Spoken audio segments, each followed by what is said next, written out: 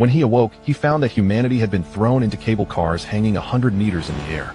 Each person was confined to a single square meter of space with an endless abyss yawning beneath their feet. The cable cars moved at a steady pace. Each day there was a single chance to descend at a designated point, search for supplies there, and then find an evacuation point to return. While others began with great talents, Sumu awakened a unique talent from the very start. Level 1 triple choice. His first set of choices appeared before him. Option 1, an information type. Each day, he would receive a random piece of intelligence. Option 2, a personal type. His basic attacks would deal an additional strike of damage imbued with a special effect. Option 3, a construction type. When crafting buildings, equipment, or other items, he could ignore any cooldown. Others might struggle their entire lives to obtain a single talent, yet each time Sumu leveled up, he could choose once for himself and once for his cable car. SS-grade talents would pile into his hands as if they were nothing. Before long, SS-grade talents would become commonplace to him. While others wailed in the channel that even a level 1 goblin could instantly kill a so-called grade powerhouse, their despair echoed through the invisible network. Standing 100 meters above the ground, Sumu stared at a green coordinate marker on his interface and spoke in an even tone. In his heart, the intelligence told him that a small shop in Peace Town held a bronze chest with no danger in its surroundings. From a fragile cable car, his vehicle would evolve into a moving fortress in the sky. While others shivered in the cold wind, willing to sell their very souls for a single bottle of mineral water, he followed a different path entirely. Seated inside his reinforced cable car, Sumu calmly ate a can of beef he had obtained from a bronze chest, while outside the window enormous tentacles loomed and vanished within the thick gray fog. He raised an eyebrow slightly. This was a tier 10 mutated creature. He thought to himself that once he leveled up again and chose an offensive type talent, he would test his blade on this creature. Thus began the cable car survival game for all. On Blue Star, 10 billion people between the ages of 16 and 60 were transported here at the same time. Everyone shared the same quality of cable car. The line of cars stretched without end, and the cable car was the most vital support for survival. Collect supplies, strengthen the car, and stay alive. Sumu regained consciousness to find himself confined in a cramped space. A cable car of barely 1 square meter. Glass walls hemmed him in on all 4 sides, with a tightly closed door set into each lateral wall. He glanced outside, and his pupils contracted sharply. He was in the sky, and not just high but impossibly high. Dense forest lay far below the trees, as thin as sesame seeds from this distance. He estimated that he was at least 100 meters above the ground. 10 meters ahead and behind, he could see identical cable cars hanging from the same cable stretching forward as far as the eye could see. Having read countless survival stories, Sumu immediately understood what he was facing, a legendary survival game. The entire world had been thrown into it. Yet this time it was survival in cable cars. He had seen tales of highway survival, train survival, island survival, even survival atop giant fish, but cable car survival was a first. Survival games typically revolved around searching for supplies, and this one clearly demanded the same. However, with the cable car always moving, how was he supposed to get down? Sumu withdrew his gaze and examined the cramped interior. On the left wall hung a fire axe, on the right a mountaineering backpack. Aside from these, there was nothing else. Beneath the front pane of glass where a seat should have been, there was instead a console resembling an arcade machine, its screen dark for the moment, and a manual resting atop it. The cover bore 4 bold characters, survival code. Sumu reached out, picked it up, and opened it. The first rule declared that within the cable car no one could enter without his permission, and as long as the car remained intact no creature could harm him. The second rule stated that if he did not operate the cable car in any way, it would remain in an idle state, consuming no energy, and moving at an even speed of 5 kilometers per hour. The third rule explained that the initial interior volume was only 1 by 1 by 2 cubic meters, but through strengthening, he could gain more space and stronger defenses to meet deadly threats. The fourth rule revealed that along the route, he could choose once per day to descend into an area, search for supplies there, and then locate an evacuation point to return to the car. The manual urged him to use this daily opportunity in daylight if possible, warning that night was extremely dangerous, and that the cable car might be attacked during those hours, requiring his direct control. Of course, if he truly believed his cable car strong enough and his own power sufficient, he could ignore that warning. The fifth rule proclaimed that everything here had been turned into data, and that anything he saw could be strengthened. All he needed to do was call, and the system interface would appear. As he finished reading, the manual dissolved into points of light and condensed into a virtual interface before him. On the left side of the interface was an outline of a human figure standing straight with arms extended, with empty slots on either side, clearly meant for equipping items. Beneath it lay his attribute panel named Sumu. Level 1. Race human. Hunger 80. Strength 8. Constitution 7. Agility 8. Spirit 16. On the right side was a model of a cable car labeled Vehicle Cable Car. Level 1. Armor 10. Carrying capacity 2 tons. Space 2 cubic meters. Iron roller durability 100. Fuel 0. External weapons none. Sumu studied the model and noticed where the top of the car connected to the cable. Unlike a conventional cable car welded rigidly to the cable, this one was attached through a roller. With fuel, that roller could move along the cable. He frowned slightly. If it began sliding freely, would it not crash into the car in front? As he pondered, a cold mechanical voice suddenly sounded at his ear. A regional announcement for cable line number 886 declared that along the route supplies and chests had been distributed. He could choose to descend at any time, but was warned to select his landing point carefully, as it would affect his chances of finding resources. The game had already begun. Sumu did not rush to a decision. With so little information, he needed to learn more. He extended a hand and tapped open the flashing regional channel. The regional channel for cable line number 886, with 1,000 participants, opened before him. The chat interface erupted instantly, messages racing past, disbelief at the crossing, cries for help, and pleas to return home. Some wondered why they were so high above the ground, their panic spilling into the scrolling text. One message remarked that the old game of life on Earth was finally over, that at least this new survival challenge was fair, with everyone riding cable cars. Others compared the daily descent for supplies to a tactical operation. Someone shouted into the channel asking if anyone nearby could hear them, only to be reminded that with a 10-meter gap between cars, no one could see their neighbors. Sumu skipped over the more frantic cries and focused on a handful of calmer discussions. Some wondered whether this game was intended to force everyone into conflict, noting that their initial gear included tools like military shovels and knives. Others replied that their starting items were different. Some had skinning knives, scythes, or hoes, and that these all seemed more like tools than weapons. Some concluded that the design did not seem aimed at making them slaughter one another. They argued that if survival here relied only on wariness of others, the challenge would be too simple. People from peaceful times, especially those from Huaxiao, might be cautious of strangers, but they were far from the point of killing on sight. Therefore there had to be other threats, monsters perhaps, or something else. Someone compared the pattern of searching for supplies and then evacuating to a familiar tactical game. Sumu had played such games himself. In them there were not only other players, but also hostile non-player forces. Though those enemies seemed weak in a game, if the difficulty here were tuned higher, the threat could be very real. With this in mind, Sumu typed a single line into the public channel, reminding everyone that in his estimation this game likely included monsters or other hostile beings, and that guarding only against other people would not be enough. His warning quickly resonated. Others agreed that no true survival game would lack monsters. Some recalled seeing strange figures below, shapes vaguely human, yet clearly not people, or animals moving too quickly to see clearly. Another confirmed seeing a similar figure flit through the forest beneath the cable cars. The channel grew louder as more people insisted on forming teams, eager to join a strong leader. Meanwhile, Sumu fell silent, watching only for a while before lifting his gaze once more to the outside world. From a height of 100 meters, the forest below was a sea of green. The glass could open only a small vent for air, leaving him unable to lean out. He could only stare down through the pane, and from here, he truly could not see anything clearly. He lifted his head and looked forward and back.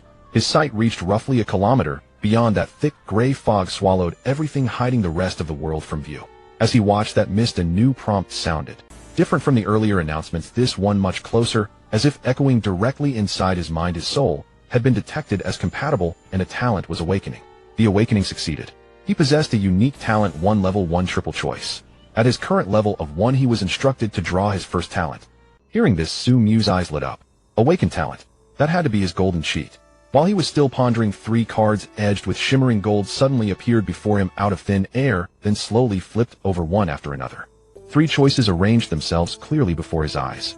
Option 1, information. Each day you randomly obtain 1 piece of intel. There is a 20 chance to obtain 2 and a 10 chance to obtain 3. Option 2, personal. Your strength is permanently increased by 50. Option 3, construction. When creating buildings, equipment, and other items, the required time is reduced by 10. He could not choose them all. Sumu stared at the 3 options. Each one seemed useful. However, this was not one of those jokes from the internet where the protagonist declares, "I want everything." That kind of luxury simply did not exist here. He needed to choose carefully. After a brief moment of thought, he first ruled out option 3. In these early stages, he was utterly penniless, without any resources at all. With nothing to build, what use was a faster construction time? A 10 reduction in time sounded good, but with his resources at 0, the effect was essentially meaningless. Besides, in most building-focused games, early constructions rarely take long. Such a bonus would only truly shine in the middle and later stages. Sumu's gaze moved back and forth between option 1 and option 2. Option 2, a personal talent, strength permanently increased by 50. It looked tempting, but after careful calculation, he realized he currently had only 8 points of strength. A 50 increase was just 4 points. 12 points of strength would indeed be better than now, yet hardly decisive. Such a percentage-based bonus would be immense in the later stages, but for now it was far less practical than a fixed increase. Option 1 though, intelligence. Here he knew nothing at all. What lay around him? How strong were the monsters? Where were supplies distributed? What did possible retreat points look like? Everything was unknown. A minimum of 1 piece of intel per day. This advantage in the early stage was almost a bug-level power. Even in the later stages, the value of intelligence would not diminish. Sumu no longer hesitated and reached out toward option 1. Selection successful. At the same time as the prompt appeared, the golden-edged card dissolved into motes of light that merged directly into his body. Talent: obtained daily intel. Current level LV1. Effect: each day you randomly obtain 1 piece of intel. There is a 20 chance to obtain 2 and a 10 chance to obtain 3. Current available uses 1. Use now. Sumu nodded. Use successful. Intel 1 inside a small shop in Peacetown 22. 53 kilometers away from your current cable car, there is a bronze treasure chest. There is no danger nearby, you may safely obtain the resources. Intel 2 in the backyard of a police station 27. 32 kilometers away from your current cable car, there is a silver treasure chest. Please note level 3 mutated creatures wander in that area. 2 pieces of intel. Sumu was slightly taken aback. He had actually hit the 20 chance. It seemed his luck was good today. As he finished reading the 2 sets of data, 2 green markers suddenly appeared in his vision, floating over the fog-shrouded area ahead. Although the gray fog was still impossible to see through, the 2 markers accurately indicated distance and direction, as clear as map icons in a game. Sumu quickly began to analyze. First, he could confirm that a town existed more than 20 kilometers away. At the cable car's speed of 5 kilometers per hour, reaching it would take a little over 4 hours. That travel time was acceptable. 2 treasure chests, 1 bronze, 1 silver. By standard game logic, bronze would naturally be inferior to silver. But the silver chest was guarded by level 3 mutated creatures. Level 3. He still did not understand how monsters in this world were categorized, but the fact that the creatures were explicitly marked as level 3, while he was only level 1, was enough. It meant they were not opponents he could casually handle. They were at least highly dangerous. He would first take the bronze chest, then observe the actual strength of the creatures over there before deciding whether to attempt the silver. Sumu made his judgment swiftly. And in the short span of those 10-odd seconds of thought, another prompt sounded in his mind. Your cable car is currently level 1. You have gained 1 talent choice of 3. The cable car's level counted as well.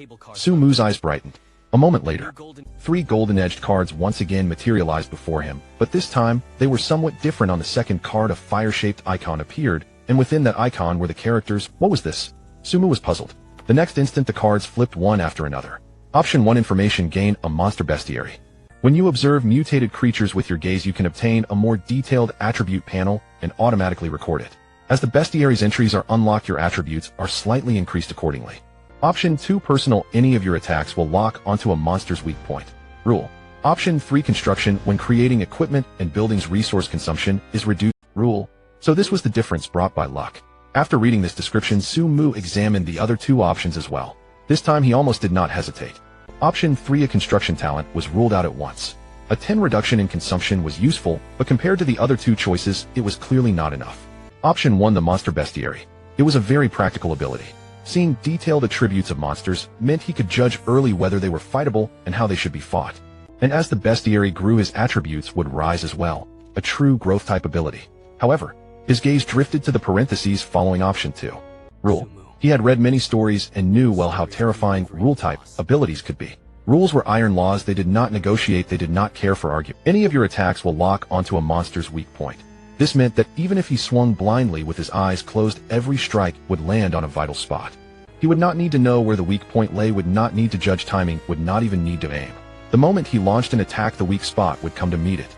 Such an ability might not feel as straightforward as simple attribute bonuses in the early stage, but the further he advanced, the more overwhelming it would become.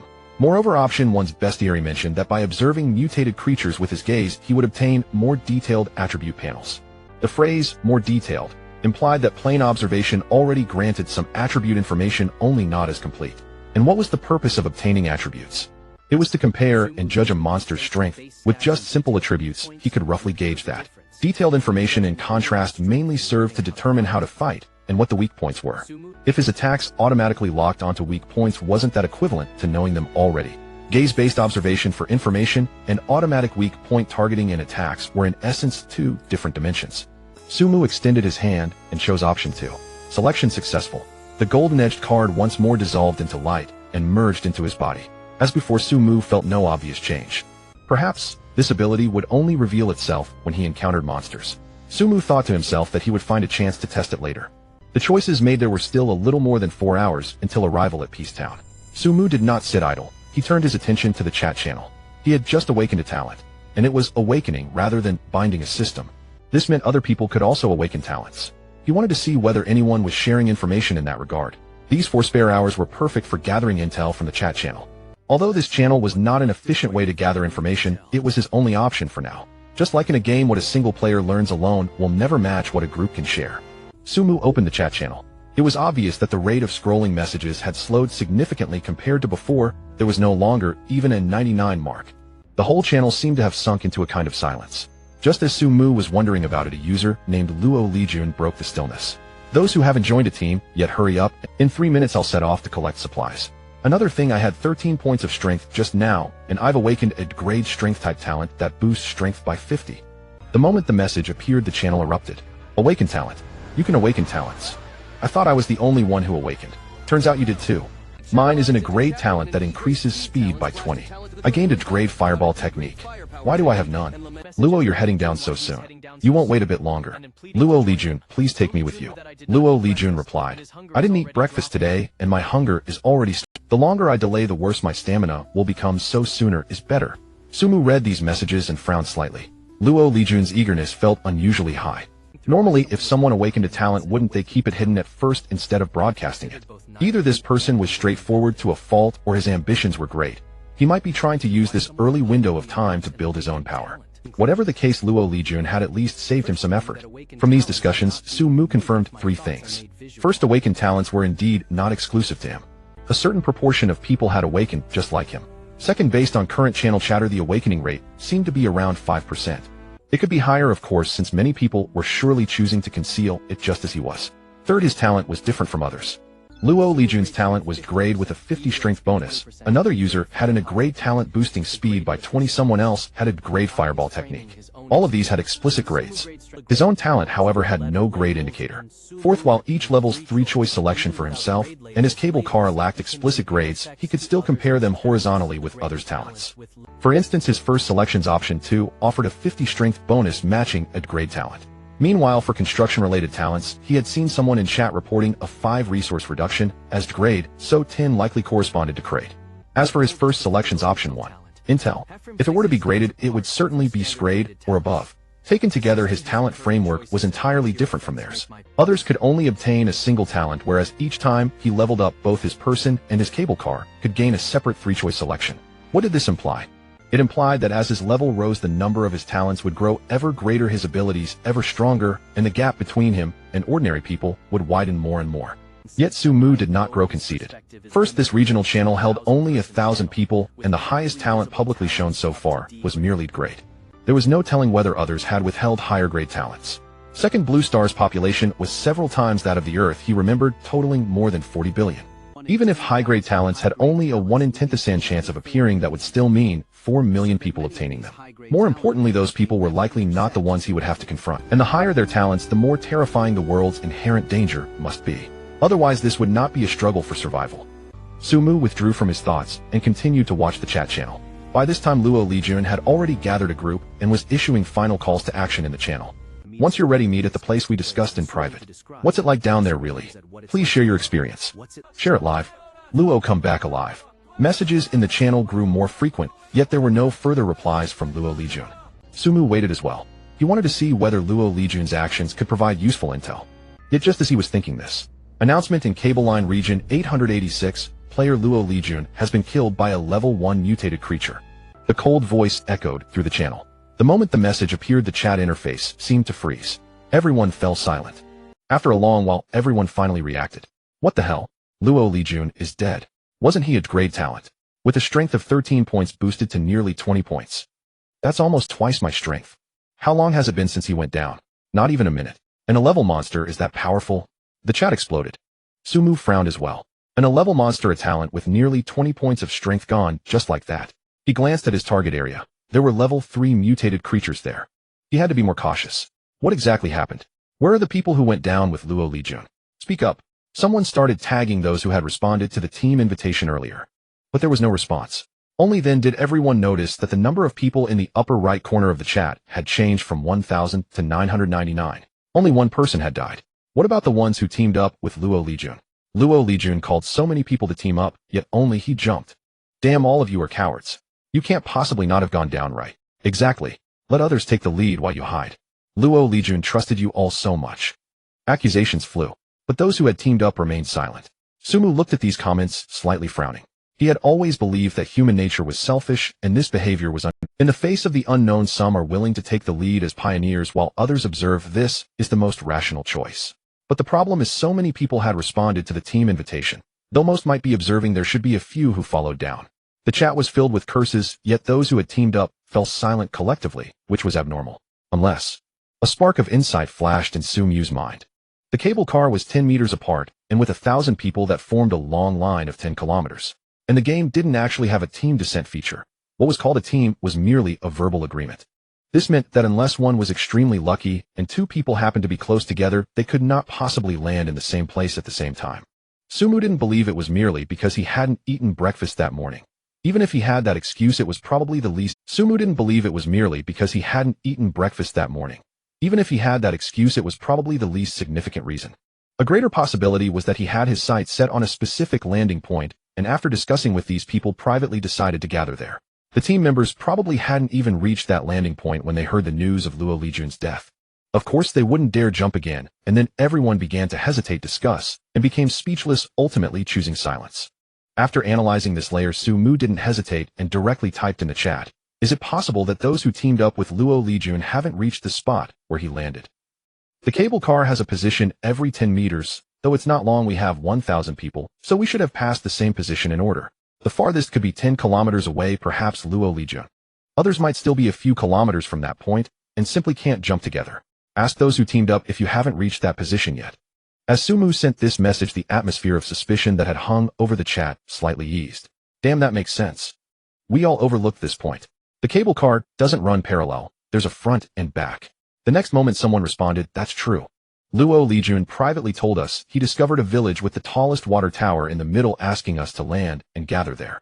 But I'm still at least 3 kilometers away, or at the speed of the cable car it would take me over half an hour. I'm also in that group. I'm even farther away and probably need over an hour to arrive. That's right, I'm also in that group. We hadn't even had a chance to jump when we heard he died. Someone else said, "We can indeed see a town from our side, but I should clarify, I didn't team up with him." Another person chimed in, "We're in a desolate area, so it seems we're indeed very far apart. Everyone is seeing different scenes." As these explanations emerged, those who had doubted gradually accepted this reasoning. The shadow and distrust that had originally loomed over the chat dissipated significantly, and everyone returned to normal conversations, shifting the topic to discussing the strength of the monsters and the necessity of teaming up. "It seems this game really is dangerous. We must team up. According to the game rules, choosing a suitable landing point is crucial. Resources in the town will be richer, but there will definitely be more monsters. Hey, I noticed the cable cars have numbers. Can we team up based on the cable car numbers? At least that would ensure everyone lands around the same time." Exactly. The cable car numbers should be arranged in order people next to each other can act together. The atmosphere in the chat gradually returned to normal as everyone began discussing how to team up more effectively and how to deal with the monsters. Sumu remains. The reason he pointed this out was not out of any noble sentiment. On the contrary, he always thought of himself as a selfish person.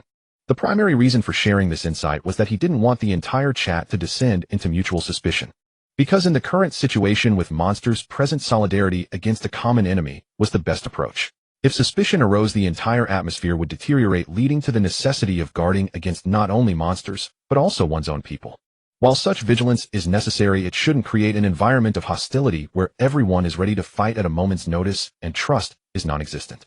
If that happened, the environment would become extremely hostile, elevating the originally nightmarish difficulty to hellish levels. Who would want to increase their difficulties? Just by saying a few words he restored trust, so why not? Moreover, Sumu believed that in the survival novels he had read, resources should be exchangeable. He couldn't possibly gather completely satisfactory resources every time. He would definitely need to exchange with others along the way. The more people died here, the fewer items he could exchange, which wouldn't be beneficial for his development. Shaking his head, Sumu pulled back his thoughts and turned his gaze out the window. The cable car continued at a steady speed. Not far ahead, a dense jungle suddenly revealed a gap.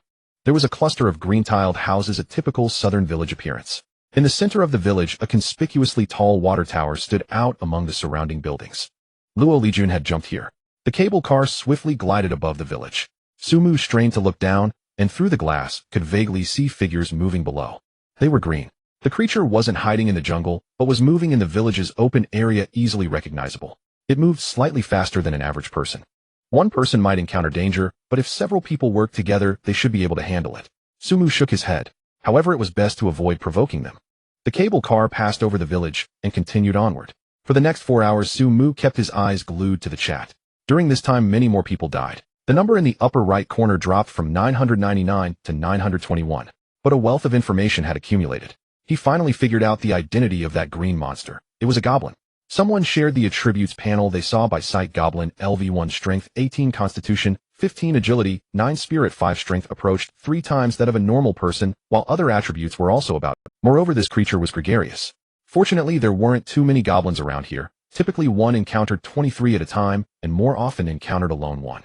Another piece of news was although goblins had high stats, there were still chances to kill them. The initial tools provided by the system such as axes and hoes could inflict significant damage. There were already teams that had killed goblins. Moreover, they could drop some living supplies upon death. However, it seemed they didn't drop anything particularly special. Of course, there weren't many people in the chat who mentioned killing goblins, and some might have concealed the items they dropped.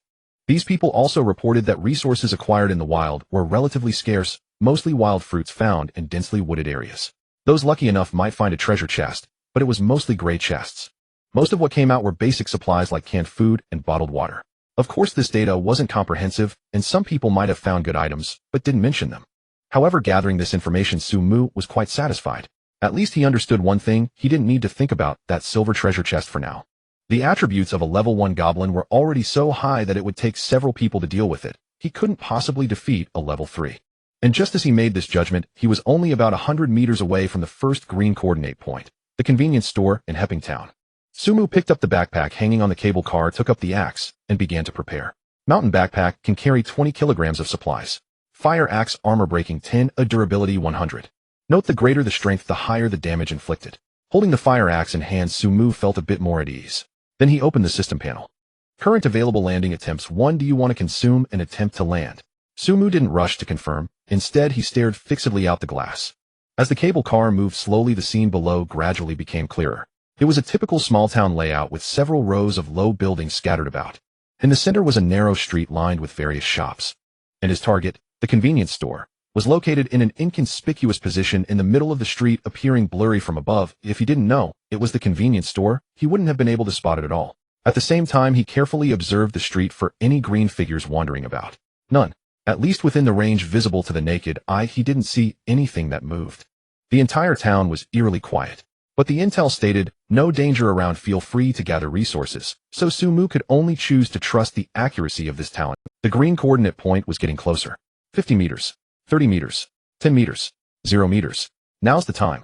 Sumu pressed confirm. The cable car door opened automatically, and a black vortex appeared out of nowhere, its edges flowing with dark purple light unfathomably deep. Sumu took a deep breath, tightened his grip on the fire axe, and stepped in. From the moment he stepped into the vortex to the instant he exited, it felt like a brief blindness, which was almost immediately restored. Sumu gripped the axe tightly, ready to enter a state of vigilance, as his eyes quickly adapted to the changes in light. Although the intel indicated there were no dangers nearby, Sumu did not let down his guard completely. Soon he realized he was in a very rudimentary convenience store. It was only a few dozen square meters with shelves resembling delivery racks displaying some snacks. One glance could cover the entire place. He did not detect anything unusual. Only then did Sumu let out a sigh of relief. After a brief moment of relaxation, he immediately began to search the room. Soon in the corner of the wall, he spotted an iron box about a meter wide, exuding a bronze color. A bronze treasure chest. Without hesitation, Sumu stepped forward. The treasure chest was unlocked, and he opened it directly. Inside lay a vest-like item resembling a bulletproof vest. Acquired simple bulletproof vest, white. Grade level 2 armor. Armor value 15. Durability 100,100. Weight 1. 5 kilograms. Seeing this item, Sumu did not hesitate and immediately put it on. In the next moment, the character model on the system panel displayed an additional piece of armor on the upper body, accompanied by detailed information. Upper body reduces damage from level 1 biological attacks by 75, level 2 by 50, and level 3 and above decreases progressively.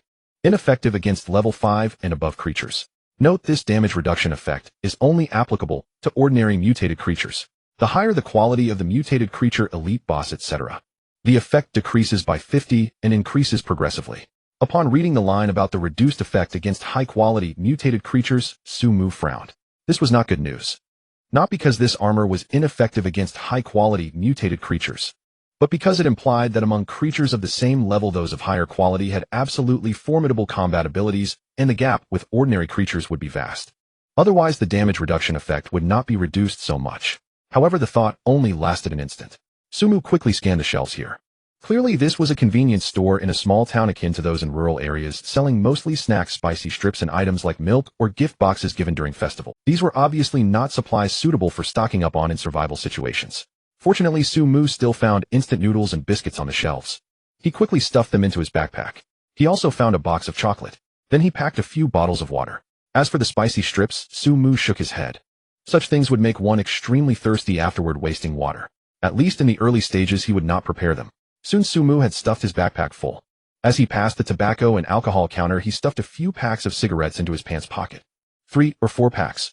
Although he did not smoke, cigarettes were crucial for some smokers. They could be used for trading later. He then shouldered his backpack. After putting it on, Sumu felt a heaviness on his back. At this moment his load had reached 12 kilograms. Sumu glanced at his character panel, which displayed that the maximum load was 80 gene or 40 kilograms. Once reaching 40 kilograms, he would be unable to run, and at 20 kilograms his speed would be severely impaired. 80 gene should relate to his 8 points of strength. Fortunately, 12 kilograms was still within an acceptable range. After sorting out the supplies he planned to take, Sumu opened the system panel. Earlier when he landed, a map popped up in the bottom right corner. He had been busy collecting supplies and did not take a closer look. Now he naturally needed to observe it. He opened the map, revealing a transparent layout before him prominently labeled Peace Town. At this moment, the entire Peace Town was shrouded in darkness, with only the convenience store he was in illuminated. Clearly he needed to traverse the area to illuminate the map's content. At this moment, Sumu noticed not only the right upper corner, but also the left upper corner. Both had a retreat icon. The meaning was clear: he could retreat back to the cable car by reaching these locations. He chose the right side without hesitation. The one near the left upper corner was on the side that previously provided the coordinates for the second silver treasure chest. If he went that way, he might very well cross that coordinate. There was a level 3 monster there. He currently had no ability to deal with it. As for observing and being on standby, Sumu did not think twice. He had the advantage. As long as he developed steadily and cautiously, he would eventually grow stronger. For now, taking one step at a time was the most prudent approach. Therefore, Sumu decisively chose the retreat point on the right. After completing all this, he picked up his axe and slightly opened a gap in the glass door to glance around. Ahead was a street. However, to his surprise, there were no monsters in sight. Nonetheless, he remained cautious and slowly ventured outside. On his way, he did not encounter any monsters. This made Sumu frown, because it was too quiet, which was against logic. It should be noted that even in the wilderness, the probability of encountering monsters was relatively high. However, not encountering monsters was better. Sumu did not want to clash with anyone Along the way, Sumu passed by many residential houses. According to normal game logic, he could search them one by one, as these houses might also contain supplies and perhaps treasure. But Sumu did not dare to enter. If he were to encounter a mutated creature inside, it would be truly dangerous. As he proceeded, he did not encounter any monsters, and he easily arrived at the designated location. However, he encountered something strange. As he approached this area, he could faintly hear what seemed to be sounds of battle. Yet the sounds were not very clear, as if they were coming from a distance. Sumu did not plan to investigate. He even suspected that perhaps others had landed nearby. But no matter what, he did not intend to check. He then arrived at the designated retreat point, a 4-story small building. This was quite a conspicuous structure in this small town. Most buildings were traditional tiled houses with rare 2-story small buildings. Sumu scrutinized it and frowned. The retreat point is actually on the top floor. Looking at the map, where the black mist had cleared the retreat's teleportation vortex was indeed at the very top of the building. However, there was no way around it. He could only explore inside. Shaking his head, Sumu redirected his gaze to the building before him. The first floor had a roll-up door which was open, making little noise. Moreover, the first floor was quite spacious, seemingly used for parking. After glancing around and not detecting any danger, he cautiously made his way toward the stairs. He quickly reached the staircase. Looking up from below, he heard no noise and saw nothing unusual, then proceeded directly upstairs. The corridor was somewhat dark. There was a switch for the lights on the wall, but Sumu did not dare to turn it on, fearing that it might disturb any lurking monsters. He climbed up stealthily. In the darkness, he could only hear his own breathing. Fortunately, he did not encounter any danger. However, just as he was about to reach the second floor's corner, he suddenly saw a green figure ahead. Sumu didn't even have time to react. He felt a tremendous force strike his chest, causing his organs to churn. It was only after taking such a heavy blow that Sumu noticed the figure ahead. It was green and much shorter than him. Struck hard, Sumu's adrenaline surged. After this blow, the enemy seemed a bit exhausted, giving Sumu a moment to counterattack. But due to the darkness, he couldn't see clearly, so he could only swing wildly. Yet at that moment, Sumu felt that no matter how he swung the axe, every strike hit the target. Blood splattered on his face. By the time he recovered from this intense state, the figure before him was already bloodied and disfigured. Kill L1 Elder Goblin Experience 1. Hearing this sound, Sumu gasped for air. His hands were still trembling, but he forced himself to calm down. Only then did he see clearly. It was a hunched goblin, its skin wrinkled like dried tree bark, but with exceptionally bulging muscles. From the contour protruding from its chest, this should be a female goblin. Old, ugly, yet brimming with a sense of power. After killing this goblin, he noticed a wooden box on the ground. Sumu did not immediately pick it up, but carefully surveyed the entire corridor, staying alert. After waiting a while, and confirming that no other creatures appeared, he touched his chest. It still ached slightly. This was a level 1 goblin, and he had reduced damage by 75. Had it not been for this level 2 armor, a blow like that could have easily taken him down. He was also grateful that the creature did not attack his head or other vital parts, though otherwise the consequences would have been unimaginable. After calming his mind slightly, Sumu finally opened the wooden box. Acquired chocolate 1. Acquired mineral water 1. Sumu picked up the chocolate and stuffed it into his pocket, then took the bottle of mineral water and gulped down a few sips before gently placing the bottle beside the stairs. He then prepared to continue upstairs. At that moment, he heard a chirping sound from inside the door on the second floor. The sound was somewhat grating. Sumu frowned. Were there still monsters? Without a second thought, Sumu hurriedly ran upstairs. He needed to reach the rooftop for the teleportation and leave quickly. He ran all the way to the 4th floor.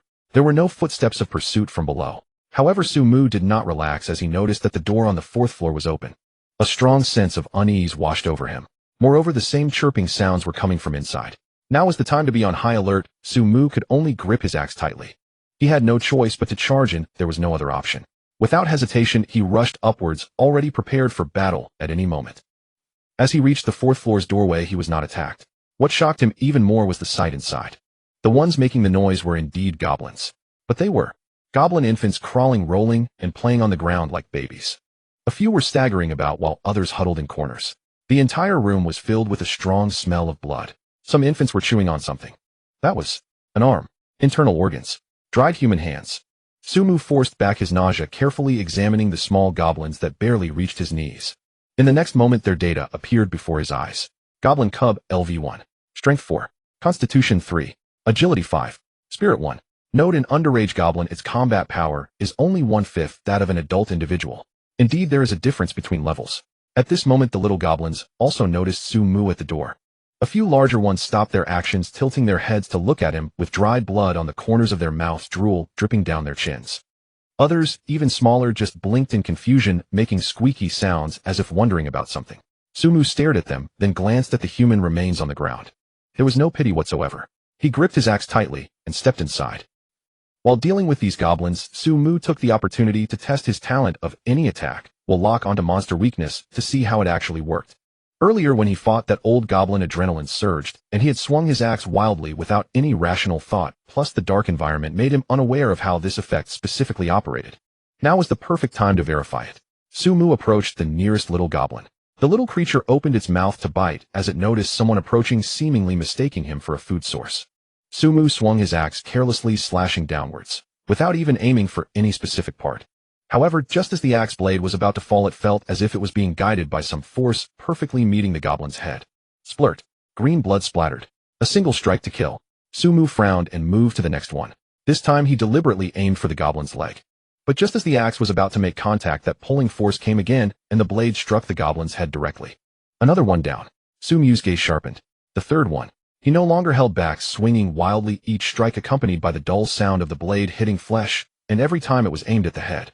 No matter whether these little goblins were running, crawling, or trying to fight back, as long as they were within range, their heads would inexplicably appear in the trajectory of the axe. Sumu even attempted a sweeping strike. Logically, such area attacks are difficult to hit vital points precisely, but the result was 3 little goblins had their heads sliced in half simultaneously. All hits. This talent. Sumu took a deep breath, feeling shaken inside. Rule-based abilities truly defy logic. Only one left. Sumu did not approach directly, but stood 2 meters away, weighing the fire axe in his hand. He wanted to try throwing it. With a strong toss, The axe spun through the air, its trajectory not particularly precise, even deviating slightly. But at that moment the little goblin raised its head and took a step forward. That step brought its head perfectly in line with the axe blade. Splurt. Again to the head. He actually predicted it. Sumu was shocked. The power of this rule was truly unreasonable. Suppressing his surprise, Sumu walked over, picked up the axe, and looked at the green blood and corpses scattered on the ground, his stomach turning slightly. Fortunately, he was gradually getting used to it, especially when he saw that beside each corpse lay a wooden box and the sound of notification kept ringing in his mind. This discomfort was greatly alleviated. Killed LV1 Goblin Cub Experience 1. Killed LV1 Goblin Cub Experience 1. Killed LV1 Goblin Cub Experience 1. In this room, there were a total of 13 little goblins. 13 points of experience gained. Then Sumu quickly opened all 13 boxes they dropped. The first few contained ordinary living supplies, biscuits, chocolate, mineral water, bread. Until the third box his movements paused. Acquired Universal Level 2 Cable Car Upgrade Blueprint. A yellowed blueprint depicting the structure of a cable car annotated with various data and material requirements. Sumu quickly examined it. Universal Level 2 Cable Car Upgrade Blueprint. Required materials: several iron ingots, several high-strength glass essences. Sumu frowned as he looked, as the quantity of materials needed had no specific values. Perhaps it's only visible when at the cable car. Sumu shook his head, no longer guessing, and continued opening boxes. In the fifth box, acquired iron ingot 1. A palm-sized piece of iron heavy about 1 kilogram in weight. Note: material for upgrading the cable car. Good stuff. Sumu's eyes lit up. The cable car upgrade requires iron ingots. Although he still didn't know the exact quantity, it was never wrong to accumulate in advance. The seventh box. Acquired high-strength glass essence 1. A transparent piece the size of a billiard ball, also weighing about 1 kilogram. Another upgrade material. Sumu's spirits lifted, and he became more enthusiastic. Biscuits, water, chocolate, iron ingots, glass. Sumu glanced at the quantities he had currently opened. For iron ingots, 3 pieces of glass. Iron ingot 4. High-strength glass essence 3. Biscuits, mineral water, and chocolate in abundance enough to last several days. And most importantly, upgrade blueprints. Sumu looked at these piled-up supplies. His backpack was already full, so he could only pull out a blanket from the bed in the room. The blanket smelled of urine and fishy odors, but he wrapped all these items up, then placed them at the entrance on the 4th floor. At this moment he did not immediately retreat. He remembered correctly that he had heard those sounds before going upstairs, and since so long had passed without anything coming up, it proved that the lower floors were likely the same. Only cubs, no adult individuals. Sumu gripped his axe tightly and cautiously made his way to the 3rd floor. The door on the 3rd floor was also ajar. Pushing open the door, the scene inside was eerily similar to the 4th floor. A dozen little goblins were frolicking, biting, and crawling. Without any hesitation, Sumu stepped in, and 3 minutes later the ground was covered in green blood. Experience 1. Experience 1. Experience 1. Obtained high-strength glass essence 1. Obtained iron ingot 1. Obtained fuel 1L. Quickly collecting, he wrapped it in another bedsheet. Then continued downstairs. 2nd floor. The same scene. Experience 1. Experience 1. Experience 1. Obtained high-strength glass essence 1. Obtained iron ingot 1. Obtained fuel 1L. After finishing collecting, Sumu glanced at his current experience. Current experience, 54,100. Still 46 points of experience needed to level up to level 2. This is not the most important. The most important thing is that after this cleanup, experience, 54,100. And enough food and water to last half a month. Of course, the most important thing is that he obtained a large amount of materials. However, Sumu did not clean up now, as this was clearly the lair of the monsters. Although he didn't know why there was only one old goblin guarding here, staying longer would only increase the danger, so he quickly packed all the supplies in the bedsheet, hoisting them up to head upstairs. Up to the 1st floor. By the time he reached the 3rd floor, his burden had already reached 38 kilograms, making walking difficult, and he had to catch his breath at every step. Fortunately, the evacuation point was just on the roof of the 4th floor, so the distance was not far. Though it was heavy, he could still manage with determination. Sumu hoisted 3 large bundles plus the backpack on his back, inching his way up step by step. By the time he finally reached the rooftop, he was already drenched in sweat, breathing heavily. Setting down the bundles, he leaned against his knees, gasping for breath. At that moment, the sound of battle from afar became clearer. The sounds he had heard downstairs were vague before, but now at the rooftop, with no buildings obstructing the noise, was deafening. Bang, bang, bang. Boom. Mixed with the roars and screams of monsters. Sumu instinctively looked in the direction of the sound. Then his pupils dilated sharply. In the distance, roughly a kilometer away, stands the direction of the police station, which is a relatively open parking lot. At this moment, a chaotic battle is underway there. At least 100 green figures, goblins, adult goblins. They wield wooden clubs and stone axes, encircling and frantically attacking a colossal creature in the center. And those colossal creatures are minotaurs. This is the first time Su Mu has encountered such beings. Their size is at least twice that of an average person, covered in brown or black fur with a pair of curved horns atop their heads, wielding massive stone hammers or wooden mallets. A total of 7 or 8 minotaurs are surrounded by hundreds of goblins, yet they show no signs of losing ground. Especially the one in the very center. Its size is at least 3 times that of an. It is pitch black with its fur standing on end like steel needles. Each charge can knock 4 or 5 goblins away, and its massive stone hammer sweeps across, clearing a patch of ground. When goblins strike it with their wooden clubs, it feels like a mere tickle, barely breaking the skin. Yet with each of its counterattacks, it takes the lives of several goblins. On the ground lie around 20 to 30 goblin corpses, their green blood pooling into small streams. However, the goblins continue to charge forward undeterred. Su Mu watches dumbfounded. He finally understands why this goblin lair holds only infants and one elderly goblin that can barely move. It turns out all the adults have gone to fight the minotaurs. Do monsters also slay each other? Su Mu firmly engraves this information in his mind. However, he quickly retracts his gaze, preparing to enter the vortex and withdraw. As for looting, that thought never crossed his mind. Without hesitation, he drags the 3 wrapped packages forward quickly. Just as he is about to step into the vortex, his eyes catch a glimpse of the corner ahead. Then he suddenly freezes in place. In the corner of the rooftop, near the water tank, lies a box quietly. A silver-white sheen glimmers slightly under the sunlight. That is a silver treasure chest. Without hesitation, Su Mu dashes to the corner in a couple of strides, squatting down and pressing his hands on the silver glimmering box. It is also unlocked. The lid opens easily. The moment 3 items inside come into view, Su Mu's eyes instantly brighten. The first thing he sees is a completely black fire. Its design is rugged, exuding a cold metallic sheen with anti-slip patterns on the grip. The barrel is slightly longer than a regular pistol, and the sights are clearly visible. Its design is rugged, exuding a cold metallic sheen with anti-slip patterns on the grip. The barrel is slightly longer than a regular pistol, and the sights are. In the center of the bead, one half is a burning crimson flames seemingly dancing without end. The other half is a frosty white emanating a chill.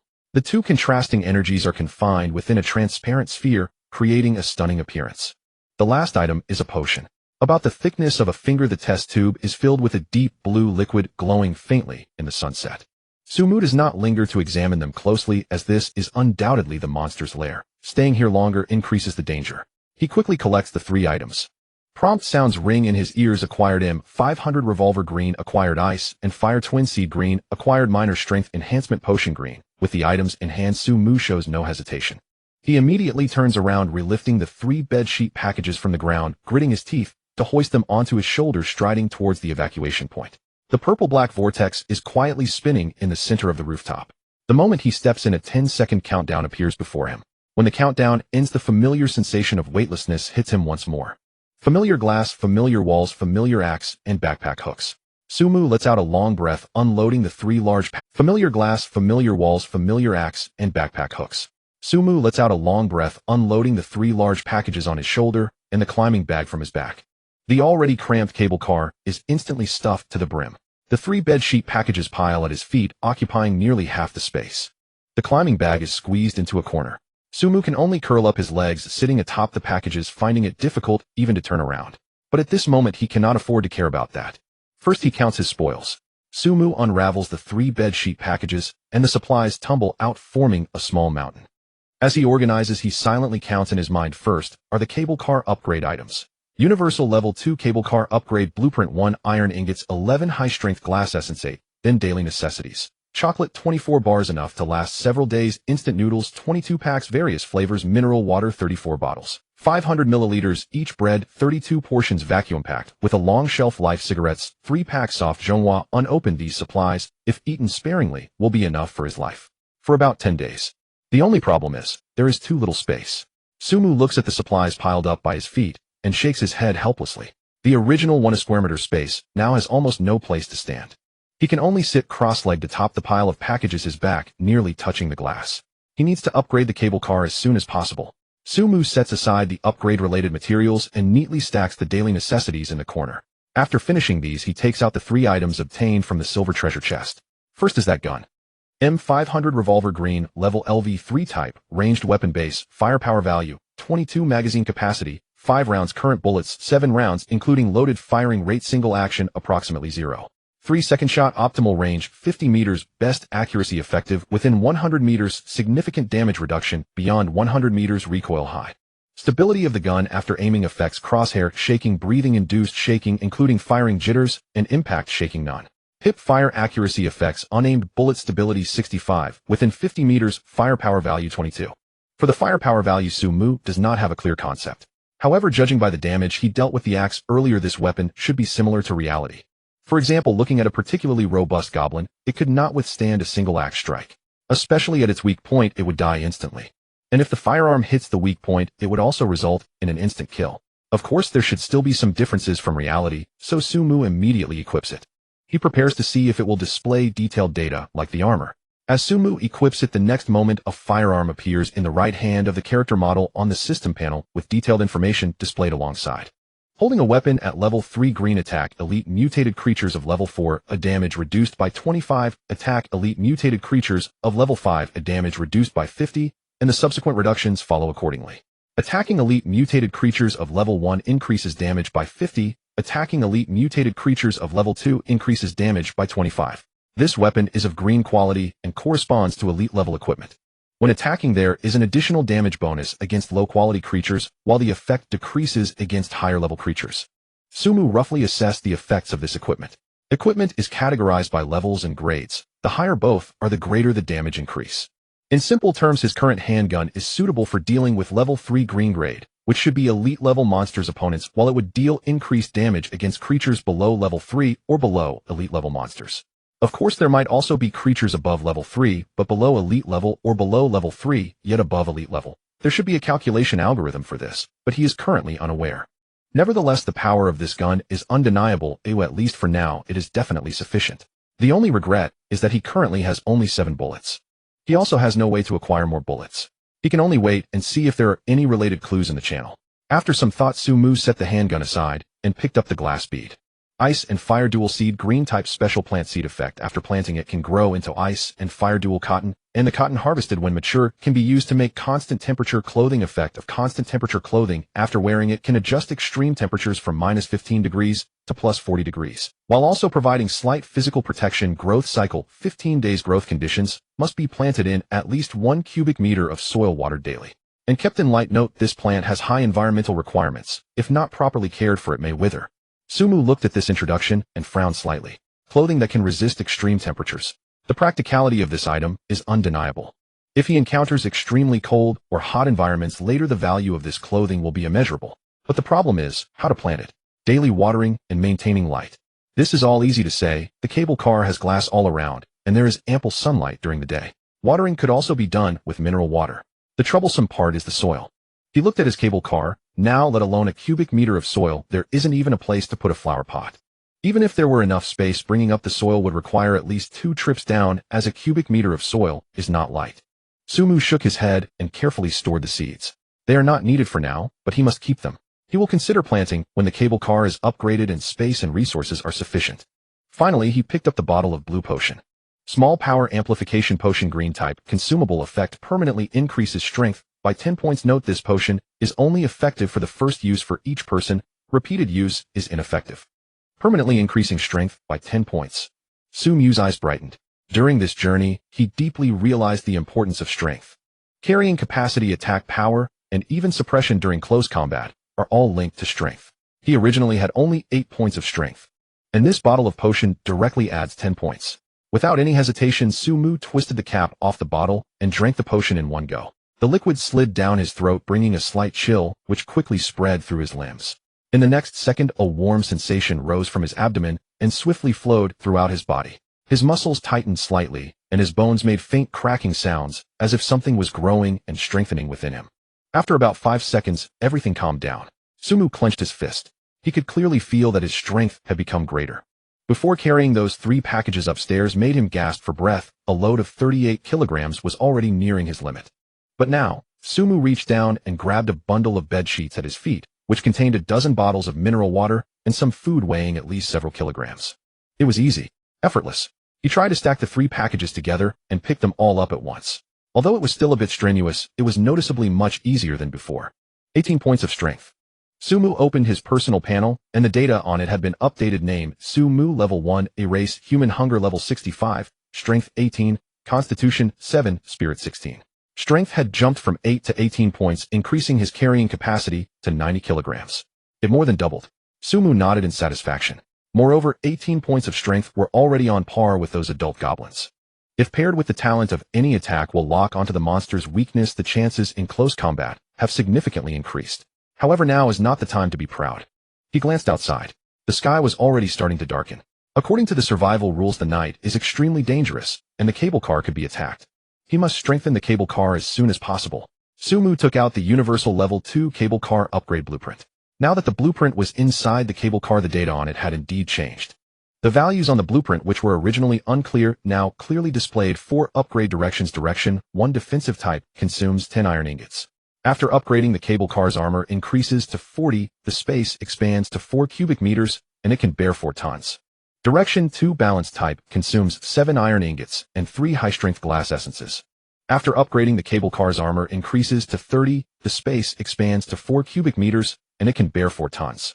Direction 3: vision type, consumes 2 iron ingots and 8 high-strength glass essences. After upgrading, the cable car's armor increases to 20A, the space expands to 4 cubic meters, and it can bear 4 tons. Acquires the feature panoramic view. The proportion of glass is greatly increased, providing a wider observation range. Direction 4: special type, consumes 7 iron ingots, 3 high-strength glass essences, and 1 ice and fire dual seed. After upgrading, the cable car's armor increases to 20A, the space expands to 4 cubic meters, and it can bear 4 tons. Acquires the feature warm in winter, cool in summer, can automatically adjust the temperature inside the cable car to a comfortable range between -15 degrees and +40 degrees, able to cope with non-extreme weather, significantly reducing the heat and cold caused by weather changes. Sumu hardly hesitated and directly pointed to direction 4. The armor is set to the highest standard. He couldn't plant the ice and fire dual seed anyway. There wasn't even a handful of soil to spare inside the cable car, let alone a cubic meter of it. Rather than waste it, it was better to use it for the upgrade. Additionally, the warm in winter, cool in summer feature is immensely practical. Selection successful. Upgrade of the cable car has begun. Estimated time 2 hours. Please be patient. Current upgrade progress 0. Sumu glanced out the window. It was already getting dark. By the time the upgrade was complete, it should be completely dark outside. Somewhat helpless, yet he knew from the previous choice that construction types required time to shorten. He understood that this would take time, but he was excited about the talent selection that would come after the upgrade, though fortunately the time wasn't too long. He withdrew his gaze and picked up the fuel he had scavenged from the goblin nest. A total of 6 liters. On the right wall of the cable car, a small fuel injection port had appeared in the previously empty spot. Sumu twisted off the cap and slowly poured in the fuel. A system prompt appeared. Detected fuel injection, current fuel level 3L. The cable car's power system has been activated. Operational: accelerate, decelerate. Current maximum speed 20 km/h. Note: at full fuel capacity 3L, it can support a continuous maximum speed for 300 km. Can 3 liters of fuel run for 300 km? Sumu raised an eyebrow. This means that at full capacity with a maximum speed of 20 km, it can run continuously for 15 hours. However, he was more concerned about another issue. If he accelerated, would he collide with the cable car in front? Sumu glanced forward through the glass. About 10 meters ahead, another cable car was swaying gently on the same cable, moving at the same speed as him. If he accelerated now, that 10-meter distance would vanish in an instant. Unless this cable itself has some sort of rule preventing cable cars from colliding. Sumu pondered for a moment and did not recklessly attempt it. Since the game designed an acceleration feature, it must have its purpose. It could be necessary to escape quickly in case of danger, or perhaps cable cars simply won't collide. He would verify it later when he had the chance. He carefully stored the remaining 3 liters of fuel. Fuel seemed to be even more precious than food at this point. He tried to use as little as possible. After finishing these tasks, Sumu sat back down on the pile of packages and opened the chat channel. It had been over 5 hours since he crossed over. The number of people in the upper right corner of the channel had dropped from 1,000 to 903. 97 people had died. The death rate was approaching 10. Moreover, this was only the first day, and most people had not even attempted to land. Sumu browsed through the chat records, trying to gather more information. At this moment, the atmosphere in the channel was completely different from during the day. Many people began to feel hunger, frantically spamming for supplies. Can someone lend me a bottle of water? My hunger value has dropped to 40. If I don't eat soon, I'm really going to die. Is there any big shot who can spare some food? Even half a piece of bread would be fine. Please give me a can. If I get rich later, I will definitely pay you back. Who can give me some food or drink? A good person will have peace for life. Sumu glanced at these people begging for help and did not respond. According to the information he saw on the screen, anyone who had gone out to search would have at least some supplies. Those in the channel asking for supplies were either trying to get something for free or had never gone down at all. He looked at the time, it was almost 6 o'clock and the sky was starting to get dark. Landing at this time would likely mean groping around in the dark. Survival rules clearly stated that night was extremely dangerous. These people didn't even dare to attempt landing during the day, now they expect others to give them supplies. Sumu shook his head and scrolled past. He had thought this through clearly, he was not a person of great righteousness. With supplies so scarce he couldn't afford to spare any for these people. Moreover, in this survival game, being soft-hearted often leads to the quickest demise. However, aside from those begging for help, there were indeed some legitimate trades. Selling wild fruits 5, in exchange for a bottle of water, or a staple food. Freshly picked berries, just trade for a biscuit. These wild fruit trades were not needed by Sumu for the moment. He had enough food reserves, and didn't need to trade staple food for fruit. There were also trades for iron ingots and glass essence. Iron ingot 1, in exchange for 5 bottles of mineral water or 5 portions of food. High-strength glass essence 1, in exchange for 6 portions of food, no bargaining. Sumu frowned slightly at these prices. 5 portions of food for 1 iron ingot. Based on his loot today, killing a goblin cub might yield a box that could drop iron ingots or glass, but the probability was only about 1/3. It would also drop food and water. Calculating this way, the cost of 5 portions of food for 1 iron ingot wasn't too outrageous. But the problem was, he looked at his current food supplies. Sumu opened his backpack and checked the contents: 34 bottles of mineral water, 22 packs of instant noodles, 32 portions of bread, 24 chocolate bars, and 3 packs of cigarettes. It wasn't too much, enough to last about 10 days. Besides, he wasn't lacking these materials right now after leveling up to level 2, who knew what level 3 would require. What if it wasn't needed? If he traded it away now, it would be harder to procure later. Moreover, with supplies tight, the next descent might not be as lucky as today to find a place with food. What if he landed in a monster's den? Just being able to survive and return would be fortunate, let alone scavenging for supplies. After much contemplation, Sumu decided not to trade. Even if he traded these foods, he would need more useful supplies. He continued scrolling down. The messages in the channel were refreshing rapidly with requests to buy, sell, complain, and wail mixed together. Yet not a single message caught Sumu's eye. Helpless Sumu simply sent out a message offering food in exchange for blueprints. Unfortunately, there were still no responses. He received private messages, most asking for supplies or borrowing food, with some even calling him cold-hearted, all of which Sumu ignored. If one had the strength to kill monsters, they would naturally not need food, and obtaining such blueprints from treasure chests would also imply a certain degree of luck. Deal. But Sumu thought a bit further. Obtaining these blueprints should involve 2 processes, either killing monsters or opening treasure chests. If one had the strength to kill monsters, they would naturally not need food, and obtaining such blueprints from treasure chests would also imply a certain degree of luck. Of course, perhaps day 1 wasn't as difficult, and as long as one went down, luck wouldn't be too bad, encountering monsters directly face-to-face. If they teamed up, searching for some supplies and food wouldn't be that hard, which is why these people had obtained them without trading. Sumu couldn't force them. Afterward, he looked for a while longer. Still no gains. The sky was getting darker. Just as the sun was about to set completely, a message suddenly popped up in Sumu's view. Selling level 1 strength breakthrough talisman, exchange for 20 portions of food or water. Can also be exchanged for any blueprint, with each blueprint counting as 10 portions. Sumu's gaze instantly froze. Level 1 strength breakthrough talisman. He clicked on the message for details, and the properties of the talisman appeared before his eyes. Level 1 strength breakthrough talisman type, consumable effect. When level 1 experience reaches 100,100, using it allows a breakthrough to level 2, forcibly directing the attributes gained upon leveling up towards the strength category. After reading, Sumu's brows furrowed slightly. Do I need this to level up from 1 to 2? This is too much. He had originally thought that accumulating enough experience would automatically upgrade him, but now it seemed far from simple. Moreover, from the monsters he had killed, he had only obtained basic supplies like food, water, iron ingots, and glass essence. He had never seen such a talisman. The drop rate of this thing should be very low. However, looking at the description, this item not only relates to whether one can upgrade, but also affects the direction of the attributes upon upgrading, leaning towards strength. This means that without this talisman, the direction of attribute growth upon leveling up would be random. If luck is good, it might align with the attributes one needs. If luck is poor, with this talisman, at least the direction could be controlled. Sumu looked at his panel showing 54,100 experience points, and then glanced at the selling information. It had to be secured. He clicked on the avatar of the person who posted the message. The other party was a girl named Linny Wei, who looked to be in her early 20s with long hair and a pleasing appearance. Sumu did not hesitate and opened a private chat. Private chat: Sumu, hi, is that breakthrough talisman still available? The other party replied quickly. Private chat: Linny Wei, yes, do you want to buy it? Private chat: Sumu, can we negotiate the price? No one can produce 20 portions of food and water at this stage. Blueprints can offset 10 portions. Private chat: Sumu, I don't have any. Private chat: Lin Wei, do you have warm supply? Blueprints can offset 10 portions. Private Chat Sumu, I don't have any. Private Chat Lin Iwei, do you have warm supplies? Clothes or blankets can offset 3 portions. Sumu raised an eyebrow at this message. Warm supplies for 3 portions. This price. Sumu actually felt it was quite reasonable given that from the daytime, whether it should be early summer or early autumn, the temperature difference at night would not be too great, so these items shouldn't be worth much. However, since the other party wanted them, it should not be that simple. After all, at this time food was the most scarce resource. Thinking of this, Sumu cautiously asked Private Chat Sumu, I do have warm supplies, but I also need to eat food and drink water. I really can't spare too much. I have a bottle of mineral water, 1 loaf of bread, and 3 warm supplies. Can I trade that for your talisman? Private Chat Lin Iwei. Private Chat Lin Iwei, your bargaining is too ruthless.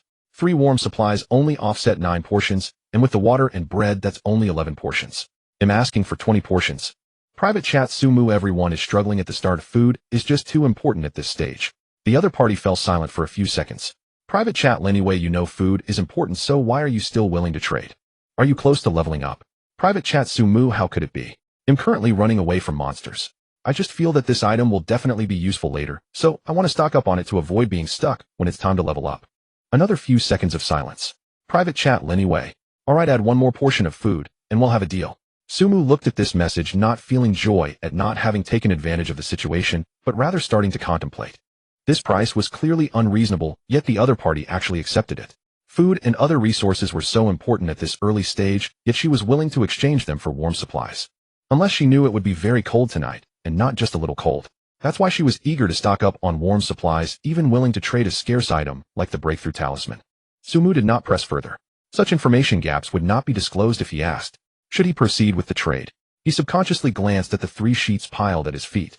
Those were the supplies he had stripped from the goblin net. They were covered in green blood with a strong smell of urine and a fishy odor filling the entire cable car with an indescribable stench.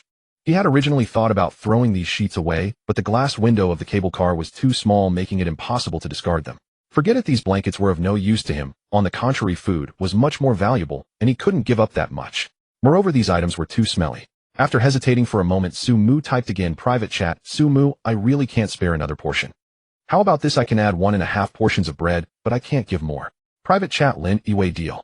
Sumu found a loaf of bread and split it into 2 portions, then opened the trading interface, placing a bottle of mineral water, 1.5 portions of bread, and the 3 rolled up sheets on. Click to confirm. The other party also clicked confirm. The trade was completed. In the next second, Sumu held a yellowed talisman in his hand, palm-sized with complex patterns drawn in vermilion, faintly shimmering with flowing light. Level 1 Strength Breakthrough Talisman, White Type Consumable Effect. When LV1 experience reaches 100,100, using it allows a breakthrough to LV2, forcibly directing the attributes gained upon leveling up towards the Strength category. Sumu carefully stored the talisman. He currently had 54,100 experience points, still needing 46 points. Once he reached level 2, this talisman would come in. Just as Sumu was feeling satisfied, the private chat interface suddenly exploded. Private Chat Lin Iwei. Private Chat Lin Iwei, where did you get these blankets? Private Chat Lin Iwei, oh my god, this is too smelly. Private Chat Lin Iwei, did you fish this out of a toilet? Private Chat Lin Iwei reply. Sumu looked at the series of messages, his mouth twitching. He could imagine the expression of the girl on the other side, most likely pinching her nose, typing with a face full of disdain, her fingers trembling. But this question, he couldn't answer. He couldn't just say, I just killed a dozen goblin pups and used their sheets to pack supplies. Could he? Exposing the supplies was a minor issue, but what if someone with ulterior motives took notice? Sumu silently closed the private chat. No matter how much the other party bombarded him, he resolutely chose not to reply. At this moment, in another cable car, a young girl with long hair was staring at the 3 sheets that suddenly appeared before her. The smile on her face had yet to bloom before she was nearly overwhelmed by a wave of putrid stench. The smell. It was a mix of the stench of blood, urine, sweat, and some indescribable rot that had fermented in the sealed space for several hours, finally erupting at this moment. Ugh! Lin Yue covered her mouth, suppressing her nausea as she kicked the 3 sheets into a corner. She opened the window of the cable car, letting the cold wind in, and finally managed to catch her breath. That bastard. She gritted her teeth as she opened a private chat, only to find that the other party had stopped replying. After taking a few deep breaths, Lin Yue gradually calmed down. She took another look at the 3 sheets. Though they smelled terrible, they were indeed legitimate quilts. Moreover, from their material, they appeared to be the thick, warm cotton quilts commonly used in rural areas. The crucial point was, she glanced out the window at the nightfall that was beginning to descend, feeling the increasingly palpable chill in the air. Tonight it would be very cold. Very cold. Forget it. Lin Yue pinched her nose and lifted the sheets with 2 fingers, trying to avoid letting them touch her. Considering I can sell them for a high price later, I won't hold it against you. She carefully folded the sheets and placed them in a corner of the cable car. That guy named Sumu thought he had gotten. This actually made me feel less guilty. Just wait, when the temperature drops below 0 tonight, you'll have your moment of regret. Let's see what you will do to plead with me then. Sumu, of course, was unaware of all this. After closing the private chat, he continued browsing the channel. As the sky grew darker, the atmosphere in the channel became increasingly anxious. Messages begging for food and water rolled in like a flood. Some tried to exchange materials like iron ingots and glass essence, but there were very few willing to trade. These items couldn't be eaten or provide warmth, they were just a pile of scrap. Sumu looked at his own supplies, and then at the iron ingots for food requests in the channel. After hesitating for a moment, he decided not to act. Aside from blueprints and special items, he wouldn't trade anything for now. As for those who didn't even dare to try landing the first time, Sumu shook his head. He wasn't a saint, and had no obligation to save these people. After browsing for a while longer, Sumu noticed a phenomenon. Those who truly had the strength to kill monsters rarely spoke. Occasionally someone would share experiences, but it was just trivial advice like Goblin or Strong team up, without mentioning specifics about drops, treasure locations, or monster weaknesses. This was the true mindset of a survivor, making a fortune quietly without saying too much. Sumu withdrew his gaze, ready to close the channel, when he suddenly felt a chill creep in. He instinctively looked up at the window. The sky was completely dark now, but it wasn't a normal night. Outside was a pure, dense darkness devoid of even moonlight. That layer of gray mist became thicker at night, enveloping the entire world, rendering it impossible to see one's own hand. The chill seeped in through the gaps in the glass.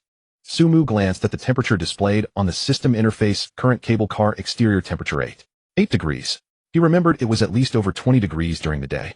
It had dropped more than 10 degrees just after nightfall, and the chill continued to intensify. Sumu tightened his clothing and adjusted the window gap to the smallest opening. But it was of no use. This cold was not just a simple drop in temperature, it was an invasive chill that penetrated to the bone. It felt as if something in the mist was watching, sending shivers down his soul. The channel was already in an uproar. Damn, it's so cold. What time is it? It must be below 0 already. Does anyone know what this hellish weather is about? It was over 20 degrees during the day, and now it's directly below 0. Help! I don't have warm clothes. I'm going to freeze to death. Just then a message suddenly popped up.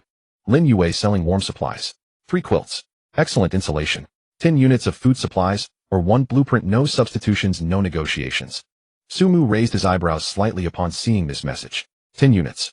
Just now he had exchanged 3 units of warm supplies for 9 units of food, along with a bottle of water and 2 loaves of bread for a talisman.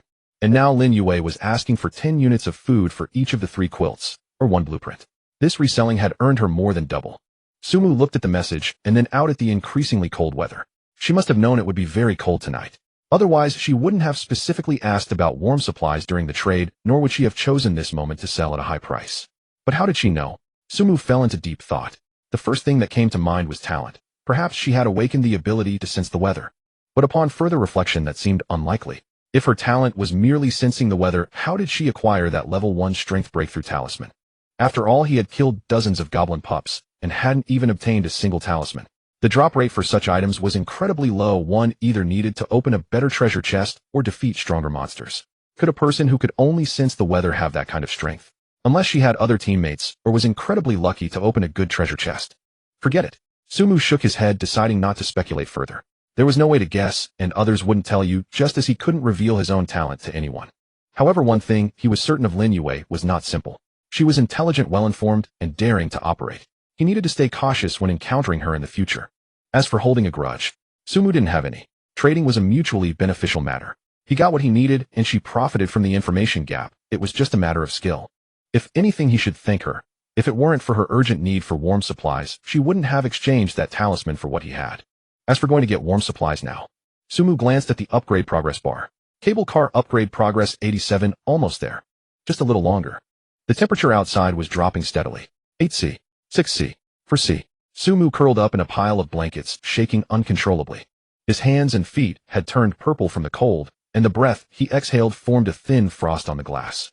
Those in the channel without any warmth supplies had begun to wail, "It's too cold. I feel like I'm going to die. Is anyone there to save me? I don't want to die. Damn, I regret it. I shouldn't have hesitated." Below Lin Yue's sales post, there were already hundreds of requests from buyers. Damn, I regret it. I shouldn't have hesitated. Below Lin Yue's sales post, there were already hundreds of requests from buyers. But her stance was firm: 10 portions of food or 1 blueprint, nothing else will be traded, no negotiations.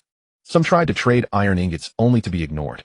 Others played the pity card, saying they were about to freeze to death, begging her for mercy, yet still went unnoticed.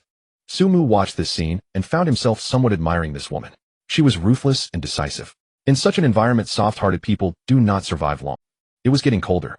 Fortunately, the temperature outside had stopped fluctuating at 4°C. This temperature was very low. However, if one's physical condition wasn't too poor, one should be able to endure it. Of course, it was inevitable to suffer a bit that night. At this moment, Sumu was rubbing his hands while watching the progress bar. 98, 99, 100. Ding. Cable car upgrade completed.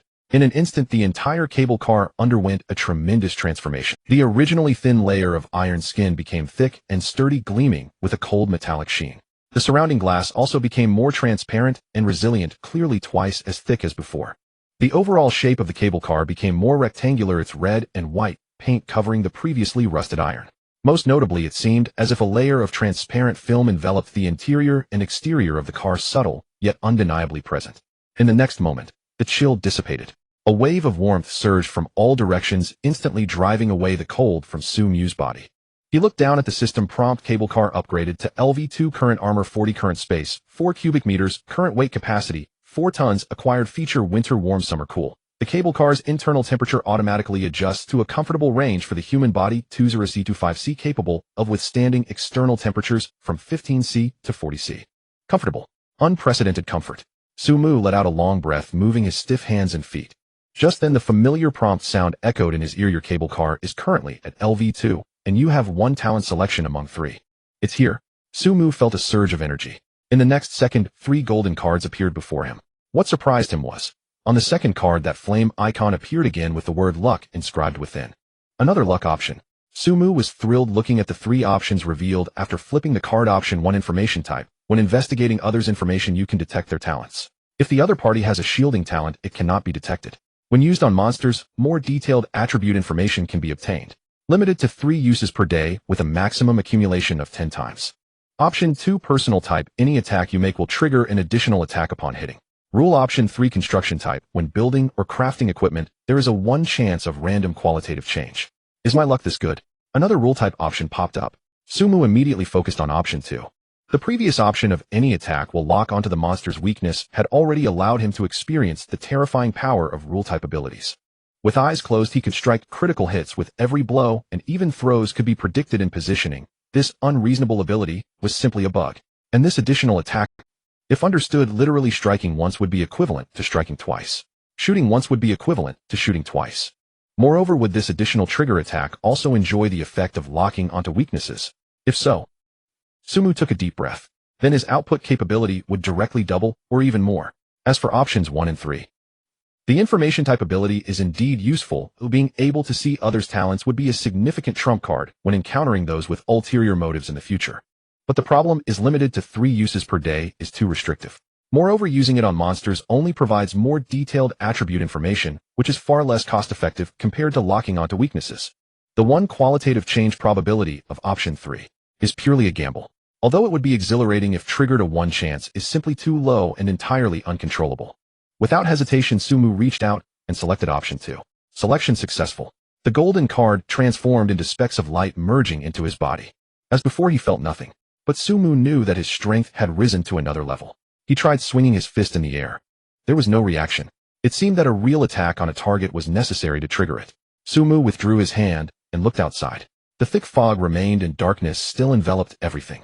But inside his cable car, it was as warm as spring. In the channel, those still shivering in the cold were still wailing, begging for help and cursing.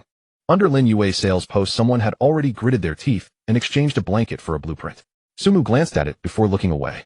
He took another look outside where the thick fog swirled. In the distance, something enormous seemed to be slowly moving within the mist. Sumu glanced at it and chose to ignore it. That kind of thing was something he simply couldn't handle. Instead of staring outside in fear, it was better to pretend it didn't exist. At the same time, Sumu also decided to stop focusing on the chat channel and forced himself. After all, maintaining good physical strength and rest would give him more energy to search for supplies tomorrow. Whether it was due to the day's mental strain or the significant physical exertion from searching for supplies, he quickly fell into a deep sleep. In his sleep, Sumu vaguely heard the sound of rain tapping against the window. At first, he paid it no mind, merely assuming it was raining outside. However, as time passed, the rain sound outside grew louder and more intense, as if countless drops were frantically pounding against the glass.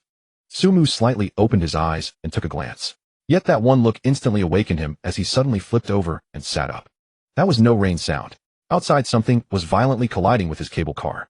Due to the darkness and thick fog, Sumu could not clearly see what was striking against the cable car, only vaguely identifying its outline, a mass roughly the size of a fist. He instinctively checked the armor value of the cable car. Current armor 40/40, durability 99, there was no damage at all. Those fist-sized objects were hitting the glass, leaving not even a scratch. Sumu let out a sigh of relief. He recalled the previous warning. Nights were extremely dangerous. Yet this danger did not seem as terrifying as he had imagined. But soon Sumu felt something was off. This was a level 2 cable car with an impressive armor value. What if it were a level 1 cable car? With only 10 points of armor in its metal skin and glass, could it withstand such continuous impacts? Sumu immediately opened the chat channel. Sure enough, the channel was in chaos. What the hell is that thing outside? It's banging against my cable car. Help me. My cable car is swaying, feeling like it can't hold up much longer. Does anyone know how to deal with them? There are already dents on my glass. It's over if this keeps up and the cable car breaks, will I fall from the sky? I tried using an axe to hit the glass to scare them away, but it didn't work at all. Can someone save me? I don't want to die. My glass already has cracks. Does anyone have a solution? Sumu looked at these messages and glanced at the number of people in the upper right corner. It was around 2 a.m., but the number had dropped from 903 before he slept to 812. In just a few hours, nearly 100 people had died. It was unclear whether some died from the cold from the attacks of these monsters, or because some could not endure and chose to descend in the middle of the night. Yet regardless of the reason, it indicated that the cruelty of this world far exceeded imagination. A sense of desolation spread through the channel. I can't live like this. It's both cold and dangerous. I can't even see what's outside, it's pitch black, I don't even know who to fight back against. It's too hopeless, I really want to go home. Sumu looked at these messages, understanding in his heart. The reason he felt these monsters posed no threat was that he had already upgraded the cable car to level 2.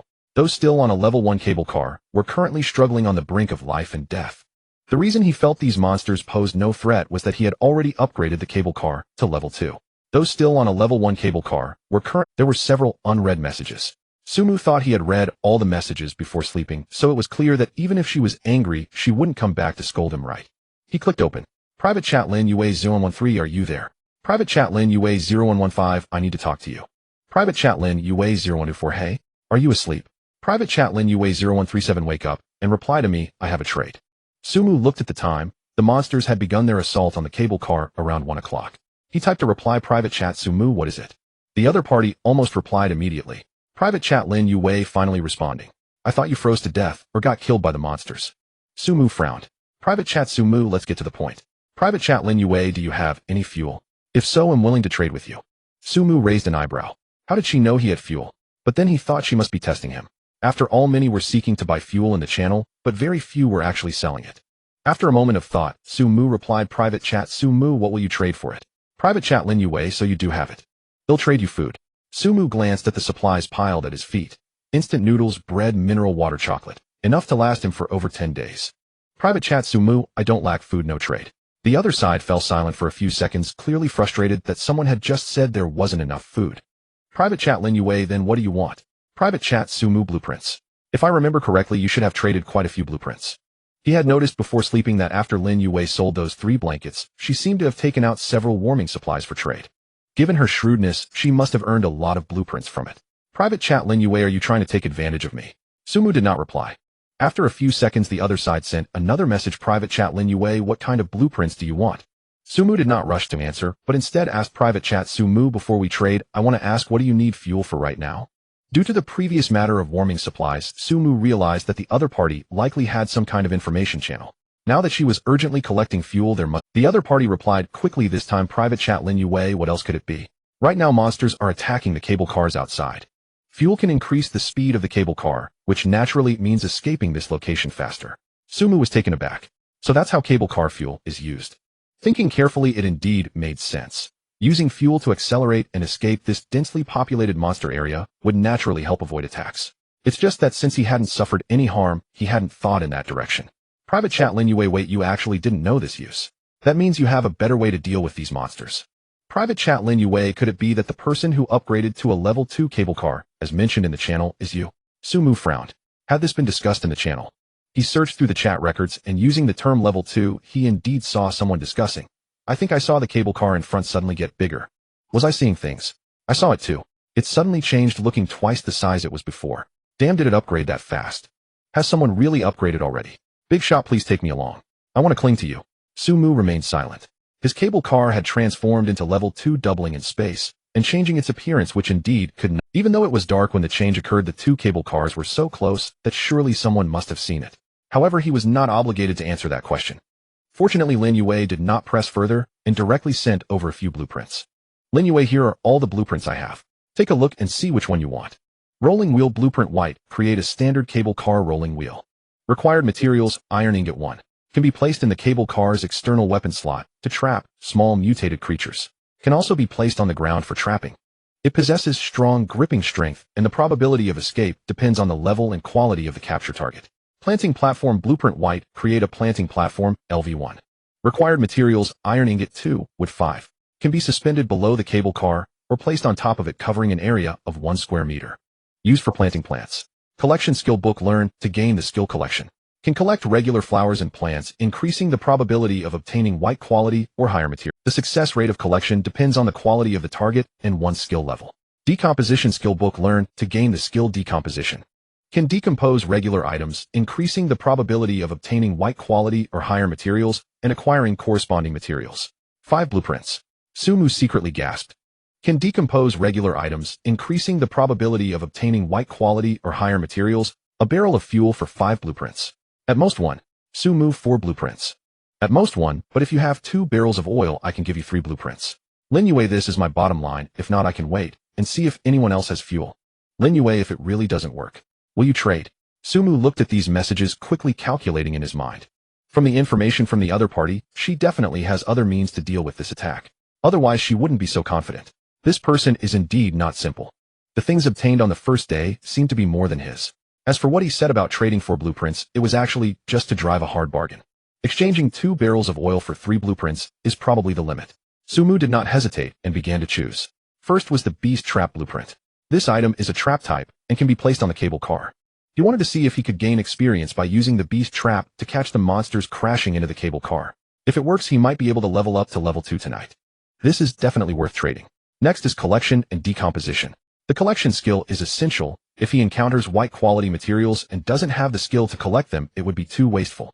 Decomposition is also great. It allows one to decompose regular items to obtain materials, which is likely one of the important sources of material acquisition.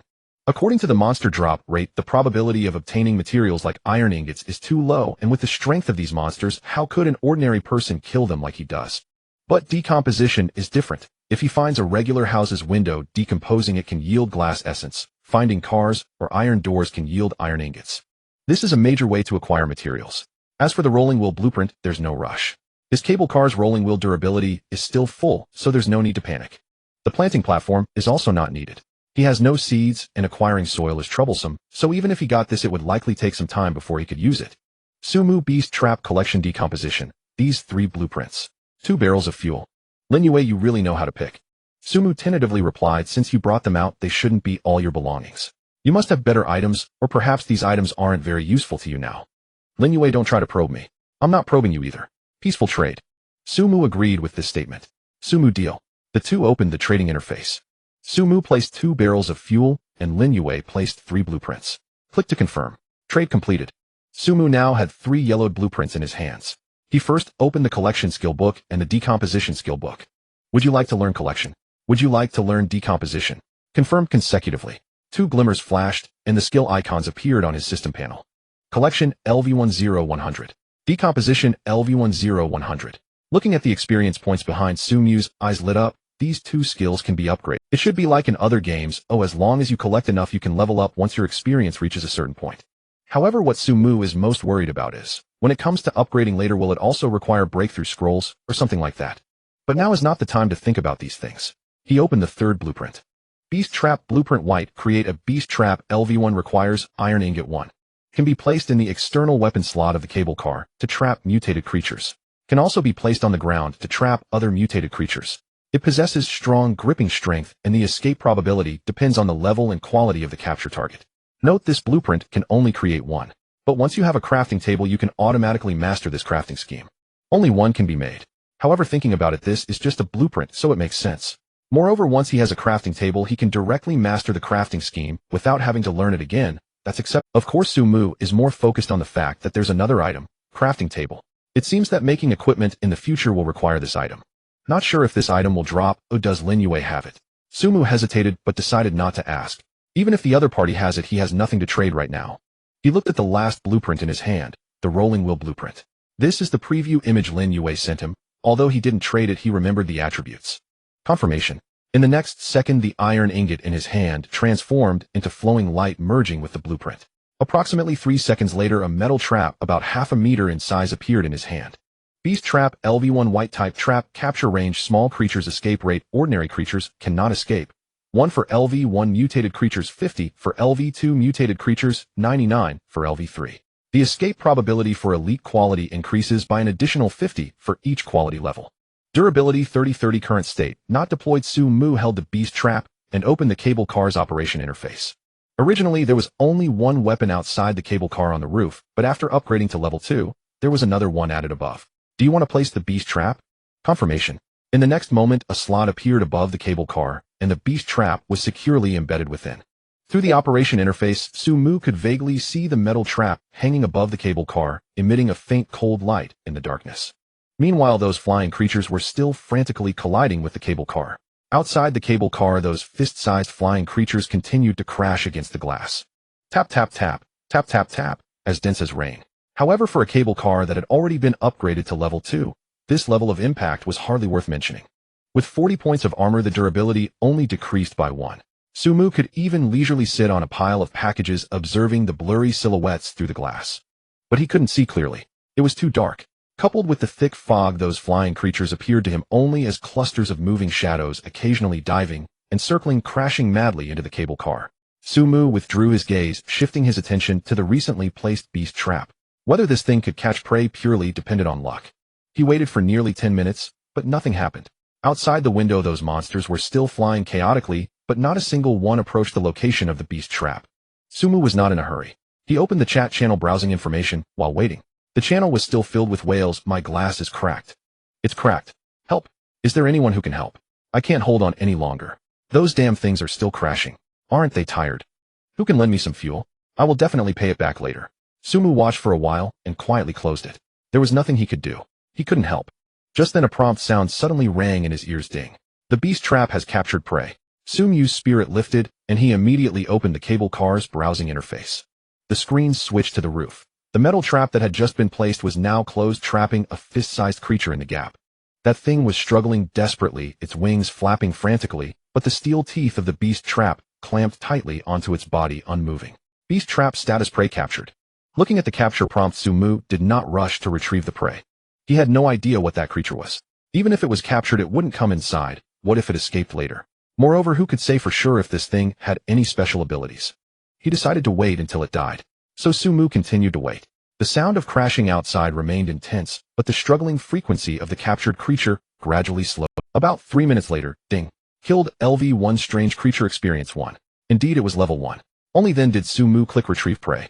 In the next second, the Beast Trap on the roof vanished into thin air, along with the corpse inside appearing in the cable car. The trap landed at Sumu's feet with a dull metallic thud. Sumu looked down. That thing was indeed dead. It was roughly the size of an adult's fist, with an overall shape somewhat resembling a bat, having wings, claws, and a round body. But upon closer inspection, it was completely different from a bat. First was the face. That face looked too much like a human. Not exactly like a human, but a distorted human facial outline. It had a nose, eyes, and a mouth, but the proportions of the facial features were completely misaligned, one eye larger than the other, the mouth stretching to the roots of the ears, filled with fine sharp teeth. At this moment, those mismatched eyes were wide open, staring fixedly at Sumu without closing. Next was the skin. It was not like the thin wing membrane texture of a bat, but rather. Sumu poked it with the handle of his axe. It was hard, very hard, like dried soil or some kind of keratin layer, producing a slight thud sound when knocked. Finally, the color. Gray-brown, similar to the color of soil. No wonder it was nearly invisible in the darkness. Overall, this thing. How should one say it? Strange. Just looking at it made Sumu feel a chill in his heart, an indescribable discomfort. As if something was trying to burrow into his brain instinctively, making him want to look away. Sumu took a deep breath and opened the system to check the detailed information. Strange Bat LV1 race, strange attribute. Remarks: the lowest level creature of the strange race, gregarious nocturnal, likes to crash into moving objects. Attribute: cannot be viewed, relevant illustrations or talents are required. Cannot view. Sumu frowned. This was the first time he encountered such a situation. When he looked at the goblin before, he needed to get close to see the attributes, but at least he could see them. However, this strange bat directly displayed question marks. Strange race.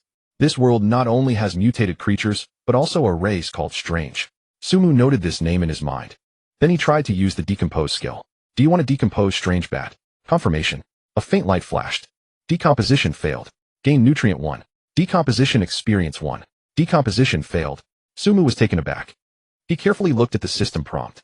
Decomposition failed, but he gained nutrients and experience. This meant that even if decomposition failed, he could still obtain something, just not the usual decomposed product. Nutrient White type special material effect can be used to cultivate strange plants or shade-loving plants, accelerating their growth. This thing. Sumu thought of his ice-fired dual-born cottonseed. That item needed to be planted in soil watered daily and kept under light.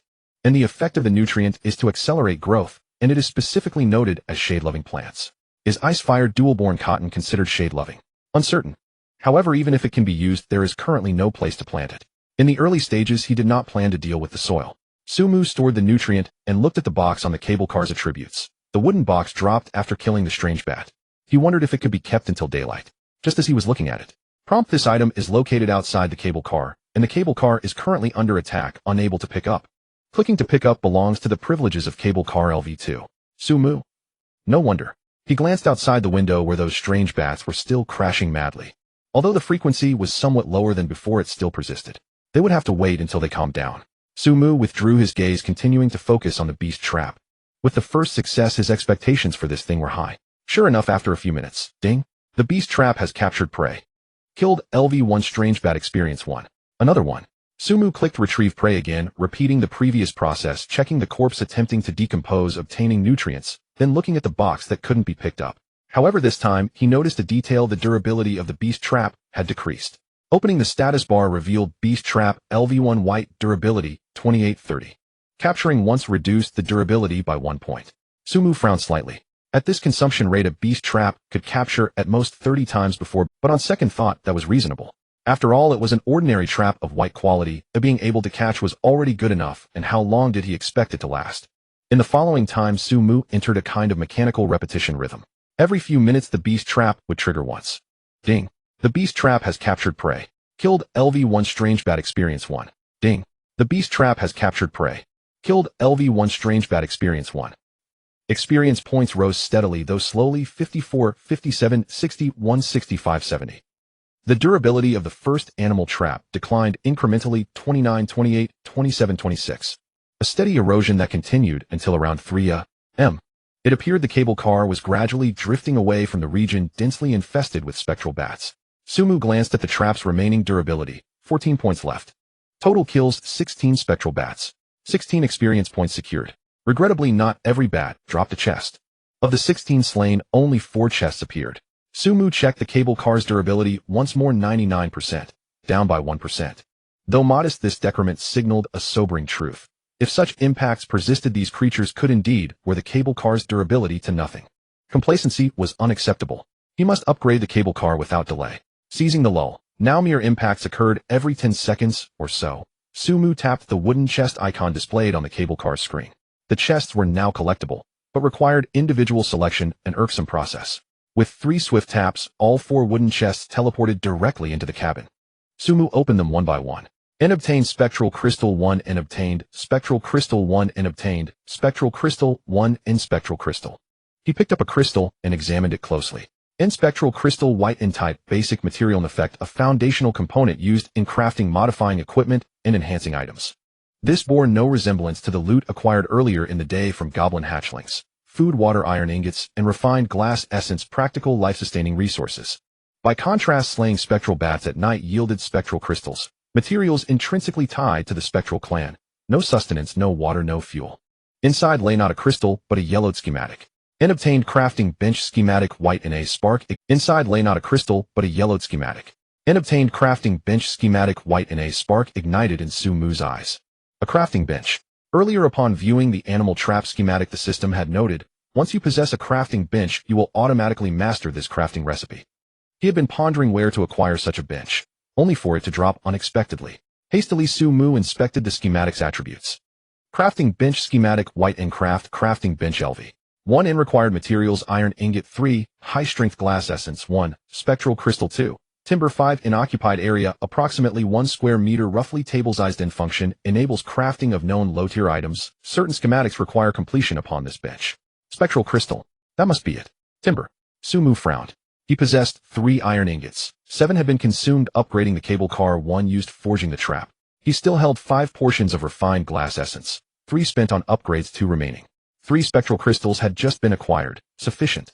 Only timber remained elusive. Not a single piece had dropped, not from daytime goblins, nor from nocturnal spectral bats. Su-Mu opened the trading channel.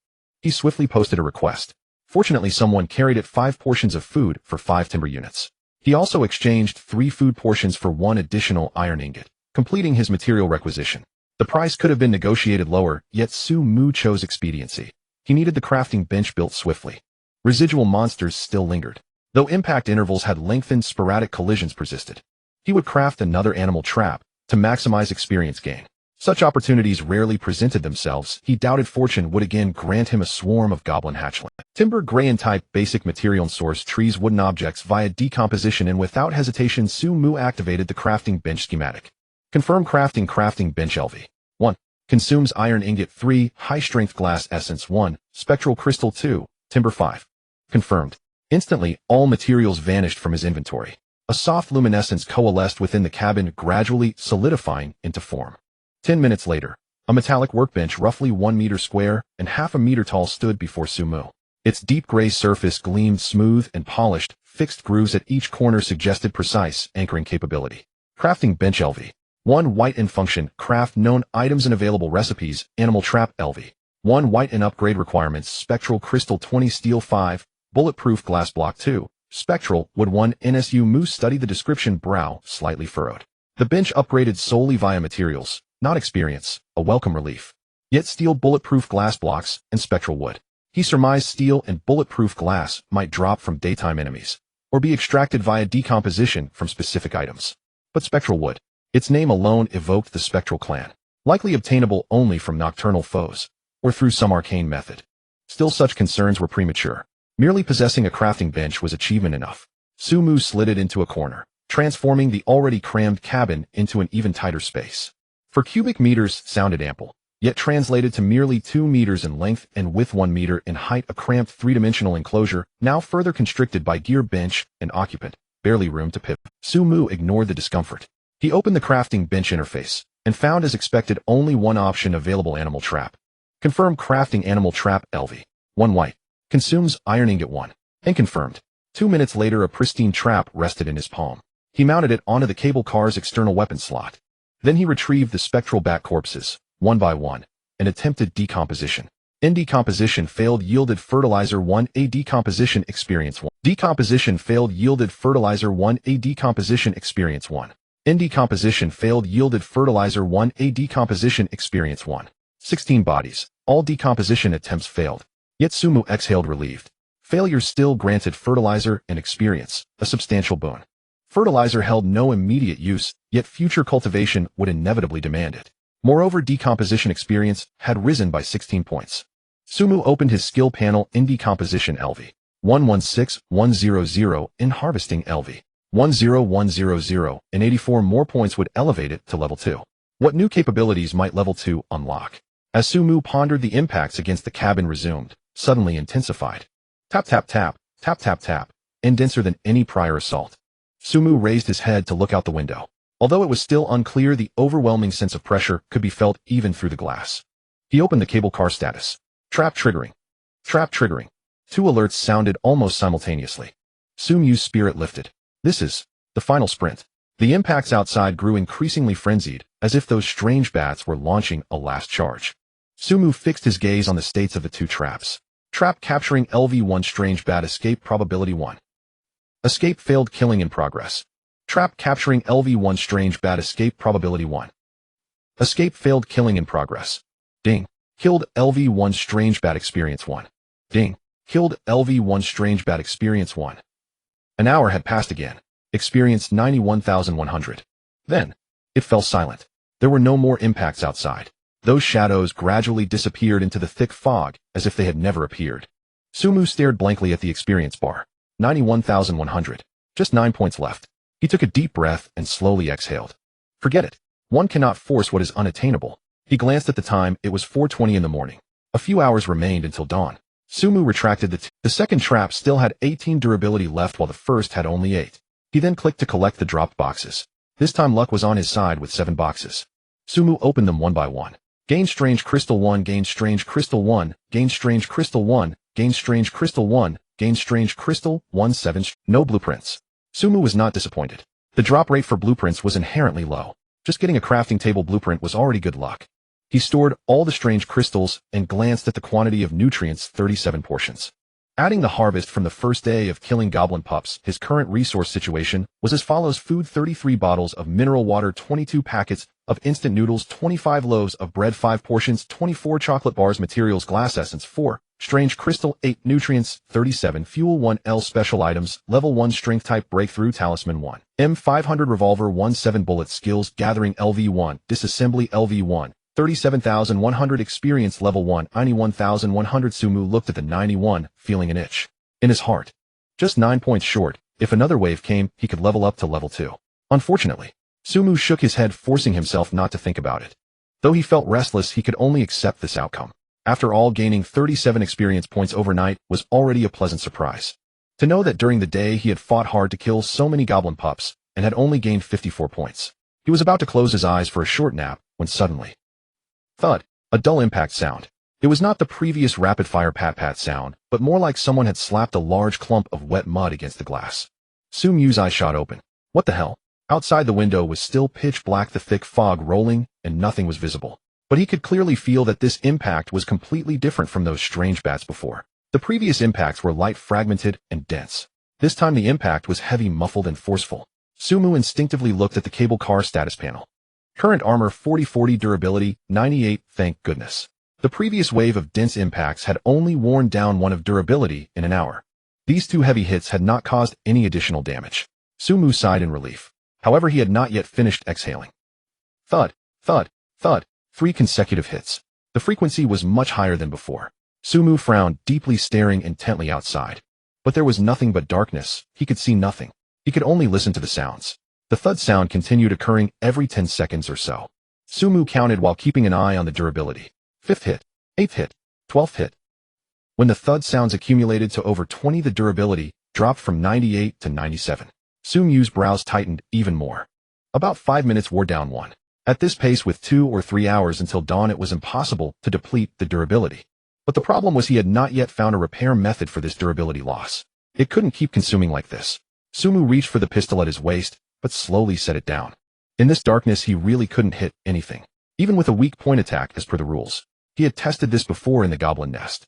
For example, if a small goblin was behind some cover, he knew it was there, but the axe he threw couldn't hit it. Sumu suspected that he needed the target to be within his line of sight. Moreover, there was another problem. The axe he threw, if too far away, could still hit the target's weak point, but the damage would be reduced. Therefore, he guessed that if the target's range exceeded his attack range, he also wouldn't be able to hit it. Now outside the window was pitch black. He couldn't even see the shadow of that thing. Shooting would just waste bullets. Moreover, he had a vague feeling that the attack range of this creature might exceed his effective range. Otherwise, with the talent of any attack will lock onto monster weak points, even if he closed his eyes and fired randomly, the bullets should still automatically fly towards the target. Sumu could only helplessly sit there listening to the thud-thud sounds outside, watching the durability drop bit by bit. 97. 96. Just like that, after thudding for over 10 minutes, the durability dropped to 96. Sumu had become numb. Forget it, just think of it as being bitten by a few mosquitoes. He would deal with it after dawn. However, just then, click, a crisp metallic sound of locking. Sumu was momentarily stunned, then quickly looked at the cable car operation interface. Trap captured prey. Struggling status, intense escape probability 50. 45. 40. Sumu's pupils constricted. An elite strange bat. He quickly switched to the rooftop perspective. Although it was pitch black, he could vaguely see a blurred outline through the system interface. That thing was much larger than an ordinary strange bat. If an ordinary strange bat was the size of a fist, this one was the size of a basketball. Moreover, it was struggling violently. The previous ordinary strange bats that were trapped had also struggled, but that struggle was minimal, and they couldn't possibly escape. But this strange bat was clearly different. Sumu could see through the system interface that the steel teeth of the trap were trembling slightly, and the durability of the trap was rapidly decreasing. Trap current durability 830 struggling. Durability 1. 730 struggling. Durability 1. 630. Sumu's heart raced. Was this thing really going to escape? He instinctively picked up the axe and reached for the pistol at his waist. Then he fixed his gaze on the struggling outline on the screen and in an instant clicked retract prey. He only had one thought. Let you thud me for so long. Sumu decisively clicked retract prey. In the next moment, the beast trap and the creature appeared simultaneously in the cable car. The trap landed on the ground with a dull metallic thud. Sumu gripped the axe tightly in one hand while his other hand remained on the pistol's trigger, aiming it at the dark shadow, his entire being entering a state of utmost vigilance. Already dead, he stepped forward 2 paces, swinging the axe down wildly at the creature's head. Take that. And that. Take that.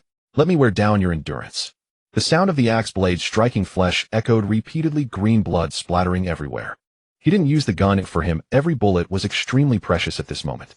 Only after confirming the prompt eliminated elite phantom bat, LV1 green experience 10, did Sumu stop his actions. Once his vision adapted, he finally saw the outline of the creature. A basketball-sized body, dark blue skin, and a twisted human face. The size was 3 to 4 times larger than an ordinary phantom bat, still maintaining the distorted bat shape. But its appearance was even uglier. The human face became clearer, not a blurred silhouette, but distinctly recognizable facial features. The eyes were mismatched in size, one was nearly half the face while the other squinted into a slit. The mouth stretched back to the ears, filled with 3 layers of sharp teeth stacked like blades of a meat grinder. The skin was not the typical gray-brown texture of an ordinary phantom bat, but gleamed with a dark blue luster. Sumu poked it with the handle of his axe. It was hard. Very hard. Like stone. No wonder it made such a loud thud outside. Sumu opened the system to check the detailed information. Elite Phantom Bat, LV1 Green Species, Phantom Attribute. Note: a low-level life form of the Phantom species, an evolved form of the ordinary Phantom Bat. Attributes could not be viewed, related illustrations or talents were needed. Thus he still couldn't check. Sumu didn't rush to disassemble. An elite monster of green quality, he thought he would wait until his disassemble skill reached level 2 to deal with it. Perhaps he could obtain good materials. Then he looked at the ground. Besides the corpse there was a box. It was also a wooden box, but different from the ones dropped by ordinary phantom bats. This box had a ring of dark blue patterns embedded along its edges, giving it a more upscale appearance. Sumu reached out to open it. Inside lay a yellowed blueprint quietly. Acquired small arrow box blueprint white. Sumu's eyes lit up. Arrow box. He hurriedly checked the detailed information. Small arrow box blueprint white type external weapon blueprint crafting small arrow box LV1 required materials phantom crystal 5 with 10 arrow box attributes. Height 0. 5 meters attack method automatic loading automatic targeting automatic shooting ignores missed loading time 10-second shot attack range 100 meters centered on the cable car base firepower value 15 note requires wooden arrows to use. Wooden arrows can be crafted at the crafting table. Sumu looked at this note, his mouth twitching. He had to make wooden arrows himself. Moreover, iron ingots. 0. 1. Which meant 1 iron ingot could make 10 arrows. The consumption was not large, but the problem was, where was the crafting blueprint for wooden arrows? The system didn't provide it. Sumu rubbed his temples. Great, he had to go search again. But for now he would focus on crafting this arrow box. After all, this thing's firepower value was only 7 points lower than his pistol. That pistol was already a green level LV3 weapon. He didn't know if it was because it was a mounted weapon or another reason. Moreover, this arrow box was an active attack weapon, unlike the beast trap, which could only passively wait. With this item, he wouldn't have to just sit and listen to the thud sounds during nighttime attacks. Of course, before that he needed to level up to level 2. After just 10 points of experience, his experience had overflowed, losing a whole point of experience. Thus, he took out the level 1 strength breakthrough talisman. However, Sumu didn't use it immediately. Instead, he first pulled out a bottle of mineral water, opened the cap, poured a bit into his palm, and simply washed the bloodstains off his face. He then used the remaining water to rinse his hands, straightening out his bloodstained outerwear. He wasn't particularly obsessive about cleanliness, but this card-drawing ritual had to have a bit of ceremoniousness. After cleaning up, Sumu picked up the talisman and took a deep breath. Would you like to use the level 1 strength breakthrough talisman? Confirm. The talisman transformed into a beam of golden light merging into his body. Sumu originally thought that leveling up would be a quick flash of golden light, a brief change in the data panel. However, in the next second, he realized he had underestimated the process. A warm sensation rose from his abdomen, rapidly spreading to his limbs and bones. Immediately afterward, the 100 points of accumulated experience seemed to transform into tangible white light, flowing and traversing within him, like countless thin rivers washing over every inch of flesh and bone. The sensation was wondrous, not painful, but he could clearly perceive that some intense changes were happening within his body. Then a faint stench began to emanate from him. Sumu looked down and saw his skin surface exuding some gray-black viscous substance carrying a faint fishy odor. It seemed like detoxification. He didn't have time to think deeply before he felt his skin tightening.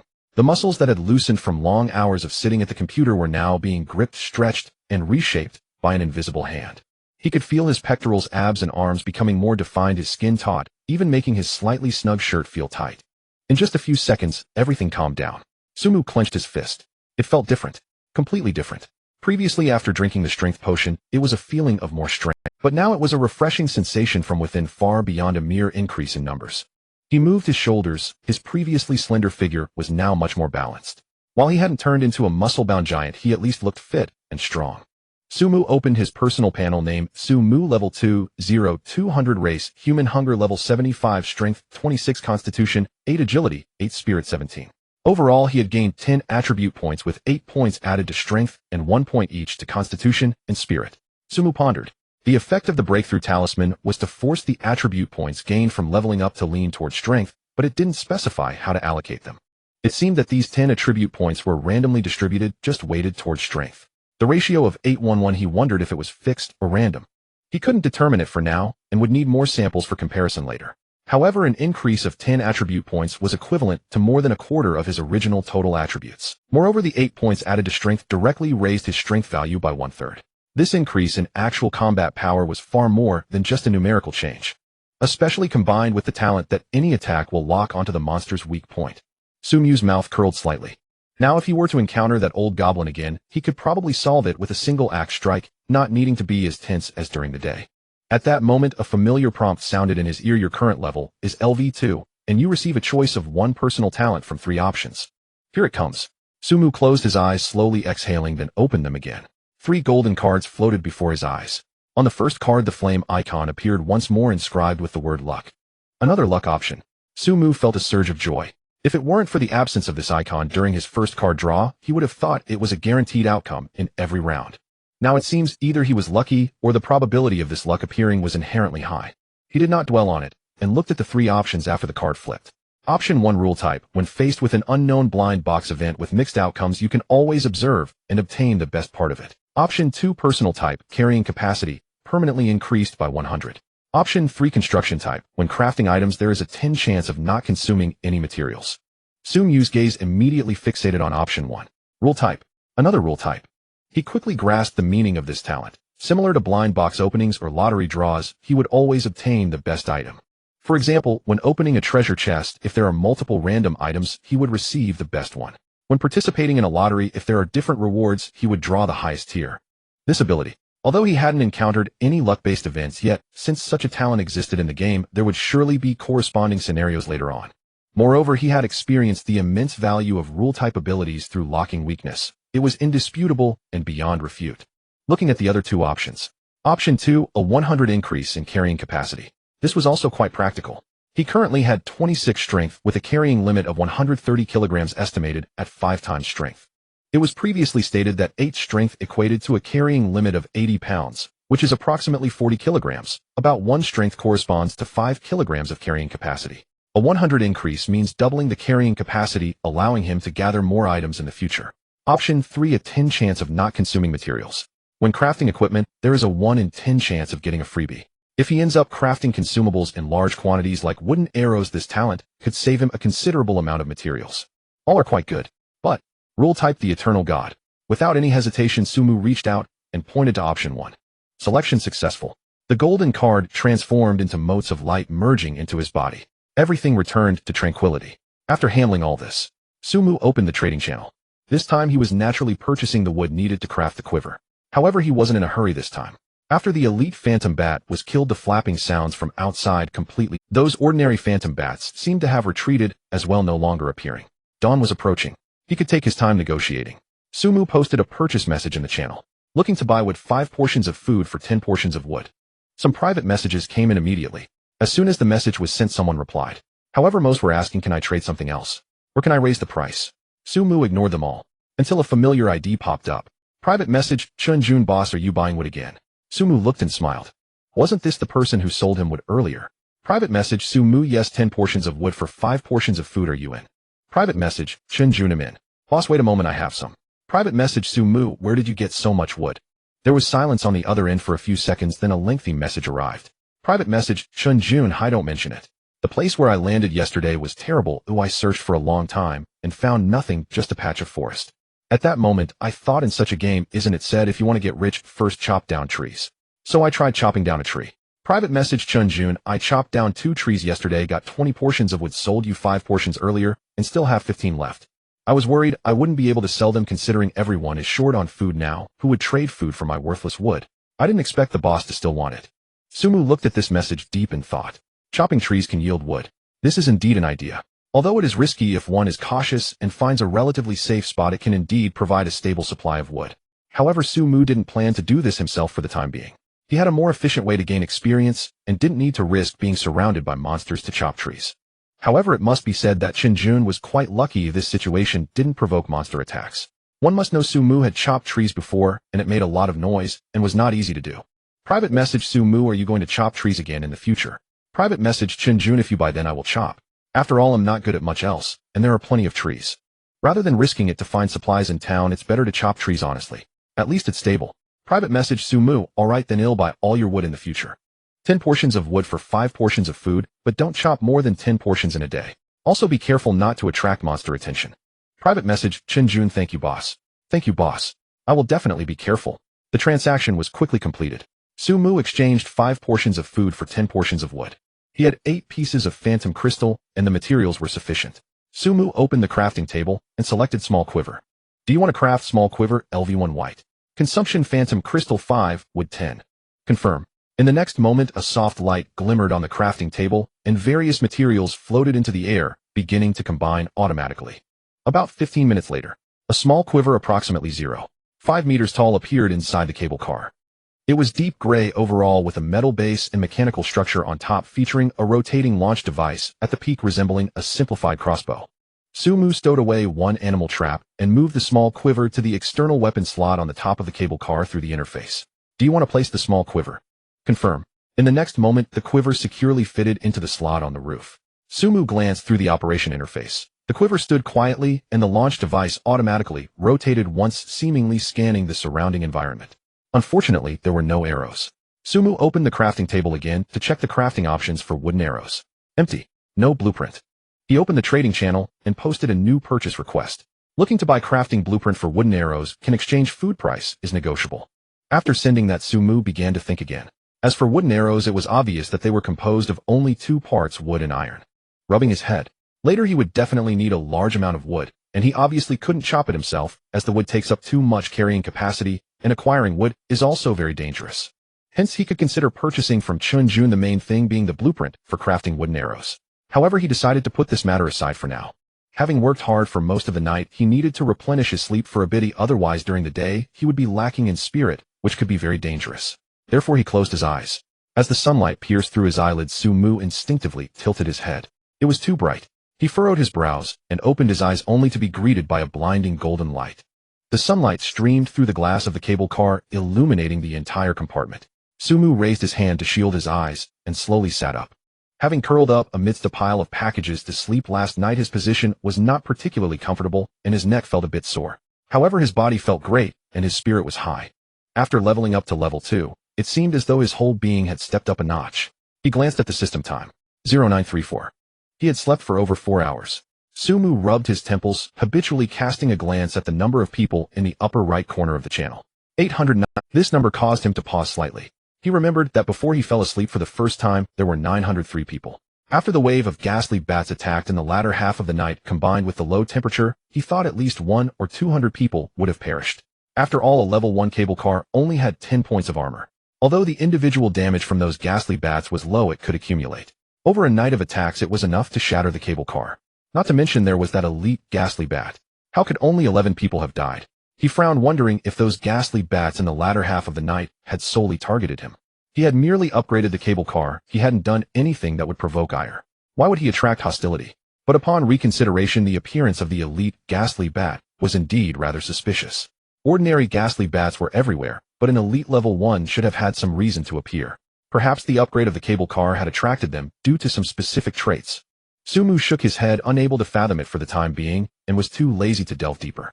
He shifted his gaze back to the channel. After a night of torment, the atmosphere in the channel had noticeably changed. Yesterday, everyone was panicking, confused, and cautious, but today they had begun to organize actively. Those who want to team up come. We are preparing to land in a village or town to warm up and gather supplies. Is anyone joining? I see a town nearby. It's not small. Teaming up will greatly reduce risk. Brother Zhou, could you organize us? We'll follow your lead. The man named Zhou Jinghua, a retired soldier, had evidently become the opinion leader of this area. He sent a long message. Zhou Jinghua, everyone listen to me.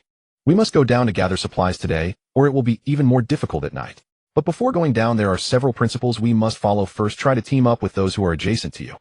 The cable car numbers are continuous, and those who are adjacent will have similar landing times, allowing them to support each other. Second, try to choose a landing spot in the same area. If you can see obvious landmarks, such as a water tower, a tall building, or a chimney, use that as a gathering point. Third, once down, do not be greedy. Withdraw once you have gathered sufficient basic supplies. You must return to the cable car before dark. Fourth, do not panic when encountering monsters. Everyone knows the properties of goblins. They have high strength, but low agility, and can be defeated with teamwork. If you can't defeat them, run towards the retreat point. Those willing to team up with me, report your number and location. I will try my best to organize everyone. Under this message, replies flooded in by the hundreds. Some responded eagerly, others asked how to operate specifically, and some raised differing opinions. Brother Zhou, I think it's better not to go to the town. There may be fewer supplies in the wild, but it's safer. I picked wild fruits in the woods yesterday, although there weren't many, at least I returned alive. Can wild fruits keep you warm? It was so cold last night, you didn't freeze to death because you were lucky. If we don't go to search for clothes and blankets today, how will we survive tonight? Exactly where can you find clothes and blankets in the wild? We must go to a place where people live. But if there are too many people, won't it attract more monsters? Those goblins are social creatures. The channel gradually split into 3 factions. One faction advocated for safety, first collecting wild fruits and cutting trees in the wild, though supplies were scarce, the risk was low. Another faction believed in seeking wealth amidst danger, going to towns to search for clothes, blankets, and more valuable items. There was also a faction taking a wait-and-see attitude, thinking both sides had valid points and unsure of whom to follow. Zhou Jinghua did not force a unified opinion, merely stating, Zhou Jinghua, everyone has their own circumstances, there is no compulsion. Those willing to go to the town, report your numbers. I will try to organize everyone in the same area. Those willing to go to the wild should also form a team and support each other. Regardless of where we go, returning alive is the most important. Sumu observed these discussions without energy. The overall atmosphere was indeed quite good. Although some surely harbored ulterior motives, at least on the surface, everyone was still attempting to cooperate for survival. This was good news for him. A stable environment allowed for peace of growth. Otherwise, facing situations that required significant effort to guard against others would be troublesome. Although he was not afraid of 1 or 2 people, what if an organized group specialized in harvest? However, Sumu did not let his guard down against others. After all, in the vast forest there were all kinds of birds. After watching for a while, Sumu turned off the channel and began today's important tasks. He opened the daily intelligence interface. Current available, uses 1. Would you like to use it? Confirmed. The familiar notification sound echoed. Intelligence under the pirate ship amusement facility of the Red Bean Resort, located 23 kilometers from your cable car. There is a bronze treasure chest and a level 1 lucky wheel. Please note, there is a LV2 mutated creature wandering in that area. 2 items.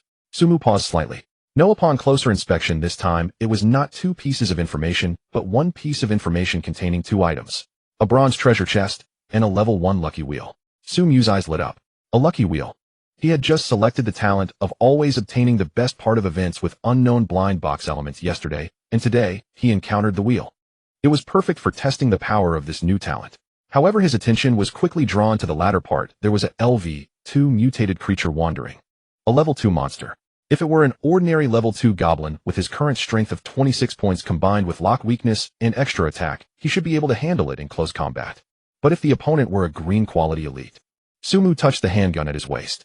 The M500 revolver level 3 green quality had a base firepower value of 22. When facing a level 2 monster, according to the damage rules he had seen before, there should be a damage bonus.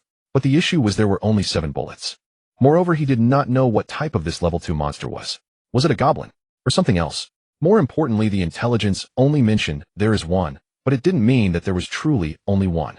Just like yesterday's silver treasure chest, the intelligence only indicated a LV3 mutated creature, But in reality, there were hundreds of goblins and nearly 10 minotaurs. Of course, it was also possible that the goblins initiated the battle later. But at least there were not just one minotaur there. Sumu took a deep breath and began to analyze. The Red Bean Resort by its name should be a tourist attraction. The pirate ship amusement ride must be located in some amusement park. Such places typically have heavy foot traffic, numerous buildings, and complex terrain. If monsters were to nest here, it is likely there would be more than one. On the other hand, this open space provides a broad line of sight, making it easier to observe and retreat. To go or not to go? Sumu hesitated not at all. To go. He had already experienced the value of the bronze treasure chest. That second-level bulletproof vest had saved his life. The silver treasure chest yielded a handgun, seeds, and a strength potion, which had directly doubled his power. And the lucky will just hearing about it suggested it could yield good things. As for the risks, with intelligence providing early warnings, a handgun for defense, and a new talent enhancement. If he dared not go under such circumstances, would he only be eliminated from this game? Sumu made up his mind and began to prepare. He glanced at the time. It was exactly 10 o'clock. At a speed of 5 kilometers per hour via the cable car, it would take nearly an hour and a half to reach the Red Bean Resort. There was ample time. Sumu first took stock of his supplies. The food and water were sufficient, no extra replenishment needed. He checked the axe, which had 87 durability left, enough for use. Then he looked at the two animal traps. One had 18 durability left, the other had 8. Sumu hesitated for a moment, then packed both traps into his backpack. Although he didn't know if they would be useful today, it was better to have them. He then packed a bottle of water, a piece of bread, and a few chocolates inside the backpack. The axe was strapped to his side, and the handgun was secured on the other side. After completing this, Sumu looked at the private messages on the screen. The night before, just before going to sleep, he had requested the blueprints for wooden arrows. After sending out a purchase request, he hadn't checked again. Now upon reopening it, he found a number of red dots in the private message section. Most were from those hoping to get something for free. Big shot. Please give me some food. I'm starving. I have no blueprints. Can you lend me some food first? I'll pay you back tenfold. Please just give me a bottle of water. A good person will have peace for life. Some were offering to trade other items, while iron ingots trade for food. I have 2 iron ingots. Glass essence for food, 3 for 1. Are you in? Sumu read through them one by one, completely ignoring them. No one had the wooden arrow blueprints. He exited the private messages and quickly glanced at the trading channel. Likewise, no one was selling any other blueprints. It was to be expected. A whole day had passed, and now they could gather supplies again. Those with blueprints would have traded them already, not leaving them until now. However, Sumu noticed the bustling discussions in the team formation channel. With so many people going down today, they might return in the evening with more blueprints circulating. He would see then. After watching for a while, time passed quickly. The cable car continued forward, getting closer to that green coordinate point. Sumu stood by the window looking outside through the glass. The scenery ahead gradually became clearer. There was a colorful cluster of buildings, red roofs, white walls, and scattered villa-style small buildings. In the center, he could vaguely see a massive amusement facility resembling a pirate ship, yet also like a Ferris wheel. The road was painted in bright colors, and the signboards faintly displayed "Welcome to Red Bean Resort." Sumu glanced at the system map. The green coordinate was located within that cluster of buildings, about 2 kilometers away from his current position. According to his plan, he did not intend to land directly in the village. Instead, he would circle around the outskirts, as there might be more monsters within the village, making a direct entry risky. On the outskirts, he could observe the situation inside and make a detailed judgment. Therefore, after scanning the area below the cable car and finding no moving monster traces, he pressed the confirmation button. In the next moment, the cable car doors opened automatically, and a purple-black vortex appeared out of nowhere. Sumu took a deep breath, donned his backpack, held the axe in one hand, and secured the handgun in the other, stepping into the... When his vision returned, Sumu found himself in a bamboo forest. Although it was called a bamboo forest, it was not purely so. The bamboo was sparsely scattered, interspersed with some broadleaf trees, and the open ground within the forest was fairly spacious, with good visibility. Sunlight filtered through the gaps in the leaves, casting mottled shadows on the ground. Sumu scanned his surroundings. There were no signs of monsters. Yet he did not let down his guard, gripping the axe tightly, his gaze slowly sweeping over every shadow and thicket. Only after confirming safety did he begin to examine the terrain. In the distance ahead, he could faintly see the outlines of sparse houses. Red roofs, white walls, precisely the resort buildings he had seen from the cable car. That should be the visitor center or accommodation area. Further out, the colorful amusement facilities were barely visible. Once he confirmed there was no danger nearby. In the distance ahead, he could faintly see the outlines of sparse houses. Red roofs, white walls, precisely the resort built. One was in the direction of the town ahead, another was further back in the entire town, and the last one diverged entirely from his current objective. Thus, he could only choose between the retreat point in the town and the one far ahead in the town. Which two to select would depend on the situation, but both would require moving forward. Therefore, Sumu assessed the direction and began to approach the housing area. He moved quietly. Every few steps, he would stop to observe his surroundings, confirming there were no anomalies, before continuing. He walked like this for several minutes without encountering any danger. The forest was eerily quiet. No bird calls, no insect chirps, and even the sound of the wind was indistinct. Sumu frowned and continued forward. After walking for a while, a faint smell of blood wafted into his nostrils. He immediately halted, crouching slightly, and scanned the surroundings cautiously. There was no movement. The smell of blood was coming from ahead. Sumu gripped the axe tightly, lowered his body, and slowly approached. After walking about 20 meters, he discovered the source at his feet. A cat, or rather half a cat. The body lay in the grass, torn in half at the waist by some creature. The front half remained while the back half was nowhere to be found. The intestines were strewn about, dried and blackened. The fur was caked with dirt and blood, barely recognizable as an originally orange. Sumu crouched down to inspect the wound closely. It was neither a cut from a knife nor a blow from a blunt object. It was a bite. The edges of the wound were jagged muscle fibers violently torn apart with clear, bite marks on the bones. It was as if something had bitten it, then violently ripped it in half. Sumu stood up, his expression growing graver. This thing appeared, as though torn apart and devoured raw. Though cats are small, only a creature with the jaw strength of a large dog could sever it cleanly in a single bite. Moreover, the bite marks suggested razor-sharp teeth, far beyond those of any ordinary beast. Sumu did not linger. He skirted around the corpse and pressed onward. His steps grew lighter, his gaze sharper, more vigilant. Minutes passed. Then, suddenly, a sound ahead. Not the guttural roar of a monster, but footsteps. Sumu instantly darted behind a tree, pressing himself flat against its trunk, peering cautiously through the sparse undergrowth. A lone figure emerged faintly into view ahead. The figure advanced toward him, not swiftly yet unervingly, shoulders lurching unevenly, gait unsteady, each step faltering like a broken marionette. Anyone bold enough to venture alone would possess at least modest prowess. Sumu had no intention of approaching. First, he remained wary of strangers. Second, he had never planned to form a party. Third, if the other was likewise, anyone bold enough to venture alone would possess at least modest prowess.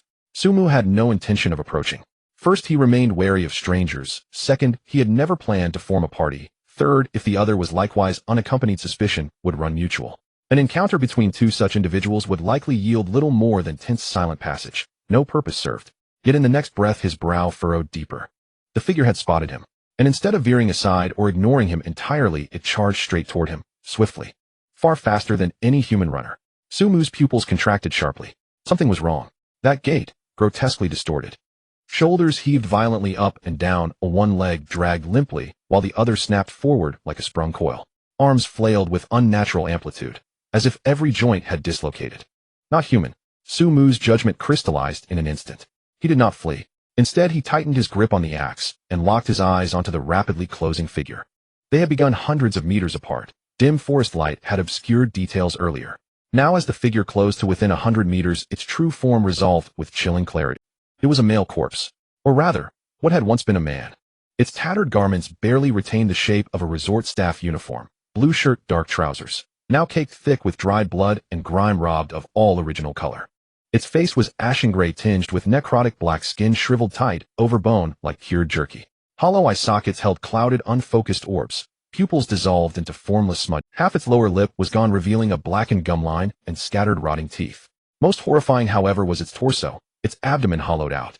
From sternum to pelvis gaped a vast, ragged cavity. All viscera had vanished, leaving only an empty, cavernous hollow. Several ribs jutted outward, splintered, bleached white, shards protruding from the wound, draped with desiccated crimson threads.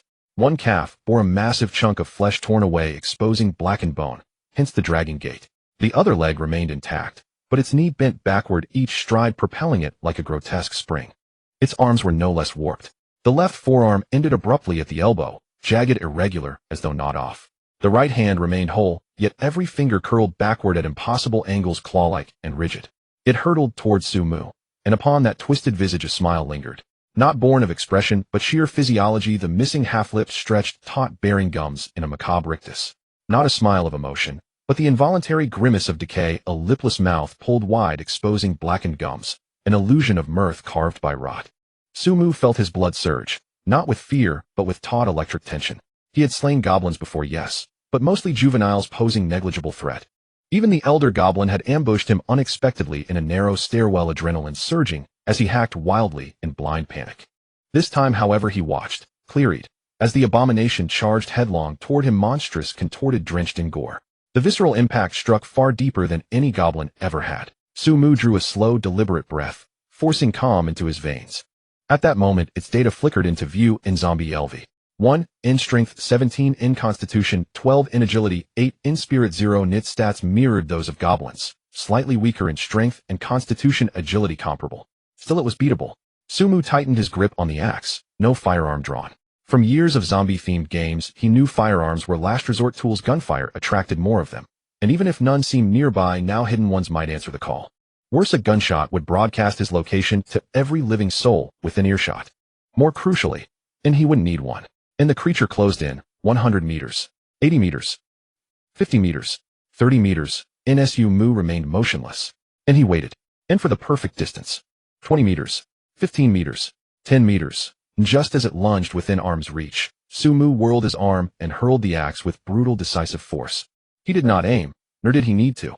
The axe spun and doverned through air, tracing a wild, imperfect arc.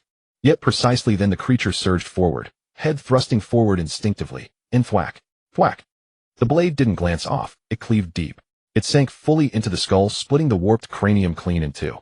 Momentum carried the body forward 2 more staggering steps. Then it collapsed, convulsed twice, and lay still. Instant kill.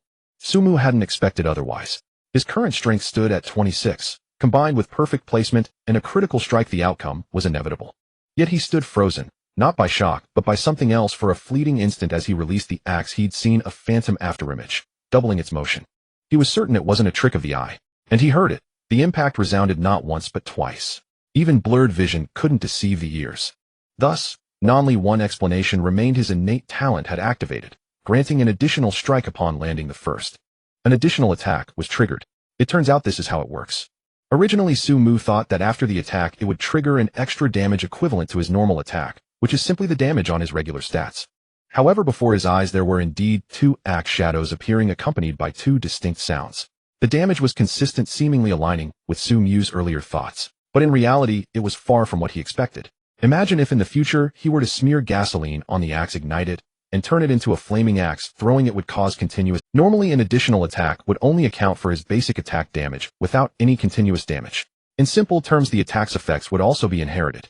Or if we cannot use the axe as a metaphor, what if he were to throw a nuclear bomb? That would mean directly launching 2 nuclear bombs. This connection to a normal attack was drastically different. The sound of a notification echoed in his ears. Killed LV1 zombie experience 0. 1. Sumu regained his senses. Upon hearing this notification, Sumu couldn't help but be taken aback. 0. 1. Instinctively, he opened the system panel and glanced at the experience bar. Level 2 0. 1200. It truly was 0. 1. Sumu furrowed his brows. Is it because he has leveled up to level 2? Did the experience gained from killing low-level monsters decrease? But that seems too absurd, directly shrinking by 10 times. Previously, when he killed a level 1 goblin pup, each gave 1 point of experience. Killing a level 1 ghoul bat also yielded 1 point. Now killing a level 1 zombie only grants 0. 1. Does that mean after leveling up to level 2, he must hunt monsters of the same level to gain normal experience? Sumu felt somewhat helpless. But there was nothing he could do. The rules were set this way, and complaining was futile. He stepped forward and pulled the axe from the zombie's head. Green blood and grayish brain matter stained the axe, emitting a foul odor. Sumu held back his disgust and wiped it on the zombie's clothing. Unfortunately, there was no second axe. Otherwise, this talent would be even more outrageous. He then looked at the wooden box that had dropped beside the corpse. Opening it, he found acquired mineral water 1, acquired sweet potato 1. Sumu picked up the sweet potato and examined it closely. Sweet potato white type food seed, effect edible, can replenish hunger. Also usable as seeds for planting, yielding 35 sweet potatoes upon maturity. Edible and also usable as seeds. Sumu pondered for a moment, then stored the sweet potato in his backpack. Planting wasn't needed for now, but perhaps in the future. Moreover, this item could serve as food, so it wasn't a loss. Next, he tried to use decompose on the zombie's body. Decomposition failed. Obtain nourishment 1's damage cloth 1, decomposition experience 1. Indeed, it was nourishment again. Sumu looked at the extra nourishment in his hand and chose not to collect the one that had dropped on the ground. He still had over 30 portions in his vehicle. Moreover, each portion weighed nearly a pound and took up space and weight. Since he could obtain it just by decomposing monsters, it's not considered a scarce resource. However, the cloth was different. Sumu looked at the somewhat tattered cloth in his hand, or it should have been decomposed from the zombie's clothing. It was only the size of a palm and almost weightless. Sumu decided to keep it. He then turned and continued forward. After walking just a few steps, a sudden noise came from behind him. It wasn't the growl of a zombie. It was the sound of battle. The clashing of weapons mixed with human shouts and curses. Sumu paused his steps and turned toward the sound. The noise originated from the right front approximately 200 to 300 meters away. Through the sparse trees, he could vaguely see a few figures moving. On the edge of a relatively open area in the woods, Sumu saw the group. 5 people, 3 men and 2 women. At that moment, they were surrounding a zombie. It was an ordinary zombie, just like the one from earlier. But their situation. The zombie was frantically lunging at one of the young men. That man held a hoe, his face pale, his hands trembling violently. Each swing of the hoe seemed random. As the zombie charged, he swung but missed. The zombie continued to lunge, and he stumbled backward, nearly falling. "Help me," he shouted desperately. A nearby chubby man rushed in, raising a shovel and slamming it down on the zombie's back. Bang! The zombie staggered forward 2 steps, turned around, and lunged at the chubby man. The man, frightened, shrank back, almost dropping the shovel. Another tall, lean man took this opportunity to charge in from the side, wielding a sickle, and struck fiercely at the zombie's neck. The sickle sunk in, but it only went in halfway. The zombie's neck was cut, a deep gash appearing, black blood spraying out, yet it did not fall. Instead, it twisted its head and opened its mouth to bite at the lean man. The lean man was startled and jumped back, forgetting to pull out his sickle. "Fireball! Use the fireball quickly," someone shouted. Behind the crowd, a young man with glasses clasped his hands together, muttering incantations. In the next moment, a fireball the size of a fist gathered from his palms and shot out with a whoosh, striking the zombie squarely in the chest. Bang! The fireball exploded, sending the zombie staggering back 2 steps, its clothing igniting, skin sizzling from the flames. Yet it still did not fall. It continued to charge forward, lunging at the nearest chubby man. "What the hell, it won't die, eh?" The chubby man was so frightened that he turned to run, but after 2 steps he tripped over a tree root and fell to the ground. The zombie lunged at him, mouth open to bite. Just then a girl nearby charged up, bringing down her fire axe onto the zombie's back head. Crack! The axe sank in. The zombie twitched a couple of times before finally collapsing. The clearing fell silent, only the heavy breathing of a few people could be heard.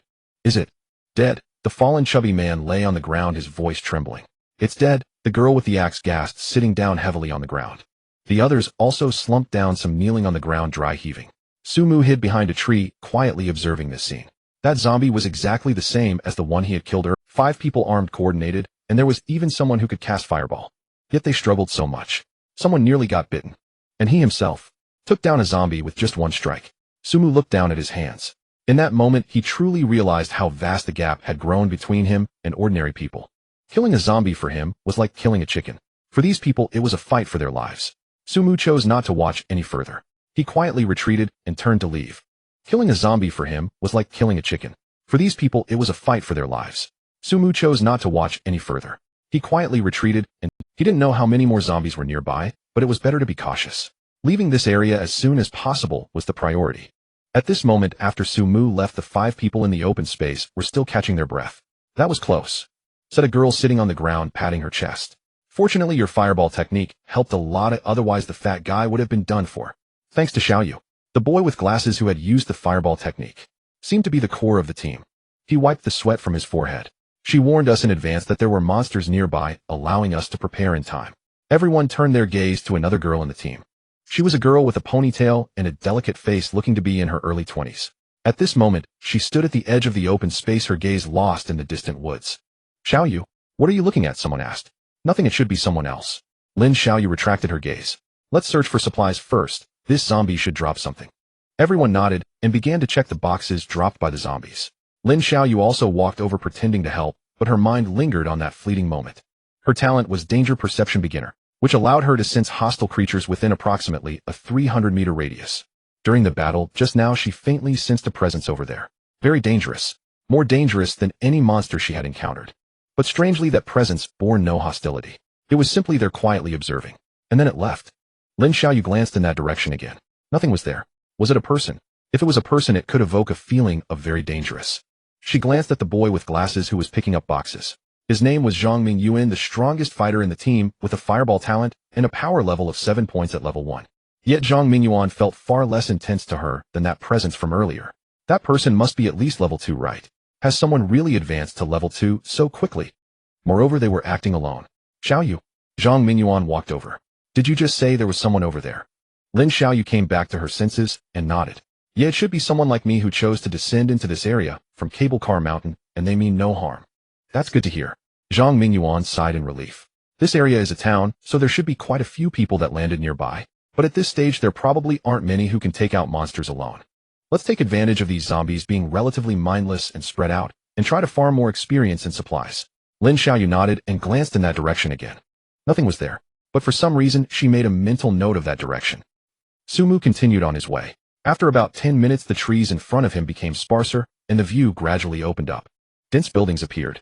Villa-style buildings with red roofs and white walls were arranged in an orderly fashion. Some were residential areas, some were dining areas, and there were small shops with hanging signs. Further away, colorful amusement park rides were clearly visible. The Ferris wheel carousel and that huge pirate ship. The target was right there. Sumu stopped and carefully observed the surrounding environment. Along the way he encountered several groups of people. Some were in groups of 3 or 5 engaged in battles with zombies. Others were in groups of 7 or 8 cautiously weaving between the buildings. Some clearly lacked strength and turned to flee at the sight of zombies, not daring to approach. Sumu ignored them all. Regardless of whether they could kill or not, he had no intention of helping or teaming up. Of course, these people weren't competitors for him. On the contrary, seeing so many people come down to search for supplies pleased Sumu. The more people there were, the more blueprints could be found. As long as they had items, he could trade food or materials for them. Rather than everyone fighting each other, it was better to take what they needed and develop together. This had always been his thought. However, there was a problem at hand. Sumu looked towards the group of buildings ahead and frowned slightly. To get to the amusement park, he had to pass through this residential area. Surrounded by steep slopes and cliffs, he couldn't go over. If he took a detour, it would take at least another hour or more, or even longer. The longer he stayed here, the more risk he faced. He could only go through. Sumu observed carefully again. There were indeed a few zombies wandering around the outskirts of the residential area. But there weren't many, and they were distributed sparsely at least 100 or 200 meters apart. As long as he was careful, he could completely bypass them. Moreover, he glanced at the tightly shut doors of the houses. Since he had to pass through the town, why not search a bit? On the way here, he hadn't encountered a single gray treasure chest. The drop rate in the wild was indeed pitifully low. It was unrealistic to expect to get rich from this. But the inside of the houses was different. Perhaps some supplies were hidden in the drawers of a room.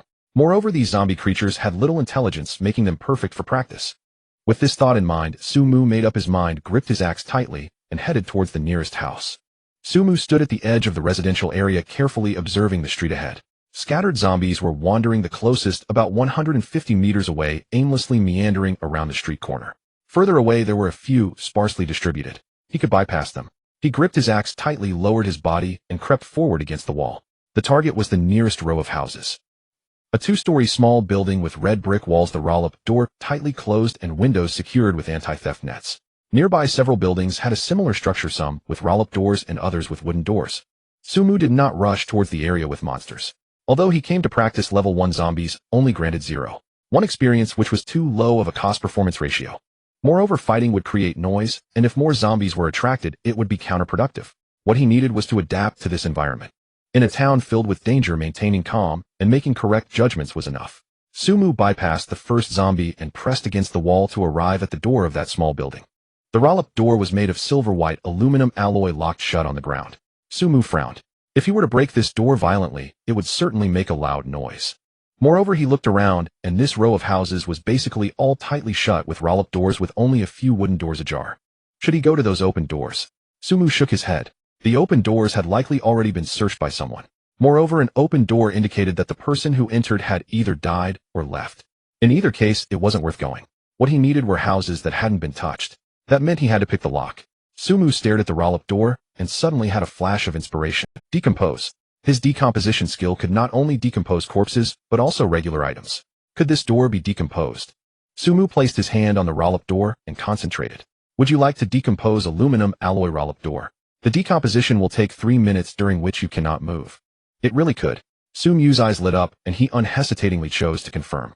In the next moment, his hands pressed against the door. A faint glow emanated from his palms, covering the entire roll-up door. Sizzle. Sizzle. A faint sound came from the door, as if something was being slowly peeled away. The noise wasn't loud, much quieter than banging on the door, but it could still be heard on the quiet. Sumu scanned the surroundings warily. The nearest zombie was still wandering 100 meters away, seemingly unaware of this side. He let out a slight sigh of relief and continued pressing on the door, waiting for the decomposition to finish. 3 minutes. Not too long, not too short. Sumu stared at the decomposition progress bar, counting each second. During this time, 2 zombies passed by the edge of his vision, but did not turn toward him. 100. The roll-up door suddenly transformed into a faint light and vanished from Sumu's hands. In its place was a palm-sized metal block. Acquired aluminum alloy 1. Sumu. Is this it? A door that breaks down into a palm-sized aluminum block. He weighed the aluminum alloy piece in his hand, which was roughly over a pound. If this can decompose an entire house, how much material would that yield? But on second thought, it makes sense. The decomposition in the game is certainly not based on actual weight, but calculated by extractable material. For a rolling shutter door, the part deemed material by the system is probably just this little. The good news is that this method is feasible. Compared to violently breaking down the door, decomposing it is much quieter. In the future, when encountering such tightly shut doors, he can just decompose them directly. Sumu stowed the aluminum alloy piece into his backpack and looked up at the door. After the rolling shutter door disappeared, the interior was revealed, showcasing a typical rural style. A cement floor, whitewashed walls with a few plastic stools, and a wooden tea table against the wall. On the tea table lay a few disposable paper cups with darkened tea residue at the bottom. In the corner, several brooms and mops were piled up, and an old calendar hung on the wall, the date stuck in some unknown month. There was a small car indicating that the first floor was evidently used by this household for parking. He took a deep breath, tightened his grip on the axe, and with the other hand reached for the gun at his waist. After confirming there was no danger, he focused his attention on the car in front of him. Decompose.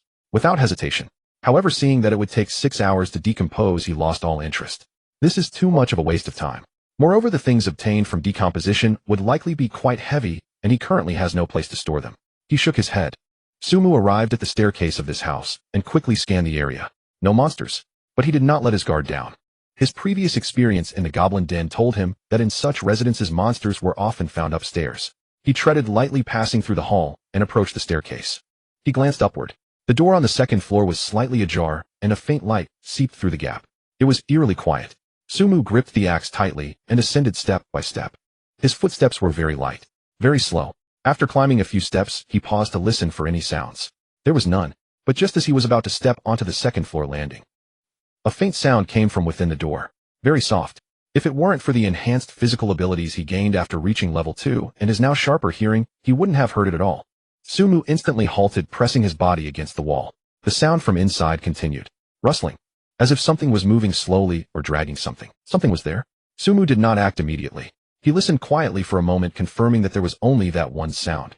Sumu instantly halted, pressing his body against the wall. The sound from inside continued. Rustling.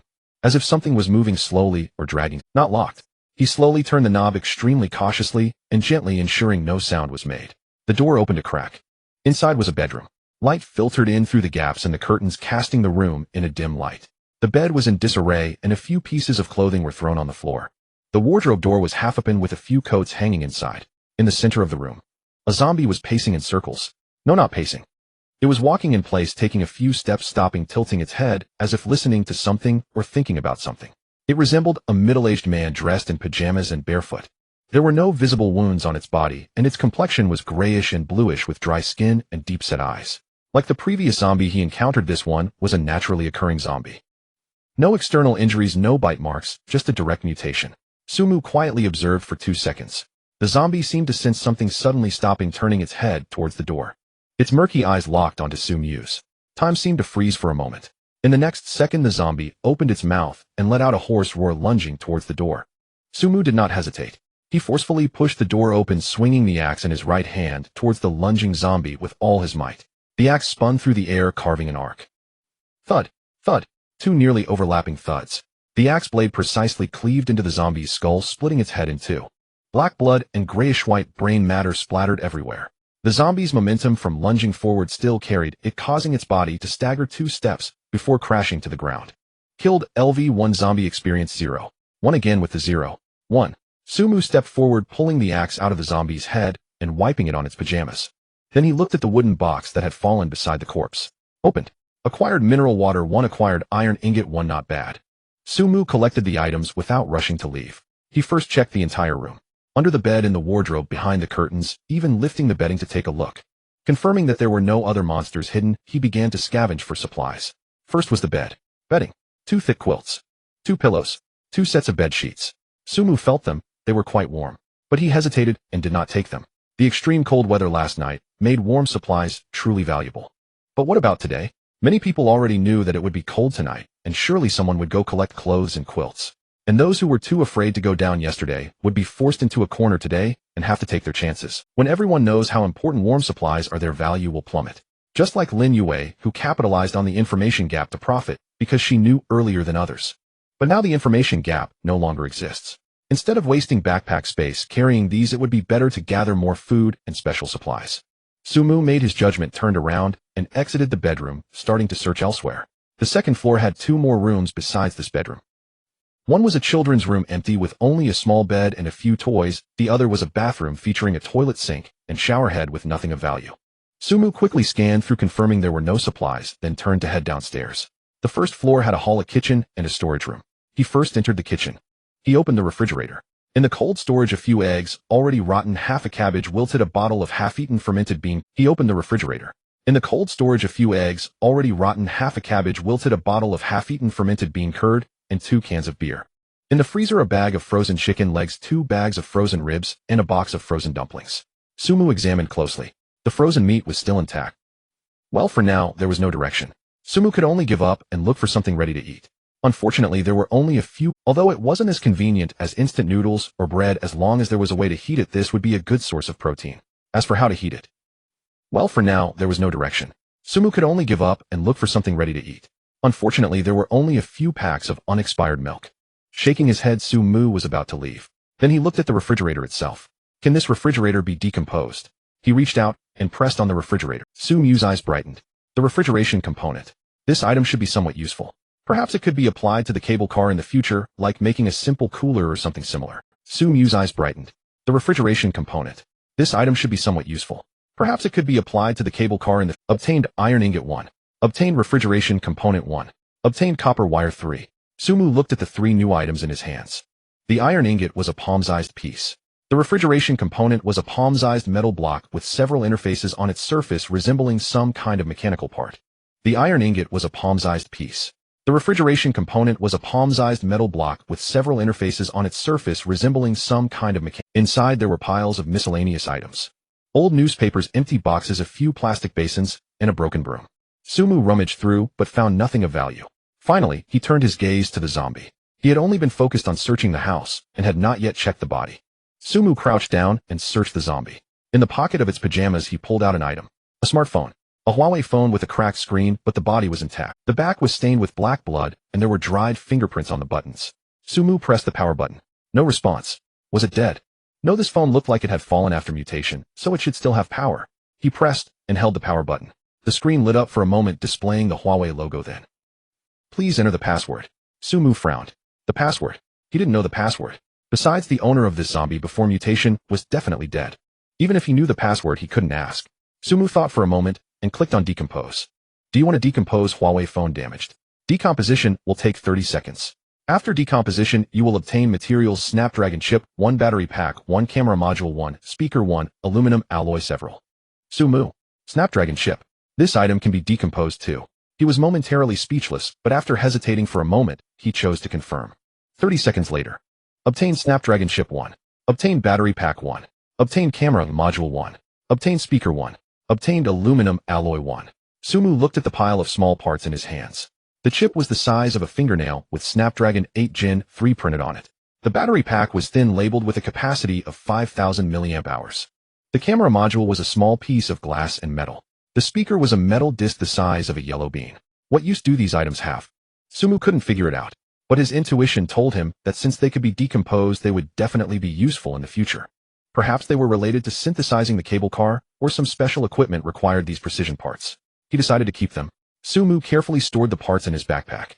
Then he stood up and gave the room one last glance. That should be enough. Food collected, refrigerator decomposed, and the corpse searched. It was time to go to the next house. Sumu walked outside and glanced at the street. The few zombies were still swaying in their original positions, oblivious to the movements here. He breathed a sigh of relief and continued to sneak towards the next building. For the next few hours, Sumu repeated the same process. Find locked houses, decompose doors, enter, carefully search the first floor, be vigilant. While going upstairs, eliminate zombies. If any, search the entire house, decompose appliances. Most houses contained zombies. Some had entire families mutated, while others only had one, and some were completely empty. It was possible they had escaped before mutation or wandered elsewhere after mutating. Sumu accepted all of them. Each zombie yielded 0. 1 experience, even the smallest mosquito leg count. Moreover, each zombie dropped a wooden box that contained random items such as food, water, iron ingots, glass essence, and occasionally special items. Although the probability was low, the sheer number compensated for it.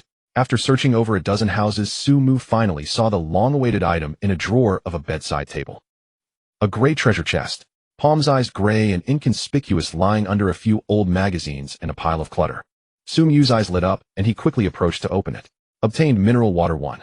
Obtained iron ingot 2. Is that it? Sumu felt a bit disappointed. No blueprints, no special items, no equipment. But thinking about it, the gray treasure chest was the lowest grade, and getting iron ingots was already quite good. After all, iron ingots were the core materials for upgrading the cable car. 2 pieces might require killing 7 or 8 zombies to get. Of course, this made him appreciate how outrageous the daily intelligence talent was. According to the information he had gathered in the group chat, those who had opened treasure chests were basically all gray chests. Only a few particularly lucky ones encountered white treasure chests. As for the bronze chests above white, he hadn't heard of anyone opening them. Without the guidance of intelligence, he would never have found bronze and silver treasure chests on the first day, nor would he have the current equipment and supplies. Intelligence is always the most valuable thing. Sumu stored the iron ingots and continued to search the next house. After searching a few more rooms, he touched a small building that was obviously better decorated. Behind the rolling shutter door was a spacious living room. Genuine leather sofas, a marble coffee table, an LCD TV on the wall, and a standing air conditioner in the corner. Sumu searched the first floor as usual. In the kitchen, the refrigerator was larger than the previous one, a double-door model. Upon opening it, it was packed to the brim. But it was all frozen meat, frozen fish, frozen shrimp, frozen dumplings, and frozen tangyuan. Somewhat helpless, he could only decompose the refrigerator. Obtained iron ingot 2. Obtained refrigeration component 2. Obtained copper wire 5. Good stuff. Next was the living room. LCD TV. Decompose. Obtained display screen 1. Obtained several chips. Obtained speakers 2. Obtained aluminum alloy 2. Standing air conditioner. Decompose. Obtained iron ingot 2. Obtained refrigeration component 1. Obtained motor 1. Obtained copper wire 3. Computer. Decompose. Obtained RTX 5060 graphics card 1. Obtained CPU 1. Obtained motherboard 1. Obtained memory stick 2. Obtained hard drive 1. Obtained power supply 1. Obtained aluminum alloy 2. Sumu looked at the pile of extra parts in his hands, his lips twitching. RTX 5060 graphics card. What use could this have in the game? Could it be that he could play games on the cable car in the future? Still, he stored the graphics card. After all, anything that could be decomposed surely had its use. It might not be useful now, but it could be later. Plus, he didn't have any better items to store them in. On the second floor bedroom, a zombie was wandering inside. Sumu dealt with it with one axe and found a box and a phone. The phone was an Apple. Decompose. Obtained A17 Pro Chip 1.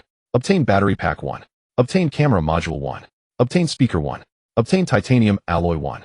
Sumu looked at the piece of silver white metal, which was noticeably heavier than aluminum alloy and felt better in hand. This item should be of higher quality than aluminum alloy. He stored it away. Finally, Sumu looked at something on the bedside table. A flashlight. It had a black plastic shell, a metal head, and a few batteries beside it. Sumu picked it up and tried it out. It still lit up. A strong light that could illuminate several meters ahead. His eyes brightened. A flashlight. This item was useless during the day, but at night, especially in thick fog, where one couldn't see their hand in front of their face, it was definitely a miraculous tool. If he had a flashlight last night when those eerie bats were crashing into the cable car, he might have been able to see what they looked like, or even aim with his handgun.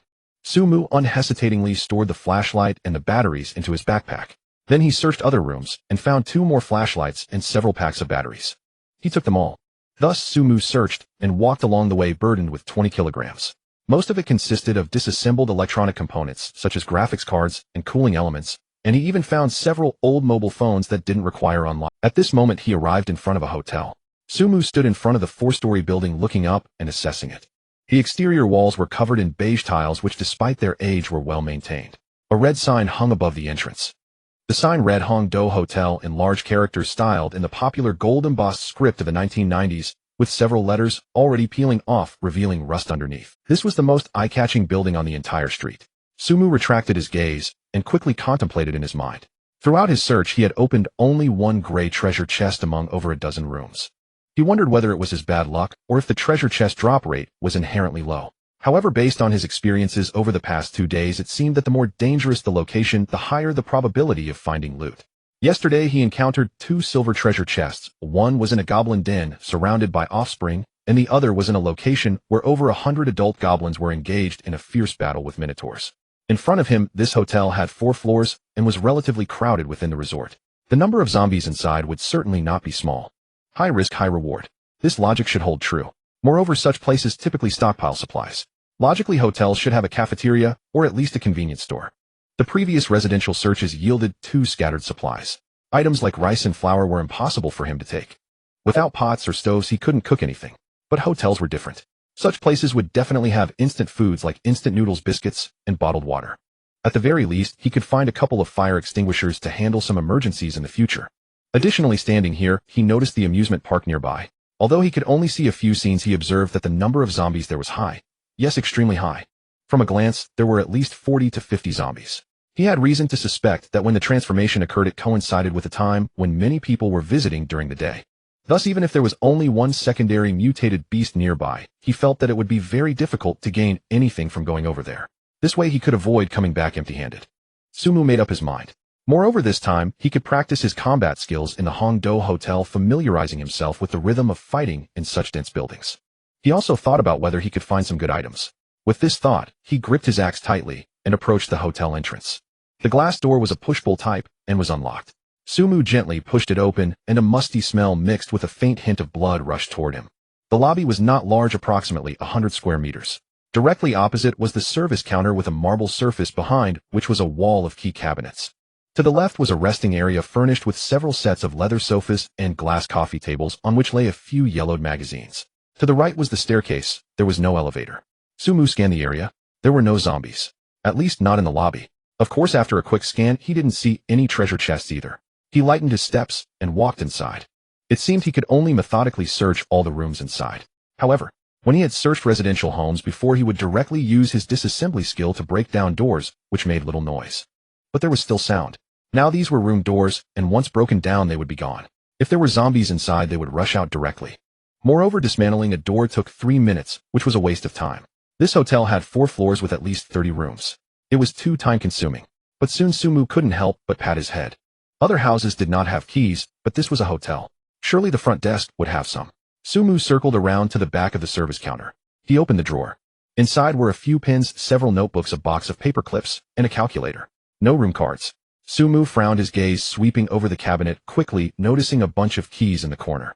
They were not individual keys, but rather attached together with a metal ring with more than a dozen hanging from it. They should be the master keys. He reached out to take them and weighed them in his hand. They were quite heavy. Holding the keys and the axe together, while raising his gun, Sumu walked toward the second floor. The stairwell was dimly lit with only the green safety exit sign on the wall emitting a faint glow. Sumu lightened his steps, ascending 1 level at a time. Second floor. The corridor was long with tightly closed doors on both sides. The overhead lights were out, and only a bit of light filtered in from the window at the end of the hallway. Sumu glanced at the labels on the keyring. 201, 202, 203. They all matched. He approached door 201, took a deep breath, and gently inserted the key into the lock. He turned it. Click. The door opened. Sumu did not push the door open immediately, but instead pressed himself against the side of the door, gently, pushing it open just a crack with the axe. It was very dark inside with the curtains tightly drawn. In the next moment, something lunged at him from within. Sumu was well prepared for such situations as he had encountered them during previous searches and had almost formed muscle memory. He leaned back slightly to evade the zombie's grasp while swinging his axe down fiercely at the approaching figure. Thud, thud. 2 muffled sounds almost overlapped. The axe blade accurately struck the zombie's head, cleaving it completely in half. Instant kill. Sumu looked at the corpse on the ground, feeling a bit emotional. The talent to lock onto weak points was truly too overpowered. No matter how the opponent lunged or how he swung, he could always strike the vital spot. Moreover, with the added attack, it was equivalent to dealing double damage with 1 swing of the axe.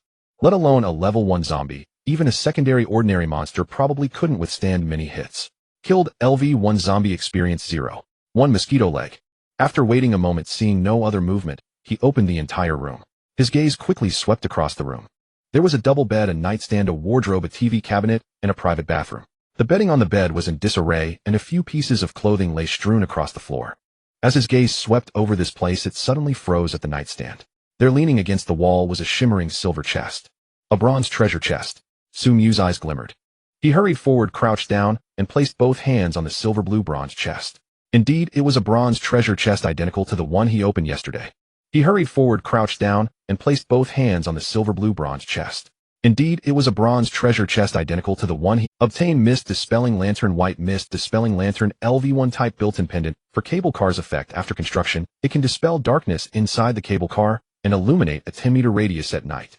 Required materials: high-strength glass essence tin, eerie crystal tin, tungsten wire 3. Area occupied approximately 1.5 square meters can be placed on top of the cable car. Sumu looked at the blueprint, his eyes lighting up. It expanded visibility in the darkness. Although it was only 10 meters, it was still quite useful. To note, last night, he couldn't see anything outside at all. This rendered his firearm completely useless at night. Because weak point attacks require visibility, this 10-meter distance would allow him to see some things, adding to his options at night. He stored the blueprint away. Then he picked up the piece of equipment. Obtained tactical vest, white type equipment, armor value 3, weight 0.8 kilograms. Effect: when equipped, it provides slight physical protection. Additionally, the vest has 3 pockets for storing items. The speed of retrieving items from these pockets is increased by 30. Durability 5050. Sumu's eyes brightened. This item is great. Although the armor only provided 3, which was far inferior to his level 2 bulletproof vest, the 3 pockets were incredibly practical. He had played many shooting games and understood the utility of a tactical vest. It could hold magazines, grenades, and first aid kits. In battle, retrieving items quickly from the vest is entirely different from rummaging through a backpack. Moreover, this item was lightweight and took up little space. Sumu immediately put on the vest, adjusting it for a snug fit. The 3 pockets were positioned on either side of his chest and directly in front, perfectly sized to hold a pistol, ammunition, and some small items. He tested it by drawing his pistol from his side and placing it in the right pocket. Then he took it out again. It was indeed much quicker than drawing from his side.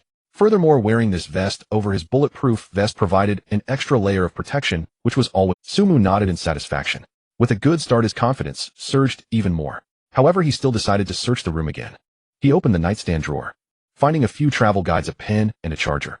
He opened the wardrobe, 2 bathrobes, and several hangers. In the bathroom, a toothbrush, toothpaste, a comb, some shampoo samples, and 2 unused bars of soap. Sumu stored the soap and shampoo samples in his backpack. Although these items wouldn't stave off hunger, they would definitely come in handy later.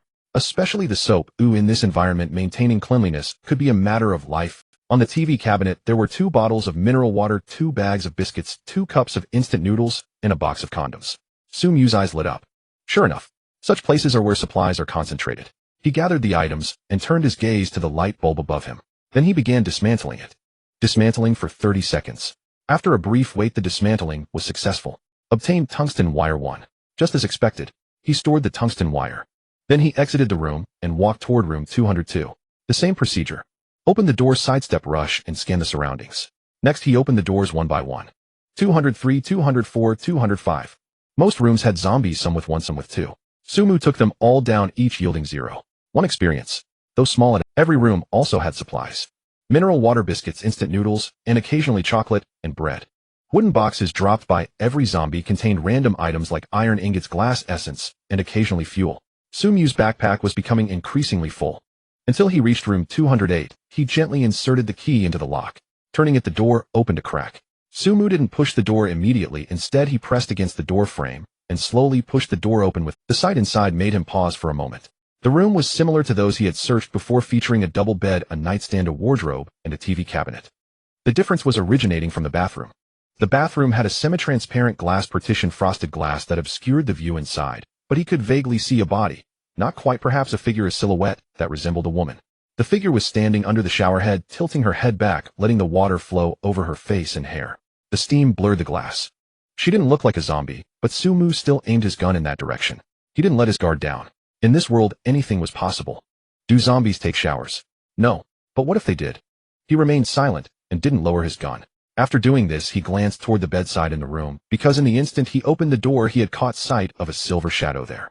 It was only because there was a sound from the bathroom that he hadn't looked immediately. Instead, he focused on the potential treasure, as he needed to eliminate any dangers first. When he looked back, he indeed found it was correct. There beside the bed, a shiny silver chest was placed. A silver treasure chest. However, it had already been opened. The lid lay to the side, and it was completely empty inside. Clearly the items had already been taken. He then focused his gaze back on the person behind the glass. At that moment, the sound of water in the bathroom stopped. Then she seemed to sense something and paused. Through the frosted glass, Sumu could see the figure glancing outside. The next second, she spotted Sumu standing in the room, as well as the dark muzzle of his gun. The figure's eyes widened instantly, her mouth opened, and it looked like she was about to scream. But at the moment the sound was about to escape her throat, she forcefully held it back. In the bathroom, she tightly covered herself with a towel, her eyes fixed on Sumu. What are you doing? Her voice was a mix of fear, shame, and anger, kept very low. But it was evident that it was a woman's voice. Sumu did not shift the gun's muzzle. Human, have you ever seen a zombie that can talk? Bastard, The woman gritted her teeth, her ears flushed red. It was a misunderstanding. Su Mu's gun did not waver, and neither did his gaze. The other party was so embarrassed and angry that her ears turned red, yet she still didn't turn away. I have no habit of turning my back on others, Su Mu said flatly. The woman bit her lip, staring at him intently. After a long pause, she suddenly seemed to understand something, pulling open the bath towel, then fixing her gaze on Su Mu while picking up a piece of clothing, feigning indifference. Look if you want. But if you dare to do anything to me, I'll drag you down with me even in death. Don't doubt it. After saying this, she began to hurriedly dress inside. The glass door was frosted, although the details were unclear, the silhouette could still be faintly seen. Su Mu could see her putting on clothes piece by piece inside. He did not shift his gaze or lower his gun. Soon the bathroom door opened. The woman emerged warily, eyeing Su Mu, though her movements appeared casual. She looked to be around 24 or 25, with delicate features and fair skin, having just finished bathing, her face still adorned with the rosy glow of steam. Her long hair hung wet over her shoulders, the tips still dripping, soaking the fabric of her top. She wore a plain white t-shirt and dark casual pants. Yet the lazy aura of just emerging from the bath, combined with her exquisite face, would surely cause any man to linger his gaze upon her. However, Su Mu's gaze lingered only for a moment on her face before shifting to her hands. Her left hand was drying her hair, while her right hand held a grenade. Green and oval-shaped, it could be detonated with a pull. Su Mu's pupils constricted. He had never seen one in real life, but they were common in films. In such an environment, it was unexpected but not impossible for the other party to possess a grenade, especially since it was clear she had just opened a silver treasure chest. The woman's gaze also fell upon Su Mu's face. They locked eyes for 2 seconds. She spoke first, her voice calm but laced with an evident warning. I told you, if you dare, we'll die together. She bit her lip. The word dare, left unspoken, was self-evident. Su Mu glanced at her and replied coolly, you haven't pulled the pin on your grenade.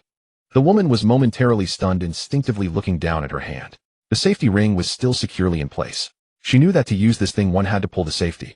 But didn't pulling it mean she had to throw it away? Yet from his words she understood that if she truly intended to do something, she wouldn't have time to pull the ring. Her expression stiffened slightly. Yet she did not release her grip on the grenade. Su Mu holstered his gun. This action made the woman pause as well. She stared at Su Mu warily and asked, what are you going to do? Su Mu pointed at the open silver treasure chest on the ground. That did you open it? The woman nodded. At this moment, denying it would be meaningless. Su Mu looked at her and suddenly asked, can we make a deal? Lin Yue. The woman's expression paused again. She scrutinized Su Mu's face. Moments later, a flicker of realization crossed her eyes, followed by a surge of complex emotions. Su Mu. The name slipped from her lips with a somewhat nuanced tone.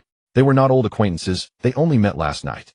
It was this man before her who had traded 3 foul-smelling blankets for her breakthrough talisman. Later he exchanged 2 barrels of fuel for 3 of her blueprints. A swindler. She had certainly seen his profile picture, and this face was indeed hard to forget. Su Mu nodded. If there are good blueprints inside, I can trade something with you.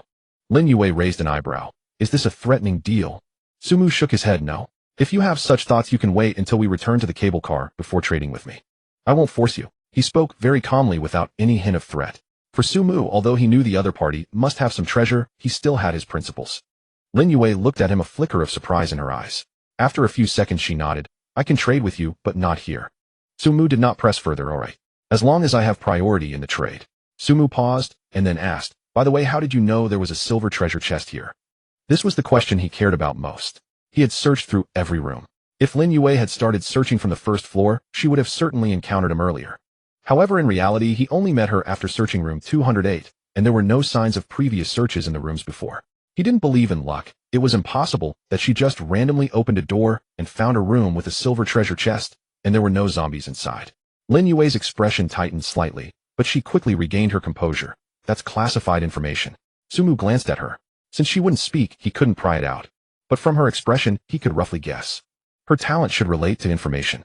Moreover, why did it feel so familiar? Lin Yue draped a towel over her shoulder, her tone becoming cautious again. All right, if you want to trade with me, please leave this place now. Su Mu did not move. Not in a hurry. Let me ask you one more question. Lin Yue squeezed her fingers. Her grip on the grenade was becoming slightly painful. Last night you used fuel to escape the danger zone, which must have taken quite some time. How did you end up here? Su Mu remembered clearly that those strange bats had attacked for at least 2 hours. If Lin Yue had used fuel to escape last night, she would have landed in this area quite early. Su Mu glanced at the silver treasure chest. Earlier, when he searched the bronze treasure chest at the convenience store in Peacetown, he noticed that after the contents were taken, the chest would disappear 10 minutes later.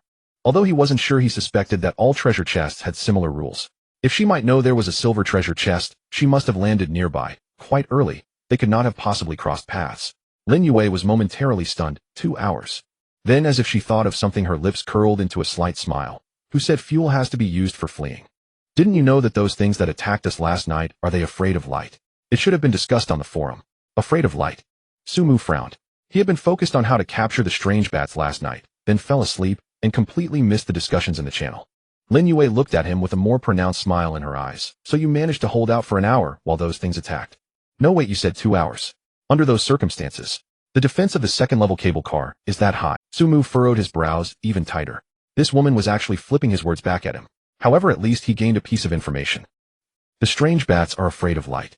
Moreover, Lin Yue did not seem to be lying, as she could easily confirm this by checking the channel in a moment. However, he had seen the introduction of these strange bats, and it seemed to show nothing about fearing light. Was it due to not being detailed information, or do these nocturnal creatures all fear light? Thus, the reason it wasn't mentioned in the attributes was that it belonged to common knowledge requiring no additional annotation. After understanding this point, Sumu said nothing more and turned to leave. Just as Sumu was leaving, "Wait a moment," Lin Yue suddenly called out to him. Sumu looked towards her. Lin Yue gazed at him, hesitating for a moment, then asked, "Do you want to trade this grenade in my hand?" Sumu raised an eyebrow. "You can trade it to me now." Lin Yue shook her head. "Not now." "Then what are your demands?" "Clever," Lin Yue said with a smile. "It's good to communicate with smart people." Sumu did not respond, waiting for her to continue. Lin Yue looked at him and slowly said, "To be honest, this grenade in the silver treasure chest is actually the least valuable item. Inside there is a blueprint which I believe you would be very interested in. However, not to belittle you, do you really have equivalent items to trade?" Sumu fell silent. Reflecting on it, he indeed had nothing worth trading. He certainly wouldn't part with the blueprint. The only valuable item he could offer was his level 2 bulletproof vest, but that was essential for survival and surely not for trade. Food. The other party did not seem to lack that. She had managed to trade so many blueprints for fuel last night, so she must have reserves. Lin Yue observed his silent demeanor, a glint of cunning flashing in her eyes. "I know of a place that definitely has good things. But that place is very dangerous. If you are willing to cooperate with me." Sumu looked at her. "Do you have specific information?" "If you agree, I will tell you." Sumu pondered. This woman's talent was certainly information-related. Moreover, why did it feel somewhat similar to his daily info? "I can agree to you. But if it's too dangerous, I reserve the right to choose not to go." Lin Yue nodded. "Rest assured. If it's truly dangerous, I will go with you. I wouldn't let myself die, would I?" She paused, adding, "Before we go, I can clearly inform you that there is only one level 2 monster there. But based on my guess, it's at least of green quality or higher. There might also be some other mutated monsters around." Sumu frowned. "Level 2. There might also be some other mutated monsters. Why did that sound somewhat familiar? How will the loot be divided?" 50-50. Sumu shook his head.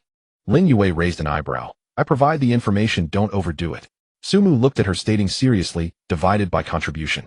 Otherwise we will both hold back, leading to problems. When encountering such monsters, we need to strike decisively." Lin Yue thought for a moment and nodded. "All right." Sumu was somewhat surprised that she was so generous. But on second thought, she did have a grenade in her hand. Moreover, since she dared to offer it for trade, it indicated she must have reserves. This woman felt wealthier than he was. How had she managed that? Lin Yue looked at him seriously. "All right, I can tell you the specific location. But I have a grenade. If you betray me, we will die." Sumu chuckled. This woman kept insisting on dying together. "Rest assured, I have my principles." Lin Yue looked at him, her expression complex. "I hope so." At the edge of the forest, Sumu and Lin Yue stood side by side behind a thick banyan tree, their gaze sweeping across the 20-meter clearing to the amusement park ahead. This was the area of the swinging pendulum and the high-speed surf coaster. The massive mechanical arm was raised high, with the seats hanging at the end, swaying gently in the wind, producing a creaking sound of metal friction. The surf coaster's track wound and twisted, with several colorful cars positioned awkwardly on the track, some even overturned on their sides. But that was not the main point. The focus was on the figures wandering between the amusement rides. Zombies. Countless zombies. Sumu roughly counted. There were no less than 200 within his line of sight. They wore various outfits.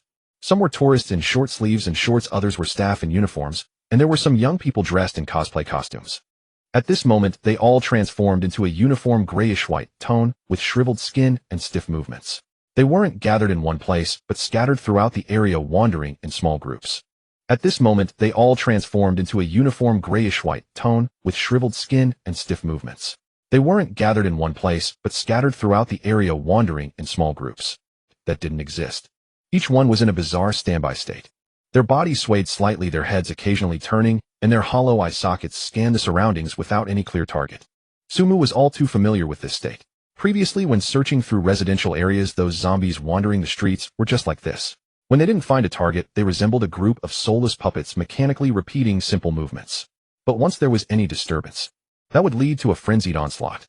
In such circumstances, anyone who dared to step into this area, even if they just stepped on a pebble and made a sound, would face being besieged by over 200 zombies. No one could survive.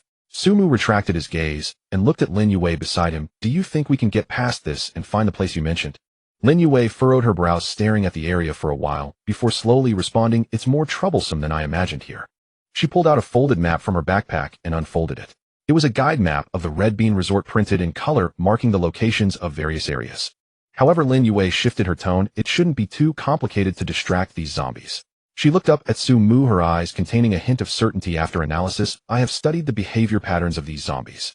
They are sensitive to sound and also to the smell of blood. We can approach it from these two aspects. She pointed to another building on the map. This is the service center located on the east side of the amusement park. If we can get there and use the broadcasting system, we can attract most of the zombies to one location. Then we can proceed to our target. Sumu looked at the map, his brows furrowing slightly. The service center. Are you sure? Lin Yue paused for a moment, then followed Sumu's gaze. On the map, the location of the service center required crossing the area of the carousel and the small flying chairs. And in those two areas from their current position, there were also quite a few zombies wandering. Although the number wasn't as dense as here, it would be nearly impossible to pass through silently. What about the second method? Sumu asked. Lin Yue bit her lips, silent for a few seconds. The second method is more troublesome. Using the smell of blood to attract zombies, but the range is too small, it can only attract a small portion. The zombies were too scattered here. Relying on the smell of blood to lure them one by one would take too much time. Moreover, we also don't have anything to create a bloody scent. We can't just kill someone on the spot, can we? Sumu nodded. Indeed, the range attracted by the smell of blood was limited, and it required a continuous supply of fresh blood to maintain. With the zombies scattered like this, trying to lure them away in this way would likely take most of the day. And if anything goes wrong in the process and a few zombies surround us, that would be troublesome. So the only method we can use now is the first one, Sumu said. Lin Yue shrugged, then looked at him with a hint of scrutiny in her eyes. Since you said the loot will be divided based on contributions, I provided the information, so I naturally want to share. But you also need to make an equal contribution, otherwise you might end up with nothing. If you want to offset the value of my information. She paused. Can you handle the task of attracting the zombies? If you can, I'll give you a 50-50 split. Sumu shook his head. That's too dangerous. Sharing 50-50 with you doesn't feel worth it. Lin Yue raised an eyebrow, as if she had already anticipated this answer. After all, wanting to cross this area to reach the service center and activate the broadcast was indeed very dangerous. She thought for a moment and slowly said, at most I can give you just a bit more than me. She paused and added, and you should know that even if we can lure most zombies to a designated location, there will still be subsequent. That level 2 mutated creature might not be attracted by sound. We still have to face it. Sumu listened to her analysis and remained silent for a few seconds. Then he nodded. Then it settled. He'll attract those things away, and when it comes to distribution, I'll take 60, you take 40. Just as Lin Yue was about to say something, Sumu suddenly changed the subject. By the way, you haven't told me where that place is exactly. I can't just take your word for it and do something so dangerous. Lin Yue glanced at him, then raised her hand, pointing into the distance. That position. Sumu followed the direction she pointed. Deeper in the amusement park, amidst a colorful array of rides, there was a building with a distinctly different style. Its gray-black exterior walls, pointed roof, and narrow Gothic-style windows, with some tattered decorations hanging at the porch. The haunted house of Red Bean Resort. Sumu looked in that direction, deep in thought. He initially thought that the information the other party obtained was the same as his own daily intelligence. Now it seemed he had overthought it. His intelligence pointed to the pirate ship area, while Lin Yue's target was the haunted house. Different locations, different objectives. He retracted his gaze and began rummaging through his backpack. Lin Yue thought he was preparing supplies for heading to the service center, so she didn't ask further, focusing instead on the direction of the haunted house, calculating the route for. However, she soon noticed something was off. Sumu pulled out a mobile phone from his bag. It wasn't an ordinary phone, but one with a cracked screen smeared with dark blood. Then he took out a roll of rope. Lin Yue looked at him in confusion, not knowing what he was up to. Sumu tightly tied one end of the rope to the handle of the axe, and the other end to the phone, securing it with a knot. Then he weighed it in his hands, seemingly testing its sturdiness. Lin Yue could no longer hold back. What are you doing? Sumu didn't look up. Can you climb trees?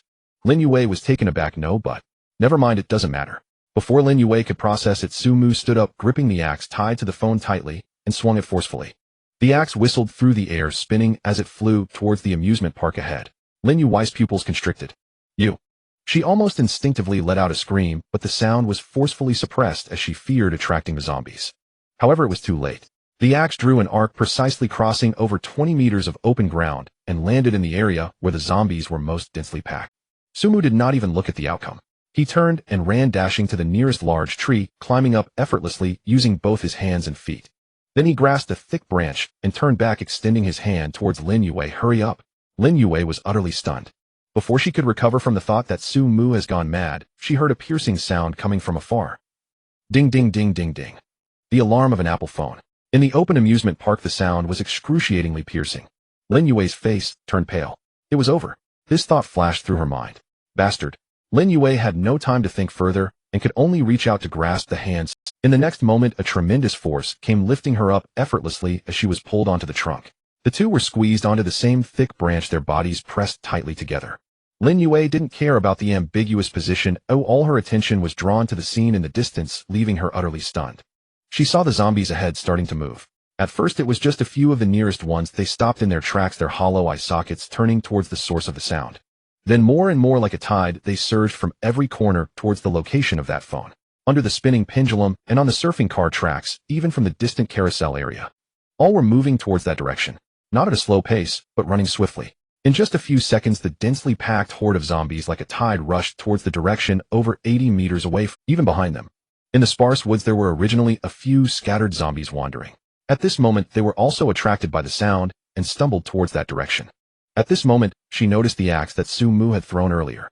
That axe had landed at least 70 to 80 meters away. Not 20 meters, not 30 meters, but 70 to 80 meters. And the landing point was terrifyingly accurate. It had directly embedded itself into a zombie's head. The blade was deeply embedded in the skull, and the zombie didn't even have time to react before it fell straight down. The phone tied to the axe was hanging right on the side of the zombie's body, and the alarm was ringing out unimpeded throughout the entire area. Lin Yue stared blankly at this scene, her mind a complete blank. After a long while she managed to turn her head with difficulty, looking at the Sumu who was so close. How did you do that? Her voice was somewhat hoarse. Sumu calmly looked at the zombie with the axe embedded in it, and said lightly, just like that. He raised his hand, making a light tossing gesture. Lin Yue fell into silence. 70 to 80 meters. An axe thrown 70 to 80 meters, accurately embedding itself in a zombie's head. Is this still human? She suddenly recalled the expression Sumu had when he asked earlier, can you climb trees? It wasn't a question, but a notification. He had never intended to use any broadcast. He had his own plan from the very beginning. Could you not have told me in advance? Lin Yue gritted her teeth and asked in a low voice. Sumu casually replied, I just thought of it too, just testing it out. Lin Yue. Testing with lives. She took a deep breath, forcing herself to calm down. Regardless, the outcome was indeed good. That phone's alarm had attracted more than 90% of the zombies, and at this moment there were hardly any wandering figures in the direction of the haunted house. As long as they were careful, they could completely sneak past. However, she lowered her head and suddenly realized an issue. The two were still squeezed onto the same branch. Sumu was gripping the trunk with one hand while the other still held her wrist. He hadn't let go since pulling her up. She was almost half reclining against him, clearly feeling the warmth of his body along with a faint scent mixed with sweat and blood. No, it was more than that. In this position, her back pressed against his chest, his chin almost resting atop her head, the warm breath gently brushing against her hair. Lin Yue's face turned bright red. She wanted to break free, but as soon as she moved, the branch swayed. Looking down, she realized they were at least 3 to 4 meters above the ground. Although she wouldn't fall and get injured, too much movement might attract the zombies that hadn't gone far away. You? Let go first. She lowered her voice, trying hard to keep her tone calm. Sumu glanced down at her, seemingly realizing just how ambiguous their position was. He released his hand. But the branch was only so wide, and even after letting go they were still pressed tightly together. Lin Yue felt her ears heating up. She could only turn her head, pretending to continue observing the situation in the distance, but her mind was a mess, and she couldn't take in anything. Silence lasted for several seconds. Suddenly Sumu spoke in a low voice. Do you have a suitable weapon? My axe has been thrown out. Lin Yue was taken aback for a moment, then instinctively replied, I have a large wrench. Let me borrow it for a bit. We can't cause too much noise when entering the haunted house. Of course, if we find a suitable weapon, I'll return it to you. Lin Yue responded, and fell silent again. She could feel Sumu's gaze on her, seemingly evaluating something. This made her even more uncomfortable.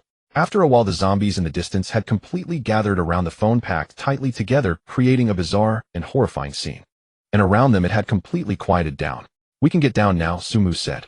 He was the first to jump down from the tree, lightfoot, landing almost silently. Lin Yue stood in the tree, looking at the ground, somewhat hesitant. This height.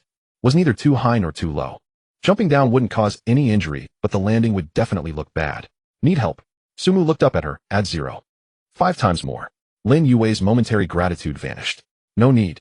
She gritted her teeth, took a deep breath, and leaped. She landed steadily. No falls, no sprains, not even a stagger. This surprised Sumu. Normally in this situation, wouldn't the other party get injured? Sumu casually took it, weighted in his hands, and nodded in satisfaction. Then he looked up at Lin Yue.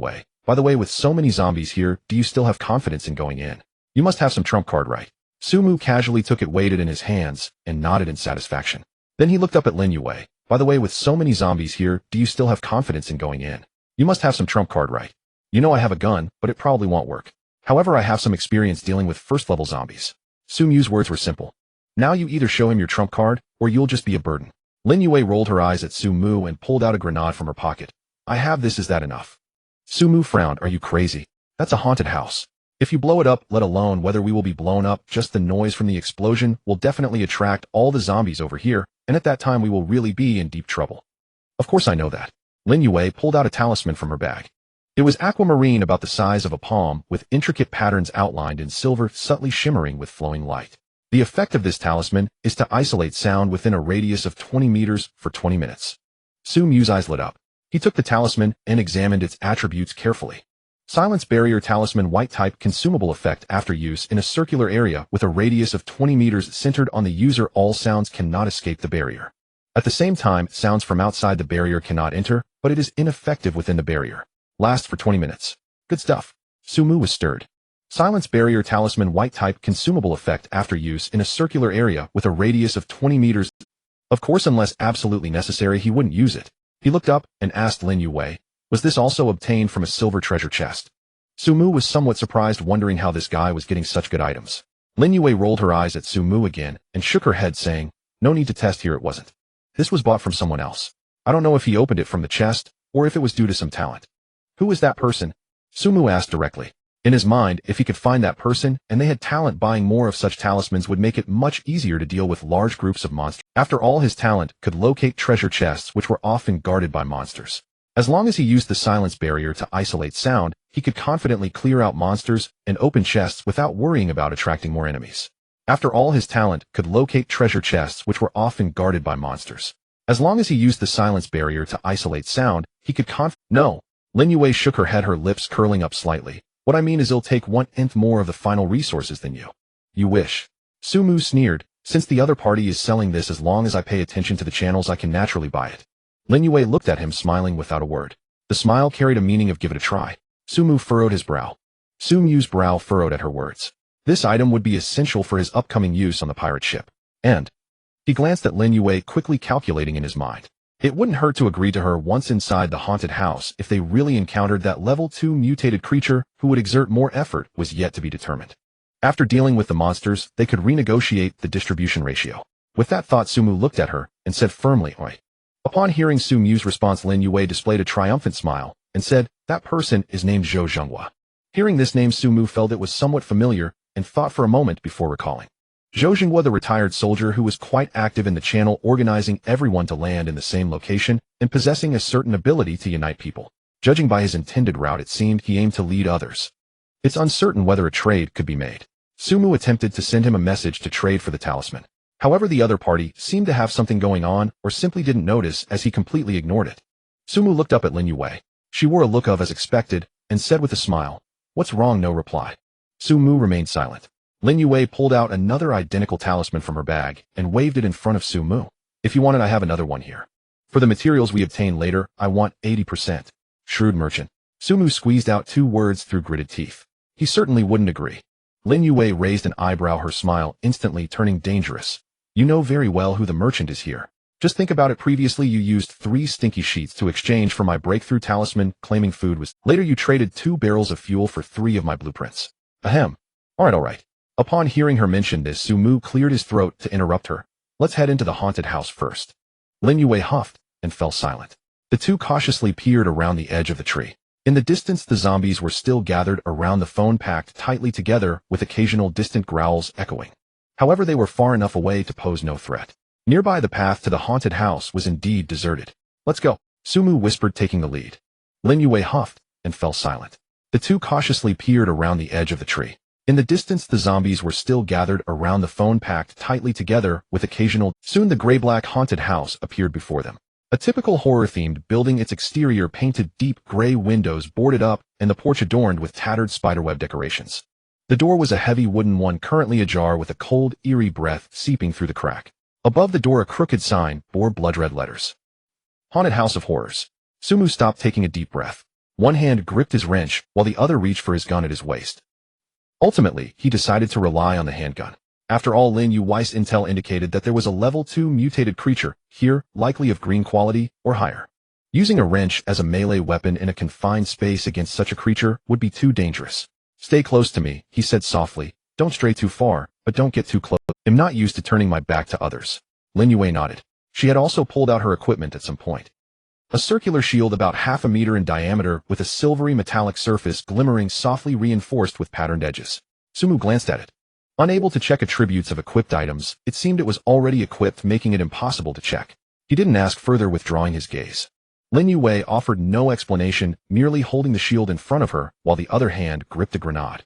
Of course, the safety had not yet been pulled. This talisman can only be used for 20 minutes. Exceeding this time is not possible. After speaking, she tossed the talisman, and it adhered to the wall of the haunted house. In the next moment, a faint transparent film expanded from her center, covering an area of about 20 meters around them. Silence barrier activated. Remaining time 1959. Let's go. Sumu took a deep breath and pushed open the ajar wooden door. Creak. The door creaked loudly, but within the barrier the sound only echoed in their ears, not escaping at all. Behind the door was darkness. Complete, thick darkness, like an abyss that swallowed all light. Sumu took out a flashlight from his backpack and turned it on. The bright white beam pierced the darkness, illuminating the scene ahead. A long, narrow corridor. On both sides of the walls hung eerie picture frames, all depicting distorted human faces with their eyes hollowed out, as if something inside was peering out. Broken chandeliers hung from the ceiling, their fixtures rusted and wires exposed. At the end of the corridor, a turn could be faintly seen. Sumu tightened his grip on the gun and stepped inside. Behind him, Lin Yue held the shield, following closely beside Sumu. Behind the door lies a sea of darkness. A complete, dense darkness, like an abyss that could swallow all light. The beam of the flashlight pierced into it, illuminating only 5 or 6 meters ahead. Beyond that, it vanished without a trace, as if consumed by something.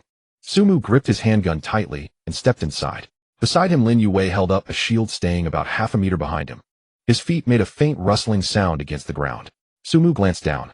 The floor was covered in thick dust, and there were some messy footprints.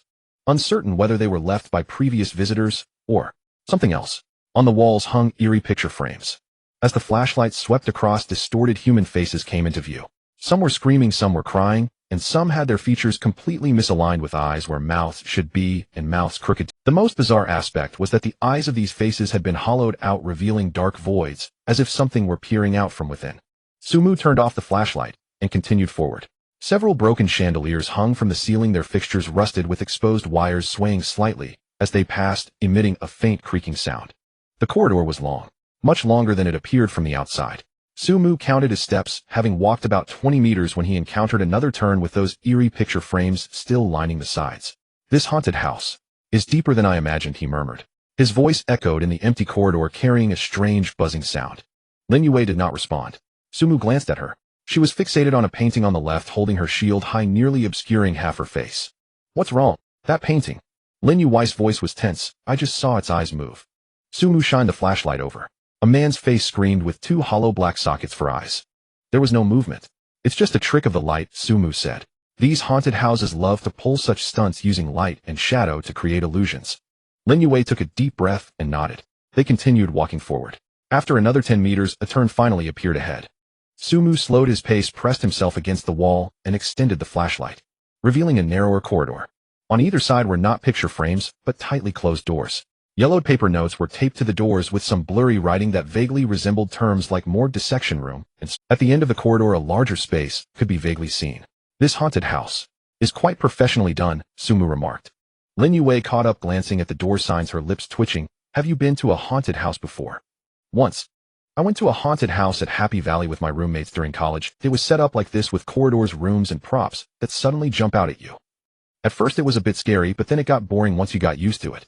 He paused, the flashlight illuminating the words morgue on one of the doors, but those were real people dressed up chasing after you. Here. There shouldn't be any real people, right? Lin Yue sighed with relief upon hearing this. That's good. At least we don't have to worry about someone jumping out to scare us.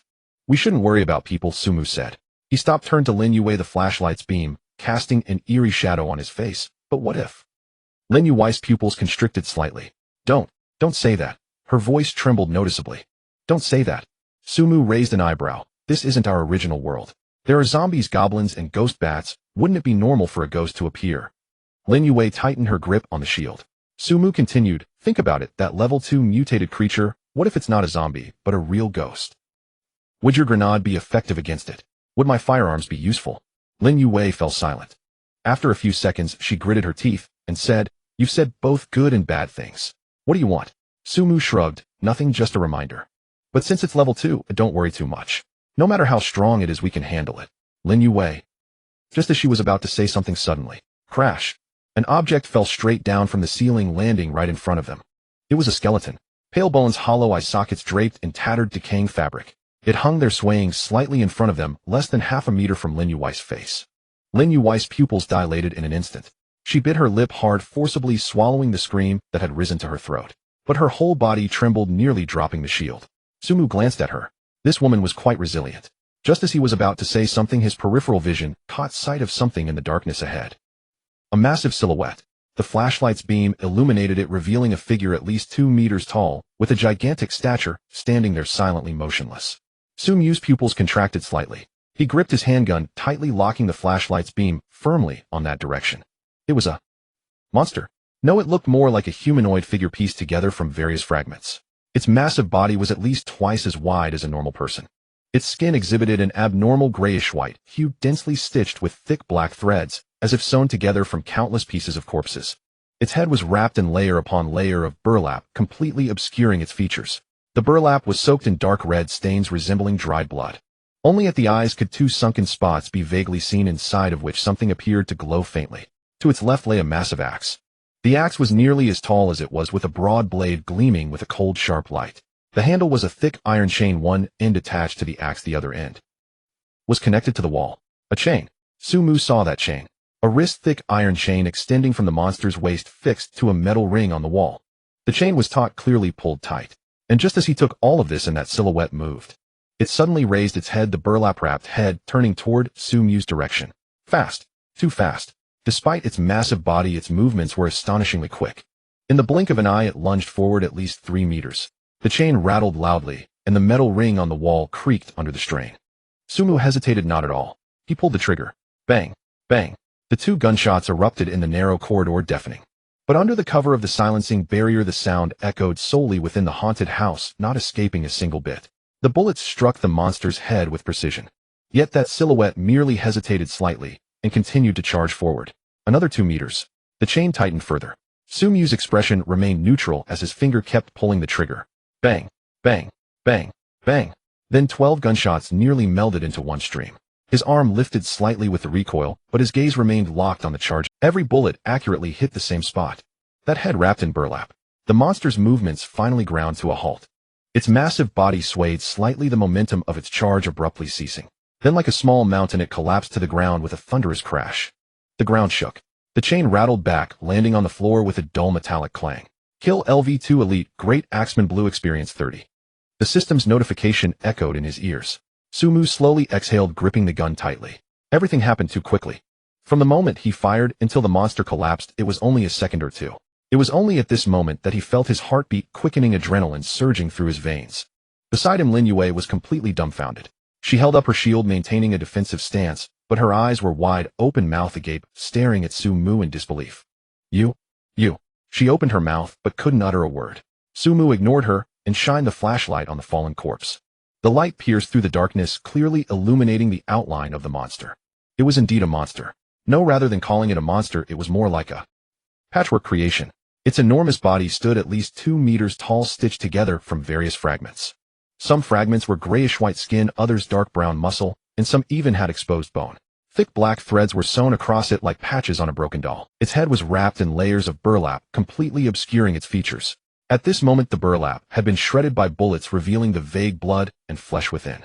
Dark red liquid oozed from the wounds, pooling on the ground. To the left, the massive axe lay quietly. The blade glimmered coldly in the darkness with its iron chain extending to a metal ring on the wall. The ring had already deformed, its edges frayed, nearly torn apart. Sumu glanced at the chain, a chill creeping down his back. If it weren't for this chain, at the monster's charging speed just now, it could have covered at least 5 meters in 2 seconds. If he had delayed pulling the trigger by half a second, or if the bullet hadn't hit the vital spot immediately, that massive axe might have already cleaved down onto his head. However, he dared not think too much about it. Killing this monster did not mean the crisis was averted, and the gunfire would surely attract all the creatures within the haunted house. Still, he turned sideways to Lin Yue. "Hand me the grenade." Lin Yue paused for a moment, furrowing her brow. "What for?" Sumu shook the gun in his hand. "I'm out of bullets." "Are you sure there's only one such monster here? If another one comes with your reaction speed, we will undoubtedly perish." Lin Yue's expression changed slightly. She instinctively looked around. There were several closed doors in this space. Who knew what lurked behind them? After hesitating for 2 seconds, she still reached for a grenade at her waist and handed it to Sumu. Then she took another from a different pocket and held it tightly. "Don't get any funny ideas." She stared at Sumu, her eyes wary. "I said if we die together." Sumu was somewhat speechless at her vigilance. At this point, still thinking about dying together, he said nothing, took the grenade, and directly pulled the safety pin. The sound of the metal pin hitting the ground was particularly clear in the quiet space. Lin Yue's eyelids twitched, her grip on the grenade tightening. Sumu held the grenade in his right hand, raising the flashlight and wrench with his left without starting to carefully search the room. Instead, he waited. There's no danger now. If there were other things, they would have been attracted by the gunfire long ago. Yet she cautiously drew closer, gazing at the corpse, her eyes filled with horror. Sumu did not answer as information about the monster popped up in his view. At this moment, Lin Yue approached the side of the monster. What kind of monster is this?" Her voice trembled. Yet she cautiously drew closer, gazing at the corpse, her eyes filled with horror. Sumu did not answer as information about the monster popped up in his view. Giant axe wielder, LV2 blue race, stitched corpse, strength 72, constitution 65, agility 28, spirit 5, skills, charge, explosive acceleration. For a short time, skull smash giant axe attacks have a chance to deal double damage. Note: a monster stitched together from multiple corpses, immensely strong and bloodthirsty. Usually bound by chains somewhere as a guardian. 72 points of strength. Sumu's brow furrowed slightly. This attribute was nearly 4 times that of a level 1 ordinary zombie. If he were to confront it head-on with his 26 points of strength, even with talent enhancement, he would certainly fare poorly. Not to mention its 65 points of constitution, tough-skinned and meaty, ordinary attacks likely wouldn't break through its defenses. But fortunately, he glanced at the gun he had placed in the tactical vest. M500 revolver, LV3, green quality, with a base firepower value of 22. Combined with target weakness and extra attack, it was equivalent to hitting 12 shots directly to the head, instantly killing it. Of course, the more crucial factor was that the chain limited its speed. If there were no chains, Lin Yue leaned closer and saw the attribute panel. Her pupils constricted sharply. 72 points of strength, 65 points of constitution. Her voice had changed pitch. If it weren't for that chain. She paused, turning to look at Sumu, her eyes filled with a complex expression difficult to describe. "How did you do it?" "In such darkness, I couldn't even make out what it looked like, yet you hit all its head shots." "Luck," he replied. Lin Yue stared at him, clearly not convinced. But she also knew that such questions could not be posed. She took a deep breath, forcing herself to calm down, and began to survey the surroundings. The flashlight's beams swept across the space. Rather than calling it a room, it was more like a larger exhibition hall. Surrounding them were various bizarre props, a rusty operating table, glass jars filled with formalin, and various torture instruments hanging on the walls. In the center of the room, behind the monster's body, stood a huge spinning wheel silently. Lin Yue's eyes lit up. "That's it." Sumu looked over, and there was indeed a wheel behind the monster. The wheel stood about a person's height, made of metal, its surface modeled, suggesting it had seen better days. The wheel was divided into 6 sections, 3 colored and 3 pure black. The colored sections were marked with different patterns, a scroll, a book, and a fruit. The patterns were exquisite, and the colors vibrant, evoking a sense of goodwill. The black sections were utterly devoid of anything. Pure, thick, and impenetrable black. Above the wheel, a line of text read: "Fortune, wheel, good fortune and misfortune each occupy half, caution, extremely dangerous." Lin Yue's expression turned serious as she finished reading the words. "Fortune and misfortune each occupy half." She murmured to herself, while at that moment Sumu turned to her and said, "For this will I want to land on 2 colored areas. Do you have any objections to this distribution? Also, I want to go first. After I land on the first one, it will be your turn." Lin Yue raised an eyebrow. "On what basis?" "That monster was handled by me." Sumu pointed to the corpse on the ground. Lin Yue fell silent for a moment, then frowned. "Did you not see that line of text? Extremely dangerous. Do you know what misfortune could entail, eh?" She pointed to the corpse beside her. I even suspect that this monster was the result of someone before turning up misfortune. If we land on misfortune, we might directly face something even more terrifying. Sumu nodded. I understand. That's why I want to go first. Lin Yue stared at him, her eyes filled with complexity. She always felt that this guy had some hidden card, but she also knew that arguing at this time was futile. He indeed exerted the most effort, even if he still had grenades in hand. If things turn sour, she might not come out on top. All right. But after you finish your first turn, if you land on fortune, it'll take my second turn. The probability of danger would then become 35. That's unfair. That's your problem, Sumu replied. You can also choose not to turn. Lin Yue fell silent. A few seconds later she said, how about this? All the things from the wheel will belong to you. Everything on the ground, I want all the items that are drawn. Sumu shook his head. That's impossible. The previous distribution plan was 6 for you and 4 for me. Sumu said, but you exerted the most effort in killing the monsters here. Your bullets are all spent. You saw how powerful this monster was. 72 points of strength, 65 points of physique. If it weren't for that chain, we both might already be dead. So I propose 7 for me and 3 for you. Lin Yue paused, knowing that this distribution was already quite favorable. The other party didn't say 82 points, so even if she gained a slight advantage, it was acceptable. She then pointed at the wheel. This will I have given you full control. Do you still want to split the items on the ground 7 to 3 with me? Sumu looked at her calmly and said, you also know that the wheel is very dangerous. I naturally can't turn it all by myself. What is allocated to you is yours, and the items on the ground will still be split 7 to 3.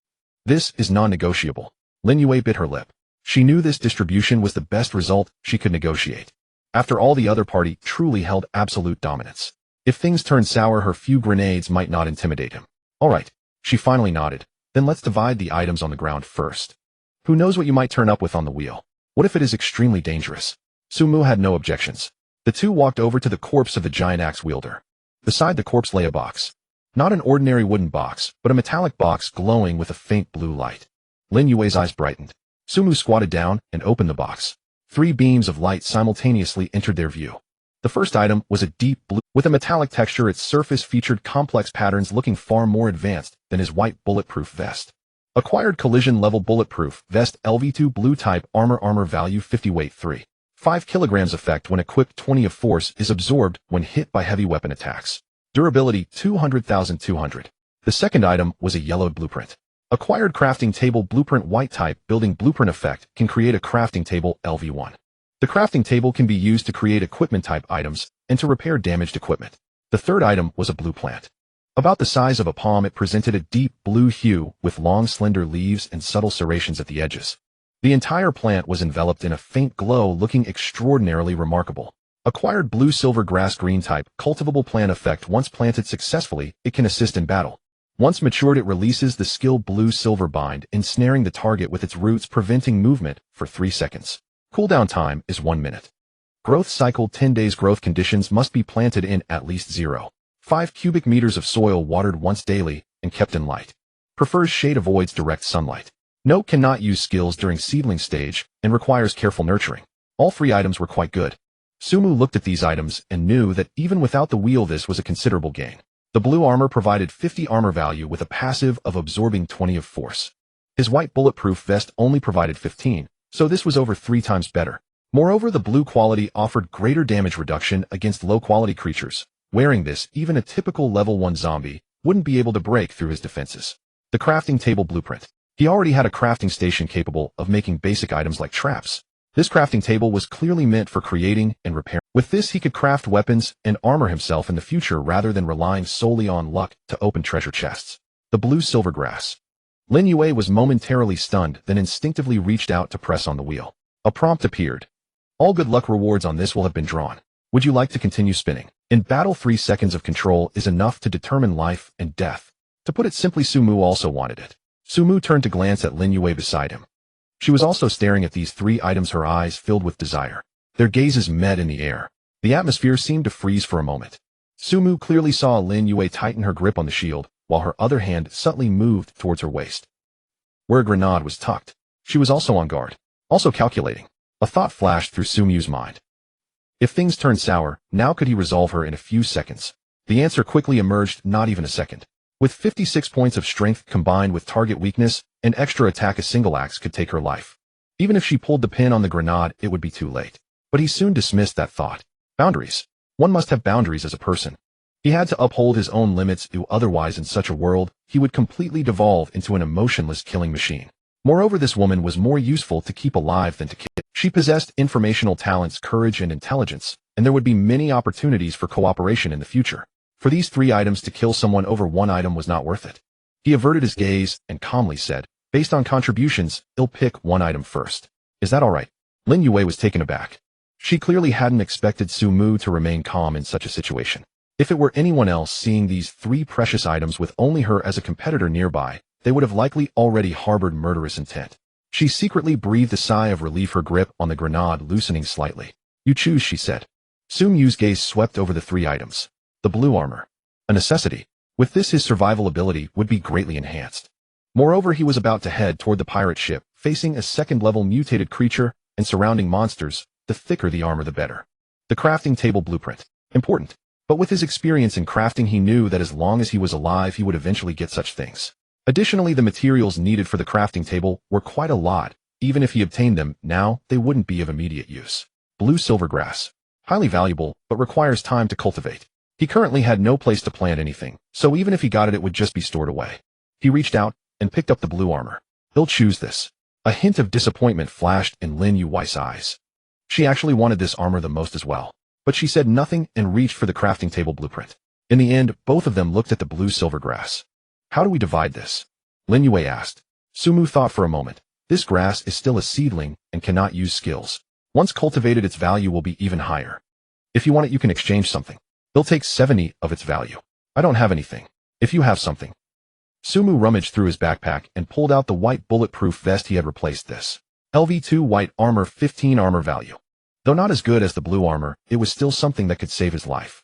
Lin Yue took a look at the armor and then at the blue silvergrass, shaking her head. Not enough. The value of blue silvergrass is far from just that. Furthermore, once this is cultivated, it can be traded for even better items. I see. Then let's do this. You can keep the blue silvergrass for now. Once you cultivate it, I'll exchange something of equal value with you. As collateral, I'll take this grenade.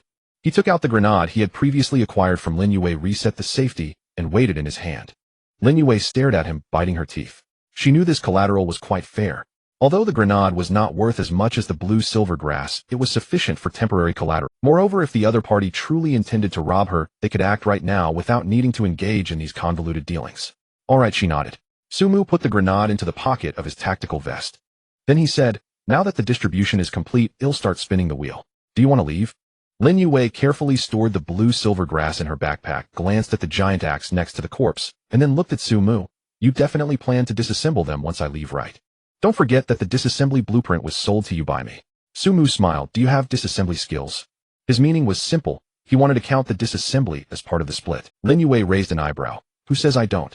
She walked over to the giant axe and placed her hand on it. Do you want to disassemble the giant axe, Blue? Disassembly will take 1 minute. 1 minute, she said. If we disassemble together, it will only take 30 seconds. Su Mu walked over and watched her. This woman was indeed selling him things that she already possessed. That made it even more frightening. She had brought so many items. Thinking in his heart, he also placed his hand on the axe. Do you want to assist in disassembling the giant axe, Blue? Confirm. 2 beams of light spread from their palms, covering the entire giant axe. After 30 seconds, the axe transformed into a beam of light and vanished, replaced by 4 palm-sized metal pieces. Obtained alloy block 2. Su Mu looked at Lin Yue, who also had 2 pieces in her hand. 1/2 each, Lin Yue said. Su Mu nodded, not paying attention to the distribution, and put the alloy blocks into his backpack. Then they turned to the corpse. Both of them used disassembly at the same. After 30 seconds, the corpse disappeared, leaving behind a pile of nutrients. Significantly larger and heavier than the nutrients dropped by ordinary monsters. Obtained high-grade nutrients 3. Su Mu looked at the 3 hefty portions of nutrients in his hands, each one 3 times the size of ordinary nutrients. High-grade nutrients green-type special material effect can be used to cultivate high-quality plants, significantly accelerating growth and potentially improving plant quality. Not bad, but it should still be half for each. He would take 1.5, while Lin Yue took 1/2. The nutrients couldn't be split into halves, they could only alternate.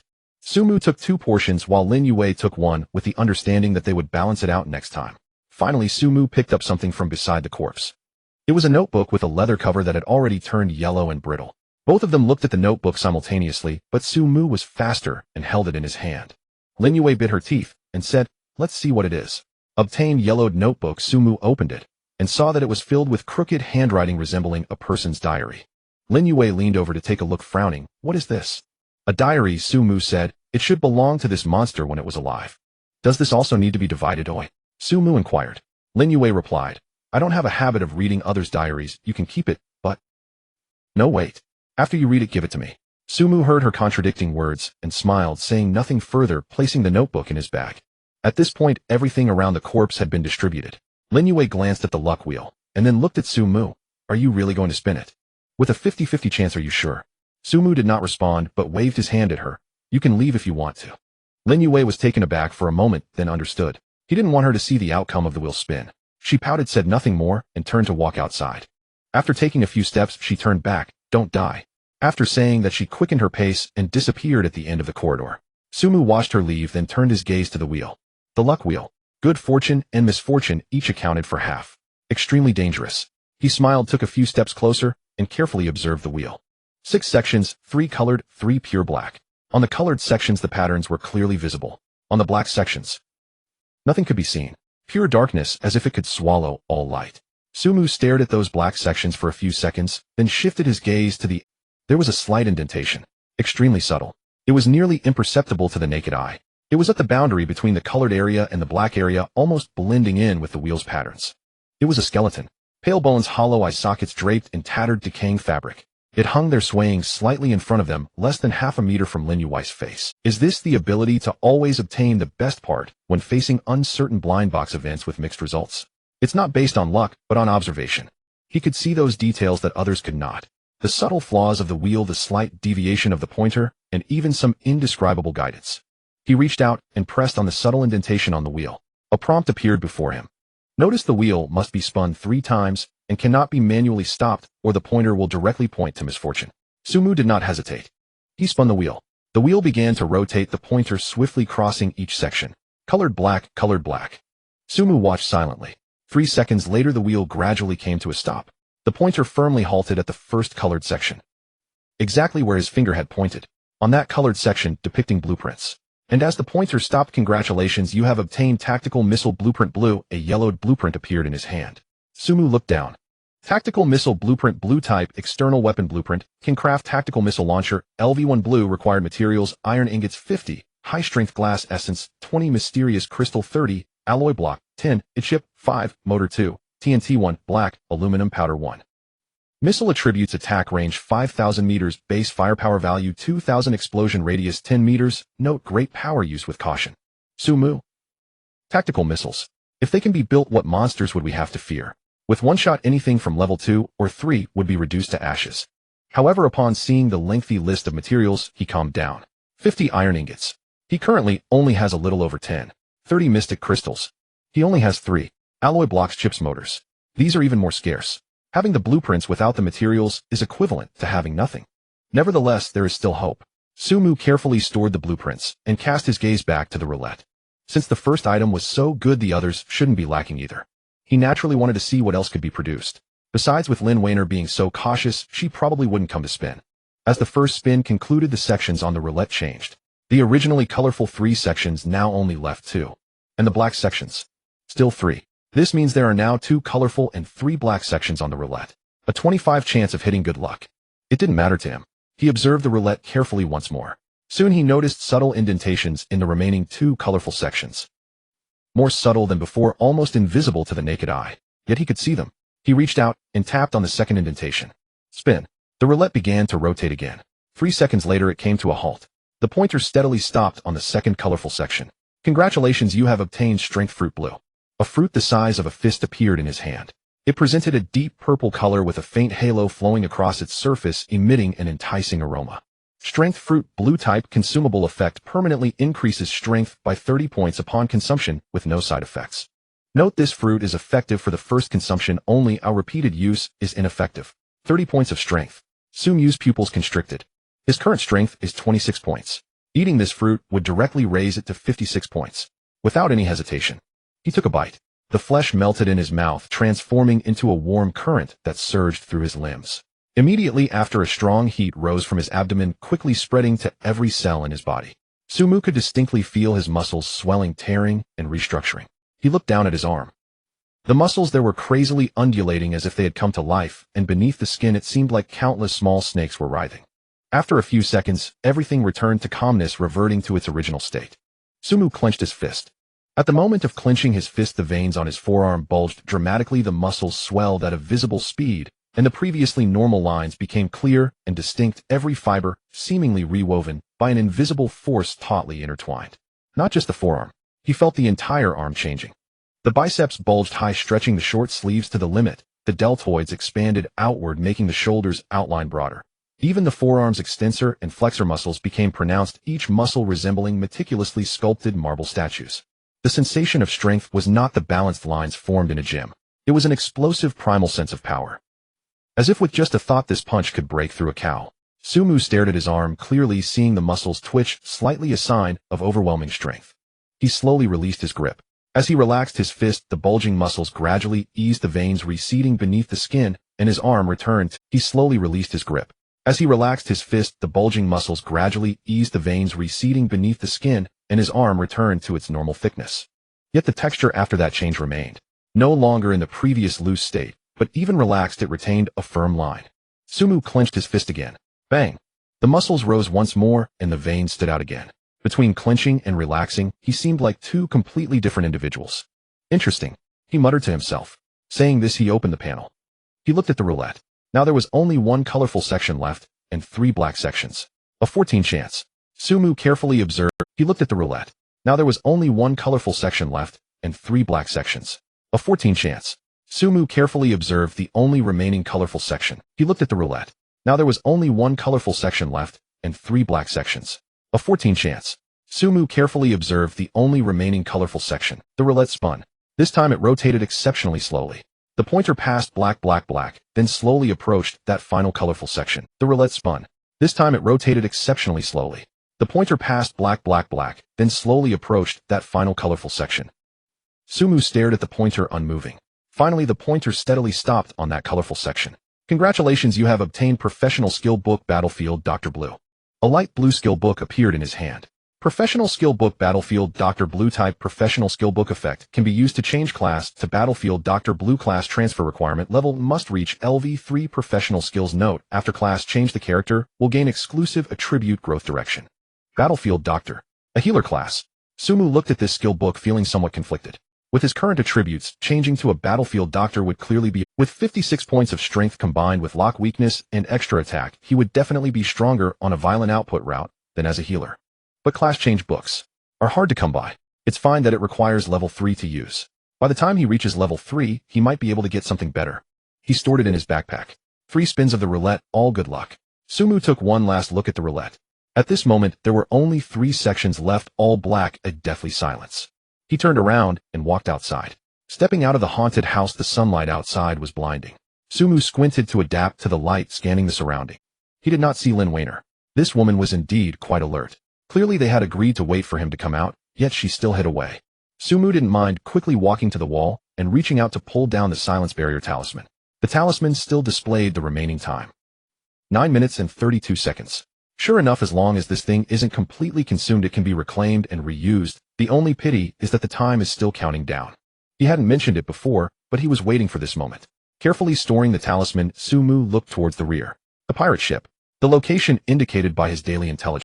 The bronze treasure chest and the level 1 lucky roulette were just below the pirate ship. From the position of the haunted house, the pirate ship was only about 20 meters away. But there was a fake mountain in between, completely blocking the line of sight. Over there was also a level 2 mutated creature, but with his current strength. With 56 points of strength, blue armor, grenades, and this silence barrier talisman, which still had more than 7 minutes left, he should be able to fight. Are you done? She asked, her eyes filled with curiosity and vigilance. Sumu nodded. How did it go? Not bad. Lin Yue stared at him clearly, trying to read something from his expression. But Sumu wore no discernible expression on his face. Unable to help herself, she asked, what good things did you get? Sumu glanced at her and replied no comment. Lin Yue huffed, not pursuing the matter further, instead looking towards the haunted house. Sumu then said, it's your turn. To be honest, saying this made Sumu feel a bit guilty. After all, he had already used up all 3 chances. He couldn't just say I've run out, now that she was about to go. However, he showed no signs of unease, only looking at her calmly. Lin Yue paused for a few seconds, then slowly shook her head. Forget it. I'm not as reckless as you. Although this thing can yield good results, the probability of encountering misfortune is too high. Moreover, you've already used it once, evidently encountering good luck. If I go again, the odds of encountering misfortune will reach 23. I'm not willing to gamble. She paused, looking at Sumu, unless you're willing to help me deal with any potential monsters inside. From his understanding of this scheming merchant, the latter would surely not believe the nonsense he spouted, and would She directly revealed her hand, laying her conditions bare. This made him feel a twinge of guilt, but he also felt a sense of relief. Hearing this, she seemed unwilling to take the risk anymore. Since that's the case, Sumu said, I'll go for a second turn. Lin Yue's eyes widened. Are you crazy? A 13 chance and you still want to try? Sumu maintained a calm demeanor. I usually have good luck. Lin Yue scrutinized him, her gaze complex. In her view, this guy must have some hidden card. Either a way to deal with the monsters that might appear or a means to avoid misfortune. In any case, he believed he could handle the dangers brought by misfortune, which is why he dared to take the gamble. But she couldn't. She lacked that confidence. Fine. She gritted her teeth. Then this time I'll let you have it. But you owe me a favor. Sumu smiled. I don't owe you any favors. If it comes to worst, you can try yourself. Your luck can't always be this bad, right? Lin Yue's face darkened instantly. Her luck was indeed not very good. She was well aware of this fact. Sumu watched her expression, his smile deepening, then turned to walk towards the haunted house. As he entered the doorway, he glanced back. Lin Yue had retreated behind a distant tree, watching him from afar. He stood behind the door for about a minute, pretending to take a second turn, then walked out slowly. Lin Yue peeked out from behind the tree, her face incredulous. Did you really take a turn? Sumu nodded. Did you get lucky again? Yeah. Lin Yue quickly approached, sizing him up from head to toe. He looked completely unharmed, not even a wrinkle in his clothes, let alone signs of battle. Are you really this lucky? Her voice was thick with skepticism. Sumu smiled. Sometimes you have to gamble. A bicycle can become a motorcycle. A 25 chance is quite high, isn't it? Lin Yue took a deep breath, suppressing her shock and doubts. She stared at Sumu, trying to find any flaw in his face. But all she saw was a faint, inscrutable smile. All right, Sumu said, it's over. Let's part ways. He checked the time. Another 2 or 3 minutes had passed, and the silence barrier still had about 7 minutes left. He still needed to check out the pirate ship. Having said that, he walked in another direction, completely ignoring Lin Yue behind him. After a few steps, he suddenly stopped and turned to look at her. By the way, he revealed a mischievous smile. Actually, that will has a bug. If you turn the pointer gently, slowly, you can control it to land on good luck. And you can even use your hand to block it, forcibly making it stop. Lin Yue was taken aback. Really? Of course. Sumu replied seriously. Otherwise, how do you think I did it? After saying this, he waved his hand and quickly disappeared behind the rockery. Lin Yue stood there watching his figure, her brow furrowed. Is there really such a simple bug? And why would he be so kind? Regardless, she had to go check it out. After hesitating for a few seconds, she turned around and went back to the haunted house. Inside, it was still pitch black. She turned on her flashlight and hurried through the corridor, arriving in front of the wheel. The wheel was still there. But on it, only 3 slots remained, all black. He had taken all the good ones. It really had a bug.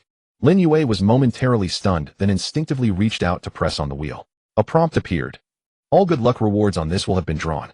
Would you like to continue spinning? Note the wheel must spin 3 times and cannot be stopped manually, or the pointer will directly point to misfortune.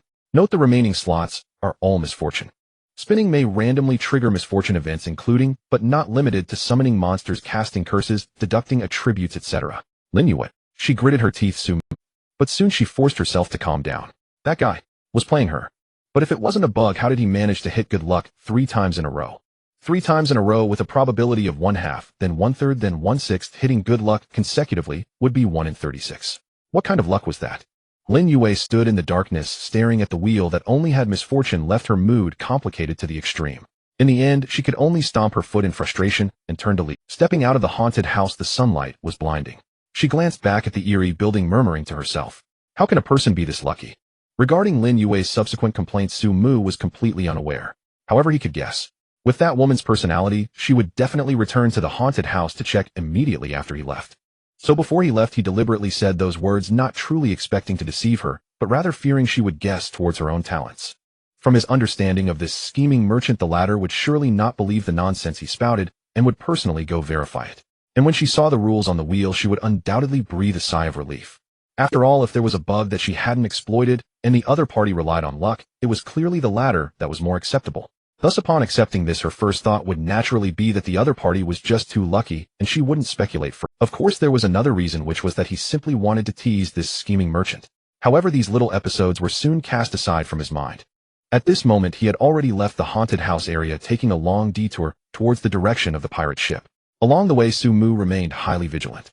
His right hand gripped the last remaining grenade. The one he had pawned from Lin Yue with the safety ring already half removed, ready to be fully pulled at any moment.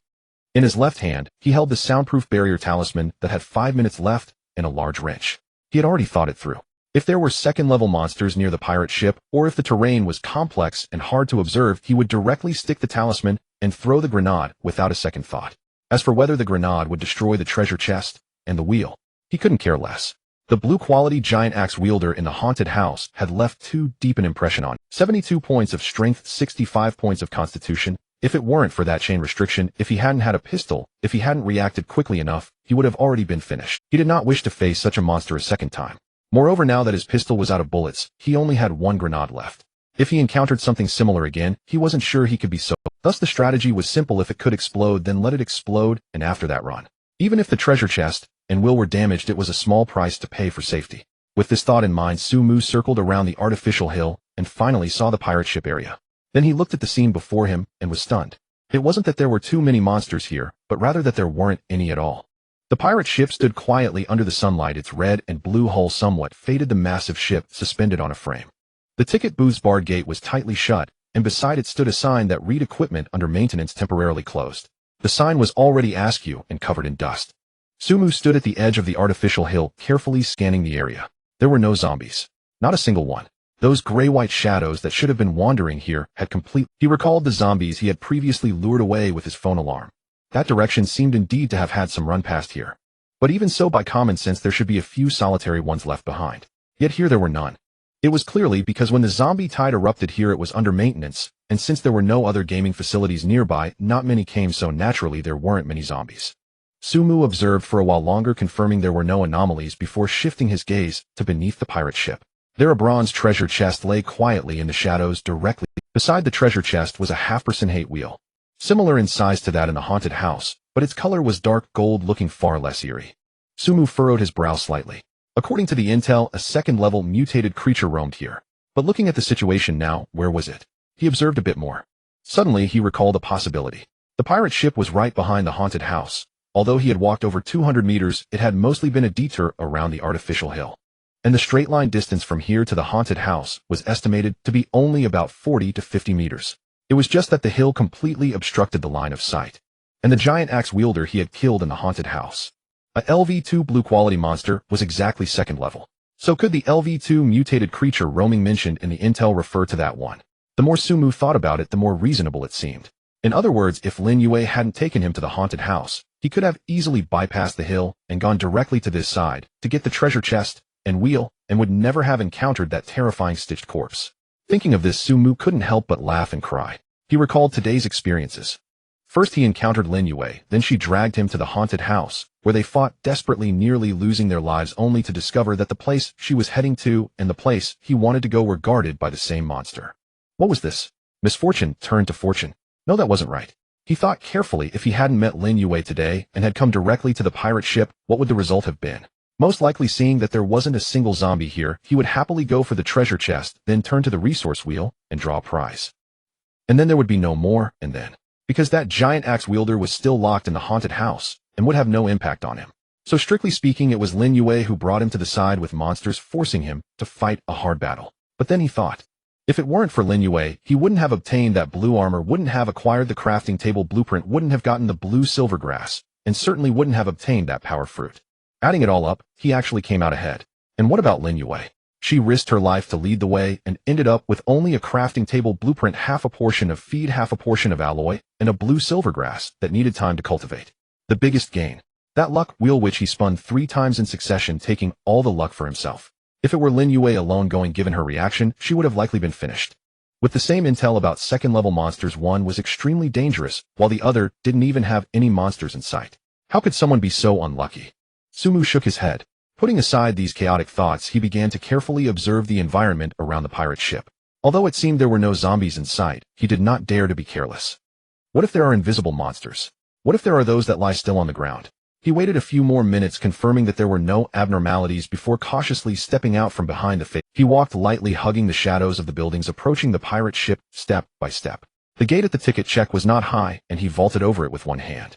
In the shadows beneath the ship, a bronze treasure chest lay quietly covered in dust. Sumu did not open it immediately, but first circled around the pirate ship, confirming that there were no hidden monsters in every corner. Safe. Only then did he crouch down, placing both hands on the treasure chest. He opened it. Two beams of light simultaneously caught his eye. The first item was a pair of leg armor, made of deep gray fabric. The knee area had thickened padding, and there were two pockets the size of a palm on each side. It felt sturdy to the touch, yet it was very light. Obtain tactical leg armor, white type armor value 5 weight 0. 8 kg effect, provides slight physical protection to the legs when equipped. The left pocket allows for quick access to cold weapons, daggers, short swords, etc. Increasing the retrieval speed by 30. Durability 50/50, Sumu's, good stuff. Previously he had obtained a tactical vest that allowed for quick access to handguns and grenades.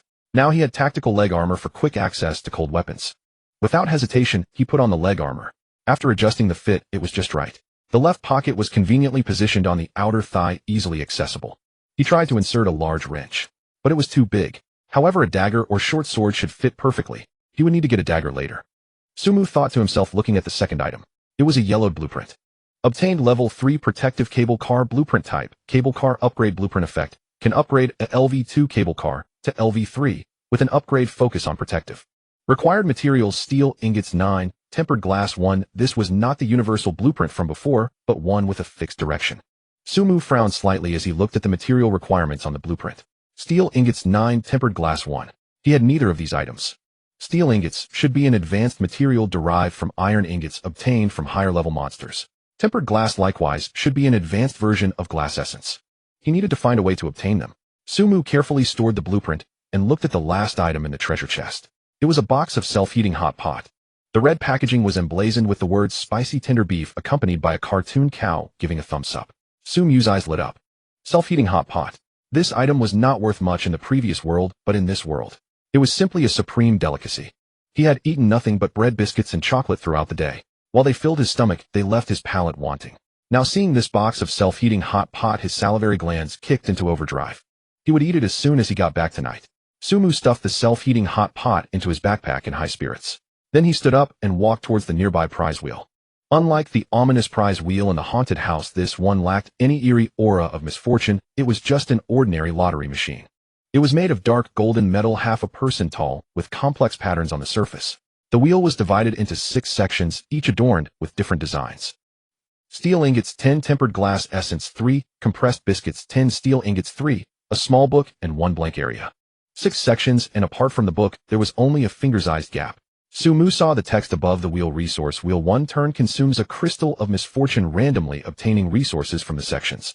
First turn consume 1 crystal of misfortune, second turn consume 10 crystals, third turn consume 100 crystals, and so on, with each turn consuming 10 times the amount of the. Note: the resources drawn from the wheel will not be replenished. Once drawn, they are finished. This is not a wheel of misfortune. Therefore, not all wheels are called wheels of luck and misfortune. A normal wheel, even if he did not win anything, there was no danger involved. The worst case would be drawing a blank and getting nothing. Sumu had previously seen that wheel of luck and misfortune, thinking that all wheels should be like that. Half luck and half misfortune, where a small mistake could trigger a deadly crisis. Now seeing this ordinary resource wheel, he realized that the luck and misfortune wheel was not conventional at all. Thinking about this, Sumu suddenly realized just how unfortunate Lin Yue was. If it weren't for encountering him, she would first have to face that second-level blue-quality giant axe wielder. With her limited strength, it was highly likely she would not win, and even if she miraculously did, she would have to pay a heavy price. Then she would encounter that luck and misfortune wheel. Given her character, seeing the description of half luck and half misfortune, she would likely hesitate, but in the end she couldn't resist the temptation to take a gamble. After all, the allure of a wheel like this was too great. And then, a 12 chance to hit misfortune. Given her luck, Sumu could almost guarantee that she would land on misfortune. And what would that misfortune be? Summoning monsters, casting curses, detracting attributes. No matter which, given her condition at the time, it was highly likely she would meet her end there. Sumu shook his head. How could a person be this unfortunate? He pulled back his thoughts and looked back at the resource wheel before him. The sections were roughly the same size, but upon closer inspection, he noticed that the section for the small book was slightly narrower than the others, occupying only about one of the entire wheel. The other sections, including the blank space, each occupied about 20. This meant that the chance of landing on that small book was only 1. If luck was poor, he might have to spin 6 times. The first time costs 1 crystal, the second 10 crystals, the third 100, and the fourth 1000. To spin for the 6th time would require 100 crystals of misfortune, spending a total of 1000 crystals. just to obtain that most precious item. Sumu felt somewhat speechless. The designer of this wheel must have excellent math skills. However, he was more curious if his talent to always obtain the best part of events with mixed outcomes when facing unknown blind box-like situations would work on this wheel. From its literal interpretation, mixed outcomes means there are both good and bad results. Must it be exactly half? He glanced at the crystals of misfortune in his backpack. There were 3 left. Previously, he had killed many eerie bats in the haunted house and decomposed the giant axe wielder, accumulating a total of 8 crystals. He used 5 crystals to craft a small quiver, leaving him with 3. He could only spin once. Regardless of whether it would work or not, he had to observe and give it a try. Sumu walked around the wheel, carefully examining every detail. Soon he noticed an extremely subtle detail. The coin slot at the bottom of the wheel was a groove wide enough for a hand meant for placing crystals of misfortune. On the edge of the groove there was an almost invisible tiny bump. Extremely subtle. If he had not been specifically looking for it, he would have never discovered it. Sumu pressed his hand on the bump. There was no reaction. He thought for a moment, took a crystal from his backpack, pressed it against the bump, and then slid it down the groove. The crystal fell into the coin slot with a faint click. The patterns on the surface of the wheel faintly glowed. Sumu did not immediately spin it, but stared at the pointer on the wheel. He noticed that when his gaze fell on the section with the small book, the pointer seemed to quiver slightly. Extremely subtle. If he had not been staring at it, he would not have noticed. Sumu's lips curled slightly upwards. As expected, it worked. He took a deep breath and reached out to spin the wheel. As the flashlight swept across, distorted human faces came into view. Some were screaming, some were crying, and some had their features completely misaligned, with eyes where mouths should be and mouths crooked. According to the rules, the roulette must spin more than 3 times and cannot be manually stopped. Sumu watched quietly. After 3 spins, the speed of the roulette slowed. The pointer gradually slid past the iron ingots, the glass essence, and the mineral water, then came to a steady stop on that small book. Seeing this, Sumu felt a surge of joy in his heart. It wasn't just that he landed on the best item on the first try, but more importantly, this result allowed him to make the skill from his talent was far more powerful than he had imagined. When faced with uncertain events like blind boxes that were half good and half bad, one could always observe and obtain the best part. This meant that the contents were a mix of good and bad. It didn't necessarily mean a perfect split of 50-50, but rather that as long as there was something bad inside. Sumu even thought that as long as he believed there was something bad within, he could observe and acquire the best item among them. He even suspected that the subtle changes he observed were deliberately created by this rule rather than being inherent to the roulette itself. This skill was far more powerful than he had imagined. With this thought, Sumu felt a slight excitement, then forced himself to calm down and looked at the book in his hand. A dark golden skill book appeared in Sumu's hand. The cover depicted a long spear. Not a firearm, but a cold weapon-long spear. The silver-white spear body crimson tassels, and the sharp spear tip glimmering with a cold light. Sumu's pupils constricted. Purple. He quickly checked the detailed information. Professional skill book, Spear Master, purple type. Professional skill book effect can change class to Spear Master, purple class. Change requirement level reaches LV3 class. Description: a combat profession using a long spear as a weapon, adept at frontal breakthroughs and area damage. After class change, strength growth is significantly enhanced, and the professional skills Devastating Strike and Sweeping Army are obtained. Note: purple quality profession with great growth potential. Purple. Sumu took a deep breath, suppressing the excitement in his heart. Previously, he had drawn a blue quality field medic from the luck roulette, which was already he never expected to draw a purple quality professional skill book from this ordinary roulette. Spearmaster. The name alone indicated it was a high output profession. Compared to the healing profession of the field medic, this one was obviously more suitable for him. With 56 points in strength combined with lock weakness and extra attack, plus the professional skills of Spearmaster, Sumu could hardly imagine how strong he would be by then. He carefully stored the skill book in his backpack, placing it alongside the blue one. Both could only be used at level 3. If he didn't encounter something better before reaching level 3, he would learn it directly. After this turn, Sumu looked back at the roulette. Now one item was missing from the segments. That small book was gone, replaced by an empty space. However, the other materials were still there. He glanced at the 2 remaining eerie crystals in his backpack. To spin a second time, he needed 10. Not enough. If possible, he wanted to land on that tempered glass, as there were 3 of them, solving at least one material. But there were no ifs. It seemed he would need to collect eerie crystals in the future, so that when he encountered a roulette like this, he wouldn't lack even the first eerie crystal. Sumu shook his head. He didn't linger here for long. After all, while there were no zombies at the moment, his position was exposed in an open area, which was too dangerous. He quickly withdrew. Sumu moved quietly, swiftly along the shadow of the rockery, soon leaving the pirate ship area. He chose a relatively safe location. A large banyan tree, lush with foliage, its trunk so thick that 2 people could not wrap around it. Located at the edge of the resort, it was at least 200 to 300 meters away from the areas where zombies gathered, with an unobstructed view and easy to retreat. Sumu climbed the tree in a few movements, finding a sufficiently thick branch to sit on. Then he glanced at the map. 3 retreat points, the closest one being on the east side of the resort, about 2 kilometers from his current location. With his current strength, as long as he didn't encounter a zombie tide, reaching it wouldn't be a problem. However, he didn't hurry to move. He needed to contemplate one question: where to obtain the tempered glass essence and steel ingots. To upgrade the cable car to level 3, he needed these 2 items. Since he had the blueprint in hand, the materials should be prepared as early as possible. Sumu leaned against the trunk, quickly analyzing in his mind. The first thing that came to mind was the car he had seen before. Compared to other items, disassembling that car would take a full 10 hours, the longest time, and it was likely to yield high-tier materials. Moreover, the main composition of the car was steel, so the probability of obtaining steel ingots should be quite high. Additionally, there was the option of killing level 2 monsters. Sumu leaned more towards killing level 2 monsters. After all, disassembling a car took 10 hours, which was too long. Killing monsters not only yielded materials, but also provided experience points. However, the problem was that killing level 2 monsters in such a dense group of zombies was too difficult. He didn't even know if there were any level 2 monsters among that horde of zombies. But it was worth a try. He touched the grenade at his waist. The one he had swapped from Lin Yue, the safety was intact.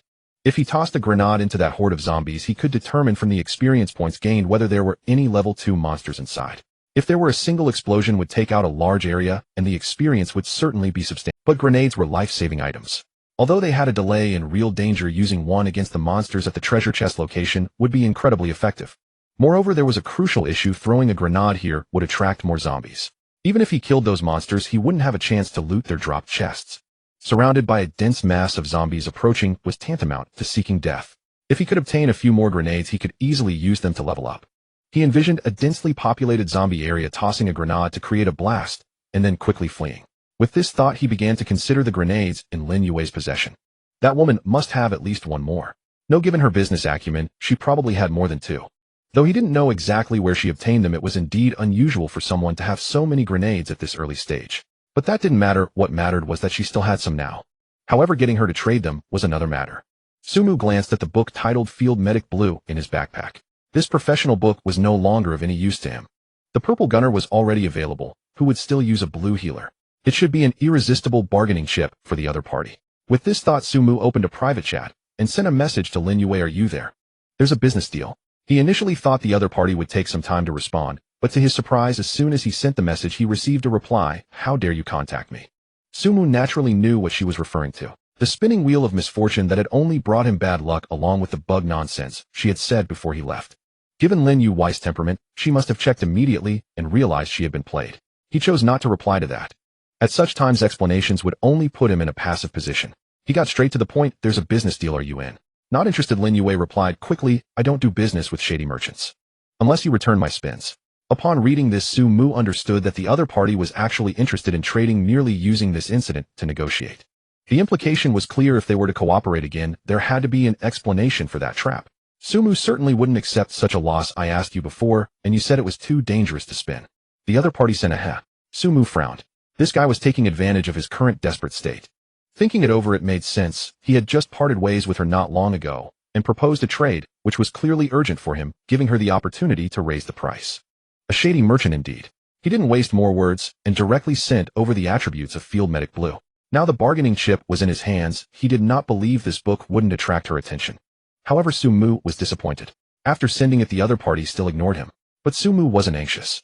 He believed that this professional book was undoubtedly a tremendous temptation. Moreover, he could also guess Lin Yue's personality. She was probably pretending to be calm, not replying to show her indifference in order to negotiate. Because if it were him, he would do the same.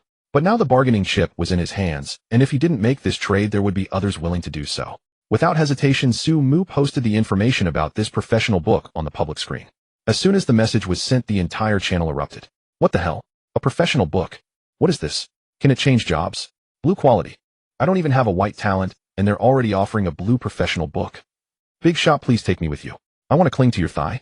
Where did this come from? I need a strategy. Sumu, I'm willing to trade all my possessions for it. Sumu's private chat was instantly flooded with messages, notifications flashing crazily, and he couldn't keep up. He directly turned off messages from strangers. Less than 3 seconds after doing this, Lin Yue's message came chasing after. What are you doing? Making a deal. If you don't want to buy, others surely will. The other side fell silent for a few seconds before sending a message. What do you want? Do you have tempered glass essence and steel ingots? The other party quickly replied, I have a few tempered glass essences, but no steel ingots. Sumu frowned. A few tempered glass essences. This woman actually had some. He continued to ask, do you have any information on steel ingots? No, Lin Yue replied, but Sumu waited for her to continue. But I might know some places where they could be found.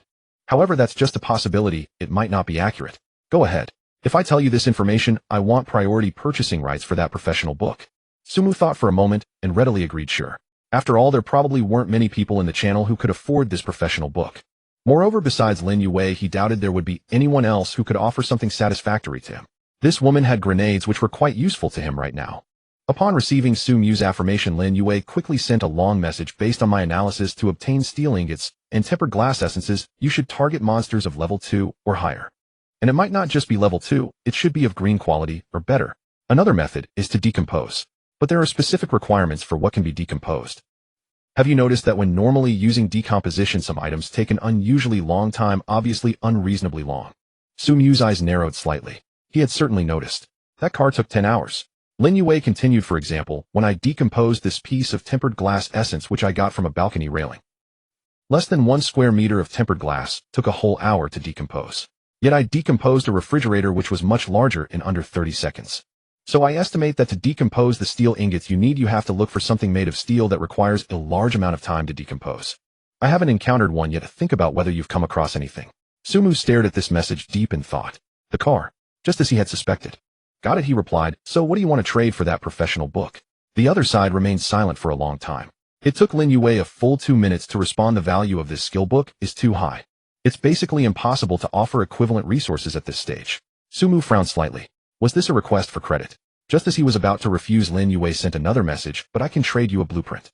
Don't worry, the practicality and quality of this blueprint will definitely be higher than those I previously traded with you, even to a level that you cannot refuse. Of course, this alone is not enough. I can also provide you with a piece of information.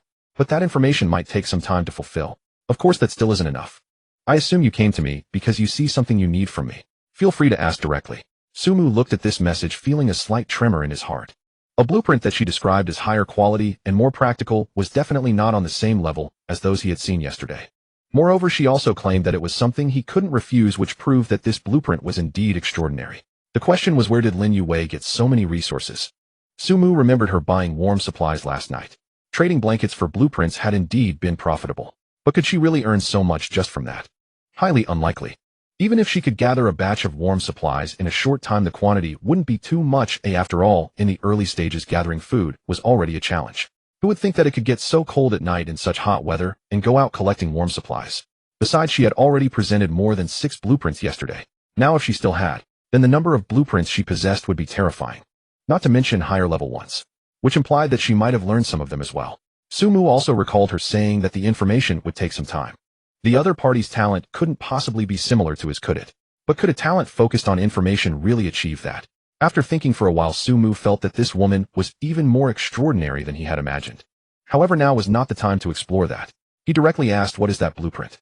Lin Yue didn't elaborate and directly sent the blueprint over. As Sumu's gaze fell on the screenshot, his eyes suddenly lit up.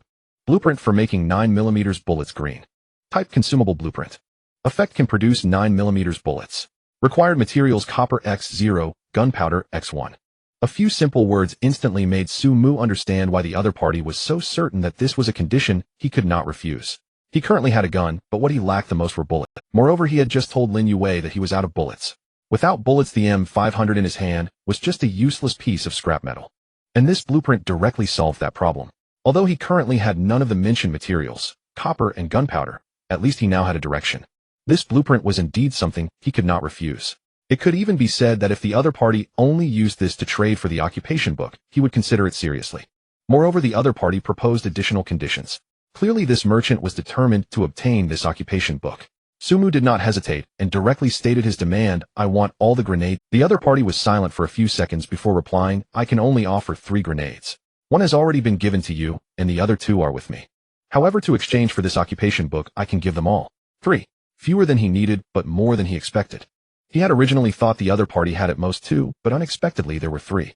Sumu's heart moved, and he asked, where did you get those grenades? Do you have the relevant blueprints? The other party replied quickly, earlier you asked me a question, so consider it a bonus. Now this question involves my privacy, and you must answer a question as well. Sumu frowned slightly. What do you want to ask? He was determined that if the other party's question involved his core's secret, he would never disclose it. Lin Yuwei's question quickly came through. Did you obtain that occupation skill book from that misfortune wheel? Sumu was taken aback for a moment. This question? He sighed in relief and directly answered yes. At that moment, in a secluded corner on the other side of the resort, Lin Yuwei looked at this reply, revealing an expression of as expected. But at the same time, a wave of deep regret surged in her heart. That wheel of fortune. She had given up. If she had mustered the courage to spin once at that time, would she have also been able to obtain such a good item? No, she was well aware of her luck. If she had spun, it was highly likely to turn out to be misfortune. The giant axe wielder had already been terrifying enough, but what if something even more fearsome came along? It would be not worth the loss. The problem was that guy not only spun it, but did so 3 times, and all 3 times were good fortune. Moreover, Lin Yuwei took a deep breath, suppressing the complex emotions in her heart, and replied, those grenades were what I opened from the silver treasure chest, 3 in total. Sumu looked at this message, slightly stunned. What kind of privacy was this? He had already guessed it. He thought the other party had blueprints related to this.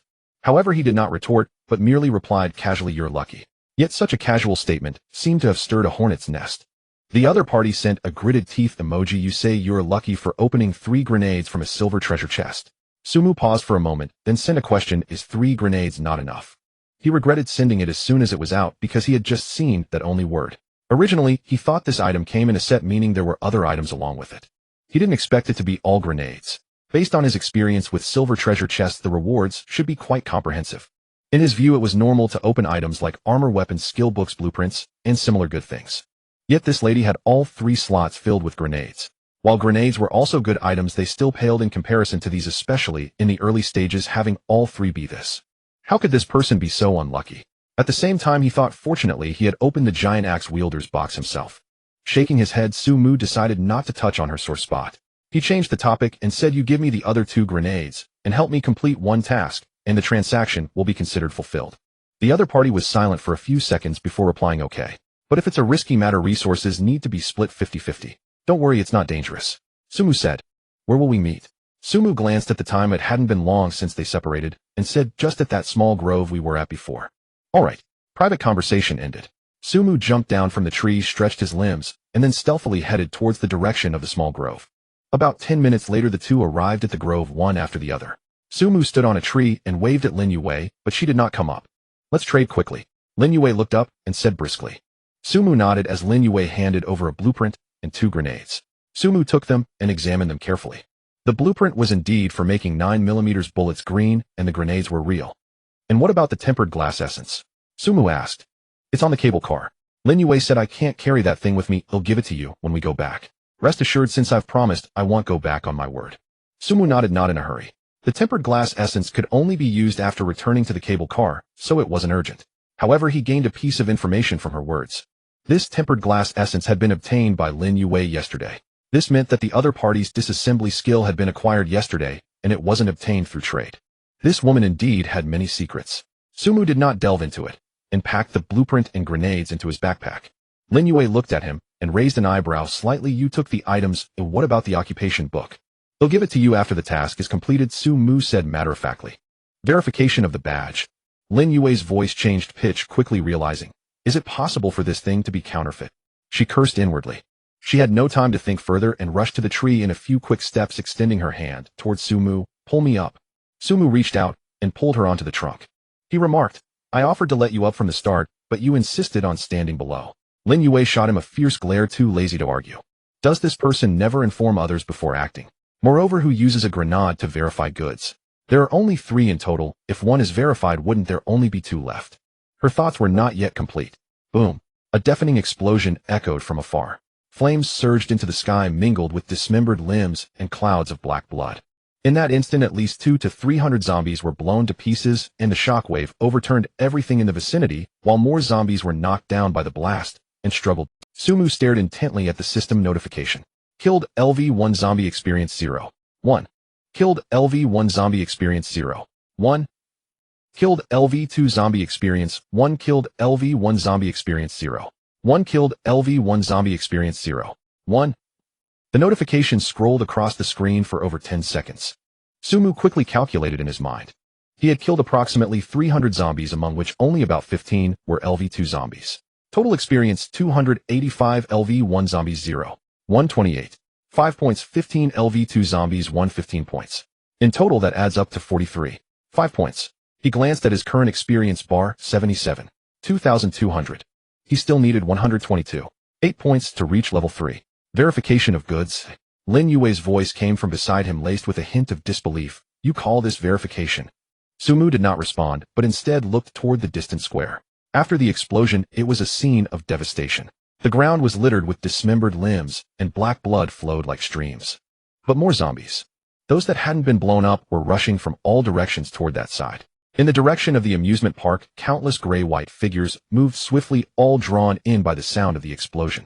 The boxes dropped by the 15 LV2 zombies were now lying amidst the pile of corpses. But no one dared to pick them up. Are you using these things to level up? Lin Yue understood his intention, but then pointed to the woods behind them. Look, the zombies over there are starting to move too. Sumu followed her pointed direction. Several zombies which had been wandering sparsely at the edge of the woods were now moving toward the square. Although they were still far away and lacked a clear target, they were already drawn in by the sound of the explosion, starting to converge. If another grenade were thrown, it would definitely lure them all over. I told you I'm just verifying the goods. Sumu stored the remaining 2 grenades. 2 grenades were insufficient to raise him to level 3. Moreover, there were too many LV1 zombies here. Even if all were blown up, the experience would be minimal, and he couldn't collect anything. To find what he needed, he had to look for a place dense with LV2 zombies to maximize his gains. What he truly needed was steel ingots. Since he couldn't gain them by killing LV2 monsters, there was only one option left. Decomposition. The car would take 10 hours to decompose. It was already close to noon. If he started now, it would be evening by the time it was done. And he had already experienced the dangers of night yesterday. But if someone helped him with the decomposition, the time could be halved. 5 hours. If finished by 5 in the evening, it would still be light out. This was the real reason he had called Lin Yue over. Sumu expressed his thoughts. Lin Yue frowned slightly after hearing this. 5 hours plus the blue profession skill book and grenades already in hand could be exchanged for a skill book. She quickly calculated. As for the blue profession skill book, she had spent the entire night in the channel without seeing anyone selling it. She was well aware of its value. And while 5 hours might be boring, it was not dangerous. As long as she found a safe place to stay, it would be fine. All right, she nodded. But you have to tell me, do you have any other profession skill books? Sumu glanced at her, but did not answer. Lin Yue inferred the answer from his silence. A complex emotion surged within her. Frustration, envy, and an indescribable feeling. The wheel of misfortune. If she had mustered the courage to spin it back, then would she also have landed such good things? No. She was well aware of her luck. If she had spun it, the odds were high it would be misfortune. That giant axe wielder had already been terrifying enough, but what if something even worse came? But the problem was that guy not only spun it, but he spun it 3 times, and all 3 times he hit the jackpot. How could a person be so lucky? She took a deep breath, suppressing the emotions within her, and followed Sumu back. The two returned to the small town they had been in earlier. Sumu found a residential house with the door wide open, allowing them to enter directly. Inside there was an old Santana parked, its body rusted and tires deflated. This one, Sumu said. The two approached the car, simultaneously placing their hands on the hood. Would you like to assist in decomposing the Santana car? Decomposition will take 10 hours. Movement is not allowed during this time. Confirm. 2 beams of soft light spread from their palms, covering the entire car. Next came the long wait. The two moved 2 stools and sat beside the car. Initially neither spoke. The atmosphere was somewhat heavy. After about half an hour, Lin Yue suddenly said, "Shall we take a look at that diary?" Sumu was momentarily stunned, then pulled out the yellowed notebook from his backpack.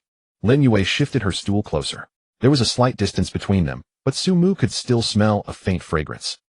The scent of shower gel. He instinctively glanced at himself. The smell of blood, sweat, and the dust from their journey clung to him. This woman in such an environment still had the mood to run to a guest house to take a shower. He wondered if she was carefree or had a cleanliness obsession. He inwardly scoffed and opened the diary. However, upon seeing the first line, his pupils involuntarily contracted.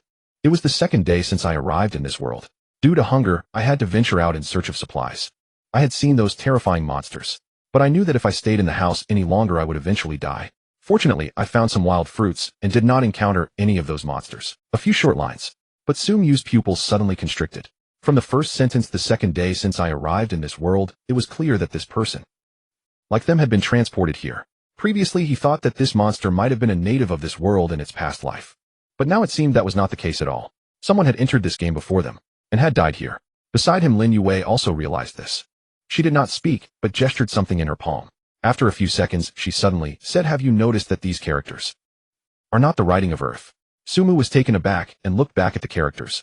Upon closer inspection, it was indeed odd. The stroke structure of these characters was different from any writing he recognized, but strangely he could understand it and instinctively believed it to be Chinese characters. Lin Yue said this might be the rules of this world. As long as it's writing left by intelligent beings, the rules will translate it automatically. She paused, her voice becoming serious, but this indicates one issue. Before we arrived here, there had already been other civilizations that came here. Sumu nodded. This conjecture was reasonable. The two continued to read. Day 3, I was so hungry that I decided to head to the town to search. Today was unfortunate. I encountered those green monsters wielding clubs in the town. I witnessed them tie up a person and then smash his head open like treating livestock, carrying him away like cured meat. They were too powerful, there was no way to fight back. Fortunately, they did not discover me, and I hid there for several hours before daring to come out. Perhaps it was not my time to die. On the way, I picked up some supplies. These seemed to be what the person carried away had found earlier. In the following entries, the diary's owner gradually explored survival in the apocalypse. He encountered various monsters. Some resembled gigantic crawlers with tongues that could shoot out several meters. The others looked like humanoids wrapped in bandages, exuding a decaying aura as they walked. And there was a type of creature that could freely crawl on walls with eyes that had degenerated hunting by sound. The diary did not note these monsters' names, only simple descriptions. But the more Sumu and Lin Yue read, the more alarmed they became. These descriptions were too similar to certain things they recognized. Liquors, tyrants, nurses from Silent Hill. There was even a passage mentioning giant tentacles and an existence that cannot be gazed upon. The last entry. Day 22, I discovered a secret place. That location is hidden underground in an abandoned church with a very concealed entrance. I do not know what lies within, but I know that if things continue this way, I will eventually die in the mouth of some monster. I organized the equipment I had acquired during this time and decided to explore it tomorrow. If successful, perhaps I could escape this life. If failed, then so be it. The diary ends here. The rest is blank. Sumu closed the notebook and remained silent for a long time. This person lived for 22 days in the apocalypse. For an average person with mediocre talent and little outdoor survival experience, this was already the limit. But in the end, he still died in that secret place. This was likely the daily routine of a normal person in this world, struggling to survive, then heading towards death. Beside him, Lin Yue also remained silent. After a long time, she finally spoke, her voice somewhat low. Have you noticed that the monsters he described closely resemble characters from those games and movies on our Earth? Sumu nodded. Goblins, minotaurs, zombies, lickers, tyrants, nurses from Silent Hill, Cthulhu. One or two could be coincidences, but so many surely could not be. Lin Yue continued. According to what he said, the daytime monsters have trails to follow and are beatable. But those at night? She did not continue. Sumu understood her meaning. The night's eerie bats, the large silhouettes that flickered in the mysterious mist, and the incomprehensible phenomena. They seemed more like rule-based existences rather than things that could be measured by strength. But at least we are different from them. Sumu said, we have the cable car. Lin Yue glanced at him and nodded. The diary holder's description did not mention a cable car, indicating they were indeed different. But from her expression, it was clear that this matter weighed heavily on her heart. Sumu did not say anything further. This world was too cruel. But precisely because of that, one must seize every moment to improve oneself.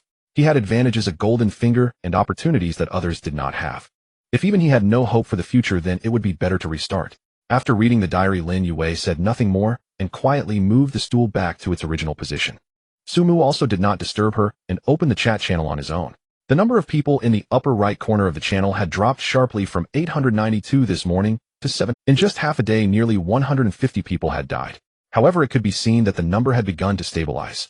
Many people were still observing yesterday and had not ventured out to search for supplies. But today, most people, one could even say everyone, would choose to descend. Even if they teamed up, even if they only acted in the wild, the dangers of this world would not diminish. The trading information in the channel was flashing rapidly. Some were selling iron ingots, some were seeking food, others were sharing experiences, and some were sending out distress signals. Sumu looked through them one by one, but did not find what he needed. Just as he was about to close it, a private message popped up. Sender Zhou Zhenghua. Brother, sorry I didn't see the message earlier. Are you looking to trade the Silent Barrier Talisman? Is it for that blue profession skill book? Sumu raised an eyebrow at this message. Zhou Zhenghua, the veteran who organized everyone in the channel to descend.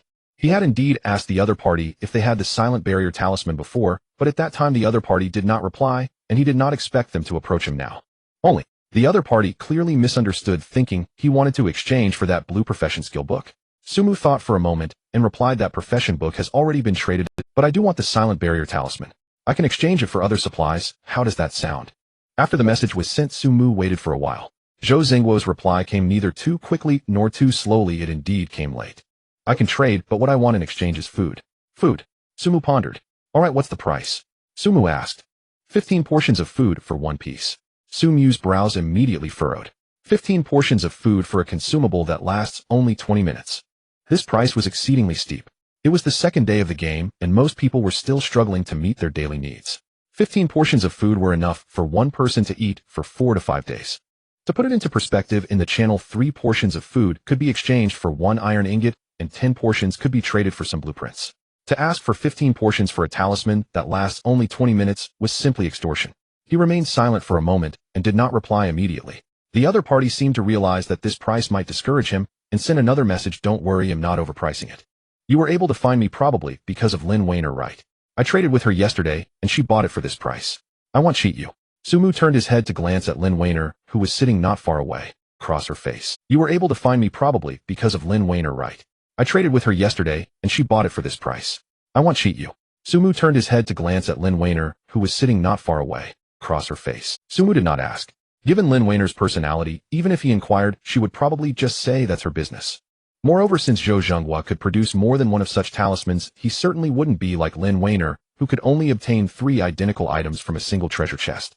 The odds of that happening were simply too low. The more likely scenario was that he had a method to produce them in bulk. Just as Lin Weiner had previously guessed, Zhou Zhenghuo's talent likely lay in. Such a person would probably be looking at long-term cooperation with clients who could continuously purchase talismans, making it unnecessary to deceive over trivial matters.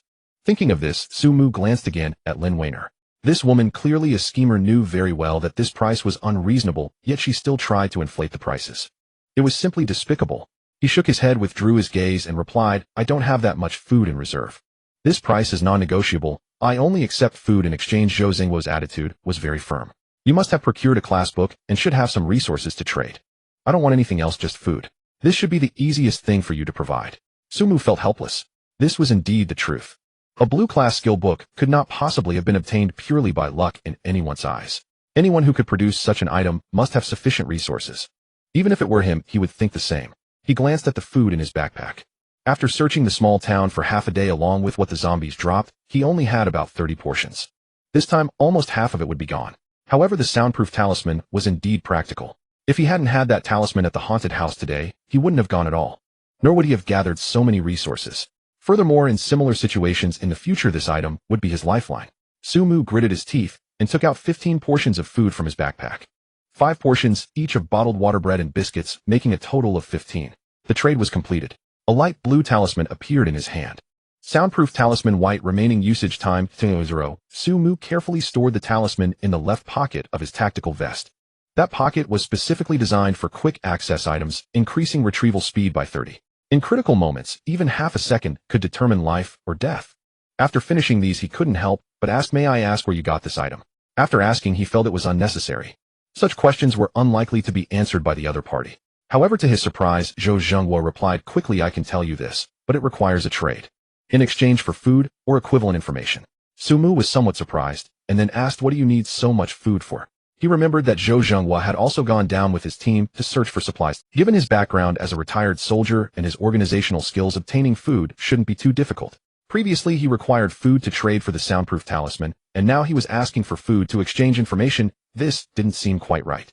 Zhou Zhenghua was silent for a few seconds before sending a message to help others. Sumu frowned.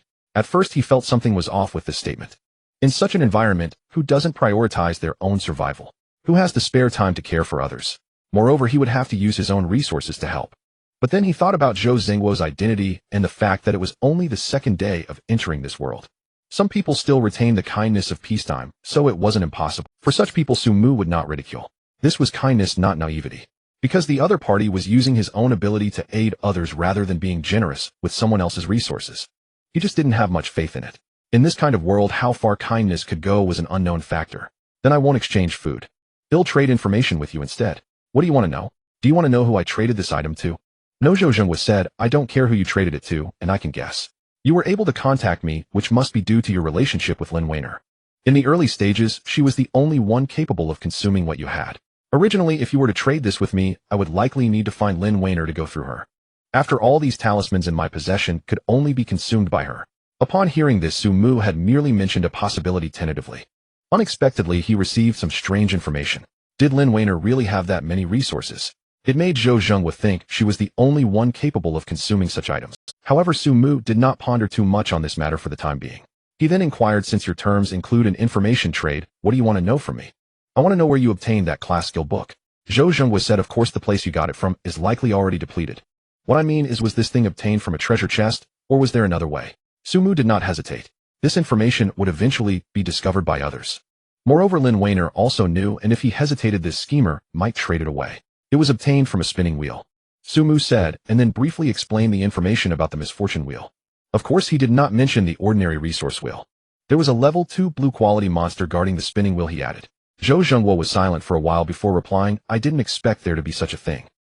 I guess I need to pay more attention to seeking it out in the future. However, this thing is probably more reliant on luck. Su Mu did not respond to this question. Zhou Zhenghua then sent another message, since you've told me this, I must fulfill my part of the trade. This talisman paper was not obtained from a treasure chest, it's my talent. Or rather, it's not accurate to describe it as talent, it's my profession. What I initially obtained was different from others. Most people's talents are various types, while mine is a livelihood profession. Talisman maker. I can use mental power to create talisman paper, and I can currently make 3 pieces each day. Upon hearing this, Su Mu frowned. He never expected there was such a profession. He thought everyone only received talents, not realizing there were such livelihoods. However, upon reflection, it wasn't impossible.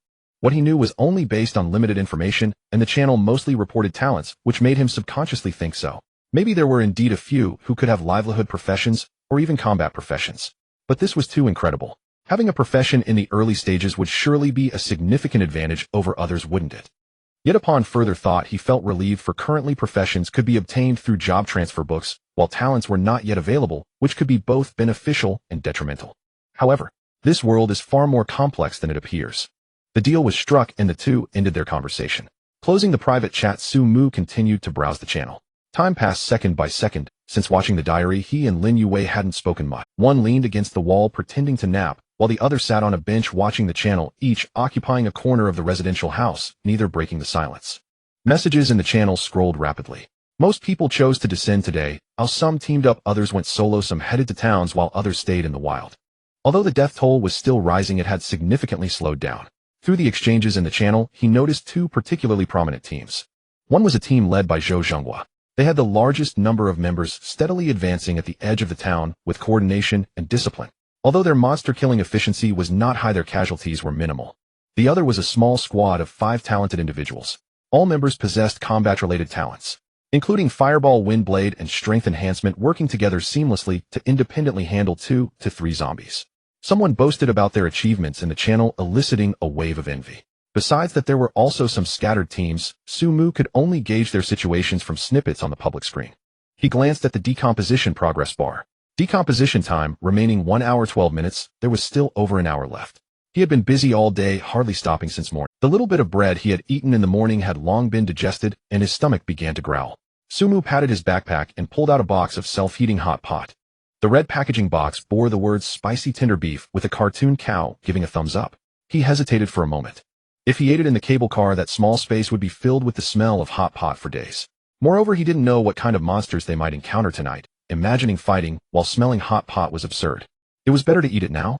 Su Mu tore open the packaging, placed the heating pack inside, added water, and covered it. Steam rose from the vent, carrying a rich, spicy aroma. Nearby, Lin Yue's nose twitched. She opened her eyes, and upon seeing the steaming, self-heating hot pot in front of Su Mu, her eyes widened instantly. Where did you get this? Su Mu didn't look up and replied, I found it in a treasure chest. Lin Yue stared at the hot pot, her mouth moved slightly. But she said nothing, simply turned her face away and closed her eyes again. However, the aroma was too overpowering. Spicy, fragrant, and carrying the unique oily scent of beef, it layered itself into her nostrils. In a world where only bread and biscuits existed, this flavor was truly a challenge to one's willpower. Su Mu opened the lid and picked up a piece of beef with a fork. Tender, spicy, refreshing. He exhaled a breath of hot air and picked up a piece of wide noodles. Lin Yue's eyelashes fluttered. Su Mu then ate a slice of lotus root, the crunching sound echoing clearly in the quiet house. Lin Yue swallowed hard. Su Mu finally looked up at her. The woman maintained her posture against the wall with her eyes closed, but her ears had turned red. Her lips were pressed tightly together, and her jaw slightly tensed, as if fighting against something. Su Mu pondered for a moment and said, Want to come over and eat some? Lin Yue didn't move. If you don't want to eat, then forget it, Su Mu said, lowering his head to continue eating. After a few seconds of silence, he added, I'm only eating because I came over to help you. Lin Yu's voice floated over from the side, serious in tone. This meal should count as yours. Sumu twitched the corner of his mouth. With such a large bowl, he actually couldn't finish it. Alright, it counts as mine. Come over then. Only then did Lin Yue stand up and move her bench over. Her movements were natural and her expression calm, yet her eyes remained fixed on the hot pot, betraying her true thoughts. Sumu handed her the fork.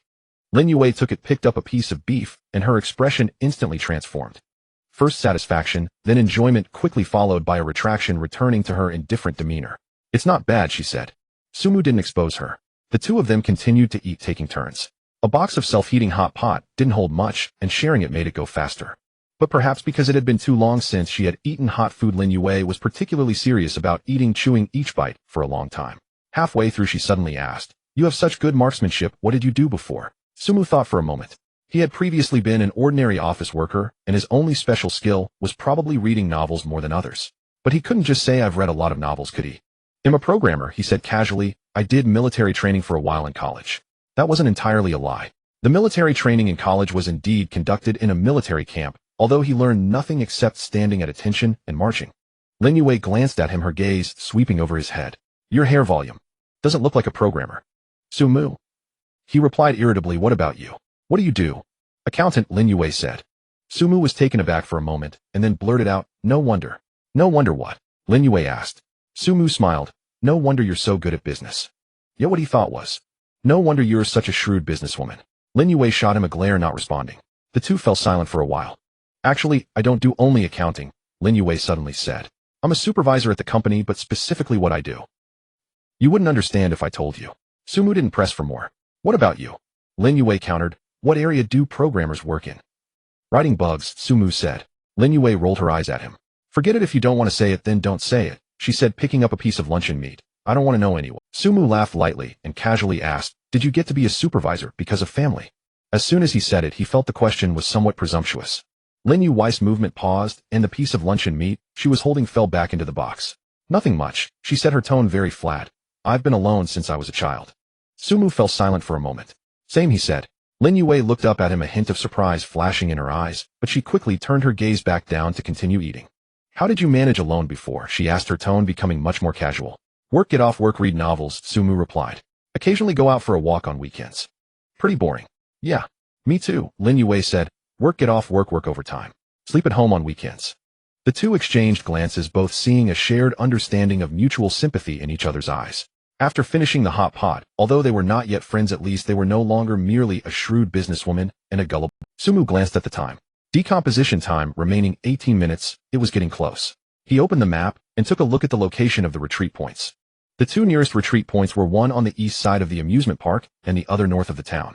The area near the amusement park had just been bombed, and he didn't know the situation there, so it was definitely not safe to go. The northern point was relatively safe, but it would take over 30 minutes to walk there. "Shall we retreat together later?" Sumu asked. Lin Yue was about to respond. Boom! A thunderous explosion echoed from afar. The entire house was shaking, the window glass buzzing, and dust from the ceiling was falling down. Sumu could feel the ground trembling beneath his feet, the sensation far more intense than during the previous grenade explosion. The two of them instantly stood up, their expressions changing simultaneously. Sumu rushed up to the second floor in a few swift steps, with Lin Yue closely following behind. They opened the window and looked in the direction of the sound. In the direction of the amusement park, a massive fireball was rising. Thick smoke wrapped around the flames, shooting straight into the sky, while amidst the black-gray smoke column fragments of buildings could be faintly seen. The two of them instantly stood up, their expressions changing simultaneously. Sumu rushed up to the second floor in a few swift steps. What on earth exploded? It wasn't a grenade nor ordinary explosives. The noise was at least missile level.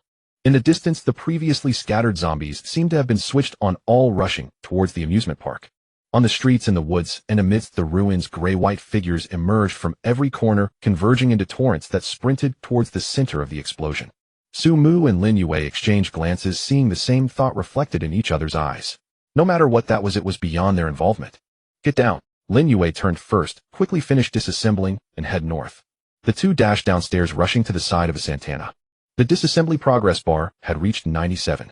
Sumu stared at the number intently, while his peripheral vision scanned outside. The zombies on the street had mostly moved on, but there were still a few scattered gray-white figures on the move. 98, 99, 100. Disassembly complete. Two beams of light simultaneously dissipated from the car. Sumu held 5 heavy metal blocks and an engine weighing about 50 kilograms. Acquired steel ingots. 5 acquired car engine. 1. He quickly stuffed the steel ingots into his backpack and lifted the engine with one hand. His strength had now reached 56 points. He could carry up to 560 gene, which is about 280 kilograms. As long as his burden didn't exceed 140 kilograms, his speed would be unaffected. On the other side, Lin Yue also had 5 steel ingots and a gearbox that was larger than her upper body. That thing weighed at least 30 to 40 kilograms. Lin Yue's expression changed as she hugged the gearbox with both hands, her face turning red, but she couldn't lift it at all. Without saying a word, Sumu walked over and effortlessly lifted the gearbox, tucking. "Run!" he shouted softly, taking the lead and bursting out the door. Lin Yue was momentarily taken aback, her gaze falling on the gearbox under his arm, which weighed at least 30 kilograms, then glancing at the bulging backpack on his back and the engine he was holding. How strong is this guy? She quickly calculated. The engine weighed at least 50 kilograms, the gearbox at least 30 kilograms, plus the supplies in the backpack. It was easily over 100 kilograms. Yet he ran as if he were carrying 2 bags of rice with long strides and quick frequency, completely unaffected. Over 100 kilograms meant at least 200 gene of strength. Converted to attribute points, that would be at least 20 points of strength. No, 20 points is the limit, which would slow movement significantly, yet he could still run, indicating he was carrying less than half that weight, meaning he must have at least 40 points of strength.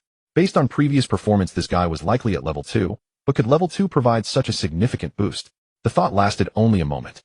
Seeing he was already far ahead, clearly not waiting for her, she bit her lip and quickened her pace to catch up. The two of them followed the planned route, avoiding areas dense with zombies, sprinting towards the northern evacuation point. Along the way, they encountered a few lone zombies. Sumu didn't even put down the engine, holding the gearbox and engine with his left hand, while grabbing a large wrench with his right hand, swinging it. With a precise strike, the wrench smashed into the zombie's temple, the sound of bones cracking clearly audible. The zombie didn't even have time to scream before it toppled over. Killed. LV1 zombie experience 0. 1. He never stopped moving.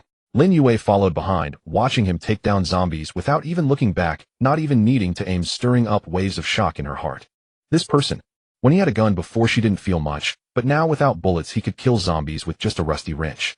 Moreover, every strike hit the vital points with ludicrous accuracy. She suddenly felt a sense of dread. What if he had malicious intent during their previous dealings or interactions? She dared not think further. The sun began to set, casting a dim yellow light. The two finally reached the northern evacuation point. In a corner of a dense forest, a swirling portal floated quietly on a slope, its edges shimmering with a dark purple glow. Sumu set down the engine and gearbox, letting out a long breath. "We made it." Lin Yue also sighed in relief, about to speak. "Oh, I said we should wait a little longer, and look, here come the fat sheep." A slick voice came from the stairwell. Sumu turned to look. 5 men emerged from the stairwell, blocking the way downstairs. The leader was a bald man with a scar on his face, stocky, holding a steel pipe. The 4 behind him were also burly, clearly a gang. The bald man's gaze swept over Sumu, then landed on Lin Yue, sizing her up with a smirk. "Open your bags and let us check. Hand over half your supplies, and we'll let you go. Be sensible, and don't force us to act." Lin Yue's expression changed as she instinctively reached for her waist. Empty. All the grenades had been given to Sumu. She looked at Sumu, signaling him to take out a grenade to intimidate. But when she looked, she froze. Sumu had somehow already gripped a grenade. Yet his hand was hidden behind his back, concealed tightly, not at all resembling someone about to intimidate. What startled her even more was the safety pin of the grenade had already been pulled. His fingers pressed tightly on the safety lever, his thumb resting on the pull ring, his posture identical to when he had thrown a grenade before. He was counting. Lin Yue heard him silently mouthing a few numbers. 3, 2. Sumu glanced at her. That gaze was calm, as serene as if asking, "What shall we eat tonight?" "Get down." The voice was not loud, but Lin Yue heard it very clearly. Her brain hadn't reacted yet, but her body had already responded first. She dropped to the ground. It was only when she lay down that she realized, why did I listen to him? At that moment, he suddenly recalled that it must be because he had ignored the other party's previous 2 requests to climb the tree, leading to unfavorable outcomes. Ultimately, he had no choice but to comply, now instinctively obeying the other party. Just as he was about to ponder whether this was a form of manipulation, it was already too late to think further. At that moment, as the grenade was thrown out, the bald man instinctively raised his hand to block it, thinking it was some kind of hidden weapon. The grenade struck his forehead, bounced slightly, and landed at his feet. "What is this?" He didn't finish his sentence. Boom. A fireball erupted and fragments flew everywhere. The 5 of them didn't even have time to scream before being engulfed by the explosion. Blood, flesh, shattered bones, and severed limbs splattered in all directions within the shockwave, leaving crimson traces on the trees and ground. Lin Yue covered her head with her hands, pressing herself tightly to the ground. The shockwave from the explosion swept over her head, and the heat scorched her skin. Her ears buzzed, drowning out all sounds. A few seconds later, everything fell silent. Sumu released his hands from his ears, stood up, and shook his head. The sound of the explosion echoed on the empty rooftop, causing pain in his eardrums. He walked towards the pile of wreckage. All that remained on the ground were 5 heaps of minced flesh and a few pieces of tattered clothing. The 5 backpacks lay scattered in the pool of blood, covered in bits of flesh and bone shavings. Strangely, beside each corpse, there was a wooden box identical to those dropped by monsters upon death. Sumu crouched down and opened the 5 boxes one by one. Inside were 5 backpacks, the very ones carried by those individuals. Acquired hiking backpack X1 contains various supplies. Acquired hiking backpack X1 contains various supplies. 5 backpacks filled with supplies. It was clear that these people had robbed them from others. Sumu, expressionless, picked up the backpacks one by one and set them aside. Behind him, Lin Yue slowly got up. She looked at the 5 heaps of bloodied remains on the ground, her stomach churning. But what shocked her more was Sumu's reaction. At that moment, he was crouched in the pool of blood, leisurely rummaging through the backpacks covered in bits of flesh, as if he were searching through a pile of trash for a water bottle. His hands did not tremble. His eyes did not blink. How could a programmer do this? You? Lin Yue started, her voice a bit hoarse. Did you really just kill them like this? Sumu didn't even look up, saying, they were trying to rob me and block my escape route. If I didn't kill them, should I just give away half of my supplies? Lin Yue fell silent. She wasn't sympathetic to these people, rather she meant to express that it was too decisive. After all, the moment the other party finished speaking, Sumu had already thrown a grenade. He acted before the other party could even react. But after thinking it over, she realized that reasoning with such a group was pointless. This was indeed the optimal solution. At this moment, Sumu had nothing more to say. Though he also felt a bit nauseous, disgusted by the stench of blood surrounding him, he forced himself to adapt, knowing that this was no longer a peaceful era.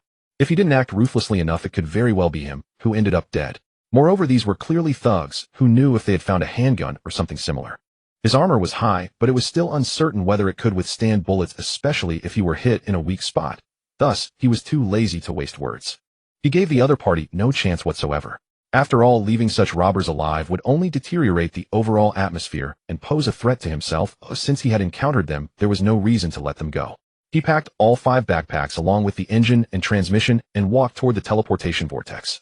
Before stepping into the vortex, he turned back to Lin Yue and said, "It's getting dark, aren't you?" Lin Yue glanced at the setting sun in the west, and then at the 5 heaps of bloodied remains on the ground. Taking a deep breath, she quickly followed him. The 2 of them entered the vortex one after the other. The familiar sensation of weightlessness hit them. When Sumu opened his eyes, he was already back in his cable car. In the cramped space, the corner was piled high with supplies, and the crafting table leaned against the wall. Everything was just as it had been when he left. Sumu set down the items and let out a long breath. Outside the window, the sun was sinking below the horizon. The last rays of sunlight dyed the sky a dark red, as if someone had poured a bucket of blood over the heavens. In the distance, the amusement park was no longer visible. Sumu stared in that direction for a few seconds before retracting his gaze. Then he began to tally up today's gains. First, there were the equipment and blueprints.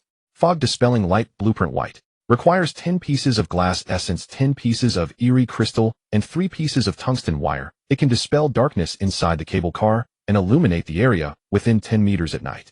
Tactical chest rig white, tactical leggings white, collision level bulletproof, vest LV2 blue.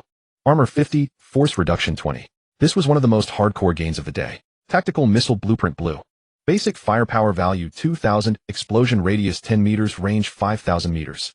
Unfortunately, the materials required are daunting, and for now, I can only 9mm bullet production blueprint green.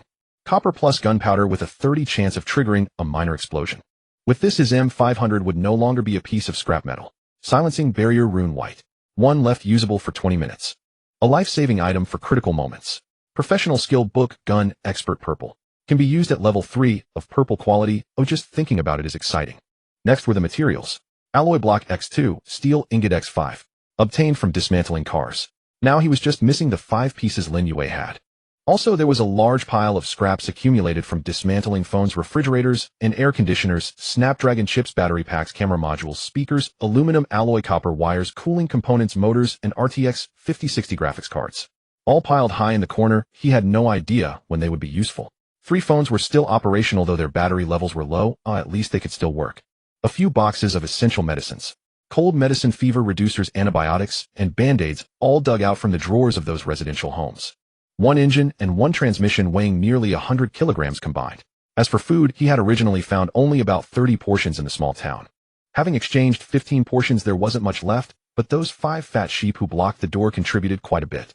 After rummaging through their backpacks, he found at least 40 to 50 portions of food along with random items like tape screwdrivers and thermal cups. It was evident that they had robbed these from others. However, it was a pity that there were no firearms, though overall it felt like a waste of a grenade. But if given another chance, Sumu would still act without hesitation because he wasn't willing to take risks. Subsequently, he gathered the food together and roughly estimated that he now had around 120 portions and over 40 bottles of water. Enough to last a month. Unfortunately, the blue-silver grass had been taken by Lin Yue and needed to be cultivated before it could be used. Oh, and the crafting station. That too was with Lin Yue. This thing was quite useful in the early stages. He would need to find a way to trade for it. With this in mind, Sumu also thought about the other 5 steel ingots and a piece of tempered glass essence which were also in that woman's hands. Adding these to what he had on hand, it was just enough to upgrade the cable car to level 3.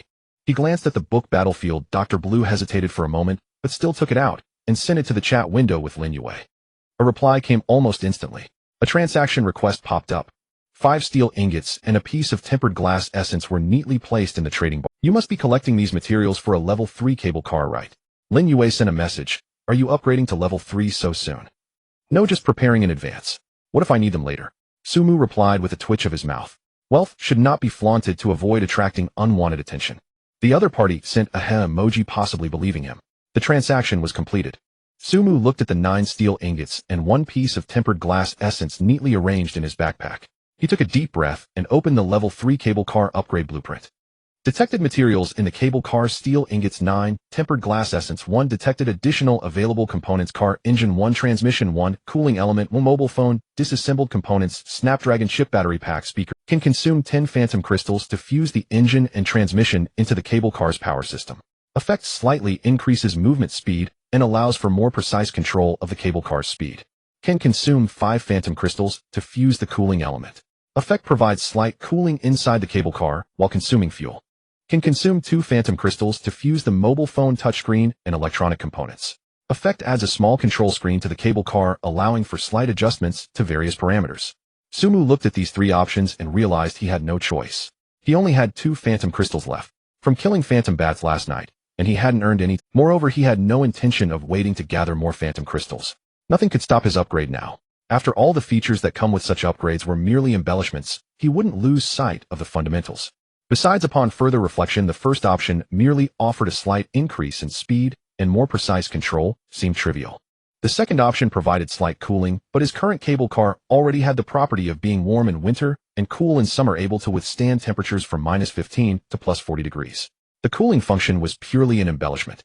However, the third option, a control screen that could slightly adjust various parameters of the cable car. Though he didn't know exactly what could be adjusted, it was certainly better than nothing. Moreover, it consumed the least phantom crystals and required no waiting. Sumu unhesitatingly chose the third option. Selection successful. Cable car upgrade begins. Estimated time 8 hours. 8 hours. Sumu frowned. It only took 2 hours to upgrade from level 1 to level 2, but now it had quadrupled. But thinking about it, it made sense. The upgrade from level 1 to 2 was minor, while the jump from 2 to 3 was much larger, hence the longer time. He glanced out the window. Night had completely fallen, with thick fog swirling, obscuring everything. 8 hours. It wouldn't be completed until around 3 or 4 in the morning. There was no choice but to wait. At that moment, the room also turned pitch black. Oh, the fog dispelling lamp.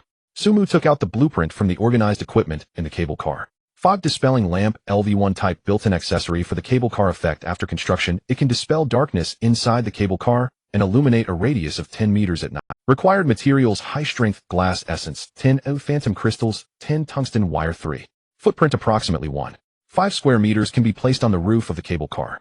Unfortunately, there were no phantom crystals. Even if there were, would this thing fit?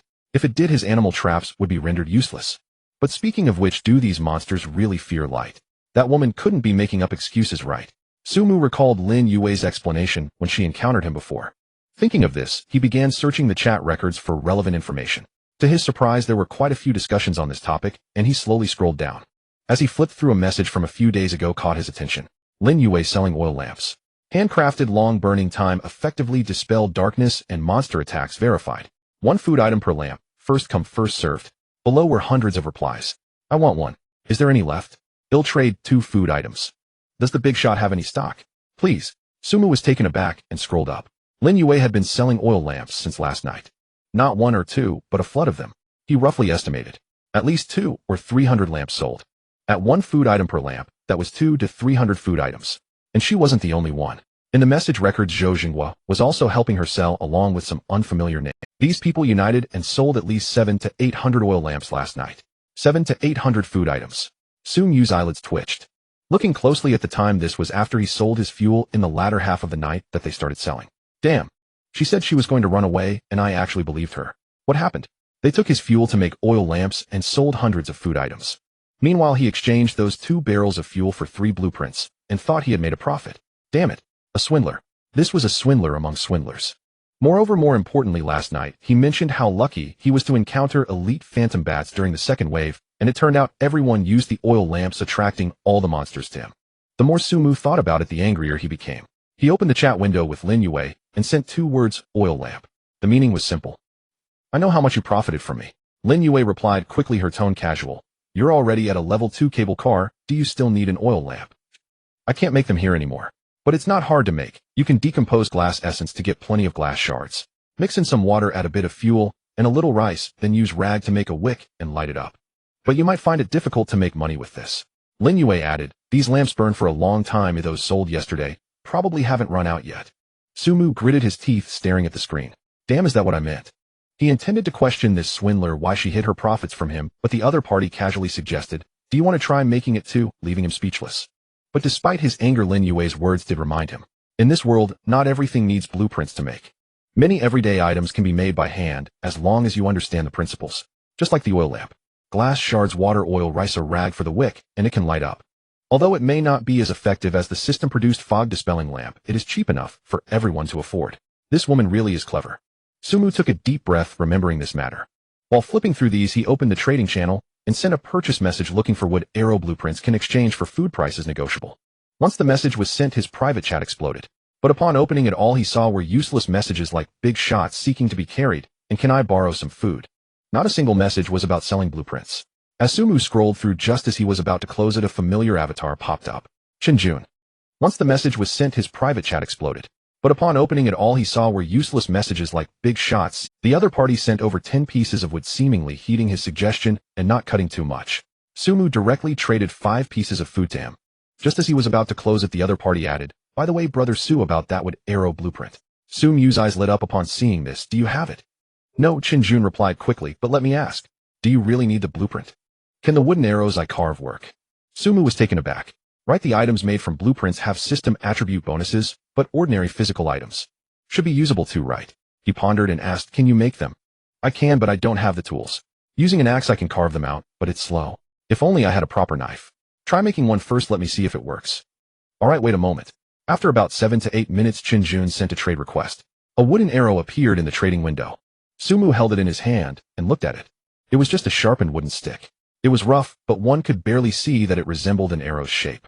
Ordinary wooden spike, gray. Type consumable. He really could make it. Su Mu paused for a moment and immediately tried to load it into the small quiver. Su Mu held it in his hand and looked at it. It was just a sharpened wooden stick.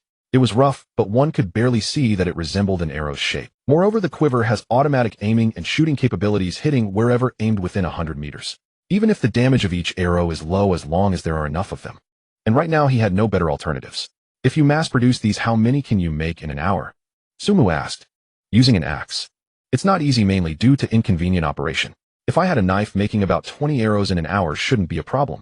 Chinjun paused. If there are no requirements for appearance, just functional arrows, I could manage 30 in an hour.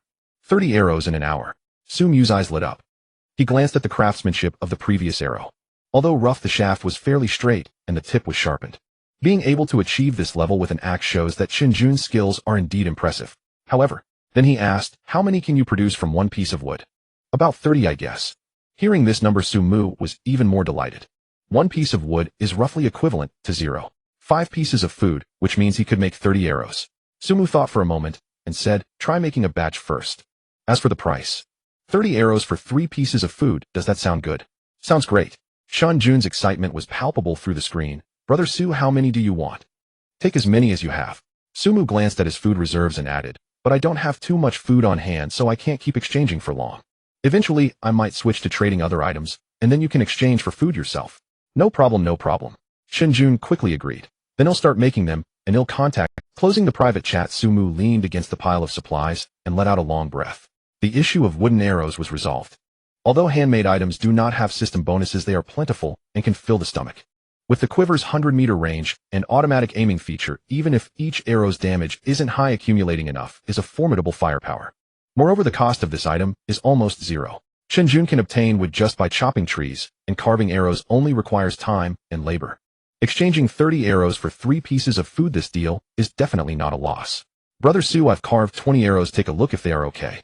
A trade request popped up with 20 wooden arrows neatly lined up in the column. Sumu casually picked one up to examine. It was slightly inferior to the first one, but the arrowhead was comparably sharp, albeit the shaft was rougher. Ordinary wooden spike gray, just like before. Not bad, Sumu replied. 2 pieces of food, right? Yes. Chenjun quickly confirmed. The transaction was completed. Sumu placed all 20 wooden arrows into the quiver. Quiver loading 21,179. You keep making them, I want as many as you can produce. Sumu said, he'll think of a way to get tools, see if I can find a knife or something. Sure thing.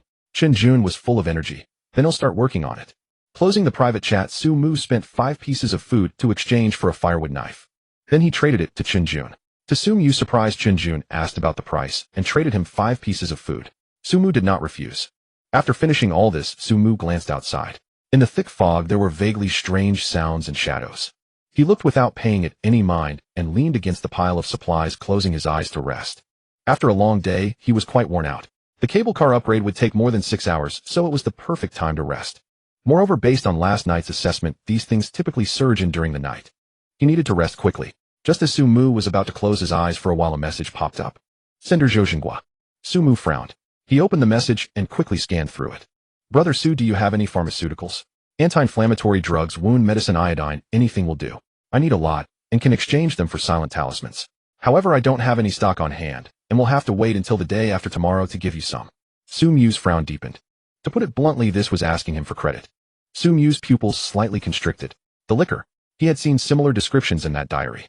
A gigantic crawler, its tongue could dart out several meters, moving with astonishing speed, freely traversing walls and ceilings. Level 2 blue.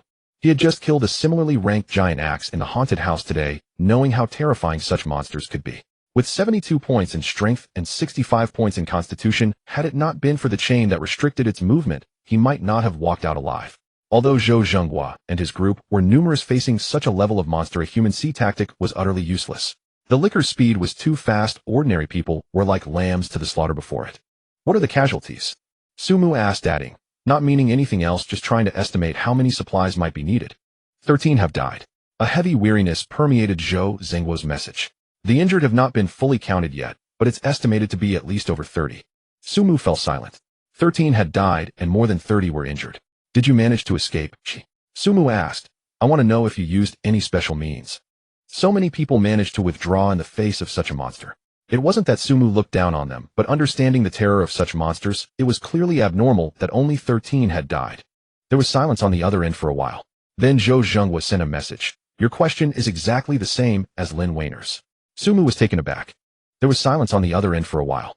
Then Zhou Zhenghua sent a message. Your question is exactly the same as Lin. Otherwise, a normal person wouldn't ask, did you escape? But would ask, how did you fight it? After all, according to logic, with so many people using a human sea tactic, should have overwhelmed it. Sumu did not refute. We have indeed encountered them, he admitted. Zhou Zhenghua did not inquire about their situation, but simply stated, that explosion was caused by us.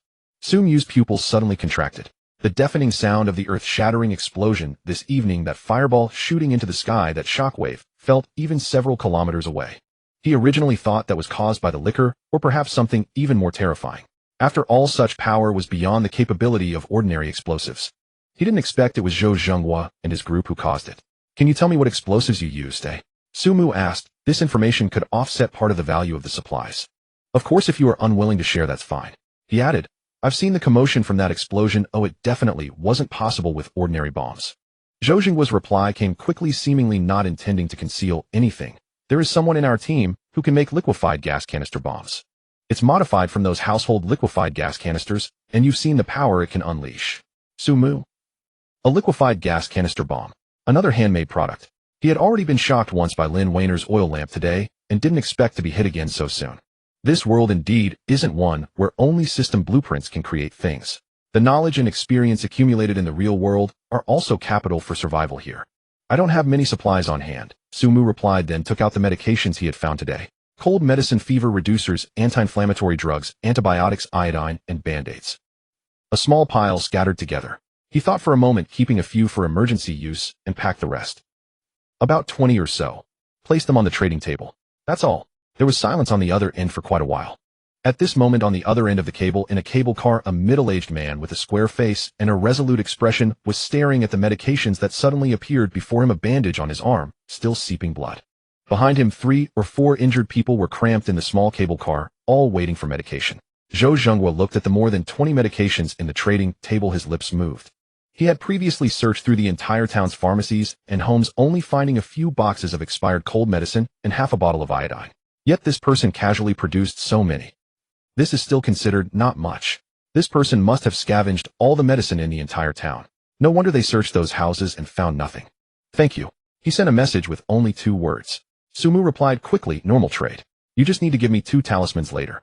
Of course, if you're willing to help me make a liquefied gas canister bomb, I'll provide the canister, and you won't need to give me those 2 talismans. Zhou Zhenghua looked at this message and smiled wryly. Let's talk about that later.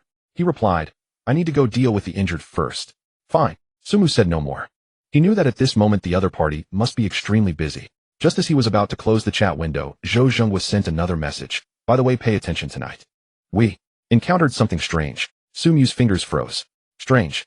This word coming from Zhou Zhenghua carried a completely different weight. A veteran who had seen mountains of corpses and seas of blood using the term strange to describe something. Can you tell me the details? Sumu asked. I'm not sure what exactly it was either. Zhou Zhenghua's speech slowed down as if he were organizing his words, but that thing looked very peculiar. Everyone in our team felt the same. It appeared right after we detonated the liquefied gas canister, standing amidst the ruins of the explosion, watching us through the flames. What did it look like? An old man, Zhou Zhenghua said, an extremely old man with wrinkles on his face as deep as if carved by a knife. Dressed in gray clothes, standing among the ruins, surrounded by flames and thick smoke, yet he had no injuries at all. Was it looking at you? Yes. Just staring, unmoving. The expression on his face. Zhou Zhenghua paused for a few seconds. How should I put it? It looked like he was smiling, but at the same time it didn't seem like a smile. It was that kind of expression you would show when you see something particularly interesting. But placed on that face it looked unsettling no matter how you viewed it. Sumu stared at this message, a chill running down his back. An old man standing amidst the ruins of an explosion, looking expressionlessly at a group of people through flames and smoke. No, it was not expressionless. He was smiling. A smile that would only appear when seeing something interesting. And then, Sumu asked. Then we withdrew. Zhou Zhenghua said, that feeling. It's hard to describe, just felt off all over. Several young people in our team full of vigor said that feeling was like having a gun pointed at the back of their head, yet when they turned around there was nothing. It didn't chase you. No. It just stood there watching us run. When we looked back after running far, it was gone. Sumu fell silent for a moment. Understood. Thank you for telling me this. Closing the chat window, Sumu leaned against the pile of supplies, his mind in a chaotic state. An old man. Ruins. An eerie smile. What exactly is this thing? According to the diary, the creatures that emerge at night are mostly from the Gui tribe. Gui bats and those massive tentacles that flicker in and out of the dense fog. But they only appear after dark. When Zhou Zhenghua and the others detonated the liquefied gas canisters, it wasn't completely dark yet. So is this thing not Gui? Or is it that the Gui do not only appear at night? He pondered for a long time, but could not arrive at a conclusion.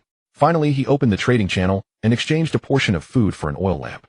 The kind Lin Yue mentioned. Shards of glass mixed with water, oil, and rice with ragged cloth twisted into a wick, igniting to produce light. It's crude, but it certainly illuminates. Sumu placed the oil lamp in a corner of the cable car and lit it. The warm glow spread, illuminating the entire cabin with a cozy light. He didn't know if this would be effective against the Gui, but Lin Yue had said that those Gui bats were afraid of light. If that old man was also a kind of Gui, it might have some effect. Moreover, Sumu glanced outside. The thick fog billowed, obscuring everything. But he knew that there were nearly 1,000 cable cars on this line. Some had their lights on while others were pitch black.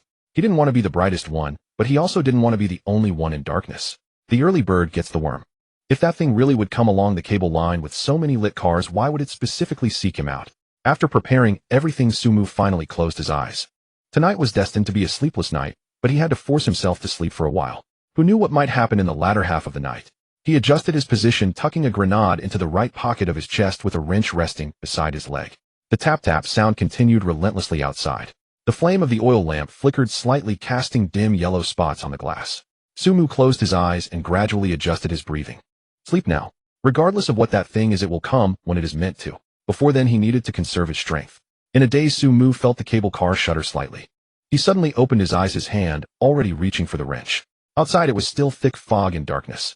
The oil lamp was still lit, the flame flickering momentarily before stabilizing. The tap-tap sound continued unchanged from before. Sumu stared outside for a few seconds, but noticed nothing unusual. But he felt that something was off. He glanced down at the system panel. Time remaining for cable car upgrade, 3 hours 21 minutes. It was still early. He checked the durability of the cable car.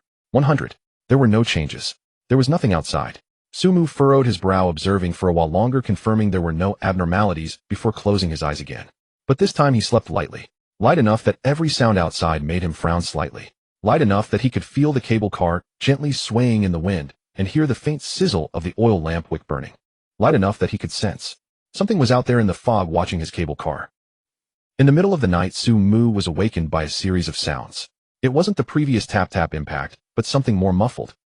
Thud, thud, thud. It was as if something was knocking repeatedly on the door frame of the cable car. Sumu jolted awake, his right hand gripping the wrench and grenade at his waist. He stared at the cable car door, motionless. Outside remained a thick darkness, the flame of the oil lamp flickering slightly, casting a dim yellow light throughout the cabin. There was nothing on the door frame, and the sound had ceased. Sumu glanced at the system panel. Time remaining for cable car upgrade, 31 minutes. Cable car armor, 40/40 durability, 100. No changes. He looked at the door again. Intact, without any signs of damage. Sumu furrowed his brow. He opened the chat channel, wanting to see if anyone else had encountered a similar situation. 2 unread messages. The first was from Lin Yue, sent about 20 minutes ago. Did you hear any strange sounds?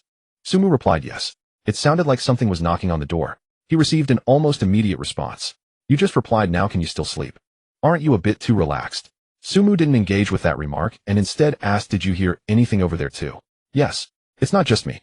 Lin Yue said, I observed the activity in the channel. Quite a few people heard it, but since nothing happened, they thought it was similar to yesterday's impact. I noticed that since midnight, every half hour or so someone dies very punctually. Sumu's fingers froze. In such an environment, death was normal, for example from starvation or cold, or even suicide. After all, everyone knows that nights are cold, that food is important, and that keeping warm is vital. Most would still go searching for supplies. But going is one thing, whether they can find anything is another. So death is normal, but systematic death is not. What do you mean? I mean nothing else. Lin Yue's reply was quick. I'm just informing you of a phenomenon. Since 1 a.m. until now, the number of deaths in the channel has been quite regular. Roughly one every half hour, very punctual. Sumu stared at these words, a chill running down his back. 1 every half hour. Regular death. At this time most people are asleep. Who would be counting the death frequency? Unless she had been keeping watch. Given Lin Yue's character, she must have observed for at least 2 or 3 hours, confirming the pattern before stating it so confidently. Is there a monster attack tonight? Sumu asked, like yesterday. No. Lin Yue replied. Sumu's brows furrowed even tighter. No Goe bats, no impacts, no battles. Yet people were dying systematically. He recalled the earlier knocking sound. Is there a monster attack tonight? Sumu asked, like yesterday. No. Lin Yue replied. Sumu's brows. He closed the chat box with Lin Yue and opened the second unread message. Zhou Zhenghua. Only 3 words. He has come. Sumu stared at those 3 words, his entire body bristling with alarm. He glanced at the time sent. 1:17 a.m. It was now 3:42 a.m. Over 2 hours ago. Sumu immediately replied, what happened? No response. He sent another message, are you still there? Still no response. Sumu glanced at Zhou Zhenghuo's avatar. Still lit. He should be alive, but he hadn't replied. He waited a few minutes more, but there was still no response. Sumu took a deep breath, forcing himself to calm down. He opened the channel and began to scroll through the chat history. In the early morning hours, although there were fewer messages than during the day, people were still talking. More people began to calm down, discussing their next strategies. What if those creatures attack the cable car again, like yesterday? What should we do? My cable car was already damaged yesterday. If they come again today, I'm done for. Can someone help me? How can we help? The cable cars are only this big, 1 person per car. No one can enter another's.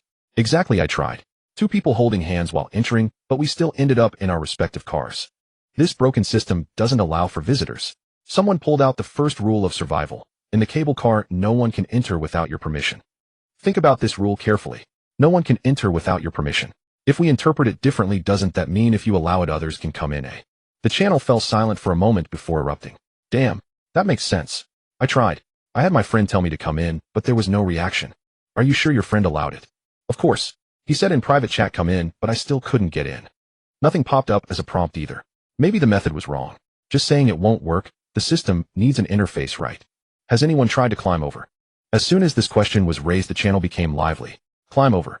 The cable cars are suspended in midair, how can you climb? The distance between the cable cars is only about 10 meters, and the cable is right above. If someone could climb along the cable. Are you insane? 100 meters high, what if you fall? Isn't that better than being crushed by a monster? Exactly. And those empty cable cars. So many people died yesterday and the day before. Now there are only over 800 left in the channel, at least 200 of those cable cars are empty. If we can climb into the empty cable cars, there's no one inside. Does that mean we don't need anyone's permission and can just move in? With this suggestion, many people's eyes lit up. Indeed, those cable cars of the deceased hang empty on the cables. If there's a way to climb over, it's like finding a perfect shelter for free. But how do we climb? The cable is so high, slippery, and there are no safety measures. We can tie ourselves with a rope and slowly move over. Do you have a rope that long? I don't, but I can figure something out. Can I tear up my bedsheet and twist it into a rope? Is that enough? The discussion in the channel grew increasingly heated, with some even starting to organize a climbing team, discussing how to cooperate with each other. Sumu glanced at these messages and these people are quick thinkers. Finding a way to survive in a desperate situation is human instinct. Climbing the cable is risky, but compared to waiting to die in a damaged cable car, it is indeed a feasible plan. He did not participate in the discussion, but continued to scroll down. After a while, everything seemed to be developing in a positive direction. But upon closer inspection, he could indeed find some unsettling things. Is someone knocking? I think something is knocking on my side. I heard it too. Just now it was thud, thud, thud. It scared me to death. You heard it too? I thought it was just my hallucination. What's happening? Who is knocking? I don't know, mine stopped. Mine has stopped too. Could it be those creatures from yesterday? The sounds are quite similar. Damn, don't scare me. I can't handle another round like yesterday in the cable car. These messages were scattered throughout the chat records, and if one didn't pay close attention, they could easily be overlooked. But when viewed together, they sent chills down the spine. Sumu glanced at Zhou Zengguo's profile picture. It was still lit up. He thought for a moment and sent a message to Qinjun. Are you there? After about a minute, Qinjun replied, Boss, what's up? Just let me know if there's anything. Sumu breathed a sigh of relief. Nothing, just checking if you're okay. I'm doing fine. Qinjun sent a smiley face. I just finished making a batch of arrows. My hands are all blistered. But it's okay, I'm tough and can handle it. Sumu glanced at the time and then at the trade request he received. Qinjun requests to trade wooden arrows 217 arrows. He remembered that a few hours ago Qinjun had just made 20 for him. Even if he made 30 arrows an hour, he couldn't produce over 200 in just a few hours. Unless he hadn't slept at all. Checking the upgrade progress of the cable car, there were only a few minutes left, meaning it had been about 8 hours since they last contacted. If he had been working the whole time at 30 arrows an hour, he could indeed make over 200 arrows. This guy is a machine. Sumu confirmed, and 217 wooden arrows appeared neatly in front of him. He first filled the small quiver. The quiver has a capacity of 100, instantly jumping from 11,100 to 100,100. He neatly stacked the more than 100 remaining arrows in a corner. 22 portions of food. Sumu placed the food in the trading column. Make sure to rest, don't collapse on me. Thanks, boss. Qinjun accepted the food full of energy. I'm fine, besides I can't sleep. The sounds outside at night are eerie, it's better to do something to distract myself. Sumu thought for a moment and added, level 1 cable cars can't withstand anything. Use the food as needed, don't hold back. Sure, I'll listen to the boss. Closing the chat window, Sumu glanced at the cable car upgrade progress bar. Remaining time 0000059. But suddenly he noticed something. Just now it was 11 arrows, and I remember before sleeping it was 21 arrows. This means something approached while I was sleeping. Sumu quickly checked and found no kill records. Whatever withstood 10 arrows, damn, it must be a big creature. He took a deep breath, shook his head, and didn't think too much about it, just staring at the countdown, the numbers ticking down one by one. 29. The entire cable car suddenly shook violently. Sumu felt the floor beneath his feet expanding. It wasn't an illusion, it was truly expanding. The space, originally only 2 meters long and 2 meters wide, seemed to be pulled and stretched by an invisible force from all directions. 4 cubic meters. 8 cubic meters. 12 cubic meters. 16 cubic meters. The walls were thickening. The cabin, originally covered by a thin layer of metal, now seemed to be reinforced with new metal rapidly thickening to the size of a fingernail. The metallic sheen deepened, and the red and white paint glimmered with a cold light under the illumination. The glass was also changing. The ordinary window glass transformed into something heavy and tough, as if it were reinforced with a layer of transparent armor. The most noticeable change was the control panel. Where there had originally been only a simple operational interface, now there was an additional touch screen the size of a palm. The The screen emitted a soft blue light, displaying various parameters of the cable car. Sumu took a deep breath and opened the system panel. Vehicle cable car level 3 armor, 100 weight capacity, 16 tons space, 16 cubic meters, iron wheels durability, 100 fuel 1L external weapons small arrow box, 100100 animal trap, 1 features warm in winter and cool in summer able to withstand external temperatures from 15 to 40 degrees Celsius. The armor jumped directly from 40 points to 100 points. The space expanded from 4 cubic meters to 16 cubic meters. The weight capacity increased from 4 tons to 16 tons. Sumu looked at these numbers feeling a slight tremor in his heart. Previously the 1 square meter of space made turning around difficult. Now with 16 cubic meters, it was equivalent to a room 4 meters long, 2 meters wide, and 2 meters high. It was enough to fit a bed and a table while still leaving ample space for storing supplies. Unfortunately, the display screen seemed to just be a control terminal lacking any additional features. Sumu thought for a moment and roughly understood. Such features needed something special like Ice-Fire Dual-Borne Cotton to activate. Ordinary electronic components could only provide basic functions. But that wasn't important. As long as it could be upgraded, that was enough. Just then, as he was checking the panel, a familiar notification sound echoed in his ears. It wasn't the gentle prompt of the 3 choices of talent, but rather the cold mechanical voice he had heard when he first arrived in this world resonating throughout the cable car. Cable line No. 886 regional announcement detected that a survivor has upgraded the cable car to LV3, achieving the Pioneer accomplishment. Regional function update 1. Dormitory function opened. 2. Team function opened. Detailed functions have been added to the cable car module and personal module. Oh, please check them yourself. Listening to this announcement, Sumu frowned slightly. He instinctively glanced at the channel. And sure enough, the messages had exploded. Someone has reached level 3. Who? Who is it? Big shot. Please take me along. Dormitory function. Finally, I can enter someone else's cable car. Can teaming share attribute bonuses? This is too awesome. Is the level 3 big shot here? Please take me. I am willing to trade all my belongings. Sumu watched the frenzied messages scrolling across the screen, his brow gradually relaxing. Fortunately, his name was not mentioned in the announcement. He leaned against the wall and breathed a sigh of relief. He didn't want to become a target. Low-key development was the way to go. However, Sumu did not rush to study these new functions, but instead turned his gaze toward the 3 golden cards that appeared. Upgrading the cable car to level 3, the talent 3 choice, was the main event. Your cable car is currently at LV3, granting you 1 talent 3 choice. Sumu's spirit lifted as he looked at the 3 golden cards that had emerged before him. However, this time the flame icon did not appear on the cards. I forgot to wash my hands, Sumu muttered, glancing at the 3 options that were flipped over. Option 1, information. After killing more than 3 monsters of the same type, you can obtain detailed drop rate information when scouting that monster again. Option 2, personal gain, fireball spell, and a weak fire control ability. Option 3, construction. When crafting equipment or buildings, if the total value of required materials is less than 1 eerie crystal, no materials will be consumed, and there will be no daily limit of 1,000 times. Sumu's gaze swept between the 3 options, his brow slightly furrowing. Option 1, the information type. Being able to check the drop rate information of monsters was useful. Knowing what materials a monster drops allows for targeted farming. But the problem was that he had to kill more than 3 monsters of the same type to unlock it. If he could already kill 3, it meant these monsters were no longer a threat to him.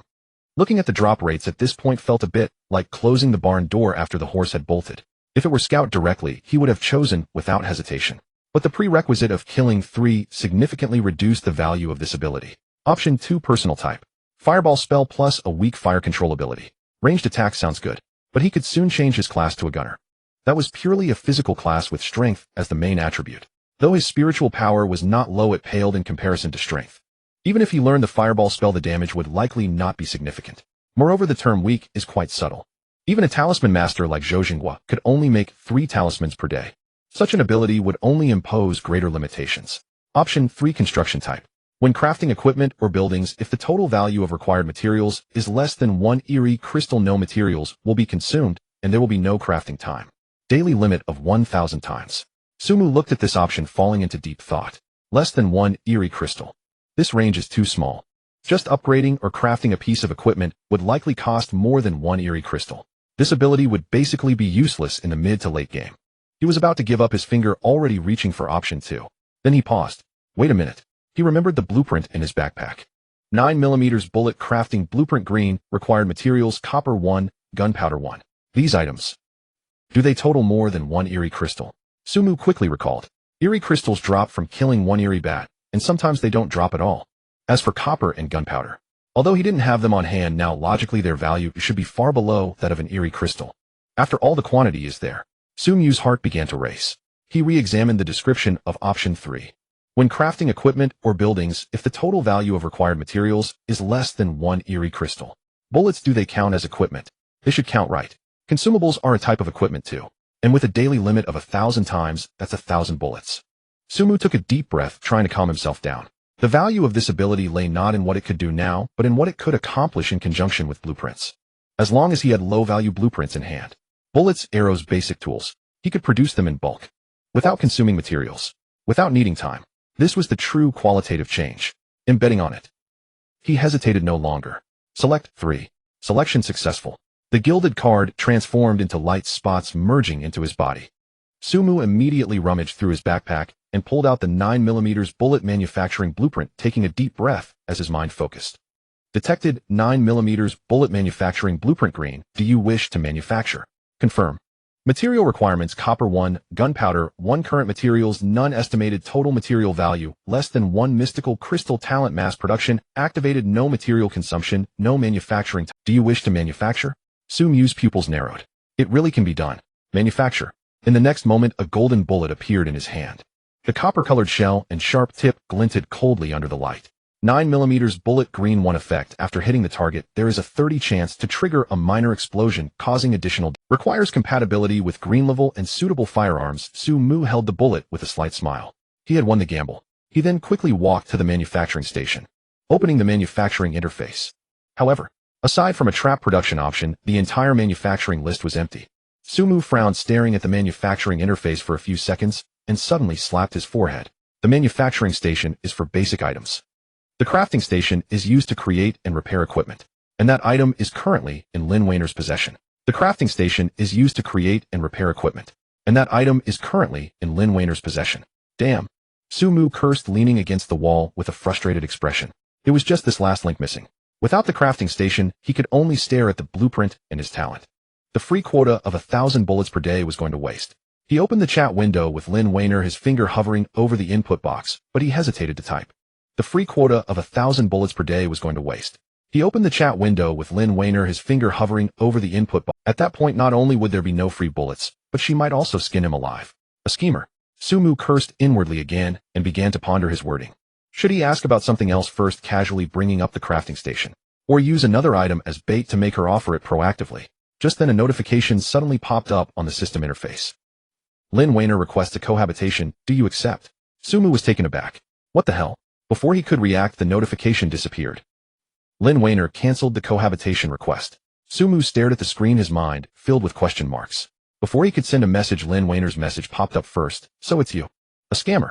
Su Mu's brow twitched, feeling a bit guilty, but he would never admit it on the surface. What have I scammed you about? Go check the 2 new functions that were released. Su Mu frowned slightly, opened the system panel, and found the explanations for the newly unlocked functions. Cohabitation function explanation: to invite others into your cable car cohabitation, one of the following conditions must be met. Invitation process: inviter initiates cohabitation, invitee confirms both enter the teleport vortex from the same retreat point, invitee teleports to the inviter's cable car. The process for the requester to initiate cohabitation is the same. Permission explanation: the owner of the cable car possesses absolute rights over the cable car. The invitee cannot harm the owner within the cable car. Without the owner's permission, the invitee cannot take any items from within the cable car. The owner can terminate the cohabitation at any time, expelling the invitee from the cable car. Special permission: cable cars reaching level LV8 or those who hold the Pioneer achievement, the first person to elevate a cable car to LV3, can invite directly in the cable car, and the invitee can enter immediately upon acceptance. The requester's conditions are the same. Cable car invitation limit 1. After reading, Su Mu raised an eyebrow. This rule is completely one-sided. The invitee in the cable car is basically just a guest. No, not even a guest, more like a tenant under someone else's roof, who could be kicked out at any time. Such an utterly unequal cohabitation would probably only be accepted by those whose cable cars were destroyed and had nowhere else to go. However, his attention was quickly drawn to the second explanation. Team function explanation: survivors of LV3 and above can form teams with a current limit of 2 people. In a team state, damage immunity: team members cannot harm each other. Experience sharing: when within 100 meters of each other, experience gained from killing monsters is evenly split. Resource distribution: customizable distribution. Team restrictions: teams can form freely in and out of the cable car, but once a team is formed in the cable car, they cannot leave the team until they return to the cable car after descending. After reading, Sumu roughly understood that while teaming in the cable car prevents backstabbing, forming a team outside the cable car is dangerous. However, the damage immunity is quite good as it avoids. Having read these two explanations, Sumu finally understood what Lin Weiner meant by that cohabitation request. She was testing him. Those with the Pioneer achievement can invite others to cohabitate directly without needing a team or simultaneous entry from the retreat point. Her sending that request was to see if the system would prompt the other party does not meet the conditions or something like that. If it did, it meant she guessed wrong. If the request popped up directly, it meant the other party was indeed the one who reached level 3. And her request was successfully displayed. Although she immediately canceled it, the answer was already quite clear. This woman thinks too quickly. Damn, if I had known this, I would have accepted immediately and let her play with fire. Sumu closed the function explanation and reopened the chat window with Lin Weiner. Alright, I'll come clean. I'm the one who upgraded the cable car to level 3. Shameless. Sumu stared at these two words, his mouth twitching. He initially wanted to retort, but thinking back to what he said earlier, it's just being prepared in advance. Now that he was exposed, there was nothing much to argue. He remained silent for a few seconds, quickly calculating how to steer the conversation towards the crafting station. Just then a trade request popped up. It was sent by Lin Weiner. In the trade window, the crafting station blueprint was prominently displayed. Sumu was taken aback. He glanced at the pricing column. Empty. There was nothing there. This meant that he only needed to click confirm to obtain this blueprint for free. Sumu stared at the blank pricing column, his finger hovering over the confirm button, yet he did not press it. Free things are often the most expensive. He understood this principle all too well. What do you mean? Sumu asked. No need to guess, Lin Yue replied quickly. I know you need this the most right now. Otherwise, with your personality, after I mentioned you leveling up to level 3 and looking at the new features, you definitely wouldn't come back to talk to me with such a shameless face. Sumu saw this message and 1,000 thoughts rushed through his mind. Was he that obvious? But then he thought again. It wasn't that he was too obvious, but that this woman was too clever. From yesterday until now, every step had been calculated perfectly by her. While he was still thinking about how to refute her, Lin Yue's next message arrived. You just leveled up to level 3 of the cable car. Your next goal must be to raise your personal level as well. What you need most right now is bullets. You have the blueprint, but what about the materials? Copper and gunpowder can be gathered in the channel. You might get a little, but the crafting station, only I have it. So your target must be me. Sumu was left speechless. Was this woman an accountant? A supervisor? He seriously suspected she had studied psychology. No, it seemed that all leaders were adept at discerning the thoughts of those below them. He forced himself to reply. In this situation, shouldn't you be asking for a high price? Right, it's a high price. Sumu looked at this message, then glanced at the blank pricing column. What kind of high price is this? So I didn't ask for anything, Lin Yue said. Sumu was even more confused. Isn't that contradictory? Not contradictory, Lin Yue said, because what I want you cannot give me right now. What do you want? The right to share the cable car. Simply put, you need to leave your share of the cable car for me. If one day my cable car fails, I will send a request to you, and you must accept it. Sumu stared at this message, pondering for a moment before realizing. His cable car had the Pioneer achievement, allowing him to invite others to share without needing to form a team or enter from the evacuation point simultaneously. If Lin Yue's cable car was destroyed or encountered fatal danger, as long as she sent a request from the cable car mountain, he could confirm it, and she would be directly teleported to his cable car. This equated to an extra life. This woman really is asking for a high price. The value of this cable car sharing right far surpassed that of a crafting station blueprint. But Sumu thought for a moment and still clicked confirm. There were 3 reasons. First, he indeed needed the crafting station, and it was an urgent need. Second, although Lin Yue was clever, she was not foolish. Since she regarded this spot as a life-saving card, she wouldn't waste it easily. This meant that until the cable car truly failed, she wouldn't bother him. Moreover, the other party wasn't bad looking at him. He was a proper man. Of course, the third, and the most important. Even if she really came, the ownership of the cable car was in his hands. If she had any ulterior motives, he could kick her out at any time. This deal was a win-win. The transaction was completed. The crafting station blueprint appeared in his hands. Sumu said nothing more, but before closing the chat box, he typed a line, "A woman that's smart is not good." Lin Yue's reply was only a few words, "I just want to survive." Sumu looked at this message, fell silent for a few seconds, and did not reply. Indeed, she just wanted to survive. In this world, who didn't? He shook his head, no longer thinking too much, opened the cable car settings, and found the sharing permissions section. He turned off the switch for allow others to initiate sharing requests, making it available only to Lin Yue. He had to keep his promises. Moreover, he didn't want others to discover that he was the one who leveled up to level 3. Being low-key was always the priority. After finishing all this, Sumu took out the crafting station blueprint and took a deep breath. Do you want to craft crafting station LV1? Consumes iron ingot 3, high-strength glass essence 1, wood 5. Confirm. Materials disappeared from the backpack and a faint glow gathered inside the cable car. This time it took less than 5 minutes, and a metal workbench slightly larger than the crafting station appeared before him. The surface was more spacious, the structure more complex, and there were several pull-out drawers on both sides. Sumu eagerly opened the crafting station interface. Sure enough, there was an additional section for equipment crafting. He clicked in, and the 9mm bullet crafting blueprint green was prominently listed. Sumu rubbed his hands and opened the crafting interface. Unlike the crafting station, the crafting platform's operation interface resembled a control panel equipped with a numeric keypad for directly entering the crafting quantity. He took a deep breath and entered 999.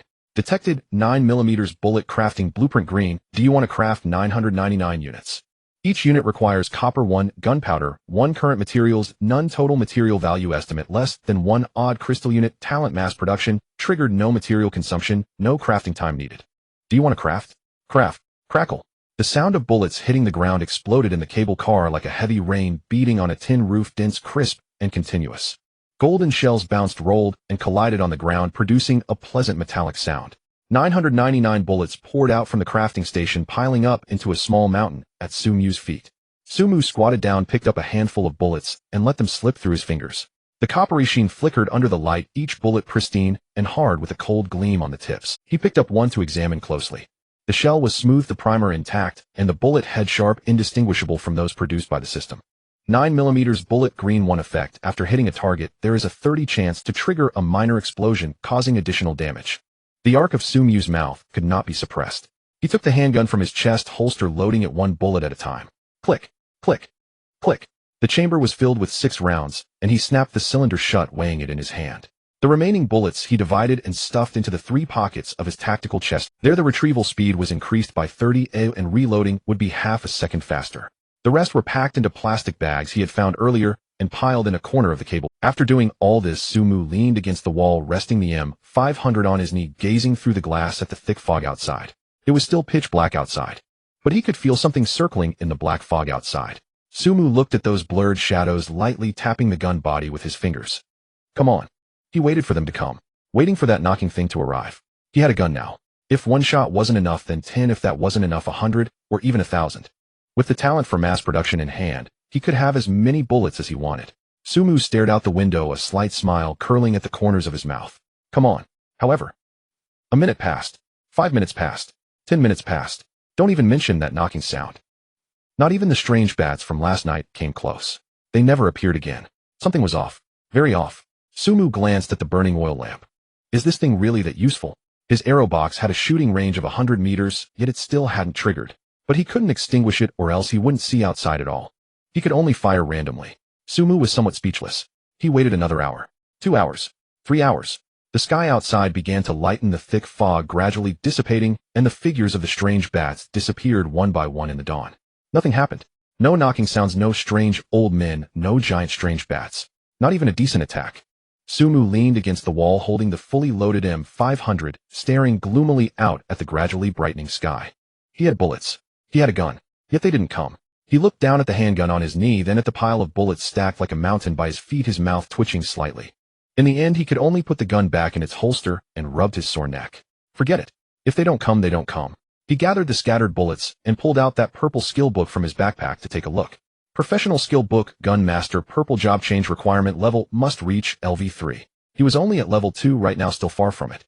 He needed to find a way to level up today. Carefully storing the skill book, he glanced out at the lightening sky.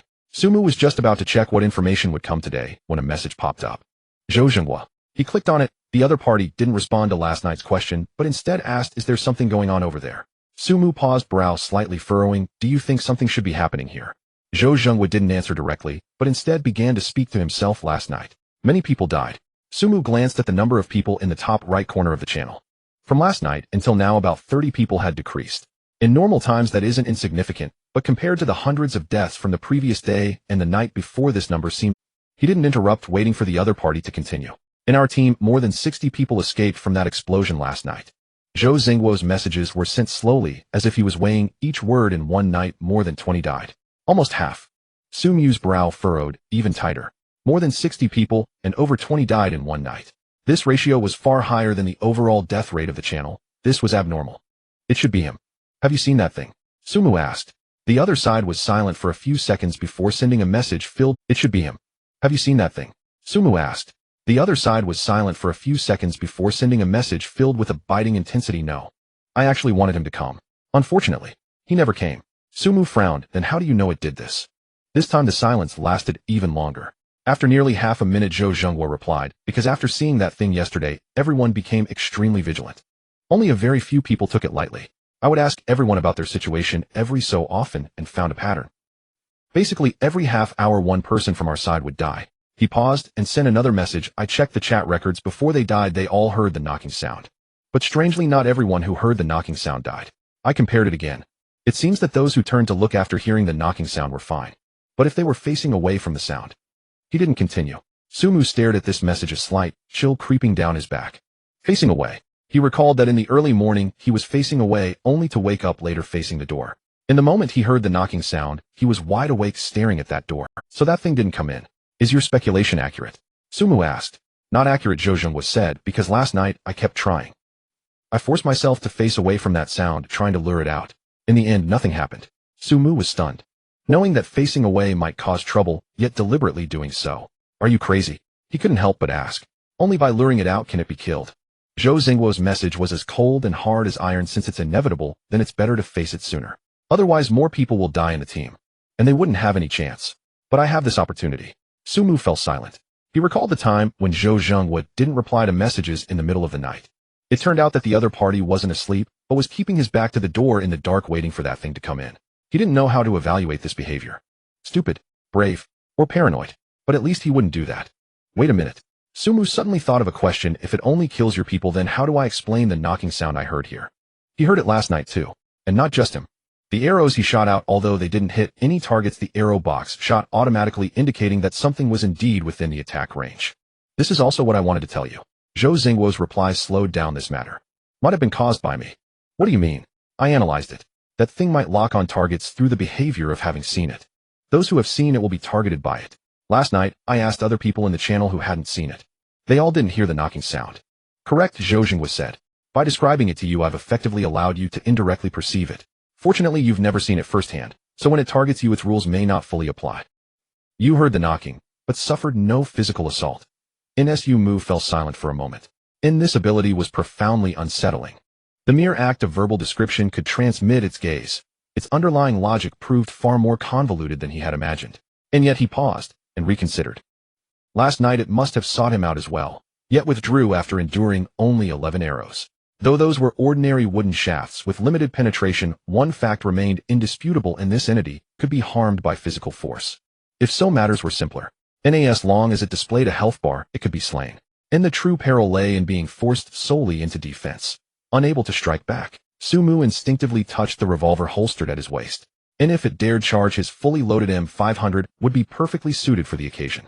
All fear ultimately stemmed from insufficient firepower. This was no idle boast. Ni's sole lingering concern was its uncanny unpredictability. If it materialized suddenly behind him, and he failed to react in time, danger would be inevitable. But inside the cable car, Ni would first need to breach the vehicle's armor before reaching him, and an LV-3 cable car possessed 100 points of armor, affording him ample time to respond. Moreover, such entities dared not emerge during daylight, so the threat remained manageable. As Sumu pondered this, Zhou Zhenghua sent another message. "Therefore, I require your assistance." Sumu frowned. "An assistance? To actively hunt down that entity?" And he didn't hesitate. He prepared to refuse outright. Nit's elusiveness made deliberate pursuit far too perilous. He carried a firearm. Confronting daytime monsters was safe, reliable, and guaranteed steady progression. Even if that entity dropped exceptionally valuable loot, could it possibly rival the power granted by leveling up? And should it appear at night, that was precisely when he reached peak readiness. If he still faltered, then he would have no complaint. And so, it simply wasn't worth the risk. And seeing no reply, Zhou Zhenghua quickly followed up in, "I feel somewhat uneasy involving you in this. I merely wish to conduct a trade." Sumu did not respond immediately. And almost instantly Zhou Zhenghua initiated a trade request. 2 silence talismans. And these are from yesterday, Zhou Zhenghua explained. One has already been traded to Lin Yue. Sumu accepted the talismans and asked, "So, what do you wish to acquire?" "Anything offensive or defensive will suffice." Sumu raised an eyebrow slightly. Zhou Zhenghua knew he'd traded with Lin Yue, but she clearly hadn't disclosed the specifics of their exchange. At least she hadn't revealed he carried a firearm. And the woman possessed commendable cooperative instincts. Nor perhaps she simply intended to negotiate a higher price. What do you offer in return? Sumu asked. And he indeed possessed a spare white ballistic vest, usable for trade or even lent temporarily. After all, Zhou Jinghua intended to confront that volatile entity. The sooner it was neutralized, the greater Su Mu's peace of mind, and the safer the entire cable line would be. Moreover, the silence talismans held exceptional utility. Yet Su Mu refused to give anything away freely. This was his unyielding boundary. Compassion was permissible, but never at the cost of principle. Discounted prices were acceptable, but zero compensation was not.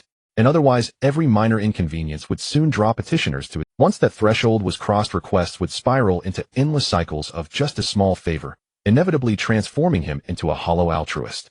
And a propane gas bomb. And Zhou Jinghua replied. Nsu Mu considered it, and agreed. And though his ammunition supply was currently abundant, diminishing his immediate need for explosives, the device's raw destructive potential remained undeniable. Occasionally, such overwhelming force yielded unforeseen advantages. Preparedness was never a liability. Nand. He had already resolved internally to assist Zhou Jinghua. And the trade concluded swiftly. One more thing. This device possesses serious flaws. No launch tube and immense physical strength is required to hurl it accurately. Also, its ignition lacks stability. The detonation time is unpredictable. We've suffered setbacks using it. Please exercise extreme caution. Nsu Mu replied, simply understood. And then he examined the propane tank. Crude propane explosive Devison type, consumable in description, fabricated from a propane cylinder and ammonium fertilizer. Effect massive blast radius. Use with utmost discretion. Note handcrafted item, no system enhancement. Unstable fuse, ignite, and throw immediately. Sumu lifted the cylinder and weighed it in his hands, easily over 20 kilograms. To an ordinary person, it was utterly impractical as a grenade, throwing distance would be negligible. Yet with his current strength stat of 56, hurling it posed no difficulty. And the sole complication lay in its unpredictable detonation timing. No stable fuse existed, ignition meant gambling on luck. Still, he never intended it as a primary weapon. Preparedness demanded no justification. Letting it gather dust in a corner was acceptable. And he placed the spare white ballistic vest into the trade interface. Nsu Mu remembered Zhou Jinghua's initial assertion clearly. And Zhou Jinghua paused, then replied, because I've advanced to level 2. In hearing this, Su Mu paused briefly. Nsu Mu remembered Zhou Jinghua's initial assertion clearly. And Zhou Jinghua paused, then replied, because I've advanced to level 2. In hearing this, Su Mu paused briefly, not surprised. That explosion yesterday had certainly claimed the level 2 liquor, and the surrounding zombies' experience points would easily elevate a level 1 survivor to level 2. Did your ascension involve any unique phenomena? Su Mu pressed, seizing the opportunity. For instance, how were your attributes allocated? In Zhou Jinghua withheld nothing. 10 attribute points total, most allocated to Constitution. 10 points, identical to Su Mu's own level 2 upgrade. Yet the distribution differed markedly. Clearly Zhou Jinghua had acquired a Constitution-focused evolution talisman, or possibly a universal variant deliberately optimized toward endurance. Still, Zhou Jinghua seemed overconfident. Su Mu had assumed level 2 conferred some profound qualitative leap, but while 10 points vastly exceeded human limits, they hardly constituted invincibility. Shaking his head, Su Mu merely committed the number to memory. And then he said thanks, and Zhou Jinghua replied, no need, and ended the conversation. Closing the chat box with Zhou Jinghua, Su Mu hesitated for a moment, but still clicked on Lin Yue's profile. Were you attacked last night? No, Lin Yue replied quickly, then countered, why are you suddenly concerned about me? Su Mu cursed, inwardly wondering who the hell cared about her. He just wanted to clarify whether that thing was after him. After all, according to what was said, if that thing hadn't been seen with its own eyes, it shouldn't be too dangerous. This must have been inferred from Lin Yue. It couldn't be because of the promotion to the 3rd level cable car that the other party was attracted, right? Has Zhou Jinghua been looking for you? Lin Yue's message came again. Su Mu didn't reply. I advise you, before you are absolutely sure, don't go hunting that thing with him. Su Mu certainly wouldn't go. But hearing the other party say that, he naturally rebutted, why do you care about me? Lin Yue sent a he. After a while she continued, I'm afraid you'll die, and then yesterday's deal can't be fulfilled. Su Mu also replied with a he. The two fell silent for a moment. Have you ever thought about, Lin Yue suddenly said, why there were no other monsters attacking last night? Su Mu's finger froze. You mean? I mean there's definitely a reason why those things didn't attack. Lin Yue's speech slowed down. Either they found better prey, or something is keeping them from approaching. Su Mu understood her meaning. That ghostly being was of a high level, at least those outside didn't dare to come. That's all I have to say. How to judge specifically is up to you. After Lin Yue finished this sentence, she stopped sending messages. Su Mu closed the chat box, leaned against the wall, and stared out the window at the gradually brightening sky. The fog was still thick, but in the distance at the horizon, he vaguely saw a long, indistinct outline, like a long snake, slowly moving through the fog. Sumu stared in that direction for a long time, but couldn't see clearly. This world was truly terrible. He withdrew his gaze, took a deep breath, and opened the daily intelligence. Current available, uses 1. Would you like to use it? Confirm. Information, there is a blood ginseng located 7 kilometers from your cable car at the foot of Shishan Mountain. There are L2 level mutated creatures active in the area. Please be cautious. Blood ginseng. Sumu raised an eyebrow slightly. Not a treasure chest, not a roulette, but something he had never heard of before. From the name it sounded like some kind of heavenly material. He recalled his unused gathering skill. Just in time to come in handy, but over 30 kilometers away. At the speed of the cable car of 5 kilometers per hour, it would take over 6 hours to reach. With only this one piece of information, today's luck wasn't too good either. He shook his head. Sumu glanced at the sky, then at the time. He didn't want to make a special effort to speed up. That would be too conspicuous not only to people, but also to other things. Following the entire cable line together was the least noticeable way. After all, 6 hours wasn't long, it was just time for a nap. He hadn't slept well last night due to that knocking sound, and now he was feeling quite drowsy. Sumu placed his handgun within reach, leaned against the pile of supplies, and closed his eyes. This time he slept a bit deeper than before, but he still remained vigilant. Every sound outside the window, every slight jolt of the cable car, made his eyelids. Fortunately, there were no such things during the day. By the time Sumu opened his eyes again, 4 hours had passed. He glanced at the time. It was just past 9 in the morning. Outside the window, the sunlight had already pierced through the thin fog. Sumu stood up, stretched his muscles, and instinctively looked into the distance. Then he froze. The fog had cleared. Not completely, but it had become much thinner, like a light veil hanging between heaven and earth. The distant mountains, forests, and rivers were all vaguely visible. What truly stunned him was about a kilometer ahead. Another cable line. A long, endless queue of cable cars extended parallel to theirs, disappearing into the distant fog. The red and white cabins shimmered with the same metallic luster in the morning light. Each cabin was spaced about 10 meters apart, neatly hung on the cable like beads strung on a thread. Sumu stared at that cable line for several seconds, then opened the chat channel. Sure enough, the messages had exploded. Damn. Did you see that? There's another cable line nearby. I saw it. It's about a kilometer to our left. So there are other cable cars. Not just ours. Of course, with over 10 billion people worldwide, if one cable line only has 1,000 people, how many are there? So we have nearly 2,000 people now. Feeling much safer. More people means more power. It's easier to team up in the future. Sumu looked at these messages, his brow slightly furrowed. Who says that those on that cable line are definitely humans? The channel fell silent instantly. After several seconds, someone finally replied, but one message made him stop scrolling. A person named Zhao Lei posted, "Is it really good to have more people? Have you thought about whether the monsters will also increase? Also, who says that those on that cable line are definitely humans?" The channel fell silent instantly. After several seconds, someone finally replied, "Zhao Lei, shut up. Can you say something without being rude?" Exactly. Who are you trying to scare? What the hell? Although everyone was scolding, Sumu noticed that the cheers had noticeably diminished. He understood this reaction. Zhao Lei's words were indeed uncomfortable, but he was speaking the truth. Whether monsters would become stronger due to increased population density was unknown. More importantly, would the people on that cable line really be friendly? So far, the overall atmosphere on their cable line had been quite good. Although there were 5 trashy individuals blocking the way, at least there hadn't been any large-scale malicious incidents. In the channel, everyone was trading, as usual, teaming up as needed. But what about the situation on the other cable line? Do they have someone like Zhou Jingguo on their side, who can organize everyone? Are there any scoundrels like those 5 trashy individuals? Are they cooperating to survive, or is it a survival of the fittest? Sumu shook his head, deciding not to think too much. When soldiers come, block them. When water comes, cover it. He directed his gaze downward from the cable car. At this moment, the height of the cable car wasn't too high, about 200 or 300 meters above the ground. The jungle below was clearly visible. The dense canopies formed a deep green sea, occasionally revealing some bare rocks and winding streams. Vaguely, he seemed to see something swiftly moving beneath the treetops. He couldn't see clearly. It was too fast to flash and gone, resembling the back of a large animal or something he didn't want to delve into. He had studied the height of the cable car. It was not fixed. Sometimes it would rise to several thousand meters with clouds beneath him, rendering everything invisible. Other times it would descend to about 100 meters, allowing him to count the leaves on the ground. At this height, it wasn't completely safe, but it wasn't dangerous either. He glanced at the map, the green coordinate point drawing closer. Just over 10 kilometers left. It was time to prepare.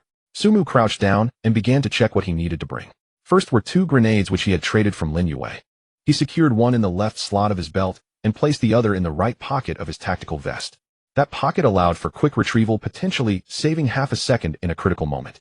Next was the pistol. The M500 was loaded with 7 bullets, and he had added 3 quick loaders into the left pocket of his vest. 3 loaders, 18 bullets, combined with the 7 in the gun were sufficient for most situations. Then he looked at the pile of yellow ammunition by his feet, grabbed a backpack, and stuffed all the bullets inside. It felt heavy, a noticeable weight on his shoulder. Water. A bottle of mineral water was shoved into the side pocket of the backpack. Food. 2 chocolate bars, and a pack of compressed biscuits for emergencies. Although monsters might drop food, one could never be too careful. Nylon rope.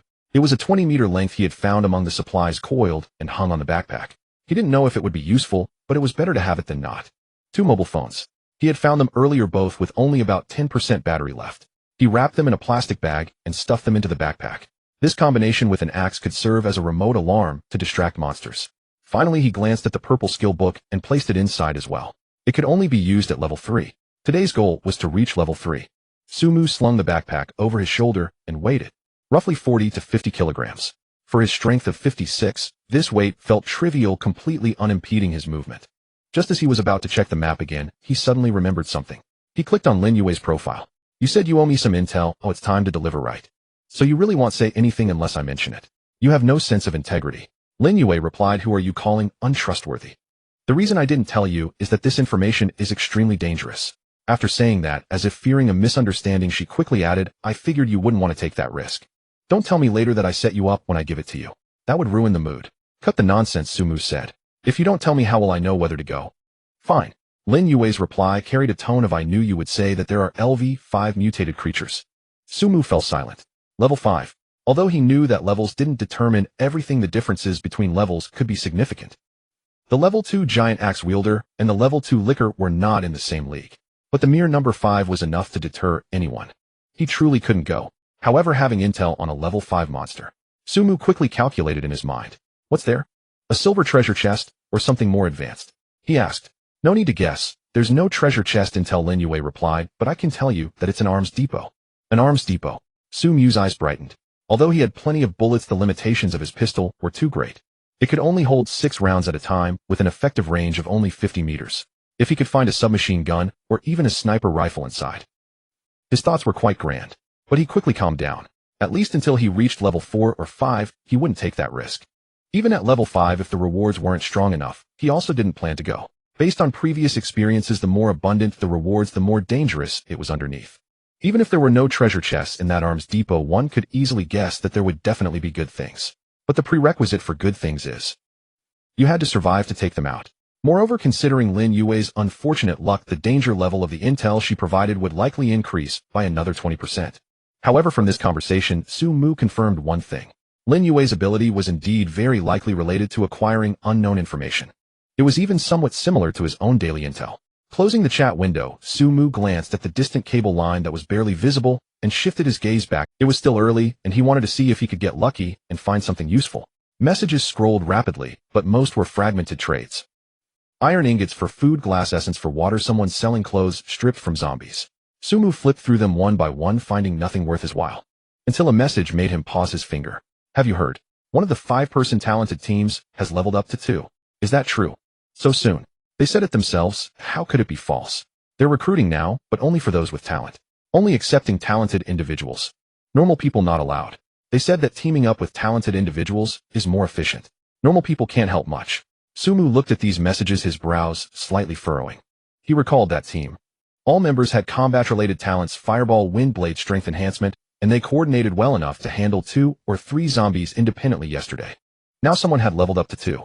This meant their strength would increase and their expansion would be faster. They were finally here. Compared to Zhou Xingguo's approach of taking ordinary people along, this team chose another path. Elite grouping, leaving the weak behind. In the apocalypse, this was understandable. Resources were limited, and bringing along a burden would only weigh one down. But for ordinary people, this was undoubtedly a signal. Those with power were starting to band together, while the rest could only fend for themselves. No one in the channel opposed this team's actions. Perhaps they were too afraid. After all, 5 talented individuals at this stage constituted quite a formidable force. Or perhaps it was tacit acceptance.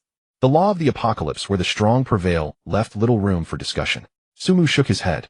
The emergence of such organizations was not good news for him. Not because he feared they would threaten him. With his current strength, he wasn't worried. The problem was that once these organizations formed, valuable items would surely be prioritized for internal trade. What flowed into the market would be what they had picked over. If he wanted to obtain good items, he would either have to offer something they couldn't refuse, or forget it. As long as he leveled up quickly enough, he would maintain the initiative.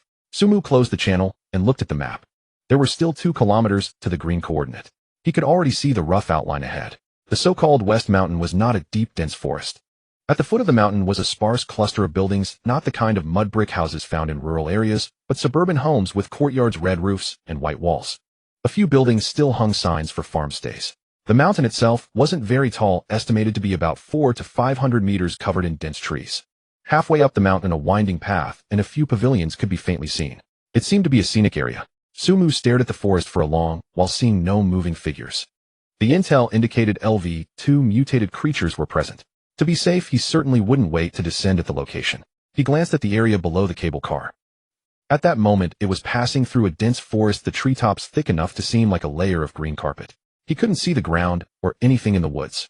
He waited until the cable car glided forward a bit more, until the dense forest thinned enough to vaguely see the shape of the ground before pressing confirm. At that moment, he was only about a kilometer away from the target point. The cable car door opened, revealing a purple-black vortex. Sumu took a deep breath, gripped his pistol tightly, and stepped inside. In the moment when the sensation of weightlessness faded, Sumu had already tightened his grip on the handgun. The vision was not yet fully clear, but the sounds of wind and rustling leaves rushed into his ears. With the gun barrel pointed forward, his eyes swiftly scanned the surroundings. Then he froze. Less than 10 meters in front of him, a creature was crouched at the edge of the bushes. The creature was about knee-high to an adult, covered in dark red fur resembling the color of something soaked in blood and then dried. It had a slender body, 4 limbs on the ground, with the forelimbs noticeably thicker than the hind ones, claws deeply embedded in the soil. A long tail swayed slowly behind it, the tip splitting into 2 forks like 2 slender daggers. Most striking were its eyes. Vertical pupils, amber in color, glowing with a chilling light under the shade of the trees. Its ears were pointed, each with a tuft of long fur at the tips resembling 2 antennas. Like a cat, but not a cat. A picture flashed through Sumu's mind. The cat demon from DNF. This was the very thing. The dark red fur, the forked tail, the pointed ears. He had seen it countless times in the game, but had never encountered it in reality. At this moment, the cat demon also noticed him. Its vertical pupils suddenly constricted, ears flattened, back arched, and it let out a low growl from its throat. In the next second, it pushed off the ground with its hind legs and pounced towards Sumu. It was fast, much faster than a zombie. But Sumu's reaction was even quicker. He didn't use the wrench, but fired directly, as he didn't know the creature's level, so he naturally opted for the strongest attack. Bang, bang, bang, bang. Extra attack triggered. The 4 gunshots nearly melded into one, totaling 2 attacks. The first bullet struck the cat demon's head, exploding a bloody hole in its forehead. You have killed a LV2 cat demon. White experience 1. In fact, when the first attack landed, the kill notification had already sounded, but Sumu instinctively fired a second shot before coming to a stop. After the kill, he did not. You have killed a LV2 cat demon. White experience 1. In fact, when the first attack landed, the kill notification had already sounded, but Sumu instinctively fired a second shot before coming to a stop. After the kill, he did not check the wooden box nor the corpse. He turned and ran. The gunfire was too loud in the quiet forest. No one knew what it might attract. His experience was: shoot first and run, never linger in place. He crouched low and quickly passed a few large trees hiding behind a bush. He listened intently. No footsteps, no growls, no sounds of branches snapping. After a few seconds, he slowly stood up, found a sufficiently thick tree, and climbed it in a few swift movements. Perched on a sturdy branch, he finally had the time to survey his surroundings. This was a mixed forest with pines and broadleaf trees interspersed. There were numerous clearings, and sunlight filtered through the tree canopy, casting mottled shadows on the ground. No zombies. At least within his line of sight, there wasn't a single one. He looked carefully around. No wandering gray-white figures, no stiff and slow movements, not even traces of corpses. In this forest, it seemed that only the cat demon existed. Sumu let out a sigh of relief and opened the system panel to glance at the recent kill record. Cat demon, LV2 strength, 15 constitution, 26 agility, 23 spirit, 8 skills. Quickly pounce towards a target, causing significant damage to your claw attack, with a chance to cause bleeding effect. 23 points in agility. Sumu raised his eyebrows slightly. This speed was indeed a significant improvement over zombies. If it weren't for the handgun, relying solely on the wrench for close combat would likely not have been so easy. He glanced at the experience bar. 77. 2,200. A LV2 cat demon only awarded 1 point of experience. To level up to LV3, he would need to kill over 100. 3 retreat points, all ahead of him. The nearest one was in the northeast direction, approximately 7 kilometers away in a straight line. The other 2 were even 3 retreat points, all ahead of him. The nearest one was in the northeast direction, approximately 7 kilometers away in a straight line. The other two were even further, one 9 kilometers and the other 11 kilometers. 7 kilometers. In the previous two descents, the nearest retreat point had only been 1 or 2 kilometers away. This time it was directly 3 to 4 times that distance. Sumu leaned against the tree trunk, quickly calculating in his mind. Does this mean that as the cable car continues to move forward, the retreat points will get further away? If that's the case, he would have to stay in the wilderness longer, face more monsters, and bear greater risks. After a brief contemplation, Sumu couldn't help but shake his head. There was no good solution to be found by thinking too much right now. He could only focus on developing quickly in the early stages, run faster, and kill harder. He shook his head, slid down the tree, and returned along the same path, crouching low. The corpse of the cat demon still lay in place. Beside it was a palm-sized wooden box. Sumu crouched down, picked up the box, and opened it. Acquired cat demon tooth 1, just 1 tooth. No food, no water, no materials. Only a single tooth about the length of a fingernail with dried blood still on the root. This should be some kind of material. Sumu stored the tooth in his backpack and continued forward. On the path ahead, he walked very cautiously. The density of cat demons in the forest was far greater than he had anticipated. In less than 500 meters, he encountered 3. One was alone, crouching at the tree roots, licking its paws, while 2 others were moving through the bushes. Sumu did not fire his gun. He had discovered a pattern. These cat demons reacted completely differently to gunfire compared to zombies. Zombies would rush towards the sound, but the cat demons did the opposite. After the first shot killed the cat demon, he noticed that the rustling noises around him became quiet instead. They were fleeing. Sumu experimented a few times. He quietly approached a lone cat demon with a wrench, swung it down, and killed it instantly. There was no commotion around. But when he shot the second one, a distinct rustling sound came from the surrounding bushes. Other cat demons had fled. They were afraid of gunfire. This discovery made him decide to use his gun as little as possible, not because he was concerned about the bullets. Now there were enough bullets. But he did not want to scare away all the cat demons around. He was still hoping for these creatures to level up. Thus, on the next stretch of the journey, Sumu spent most of his time using the wrench. A cat demon was crouched under a tree facing away from him. He tiptoed over, raised the wrench, and swung it down. Puff. Puff. Kill LV2 cat demon experience 1. A cat demon peeked out from the bushes and locked eyes with him. Before it could pounce, Sumu had already thrown the wrench. It spun through the air and accurately struck the cat demon's head. Puff. Puff. Kill LV2 cat demon experience 1. 2 cat demons passed through the clearing in front of him. Sumu waited for the one in front to walk past, then suddenly charged out and swung the wrench at the one behind. After dealing with one, the one in front just turned its head and the wrench was already on its way. Puff. Puff. Experience 1. Experience 1. He would only draw his gun when he encountered groups of 3 or more, or those particularly agile ones that were hard to approach. One shot was enough. Although these cat demons had around 26 points of physique, they could not withstand a single shot. Based on his speculation, without armor, his M500 had a base firepower value of 22, which should deal 22 physique damage, and a critical hit would lead to 44. Of course, this was just his guess, as this weapon did not display damage, and there was no detailed information on the monsters, leaving him without data support. After the gunshot, the surrounding bushes would always stir, then quickly fall silent. Thus he fought and walked for over an hour, his experience bar rising to 3,200. 31 points of experience. 30 cat demons. He paused, leaned against a tree, took a sip of water, and summarized his discoveries along the way. The density of cat demons in this forest was high, but there were almost no other monsters. He had not seen a single zombie on his way here. This indicated a territorial division among different types of monsters, preventing them from cohabiting. Another discovery was that the proportion of level 2 monsters had increased significantly. In the previous zombie area, the ratio of level 1 to level 2 was about 20 to 30 to 1. But here, roughly 1 in 3 cat demons was of level 2. Although they were all LV2, the attribute differences were considerable. He had encountered one that was significantly larger, with strength close to 25 and agility exceeding 20, making it much harder to fight. Sumu glanced in the direction of his target. There were less than 100 meters left to the coordinates of the blood ginseng. He did not continue forward, but stopped to climb the best vantage tree. Based on previous experiences, there would definitely be powerful creatures guarding such treasures. Intelligence indicated a LV2 monster was present, but he estimated it was at least of green quality, possibly even blue. He crouched on a branch, staring at the area ahead for a full 5 minutes. It was a relatively open glade with sunlight streaming down, illuminating the ground brightly. In the center of the clearing was a large rock with a clump of low shrubs growing beside it. However, he did not spot the blood ginseng. He could only confirm from the marked green dot on the intel that this position should be where the blood ginseng was located. Sumu stared at it again and scanned the surroundings. There was nothing. No wandering cat demons, no lurking figures, not even a small animal in sight.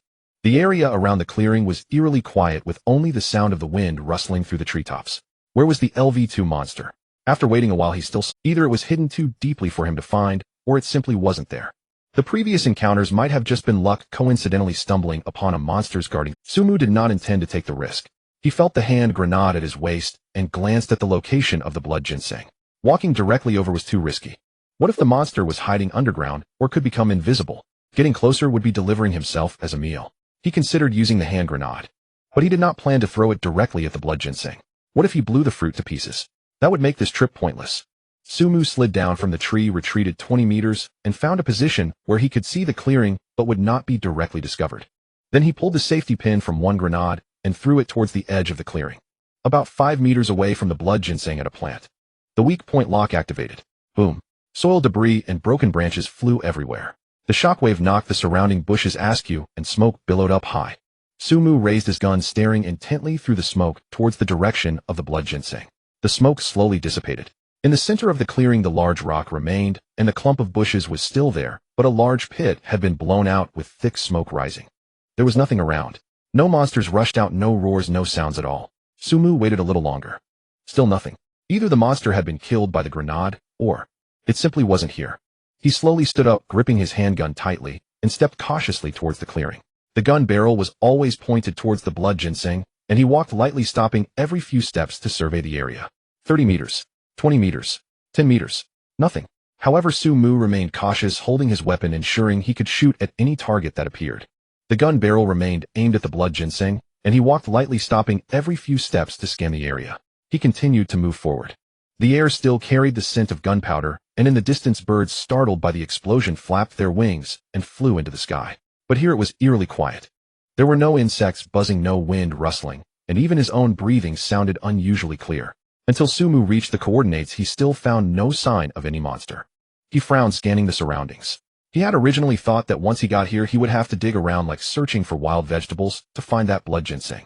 After all, this kind of treasure should be buried in the ground, and he didn't recognize the exposed parts. However, when he looked down at the ground he was stunned. Not because he couldn't find it, but because it was too obvious. Because what kind of plant bleeds? Less than half a meter from his feet, a trickle of dark red liquid seeped from the surface of the soil, as if someone had severed a blood vessel underground, and the blood was slowly oozing through the cracks in the earth. The red liquid was thick and viscous, resembling fresh blood. Strangely, just inhaling that scent made Sumu feel an extraordinarily refreshing aura surge to his mind, invigorating him. He crouched down and gently tapped the soft soil with a wrench. With a rush, a chunk of the surface soil collapsed, revealing a fist-sized pit underneath. Shrapnel. Shrapnel from a grenade was embedded in the walls of the pit, with a few slender roots severed nearby, and dark red liquid seeped from the cut ends. At the bottom of the pit lay a ginseng-like plant, entirely crimson. About the length of a hand, its body was plump and smooth, covered in fine lines resembling desiccated blood vessels. Several roots as thick as fingers extended from the main body, one of which had been severed by the shrapnel, still oozing blood. Luck was on his side. Sumu did not expect that the grenade shrapnel had grazed this thing. Had it not been for this, he would have probably spent half a day digging in this clearing. This thing was buried at the bottom of the pit, at least several dozen centimeters deep, and the grass above it looked just like ordinary weeds, making it nearly indistinguishable at first glance. He picked up the blood ginseng along with the severed root, not checking it immediately, but quickly stuffing it into the outer pocket of his backpack. Then he scooped up a handful of wet soil from the ground, filling the pocket to the brim, burying the blood ginseng securely within the earth. The aroma it emitted was too fragrant. He almost couldn't resist the urge to consume it directly after just one whiff. If left in his backpack, the scent would surely escape, and it would be troublesome if it attracted something unwanted. Covering it with soil would at least help suppress the smell. The reason he didn't examine it here was also due to another factor. The explosion had just occurred not long ago. Although the cat demons in this forest feared gunfire and explosions, he wasn't sure if other monsters were nearby. More importantly, the intel indicated that a LV2 monster resided here, yet he had not encountered any on his way. As he approached this area, he had only killed a single ordinary level 2 cat demon, which was no different from those he had encountered before. Logically, such rare treasures should be guarded by even more terrifying monsters. Either he was overthinking it, and there were no formidable guardians here, or like the initial goblin den, the guardian monster had temporarily left for some reason. In either case, the sound of the explosion could attract them back. Sumu zipped up his backpack and turned to leave without looking back. He ran a full kilometer before stopping at the sight of a cat demon licking its claws on the tree roots. The fact that these monsters were undisturbed confirmed that the area was safe. Sumu casually struck the cat demon dead with his wrench, earning 0. 1 experience, then found a sturdy tree, climbed up with ease, and settled on a solid branch. Only then did he pull out the blood ginseng from his backpack, carefully examining it in the palm of his hand. Blood ginseng, purple type, rare, treasure, consumable quality, purple effect, significantly enhances vitality, upon consumption permanently boosts physical attributes. The potency is extremely potent, please consume with caution. Overconsumption may lead to reversed vitality flow with severe consequences. Purple. Sumu's pupils constricted. This was the first time he had encountered something of purple quality. Previously, the gunner profession book that had appeared in the lottery was purple, but it required level 3 to use. This blood ginseng, however, was something that could immediately enhance his strength. Significantly enhance his vitality. The term vitality in the game usually corresponds to health points, and converted to attributes, it should mean physical strength. But unlike the previous strength fruit, this item had an additional note to consume with caution, specifically marking severe consequences. The strength fruit added 30 points of strength without any such warning. This indicated that the effects of the blood ginseng were far more intense than that of the strength fruit. Sumu looked down at the severed root that had been cut by shrapnel. It was finger-thick in the cut and had already stopped bleeding as if it had scabbed over. He hesitated for a moment, took out a bottle of mineral water from his backpack, unscrewed the cap, rinsed the root briefly to remove the dirt, and then placed it into the mineral water bottle gently. The clear water instantly turned a pale red, and the fresh fragrance wafted out once more. Sumu retrieved the root, sealed the bottle, and shook it. Then he tilted his head back and took a small sip. The moment the liquid slid down his throat, a wave of heat erupted from his stomach, as if someone had ignited a fire within his chest. His heart raced suddenly, pounding heavily and rapidly, the sound echoing in his ears. The blood throughout his body felt as if it had been heated, surging from his heart to his limbs, with every pore exuding warmth. It was uncomfortable, but also pleasurable. That feeling was strange. Like soaking in a scalding hot spring, the skin reddening and stinging, yet the muscles completely relaxed in the hot water, every nerve moaning in delight. After about half a minute, the warmth gradually subsided. Physical strength, 5. Sumu's eyes widened. Just by soaking a root and taking a sip of water, he gained 5 points in physical strength. He glanced at the now pale red water in the bottle, then looked at the root he had soaked. The redness on it had noticeably diminished, but some remained. He took another sip. This time the warmth came on quicker and faded faster. His heart steadied after a few beats, and his body only felt slightly warm. Physical strength 1. He took another sip. Physical strength 1. The effects were diminished. Sumu furrowed his brow, unscrewed the cap to take a look. The water was still pale red, but the sap from the root had clearly been mostly absorbed. He picked up the root tendril, pinched it with his fingers, and scraped its surface with his nails to squeeze out the residual sap, stirring it in the water. Then he took another sip. Constitution 3. Another sip. Constitution 1. Another sip. He repeatedly performed this action, extracting the remaining red sap from the root tendril bit by bit, drinking it sip by sip, until the water turned from a light red to almost transparent, and the root tendril faded from dark red to a grayish white, completely losing any effect. Sumu glanced at the panel. Constitution 824. Though this constitution still differed greatly from his strength, it was no longer so grotesque. More importantly, 16 points. A root tendril the thickness of a finger soaked in a bit of water added 16 points to his constitution. Sumu looked down at the complete blood ginseng in his hand, his throat tightening. This was just one root tendril. If the sap alone could yield such results, what if he consumed the entire blood ginseng? But he did not act impulsively. When he drank those waters earlier, he felt that the stronger the effect, the more intense the bonus reaction. The last time he drank, his heart raced as if it would leap out of his throat, and his blood vessels felt as if they were about to burst with pain. Though he ultimately managed to endure, if he continued like this, he might truly end up as described. Chi and blood, reversing serious consequences. Act within one's means. Sumu wrapped the complete blood ginseng in damp soil and stuffed it deep into his backpack. This thing would need to be consumed when his body could accept it, or after finding some auxiliary means. Forcing it now posed too great a risk. But even this harvest was already worth it. Sumu leaned back against a branch and let out a long breath. What he needed to do next was to head directly to the retreat point, meanwhile gaining experience along the way. He slid down from the tree, oriented himself, and headed northeast towards the nearest retreat point. On the way, he did not walk fast, killing monsters as he went. The density of cat demons in this forest was indeed high, encountering 1 or 2 within 100 meters. Sumu had already figured out their habits. They would flee at the sound of gunfire, but as long as he did not make too much noise, they would act as usual. Once he got the hang of using the large wrench, his efficiency surpassed that of a gun. One swing of the wrench took out one demon clean and swift. However, experience gained was indeed slow. A level 1 cat demon only gave 0. 1, while a level 2 gave 1. After nearly an hour of hunting nearly 60 of them, his experience bar only climbed from 107 to just over 150. Sumu noted a problem. Throughout this journey, the average level of the cat demons encountered was around 1 to 2, occasionally spotting a level 2, but he had yet to see a single level 3. Not to mention there were no shadows of those above green quality. Was it due to geographical location? Or was this forest simply unsuitable for higher-level monsters to survive? He was not quite sure. But compared to the previous zombie area, the monster level distribution here was indeed different. In the zombie zone, the ratio of level 1 to level 2 was about 20 to 1, whereas here it was roughly 3 to 1, with a significantly higher proportion of level 2, but there was a clear gap above that. Regardless, this was good news for him. At least he did not have to worry about suddenly facing something he could not handle. However, one thing was troubling him. The retreat point was much farther than he had imagined. The straight line distance on the map was only 7 kilometers, but here it was a mountain forest. He was currently halfway up the mountain, and to reach the northeast retreat point, he had to descend the mountain first, then cross a flat area at the foot of the mountain to reach that marked point. At this speed, it would take at least another 2 to 3 hours to walk back. Fortunately, he could gain levels on the way, so it wasn't a wasted trip. Sumu wiped the blood from the wrench on the grass and continued forward. After walking for about half an hour, the slope began to ease, and the trees became sparser.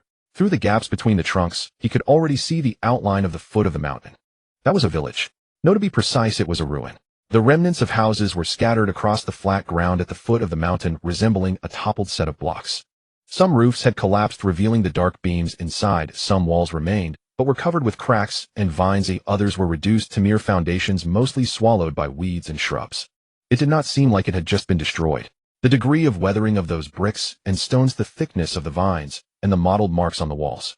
It felt more like it had endured a long erosion over time, or perhaps had aged rapidly under some force. It was possible that both were true. Sumu stopped and crouched behind a bush, carefully observing the ruins. Then he saw the cat demons. Not just one or two, but a whole group. They wandered in 3s and 2s in various corners of the ruins. Some basked in the sun on collapsed rooftops, others moved through the remnants of walls, while some sat on well platforms licking their paws. Looking around, there were at least 20 of them. Moreover, most were level 2. Sumu's gaze swept over those cat demons just as he was about to consider whether to go around suddenly. His gaze froze. In the center of the village, in front of a relatively intact shrine, squatted a cat demon that was clearly much larger.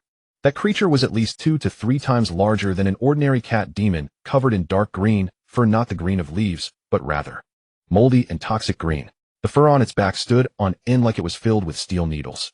Its eyes were crimson with slit pupils that were twice as thick as regular cat demons, emitting a chilling light in the shadows. Most striking was its mouth, with curved fangs protruding from each corner, extending from the upper jaw about the length of a finger, glistening with a dark green sheen. Moldy and toxic green. The fur on its back stood on end like it was filled with steel needles. Its eyes were crimson with slit pupils that were twice as thick. Venomous cat demon, LV2 blue species, mutated beast, strength 58, constitution 48, agility 62, spirit 12, note. A mutated form of the cat demon, extremely toxic with astonishing speed. It is advised to kill from a distance. Do not engage up close. Sumu looked at this data string, quickly comparing it to the previous giant axe wielder.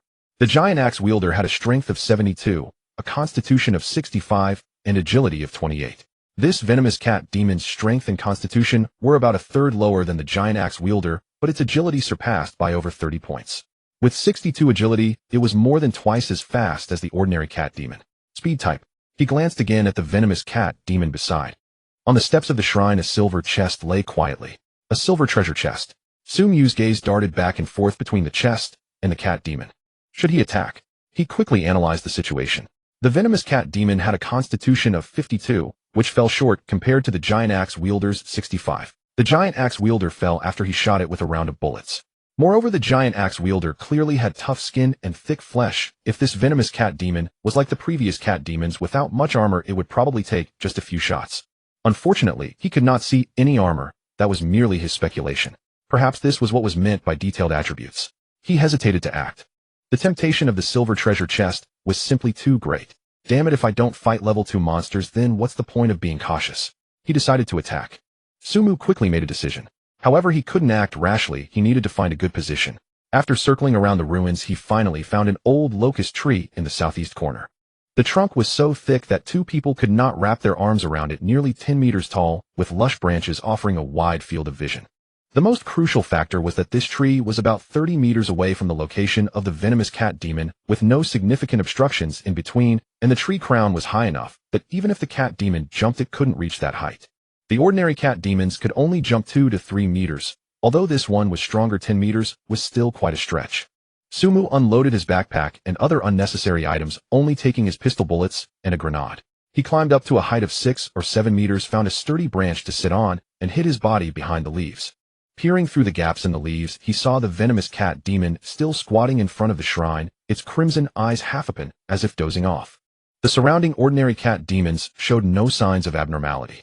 Sumu took a deep breath and pulled out the last grenade from his waist. He pulled the safety pin, mentally counting to 3, then aimed for the venomous cat demon's head and threw it with force. The grenade arced through the air, accurately landing above the cat. Just as the grenade was about to land on its head, the cat demon moved. Its reaction was so fast that it was as if it had never been dozing. Almost at the same moment the grenade was released, it suddenly opened its eyes wide, its crimson vertical pupils locking on Sumu's direction. Then it moved. Even so, the grenade still hit its head, though it did not explode. Sumu barely saw how it moved. All he saw was a dark green shadow launching from its original position, moving so fast that it left an afterimage in the air. The grenade bounced down, hitting the stone steps of the shrine. Boom. When the explosion occurred, the venomous cat demon had already run at least 15 meters away. Shrapnel and debris scattered, and several nearby ordinary cat demons were blown to bits, crying out as they fell. But the venomous cat demon, it was not seriously injured. Sumu clearly saw several pieces of shrapnel graze its back, leaving cuts on its dark green fur, with dark green blood seeping out. But that was all. Most of the grenade's power was avoided by it. It did not escape due to being outside the blast range. Rather, it preemptively ran out of the lethal radius before the grenade landed. That reaction speed. Sumu had no time to think further. The venomous cat demon had already turned towards his direction, its crimson eyes filled with ferocity. It lunged at him. The speed was astonishing. 30 meters, which would take an ordinary person several seconds to cover, might only require a blink of an eye for this creature. Sumu raised his gun and fired. Bang, bang, bang, bang, bang, bang. 7 bullets poured out. The first 2 hit. He could feel the subtle pull of the activation of the target weakness skill. But starting from the 3rd shot, that sensation vanished. Because the cat demon had dashed into the shadow of the tree crown. The branches and leaves obscured his line of sight. Although it was just a moment, that brief obstruction made his talent ineffective. Without visibility, there was no targeting. After firing 6 shots, the venomous cat demon had charged to beneath the tree.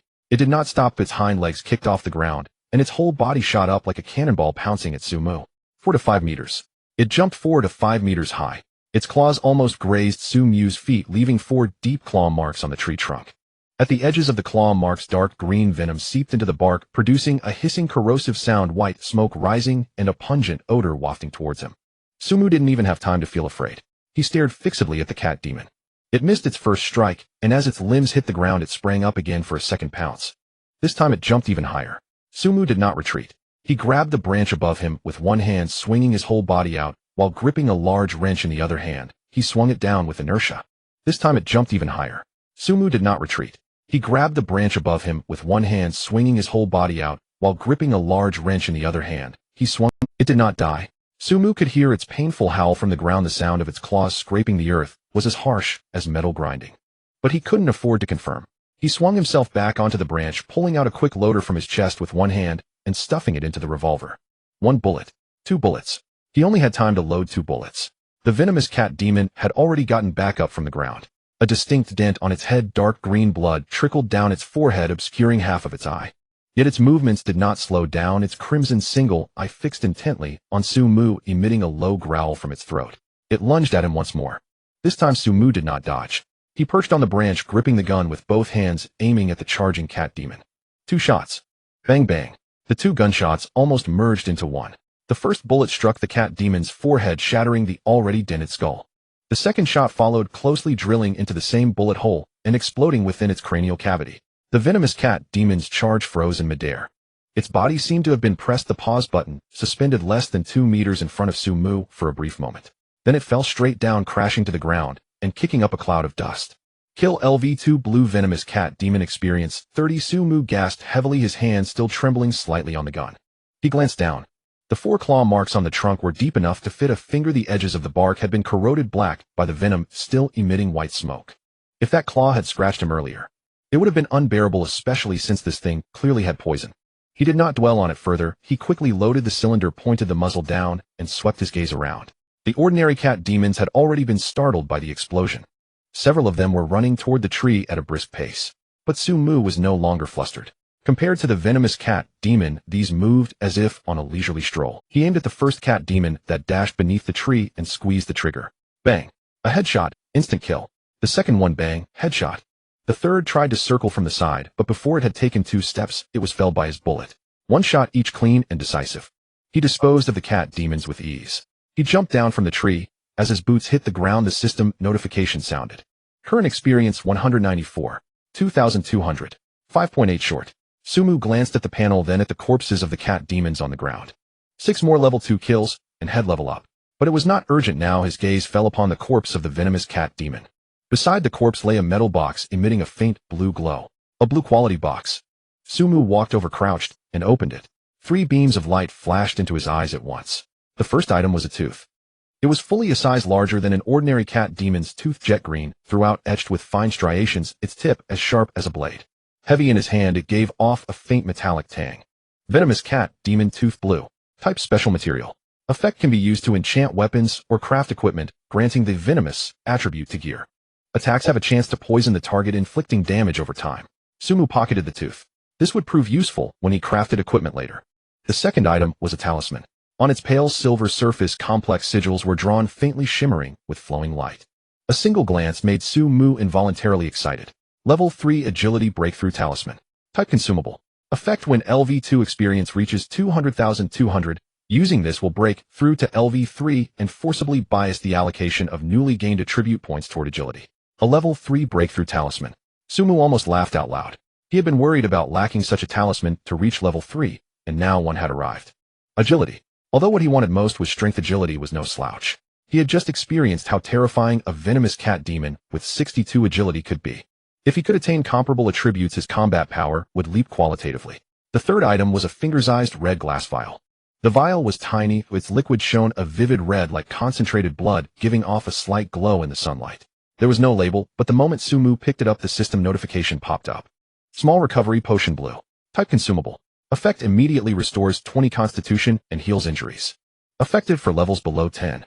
Note: regenerates severed limbs, repairs damaged organs, cleanses toxins. So long as you are not dead, it can pull you back. Reading the lines, Su Mu's pupils contracted slightly. Heal injuries. He knew this was no game. The injuries manifested in reality. If your leg was broken, you truly could not walk, and it would hurt. He had long learned this from channel chat. Yet this potion could restore broken legs, shattered organs, nerves ravaged by toxins. It was like gaining half a life back. Su Mu carefully placed the potion into the innermost pocket of his chest pouch and zipped it closed. He vowed not to use it unless absolutely necessary. He stood and glanced at his experience bar. 194. 2,200. 5.8 short. First take the treasure chest, then level up. He strode briskly through the ruins, crouched at the ancestral hall steps, and pressed his hands to the chest lid. He opened it. The silver chest lid lifted. Inside were only 2 items, but each made his eyes sparkle. The first was a dark gun barrel about half a palm in size, its surface etched with fine threads, one end bearing a standard muzzle thread interface. He picked it up to inspect it, and the system notification immediately popped up: universal silencer, green. Type firearm attachment. Effect greatly reduces the sound produced when a firearm is fired after installation. Compatible with most firearms. Durability 100,100. Note: functional attachment, no attribute bonuses. Detachable and reusable. Su Mu's eyes lit up. A silencer. It had arrived just in time. His prior headache when firing had been the noise. It could attract monsters or scare prey away. With a silencer, he could shoot freely while remaining concealed. He wouldn't startle his quarry nor invite unnecessary trouble.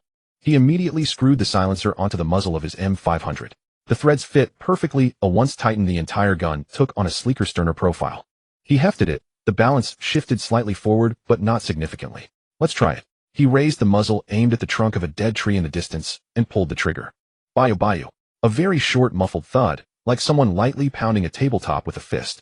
The muzzle rose slightly, our recoil remained, but the sound was indeed suppressed to a very low level. Su Mu nodded with satisfaction and turned his attention to the second item. It was a scroll, not the yellowed paper of ordinary blueprints, but a sturdier parchment with gilded edges, its surface faintly patterned with ice blue veins. Holding it brought a subtle chill to the palm. One-time release, frost scroll, green. Type consumable. Effect upon release centered on the user within a 10-meter radius. All monsters below blue quality are briefly frozen and controlled. Control duration decreases according to the target's level and grade. For LV-15 common monsters up to 3 seconds, for LV-5, 10 common monsters up to 2 seconds. Against blue quality or higher monsters the effect is greatly reduced and may only cause slowing. Usage: tear the scroll to activate, no mental energy required. Note: single-use item, the scroll disappears after use. Sumu carefully stowed the scroll. He knew too well the value of control skills. 3 seconds of control in combat could decide life or death, especially against speed-type monsters. Had that venomous cat demon been frozen even for a second, he wouldn't have needed to fight so perilously. Moreover, since it's an area control at critical moments, it could not only save his life, but create prime opportunities for dealing damage in group fights. 2 items, both maximally practical. One solved the stealth problem, the other solved crowd control. The silver chest had been worth it. After packing his belongings, Sumu stood up, his gaze sweeping over the surrounding ruins. The corpses of the cat demons he had silenced with a suppressor lay scattered everywhere, most of them yet to be dismembered. But at this moment he couldn't afford to pick them up. He needed just 8 experience points. Leveling up was the priority. He glanced around and noticed a few cat demons wandering on the eastern side of the ruins. One level 2 demon was perched on a collapsed chimney, licking its claws, while 2 level 1 demons rubbed their heads against each other at the base of the wall. Sumu raised his suppressed handgun. Puff! The level 2 cat demon on the chimney tilted its head and fell from the height, landing silently in a pile of rubble. Killed. LV2 cat demon experience 1. Current experience 195. 2200. The 2 level 1 cat demons at the base of the wall were startled by the sound of their companions' fall, raising their ears and looking around, but without hearing the gunfire, they were momentarily unable to determine where the danger came from. Bayu bayu. The 4 faint sounds almost merged into one. The 2 cat demons fell to the ground simultaneously. Killed. LV1 cat demon experience 0. 1. Current experience 195. 3200. Killed. LV1 cat demon experience 0. 1. Current experience 194. 4200. Still short by 4. 6. Sumu did not linger in the ruins, but retraced his steps. He remembered several spots with a high density of cat demons when he had come down from the mountain earlier. Now returning, he could efficiently gather experience. He walked quickly, his steps light and steady. After equipping the suppressor, his tactics had completely changed. Previously, he had to be cautious of noise, avoiding gunfire whenever possible, relying mostly on melee combat with a wrench. Now it was different. He could walk and shoot as if at a moving. A cat demon peeked out from the bushes. Puff! It fell down. Experience 0. 1. 2 cat demons were playing and chasing each other under a tree. Puff! Puff! They fell one after the other. Experience 0. 1. Experience 0. 1. A level 2 cat demon lay on a tree trunk, vigilantly scanning its surroundings, seemingly sensing something amiss. Sumu stopped, raising his gun to aim. This creature reacted much faster than a level 1. The moment he pulled the trigger, it suddenly darted behind the tree trunk. But it was still a moment too late. The bullet pierced through its ear and exploded within its skull. The corpse fell from the tree, landing in a pile of fallen leaves. Killed. LV2 cat demon experience 1. Current experience 198. 7200. Still short by 1. 3. Sumu quickened his pace, finding the last solitary level 2 cat demon on the hillside. Puff! Killed. LV2 cat demon experience 1. Current experience 199. 7200. Still short by 0. 3. He glanced around, but did not spot any other cat demons. Just as he was about to continue forward, he caught sight of something moving in the grass. A level 1 demon, small in size, seemingly just recently matured, crouching behind the bushes, shivering. Though the gunfire was suppressed, the sounds of its kind falling one after another had clearly frightened it. Sumu raised his gun. Puff! Killed. LV1 cat demon experience 0. 1. Current experience 199. 8200. Still short by 0. 2. He waited for a moment, but did not encounter any new cat demons. So close. Sumu frowned and opened the system panel to check the experience bar. 199. 8200. Killing 2 more level 1 demons, or 1 level 2 would suffice. He quickened his pace toward the evacuation point. The map showed that a large area of forest lay ahead. If all went well, the density of cat demons would not be low. Sure enough, within 5 minutes, a level 1 cat demon appeared ahead.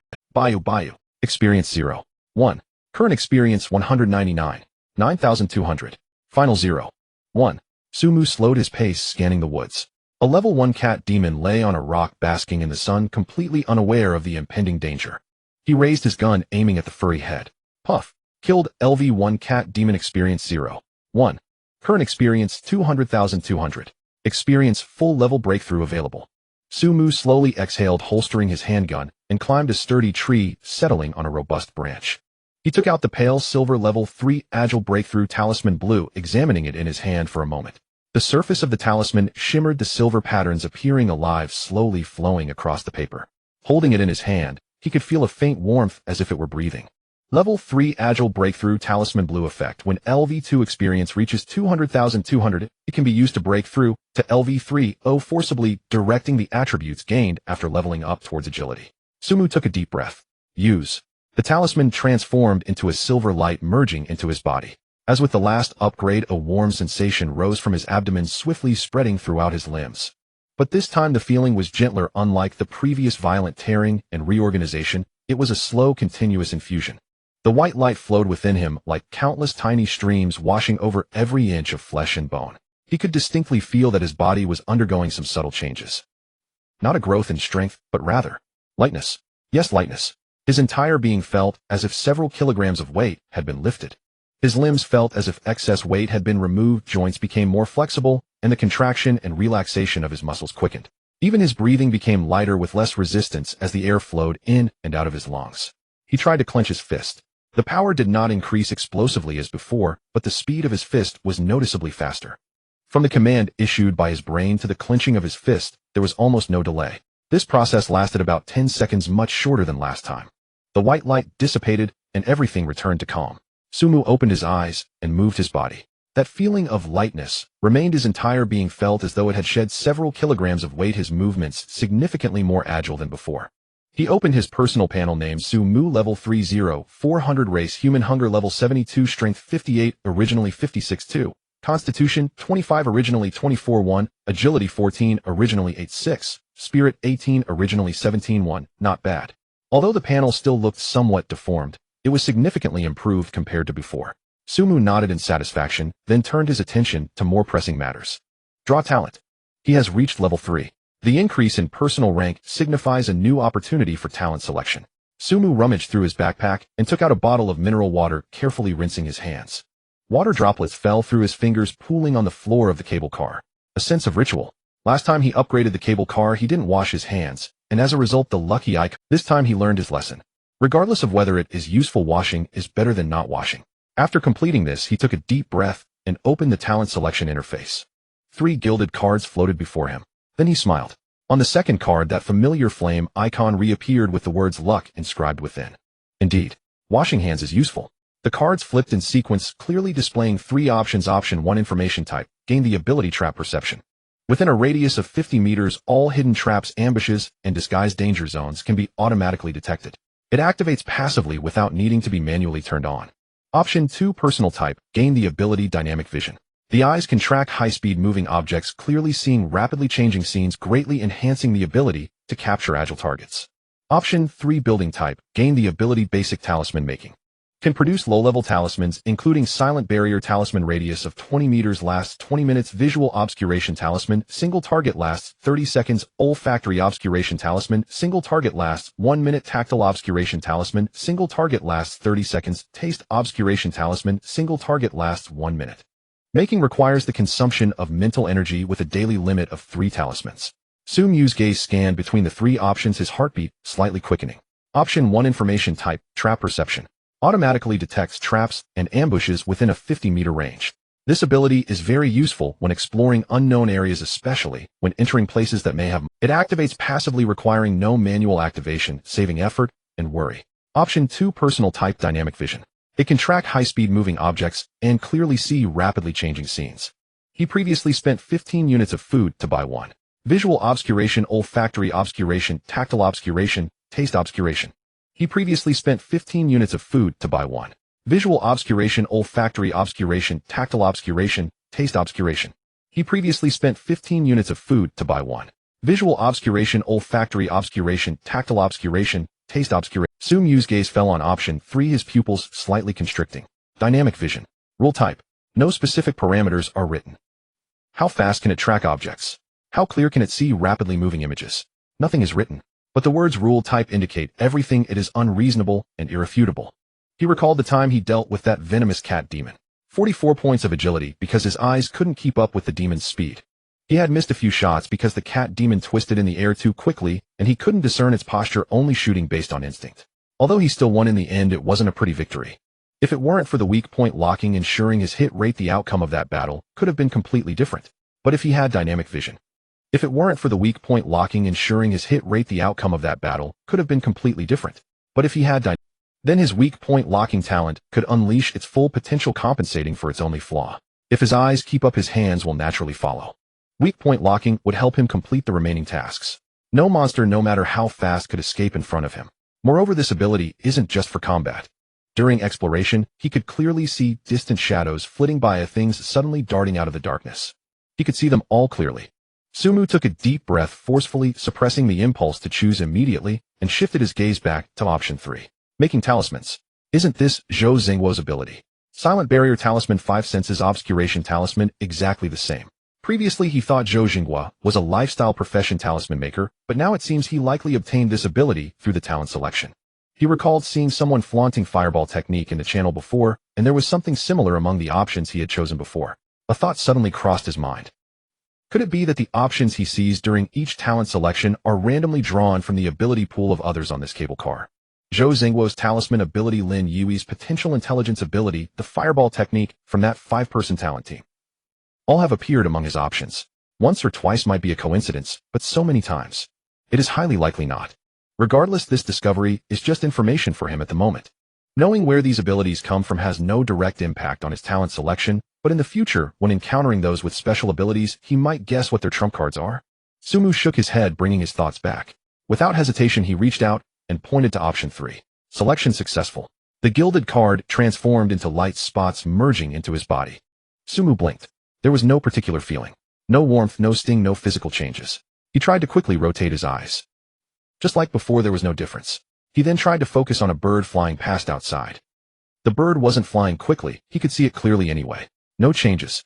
Sumu frowned. Is it because he hasn't encountered any high-speed moving targets, so he can't feel it? Forget it. Rule-type abilities are like this. They can't be felt in daily life, and their true strength is only known when used.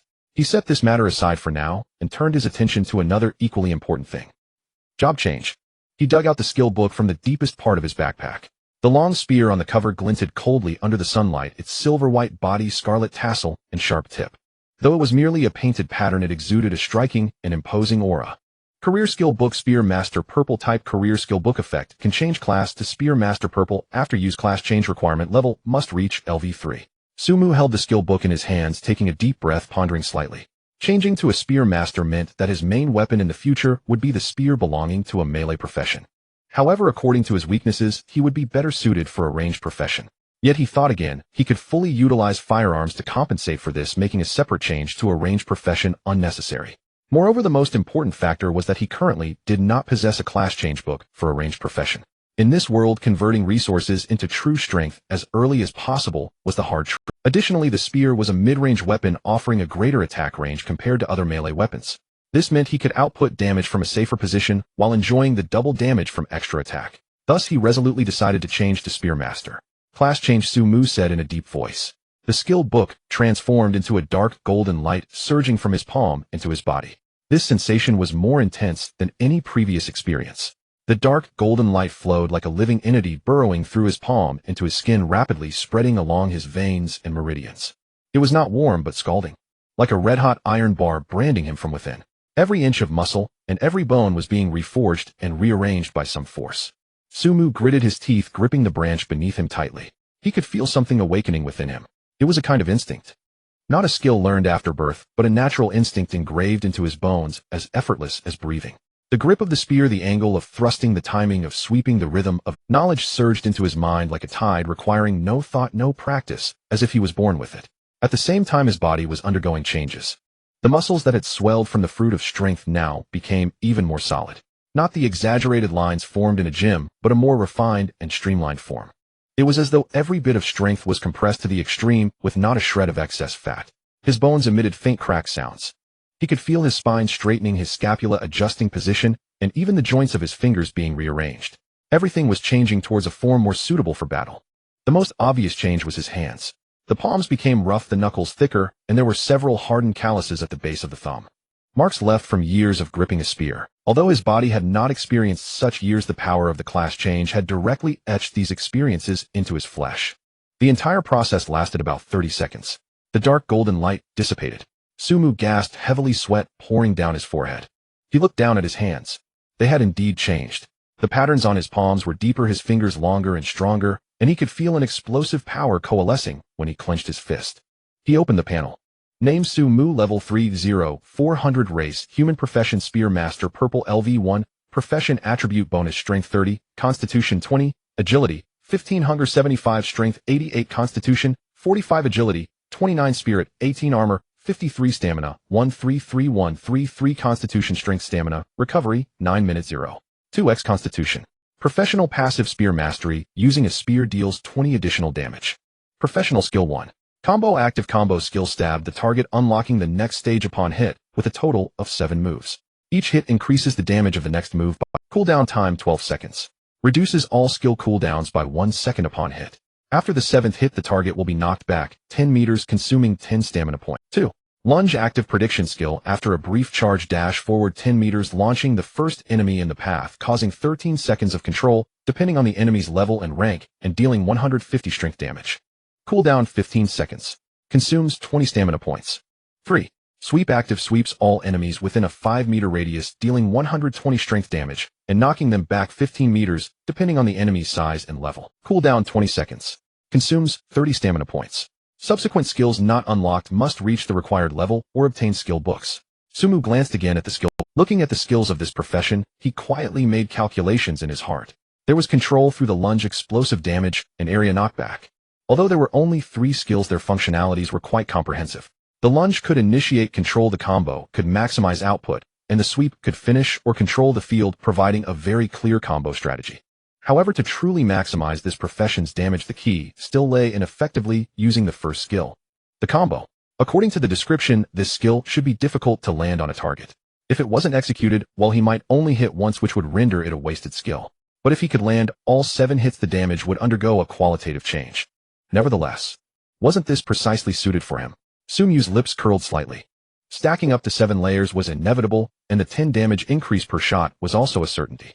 Moreover, the passive effect of Battle Hardened was that each success. This meant that the risk of breaking the combo with the combo skill was non-existent for him. As long as he struck, it would definitely hit. Stacking up to 7 layers was inevitable, and the 10 damage increase per shot was also a certainty. Moreover, the passive effect of Battle Hardened was that each successful hit reduced all skill cooldowns by 1 second. With his accuracy, the frequency of triggering this passive was practically at its limit. The first skill combo had no cooldown with a 12-second duration, while lunge had a 15-second cooldown and sweep 20 seconds. After executing a full combo, all skills would be reduced by 7 seconds. The cooldowns would thus become 5 seconds, 8 seconds, and 12 seconds. If he then combined it with the 3 seconds of control from lunge, he could initiate with lunge to lift the enemy, follow up with the swift combo to deliver 7 shots, and finish with sweep. Once the opponent lands, he could maneuver away. By then the cooldown for lunge would be ready, allowing him to initiate another round. A complete combo would leave the opponent with virtually no chance to retaliate. Most importantly, the cooldown reduction effect from the combo could continue infinitely. If there were any other skills unlocked later. Sumu took a deep breath. This profession was incredible. Is this what a class profession is? But then he thought again. No, this profession only shines in my hands, relying on that talent for locking onto weaknesses. Without this talent, the Spear Master would merely be a melee profession requiring skill. The combo would need his own maintenance skills, would require his own aiming, and launching would need his own timing calculations. Every shot is a guaranteed hit on the vital points, and every skill strikes with precision. The combo is relentless, and the cooldown is always refreshing. In his hands, this profession's potential far exceeds what is indicated on the stats. Sumu suppressed his excitement and continued to read. However, this thing seems to consume stamina. Stamina. This thing had not been displayed before. He reopened the panel, and sure enough, a new line of numbers appeared beneath the attribute bar. Stamina 133133, Constitution, Strength, Stamina, Recovery 4. 5 points. Second, Constitution 0. 1. Stamina is the sum of strength and constitution. He currently has a strength of 58 and constitution of 30, summing up to 88 points. The recovery rate is constitution multiplied by 0.2, which amounts to 6 points per minute. Sumu calculated the consumption of the previous combo. Charge 20 points, stab 10 points, sweep 30 points, 60 points. He can only perform 2 combos. This limitation is indeed significant. However, compared to the power of this combo, this limitation is entirely acceptable. Moreover, as his constitution increases later, this weakness will be resolved. What brought Sumu back to his senses was something else. His attributes seemed to have changed. He clearly remembered that his attributes before leveling up were Strength 58, Constitution 30, Agility 15, and Spirit 18. But that was the attribute after applying the Breakthrough Rune. Looking again now. Strength 88, 30, wait a minute. 88. Sumu stared at the panel for quite a while, a smile slowly forming at the corners of his mouth. Class attribute bonus Strength 30, Constitution 20, Agility 15. Just from the job change, he gained 65 points in attributes. Job changes also grant attribute bonuses. Sumu took a deep breath, suppressing the shock within. He recalled the attributes of those monsters he had seen earlier. The level 2 blue giant axe wielder had a strength of 72. At that time he thought this number was absurdly high. Even a 5-person party of the same level would struggle against it. You have to understand that according to the color classification, it should be considered a minor boss type of monster, somewhat over the standard. Now he realizes that it wasn't that the monsters were too strong, but that survival here is not measured by ordinary human standards. Before changing classes, no matter how high the attributes were, they only represented the limit of an ordinary person. It was only after the job change that one truly stepped into the threshold of the extraordinary. Those monsters are likely some kind of professionals or mutants. Their attributes were designed according to the standards post-job change. And ordinary people who haven't changed classes are naturally crushed before them. No wonder even a level 1 goblin can take out a level talent. No matter how high the talent bonus is, it is merely added to the base of an ordinary person. Moreover, goblins are undeniably mutant creatures, and their attribute starting points are fundamentally different. Sumu leaned against the tree trunk and let out a long breath. Thus, changing classes is the true starting point of this world. Reaching level 3, obtaining the class book, completing the job change. This is the real threshold into the extraordinary. Before this, everyone was just an ordinary person struggling to survive in this cruel world, including himself. If it weren't for the daily information talent, the advance in resources, and the tumultuous journey to level 3. He would probably be just like those people in the channel, still worrying about a bottle of mineral water. Sumu shook his head, temporarily pushing these thoughts aside. While he was thinking, a cold mechanical voice suddenly rang in his ears.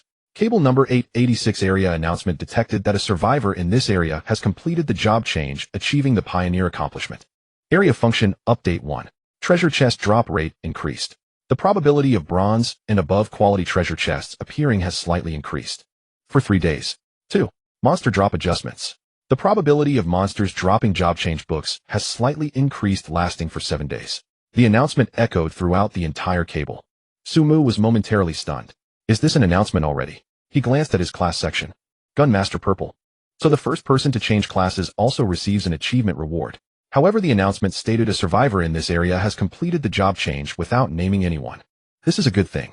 He certainly didn't want everyone to know he was the first to change classes. Sumu opened the chat channel to see everyone's reactions. Indeed, the news had exploded. Job change. What is that? I haven't even reached level 1 and they've already reached level 3. Still changed classes. Pioneer achievement. Big shot, show yourself. The treasure chest drop rate increased. That's a good thing. The messages were flying by rapidly. Some were shocked, some envious, some discussed the new features, while others attempted to find out who that pioneer was. Some guessed it was Zhou Zhenghua because of his strong organizing ability and monster kills. Others speculated it was the captain of the 5-person talent team because of their high efficiency. There were even guesses that it was a big shot who had been lurking since day 1, quietly leveling up.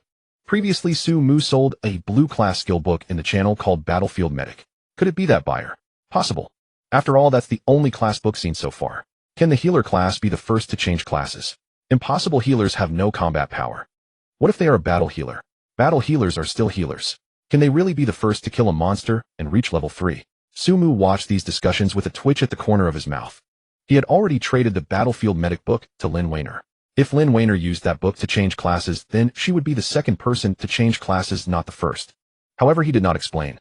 Let them guess. Just as he was watching, more inquiries popped up, and Sumu glanced at them without responding. There was no need to respond to such matters. He was about to close the channel when another message popped up. Sender Zhao Yuan. Sumu recognized this name. The captain of the 5-person talent team discussed in the channel was named Zhao Yuan. It was said that all members had combat-related talents and worked well together, being able to handle 2 or 3 zombies independently yesterday. Today, 3 of them leveled up to level 2, and they were riding high. Zhao Hongyuan, who did you sell that Battlefield Medic class book to? No greeting, no polite words, not even a may I ask. It felt like asking a question that should be answered as a matter of course. Decisively. First, he gave the class book to Lin Weiner, making it a transaction between the two. Regardless of the other party's intent, Sumu stared at this line for 2 seconds, his finger paused on the screen. Then he clicked on Zhao Hongyuan's avatar and chose to block. Decisively. First, he gave the class book to Lin Weiner, making it a transaction between the two. Regardless of the other party's intentions, he had no obligation to disclose the buyer's. This is the most basic professional ethics. Secondly, if the other party had a normal tone, even just adding a "may I ask," he might have considered his wording and politely declined. After all, it's better to make friends with someone who can organize talented individuals than to make enemies. But with this condescending attitude, Sumu shook his head. He couldn't be bothered to argue or teach the other party how to behave. Blocking was the simplest way to handle it. Out of sight, out of mind. He closed the chat box, preparing to get up and stretch when a familiar notification sound suddenly rang in his ears. It was not the gentle prompt of a talent selection, but a more solemn and formal system announcement. Detected that you are the first survivor of the Blue Star Cable Network to complete a job transfer. Achieved hidden achievement career expert. Reward unlocks second job slot. You may choose an additional job for your transfer. The transfer conditions are the same as the first job, requiring you to reach LV3 and use the corresponding job transfer book. Note the dual job system has been activated. You can freely switch between two jobs, sharing attribute bonuses, while skills have independent cooldowns. Congratulations on your job transfer. For 3 days, killing monsters will increase the chance of obtaining weapons for this job from treasure chests or through the roulette. Sumu was stunned. The second job slot. Dual jobs. He instinctively glanced at his job panel. Originally, there was only one position for Gunslinger purple next to it, but now there was an additional blank slot labeled untransferred in gray. This means he can choose another job in addition to Gunslinger. Moreover, the attribute bonuses from both jobs stack and skills have independent cooldowns. This implies that he can first finish a set of Gunslinger skills in battle, then switch to another job and unleash another set. If chosen, while the skills of both jobs could create synergies. Sumu's eyes gradually lit up. Gunslinger is a melee physical job centered on strength and physique, adept at breakthroughs and area damage. If he chooses a ranged job, like Archer, Gunner, or Mage, then he could balance both close and long-range combat, using the Gunslinger's combos to suppress at close range while kiting with the skills of another job. Alternatively, he could select a support job to heal and buff himself. Field Medic would be a ready choice. Although the blue quality is a bit low, it can heal, detoxify, and clear negative statuses, making it exceptional for survival. Or he could opt for a control-oriented job to maximize control chains. Gunslinger already possesses puncture control and sweeping knockback, if paired with a freezing or stunning control. Sumu took a deep breath, suppressing his excitement. It was too early to think about these now. He only had 2 job books in his possession. The purple Gunslinger had been used, and the blue Field Medic was given to Lin anyway. The remaining one. He glanced at his empty backpack. He needs to acquire another one. And it cannot be just any one. The choice of the second job relates to the upper limit of future combat power, so it must be made cautiously. It would be best to choose one that complements Gunslinger, either to supplement ranged output, enhance survival capabilities, or increase control. However, it is useless to hurry now. Job books are rare and can only be sought after opportunities. Sumu shook his head, temporarily putting this matter aside, and continued towards the forest was very quiet. The afterglow of the setting sun filtered through the treetops, casting mottled light and shadow on the ground. Occasionally the wind would blow, rustling the leaves, as if someone was whispering from afar. Sumu walked slowly with his gun slung over his back, holding an M500 in his hand. Although he now had a job weapon, the handgun's advantages in ranged output remained irreplaceable. Especially when dealing with agile monsters, and when he didn't even have a long gun weapon. Ahead, a cat demon appeared. It was at level 2, squatting at the tree roots, licking its paws, completely unaware of the impending danger. Sumu raised his gun and aimed. After equipping a silencer, the sound of the shot was suppressed to a very low level. At the moment he pulled the trigger, there was a short puff, like someone gently tapping the table with their fist. The bullet flew out of the chamber, accurately hitting the cat demon's head. Then Sumu saw something he had never seen before. 42. A number floated above the cat demon's head, bright red, and particularly eye-catching in the sunset. Critical hit. Weak spot damage. Sumu was momentarily stunned, his finger paused in the trigger guard. When he had previously fought monsters, the system would only prompt kill XXX experience X and never display specific damage values. But now, he glanced at his attribute panel and then at the corpse of the cat demon in the distance. After reaching level 3, he could even see damage values. No, wait. It wasn't the change brought by leveling up, but by the job transfer. After the transfer, more data information was unlocked. A direct shot resulted in a 40 critical damage. This confirmed Sumu's previous speculation about firepower values.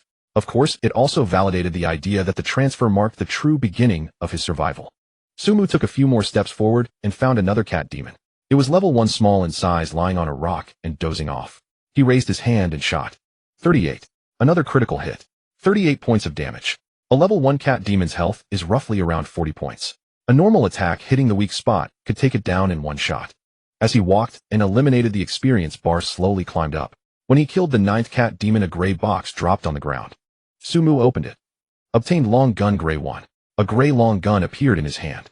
The gun body was rough and the gun head was rusty, looking as if it had been dug out of a garbage pile. Long gun gray. Type job weapon.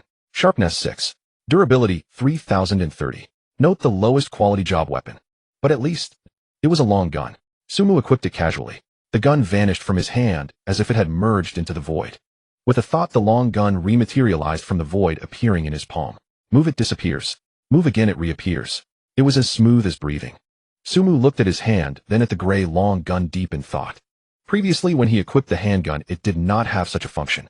The gun had to be drawn from his side, and when finished it had to be reinserted. Switching bullets required manual reloading. But now this gray long gun, once equipped, can be summoned or retracted at any time as if it were part of his body. He opened the system panel and carefully examined the description, and the job weapon can be summoned retracted at any time after equipping without occupying backpack space. Summoning is limited to this job's weapon. So that's how it is. After the job changed, the rules of the equipment slot have changed. Previously, he had to manually take up the pistol and armor, although they were visible on the panel. Now it's different.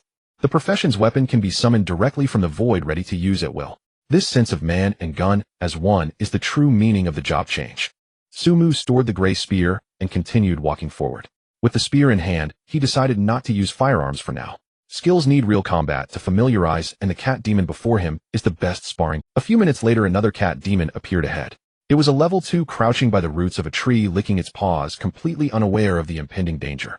Sumu tightened his grip on the spear and approached cautiously. The cat demon's ears perked up, sensing something, and it suddenly turned its head. Its amber vertical pupils locked onto Sumu's eyes, letting out a low, guttural growl. It lunged at him. Its speed was decent, but in Sumu's eyes it was nothing special. Combo. The spear pierced through the tip, accurately stabbing into the cat demon's jaw. The cat demon's body exploded within its skull from the spear's tip, dark energy bursting forth. Killed. LV2 cat demon experience 1. Sumu retracted the spear, instinctively glancing at the skill bar. The cooldown time for the combo showed as 9 seconds, which he knew. But at this moment, 9 seconds. Sumu paused for a moment. No, that's not right. He clearly remembered that when he used the thrust just now, the cooldown started counting down from 12 seconds. But from the time he struck until the cat demon's death, it had only been about 2 seconds. Why did the cooldown jump to 9 seconds? Did he remember wrong? Or misread? Sumu furrowed his brow, not rushing to conclusions, and continued walking forward. After about 5 minutes, another cat demon appeared in his line of sight. It was level 2, lying on a rock, basking in the sun, its tail swaying slowly behind it. Sumu slowed his pace and stopped about 10 meters from the cat demon. He took a deep breath, fixed his gaze on the demon, and gently tapped his fingers on the spear's shaft. First, confirmed the cooldown time. He glanced at the skill bar. Thrust available.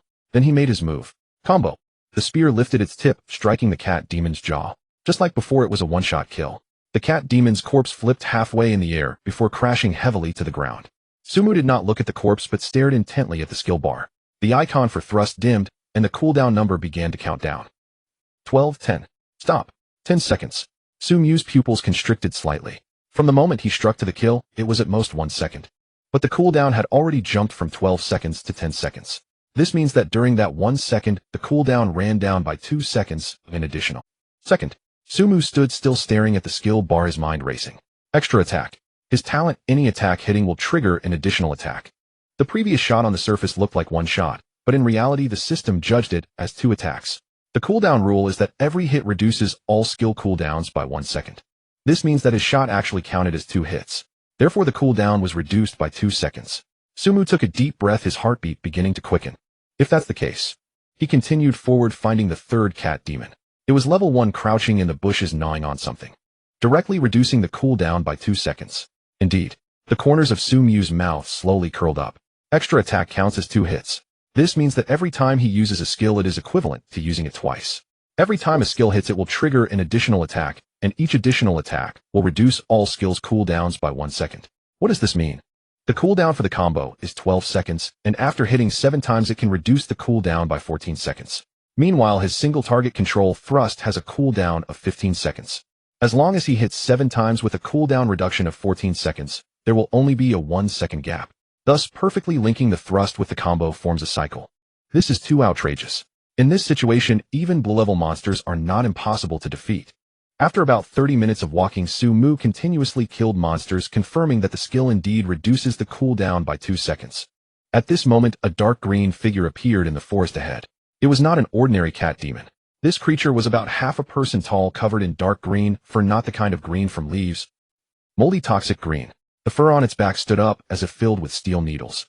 Its eyes were crimson, with vertical pupils shining a chilling light from the shadows.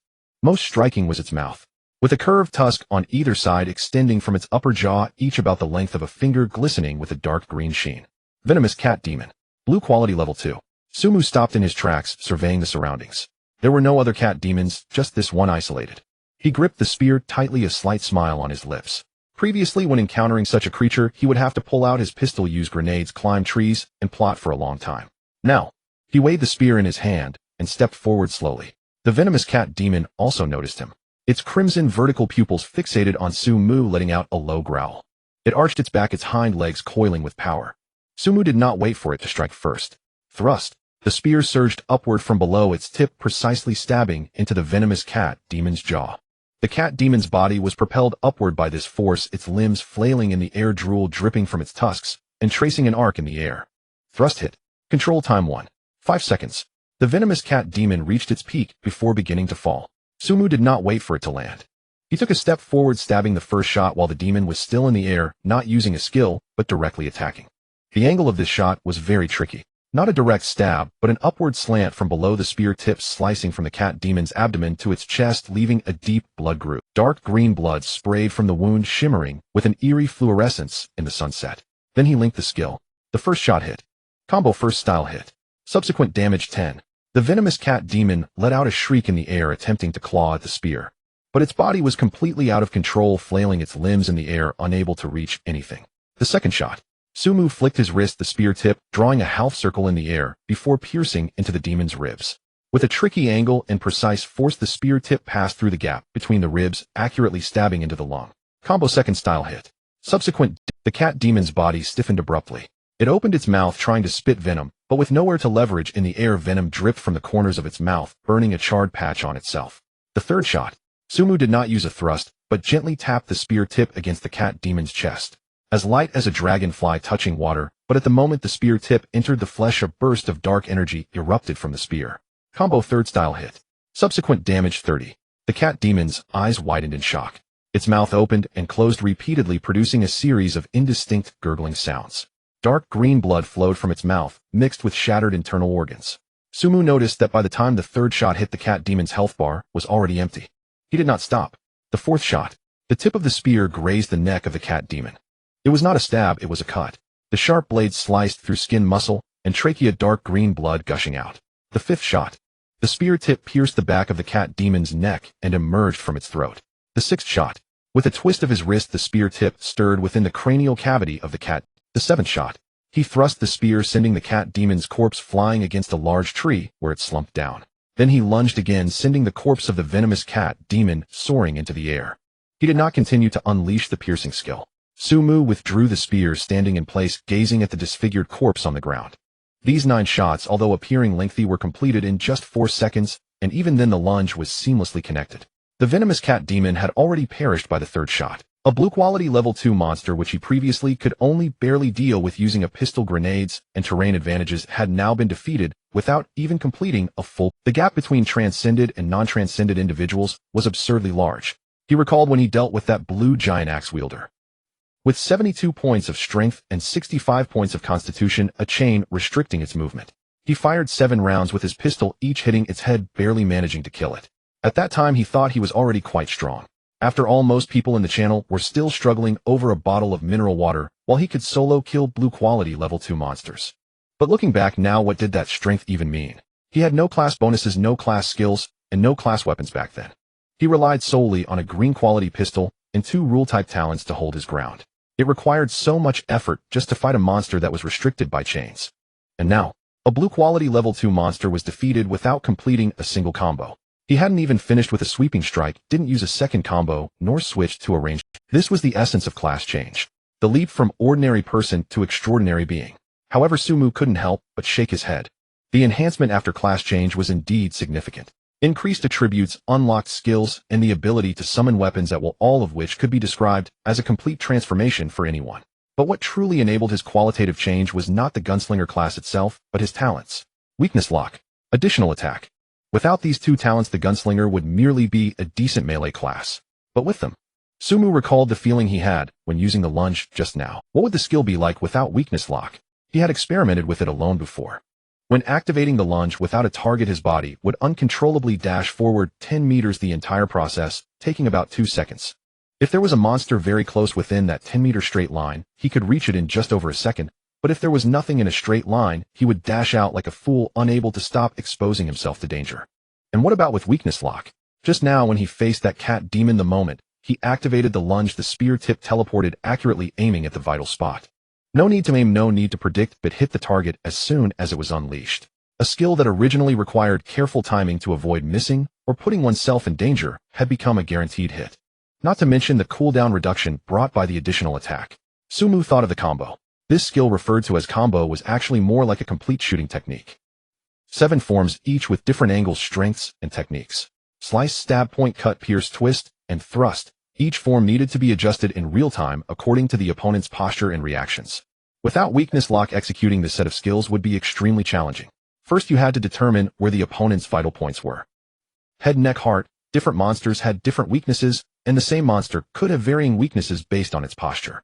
Secondly, you had to predict the opponent's movement. Which way would they dodge? Would they block? Would they counterattack? Each judgment required time, and by the time you concluded, half a second. Executing the 7 forms required several seconds just for judgment and adjustment. And the monster that was sent flying only had 2 seconds of control time in the air. By the time you made your judgments, it had already landed, and the combo had long since broken. Not to mention the connection between each form. After the first form sliced, the angle and height at which the opponent was sent flying would affect the angle of the second form. After the second form stabbed, the opponent's landing point and posture would influence the choice of the third form. Each form needed to be adjusted based on the results of the previous one. For an ordinary person, the reaction time alone could exhaust the control window. But Sumu did not need to judge, predict, or adjust. Weakness lock did all the judgments for him. The spear tip would find the vital spots by itself. He only needed to do one thing: strike. Strike with the fastest speed. After finishing the first form, without waiting for his mind to react, his hand was already executing the second form. Executing the 7 forms took just over 2 seconds. 2 seconds. Just as the monster landed, the combo was already completed. Then he followed up with the final strike to knock the opponent away. During the knockback, the cooldown of the lunge had already reset due to the additional attack, allowing him to charge forward again and follow up with another set. The entire process was fluid, with the opponent never touching the ground, unable to counterattack, with no room for resistance. This was the true power of a gunslinger combined with the class itself could only be considered strong. A grade foundation, excellent skill design, and decent attribute bonuses. But what truly made it unbeatable were those 2 rule-type talents. Without weakness lock, the lunge might miss, the combo might break, and the sweeping strike might go awry. Without additional attack, the cooldown reduction wouldn't be so fast, and there would be a vacuum period in the combo. These 2 talents had raised the ceiling of the gunslinger class to a height he couldn't even fathom. Sumu walked along the forest path in the twilight, unable to suppress the smile at the corner of his mouth. This talent was simply tailor-made for him. Sumu secured his long spear and walked over to the corpses, picking up the dropped boxes. Opening. Acquired venomous cat demon tooth 1 blue. Acquired small recovery potion 1. Looking at the items, Sumu frowned slightly. The loot had decreased and the quality was not high. Was it because of his level increase? Shaking his head, he thought this was quite possible, especially since the experience had shrunk directly by 10 times. He stored the items and continued onward. After leveling up to level 3, the efficiency of experience acquisition had plummeted. Level 2 cat demons only gave 0. 1 experience, and level 1 ones required killing 2 to accumulate 0. 1. In the past, he would have lost interest in wasting time in this forest. But now it was different. The gunslinger class martial skills needed to be honed in actual combat. The angle, strength, and timing of each shot couldn't be summarized by mere numbers. The system provided the framework, but filling that framework and mastering it depended on oneself. Sumu tightened his grip on the long spear and ventured deeper into the forest. For the next hour or so, he hardly took a break. Cat demons, goblins occasionally, mixed with a few stray zombies. He attacked anything he encountered, initiating with a lunge, finishing with a combo, occasionally using a sweeping strike to clear away threats coming from the sides. As he fought more, his techniques became increasingly refined and his reactions grew faster. Eventually, he didn't even need to consciously think about which technique to use. His body would instinctively make the right judgments. Where the spear tip pointed how much strength to use, what angle to turn, everything felt as natural as breathing. More importantly, he noticed that his perception of danger was also changed. Previously, when encountering sudden situations, he would first need to identify what was happening, judge how to strike, and then act. Now it was almost instinctive. The spear summoned from thin air, and he was already charging out. From perception to action, there was virtually no delay. This was what class change brought. It wasn't just an increase in stats, but the awakening of combat instincts. Of course, there was a cost to it. High-level players hunting low-level monsters resulted in incredibly low drop rates. After an hour of battle, he had killed at least 40 to 50 monsters, with level 1 ones dropping not even a bottle of water, while level 2 ones occasionally dropped some items. A few teeth, some scraps of skin, and a bottle of the lowest level small recovery potion. On the first day, these would have been considered decent rewards, but now Su-mu couldn't even be bothered to take a second glance. Better than nothing. He casually stuffed the items into his backpack and continued walking forward. The forest gradually became sparser, and the terrain began to flatten. According to the map, he was nearing the foot of the mountain. Crossing through a patch of bushes ahead would lead to an open farmland with the evacuation point on the other side of the fields. Su-mu quickened his pace, preparing to pass through the dense forest ahead, when a strong smell of blood assaulted him. It was not the faint, elusive scent of blood, but a strong, fresh, and copious stench that was almost tangible, reeking of rust. Su-mu abruptly halted, summoning the long spear from thin air and gripping it firmly. He softened his footsteps, lowering his stance, and crept toward the source of the scent. After traversing a dozen meters of bushes, an open area came into view. 7 or 8 cat demons were encircled, devouring something. The dark red fur glinted with an eerie light under the setting sun, the sounds of chewing and tearing mingling together, resembling the whispers of some wild beast. The ground was stained with blood, drag marks extending in all directions, some leading into the nearby bushes. Su-mu's gaze passed over the cat demons, landing on what they were feasting on. A corpse. A human corpse. For no 5. Scattered on the ground, some already torn to an unrecognizable state, their limbs twisted at unnatural. Fragments of clothing mixed with flesh, barely identifiable as a type of dark uniform. Innards were strewn about, contested by the cat demons. Su-mu tightened his grip on the long spear, walking forward expressionlessly. The cat demons noticed him. The one closest to the perimeter lifted its head, its amber vertical pupils locking onto Su-mu's eyes, issuing a warning growl. The others gradually ceased their chewing, turned around, arched their backs, flattened their ears, and assumed an attacking posture. 8 cat demons. 6 were level 1 and 2 were level 2. Su-mu did not use any skills. With a horizontal sweep of his long spear, the weapon whistled through the air as it struck the foremost cat demon, sending it crashing into a tree trunk where it slumped down lifeless. The second one pounced, and the spear tip pierced through its eye socket, exiting from the back of its head. The third attempted a sneak attack from the side. Su-mu sidestepped the tail of the spear, striking back, smashing into its skull, the sound of bone cracking clearly audible. Within 10 seconds, all 8 cat demons lay dead on the ground. Su-mu retracted his spear and approached the 5 corpses. As he got closer, the details became even more. The bodies had been severely gnawed upon, as some had their abdomens completely hollowed out with their innards missing. Bite marks and torn wounds covered their limbs, with bones exposed in some areas. The skin on their faces had been mostly ripped off, leaving behind a blurred mass of flesh and shattered bones. But Su-mu's gaze fell upon some traces that should not have been here. Cuts. On the shoulder of one corpse there was a deep incision extending from the collarbone to the chest. The incision was neat, with smooth edges made by a sharp weapon. It was not a chop, it was a cut. The depth of the incision was such that it nearly severed the entire shoulder, the bone's cross-section flat, indicating it was sliced cleanly. On another corpse's arm there were several slender wounds, as if something extremely sharp had grazed it. Not claws. Cat demons' claws would leave behind jagged wounds with uneven edges. But these wounds had smooth edges and consistent depths caused by a knife or sword-like weapon. Su-mu crouched down, inspecting the angles and positions of those wounds closely. These cuts were distributed on the front and sides of the body, some on the arms. Those were left by a blocking posture. Some were on the torso, indicating direct fatal hits. They had been fighting before their deaths. Not against monsters, but against a person wielding a knife. Su-mu stood up and scanned the surrounding environment. Fresh scratches were visible on the tree trunks. These were not claw marks, they were knife marks. The angle of the knife marks was low, made with an upward slicing motion, not very deep, but very clear. On the ground lay several broken branches, the break points even entirely different from the jagged breaks left by cat demons' bites. Someone had ambushed this team here. After killing the humans, the scent of blood had attracted the cat demons, who then devoured the corpses to the current state. Even more confirming this was the absence of the victims' backpacks. Su-mu fell silent for a few seconds, his brows gradually furrowing.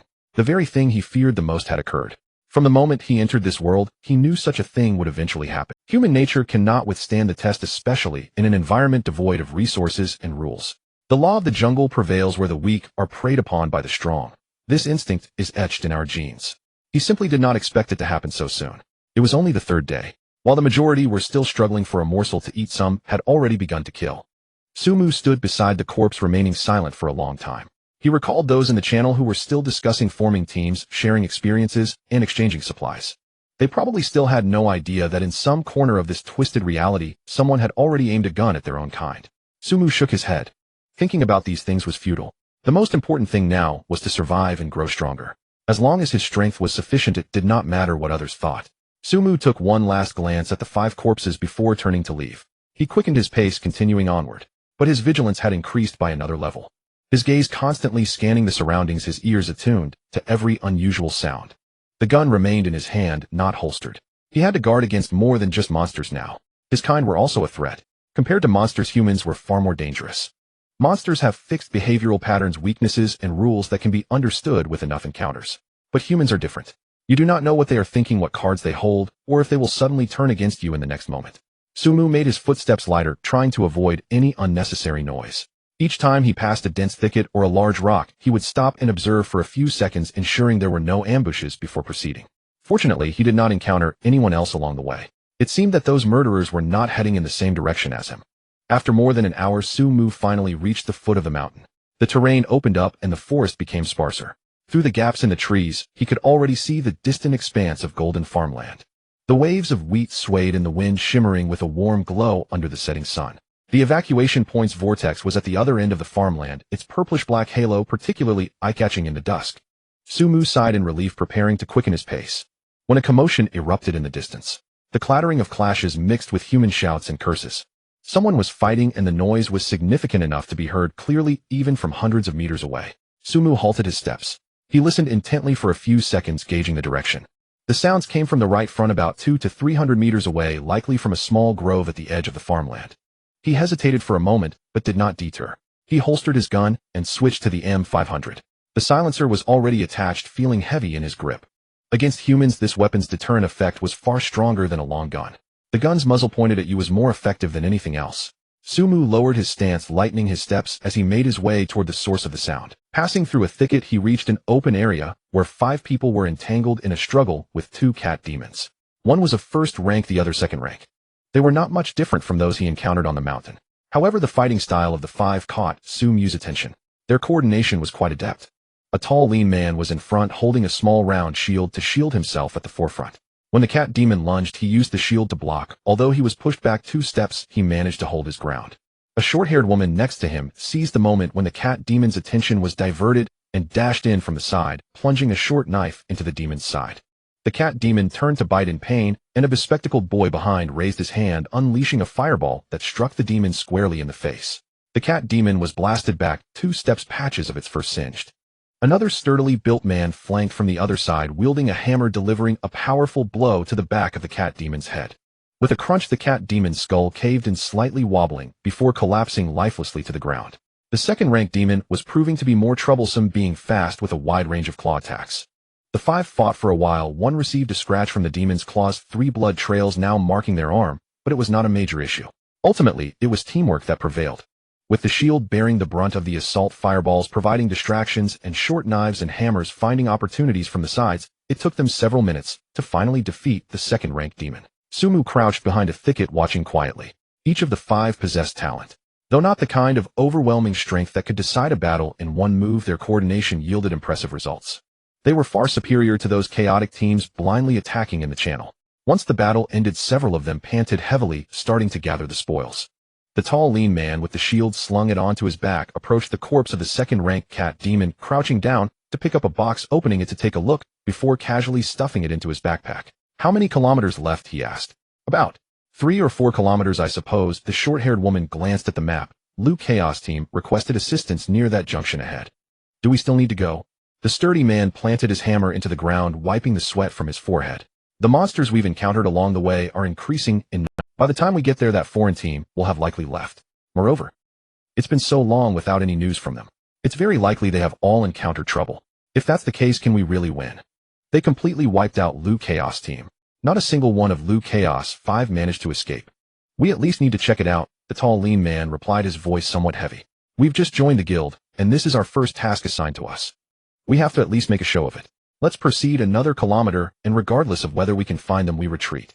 The others fell silent for a few seconds before nodding in agreement. A somewhat frail boy pointed towards the bushes where Su Mu was hiding, his voice tinged with tension. Su Mu frowned. He had been discovered.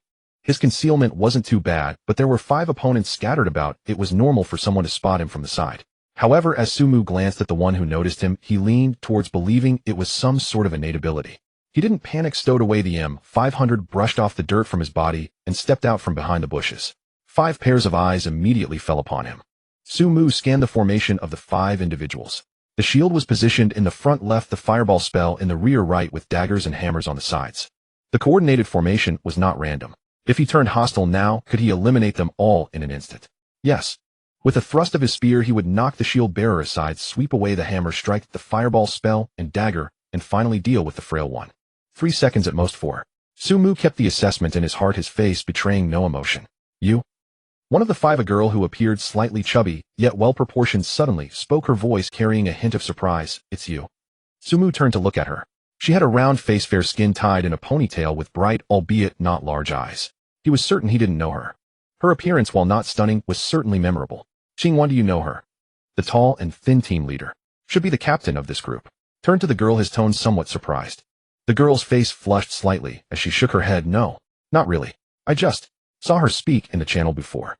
She paused as if organizing her words. On the first day, everyone was panicking, and he was the one who reminded us that there might be monsters below. I remember it clearly. Because of his avatar. Her voice grew quieter, the last few words almost inaudible. But she didn't continue. Surely she couldn't say, because he was too handsome. I remembered him at a glance, right?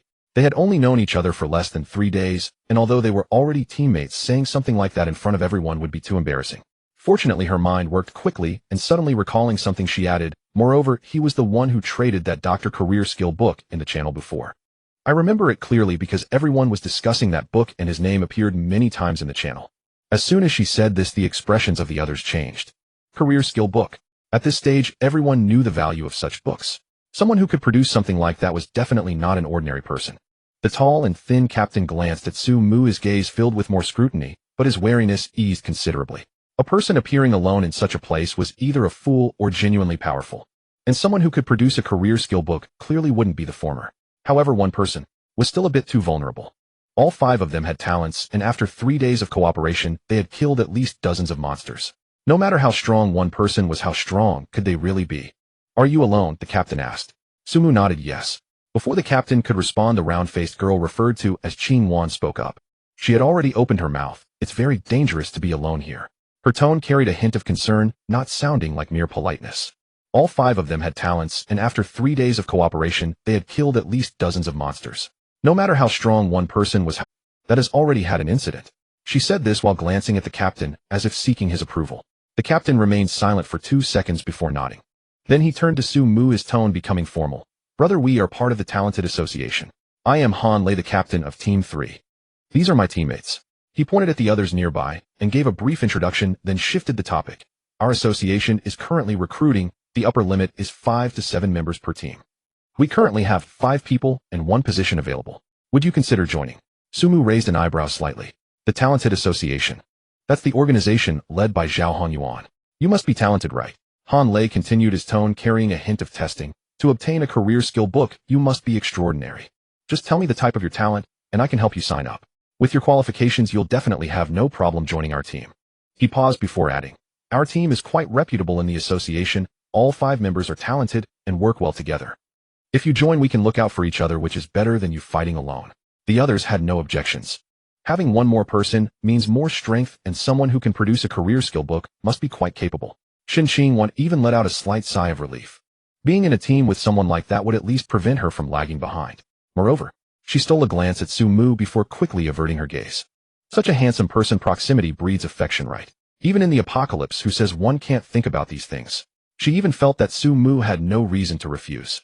Everyone knows the reputation of the Talented Association along this cable line. The president's cable car is already level 2 and personal levels are also level 2 with several teams averaging level 2 all having at least green level talents. This information is almost public on the screen. Joining such an organization is a coveted opportunity for anyone. However, Sumu simply glanced at him and said no need. I prefer being alone without constraints. After saying that, he nodded to the group farewell. He turned and left decisively without a hint of hesitation. The five stood in shock, exchanging glances. After several seconds, the sturdy man, named Sunlight, finally reacted, muttering softly, unappreciative of a good opportunity. Perhaps he has no talent, remarked the woman with the short hair holding a dagger. Zhou Xiaojia added, otherwise who wouldn't want to join the talented association? The others thought about it and found it reasonable. After all, in their view, the conditions of the talented association were indeed generous, and those who could join would generally not refuse. If someone declined, it was likely because they had no talent and feared being exposed. Only Shen Qingwan stared at Su Mu's back, feeling an indescribable sense of loss surge within her. No talent. She instinctively felt that wasn't the case.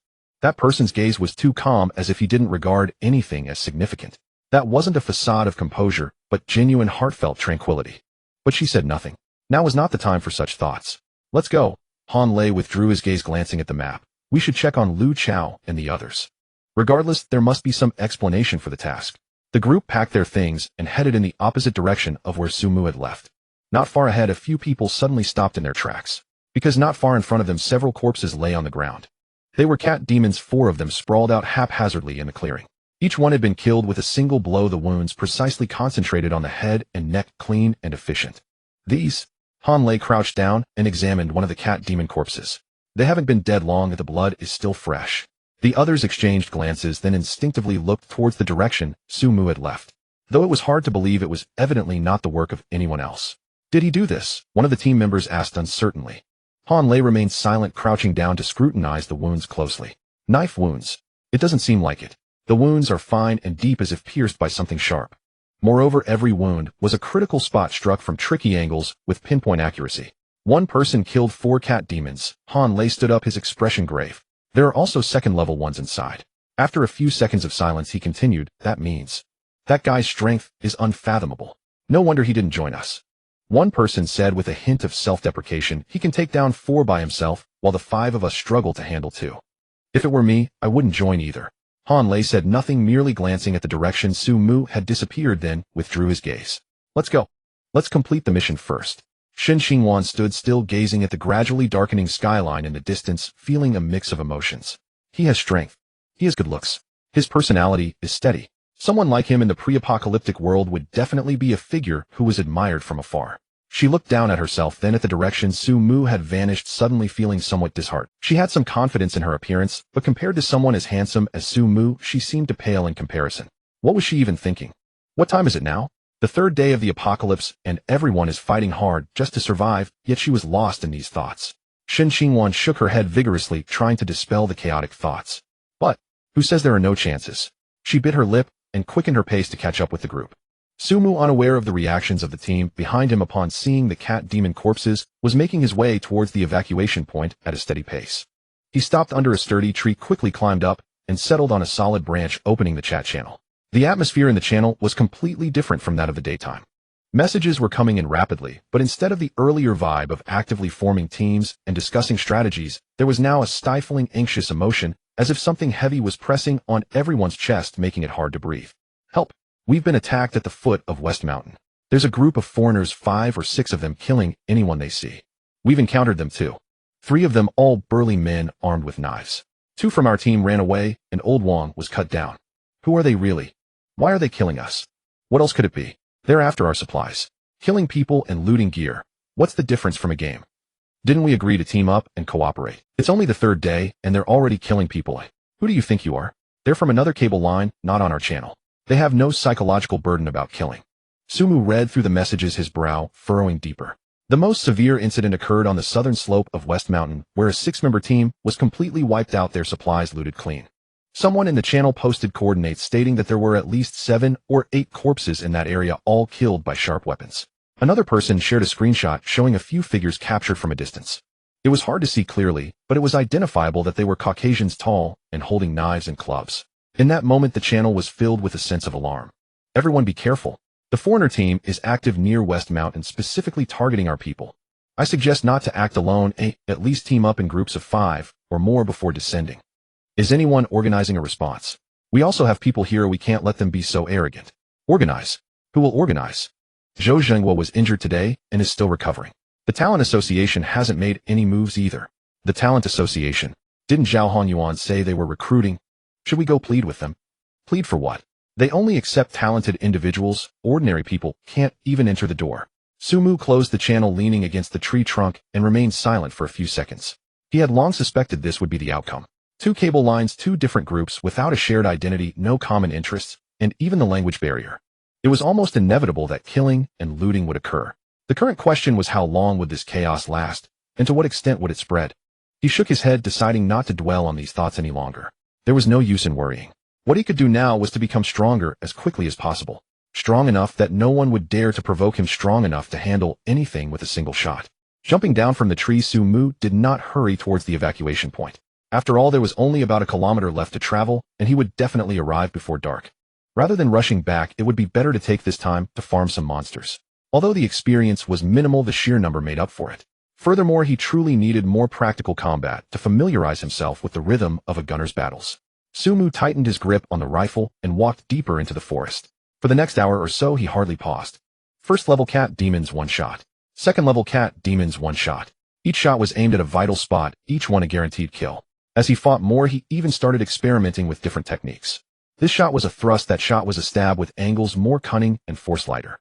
The gun in his hand began to feel more and more like an extension of his body, no hint of sluggishness. Occasionally encountering small groups of 3 or more, he no longer dodged. He initiated with a thrust, sending one flying, followed up with a combo to take down the second, sweeping away the third, and then turning back to finish off. The entire sequence of moves took just 3 or 4 seconds.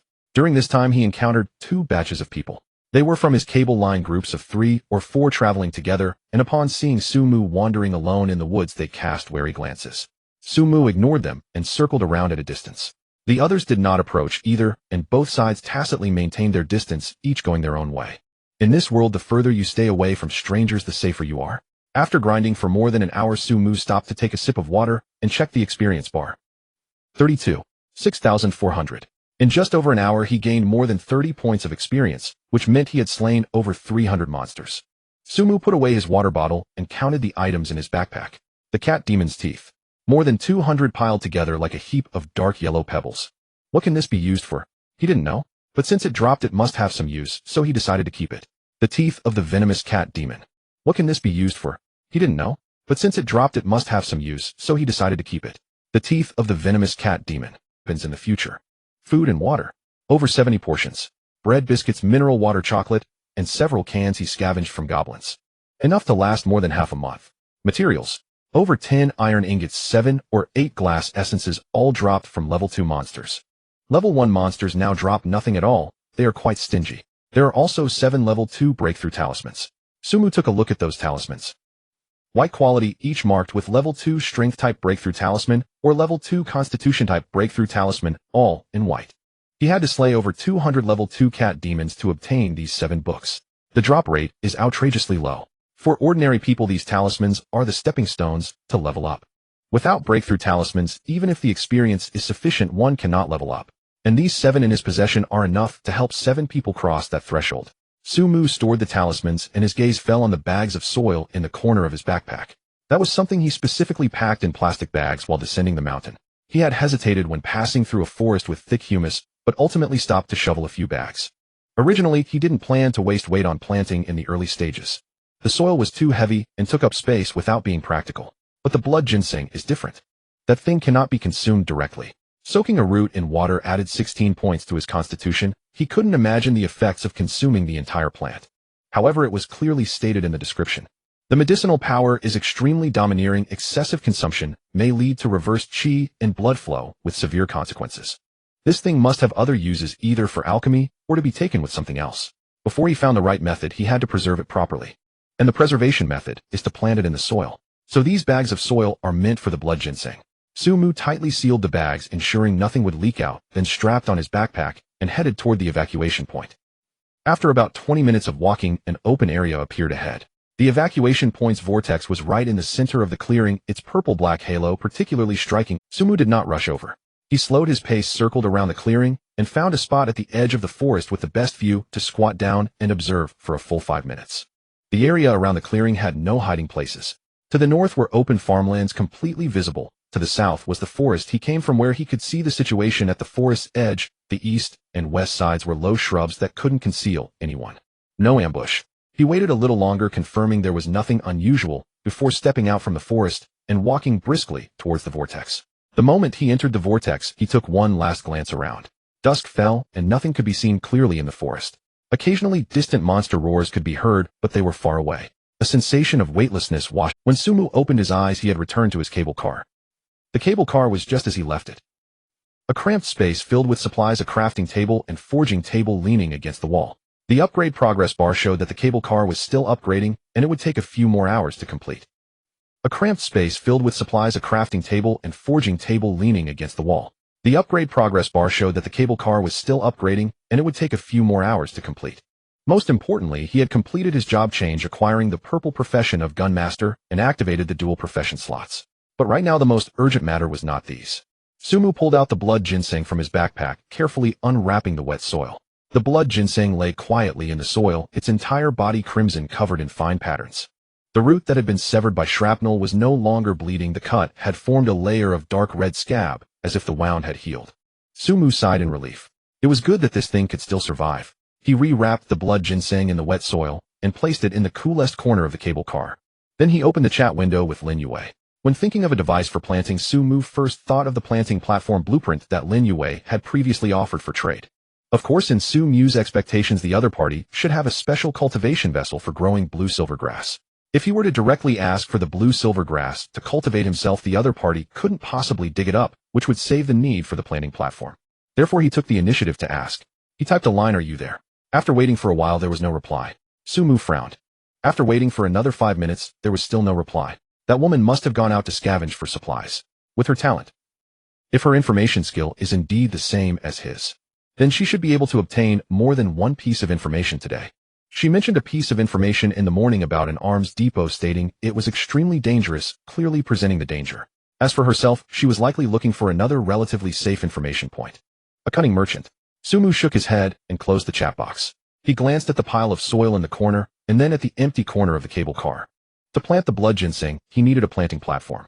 But since she wasn't here, he could only wait. Sumu turned his attention back to the other items in his backpack. First, there was the food. Over 70 portions plus what was left from before, enough to last more than a month. He sorted the food, placing mineral water on the left, bread and biscuits on the right, and canned goods and chocolate in the middle. Then came the materials. Iron ingots, glass essences, cat demon teeth. He grouped the iron ingots and glass essences together and placed them in the materials box next to the crafting table. There were too many cat demon teeth, over 200 piled together like a small mountain. He took a few out to examine, but found no special uses, so he packed them into a bag and stuffed it. This thing will definitely have its use in the future. As for what that use is, he would find out later. He had only 2 teeth from the venomous cat demon, which he placed separately in a small box apart from the ordinary teeth. The blue quality materials would be useful for crafting weapons in the future. Finally, there were the 7 level 2 breakthrough talismans. Sumu held them in his hand and flipped through them. 1 strength type, 2 constitution types, 2 agility types, and 2 intelligence types. He didn't plan to use these. He had already reached the 3rd level and had no use for the 2nd level breakthrough talisman. Trading it would definitely be a good deal. Most people were still stuck at the 1st level, and advancing to the 2nd level was their most pressing need. However, the drop rate for 2nd level breakthrough talismans was astoundingly low. He had defeated over 200 2nd level cat demons and only obtained 7 talismans. A regular team could hardly farm that many. Sumu thought for a moment and decided to keep one to lure those solo players with blueprints in the channel. After all, most of the talented individuals and ordinary people had joined the guild, so good items naturally wouldn't flow out. Thus, he planned to trade the remaining 6 talismans with Zhou Zhenghua. He opened the chat with Zhou Zhenghua and sent a message, "Are you there?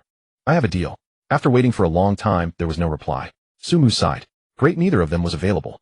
He opened the channel again and posted a 2nd level strength type breakthrough talisman, attaching a message selling 2nd level breakthrough talisman, only trading for blueprints, no food, no materials.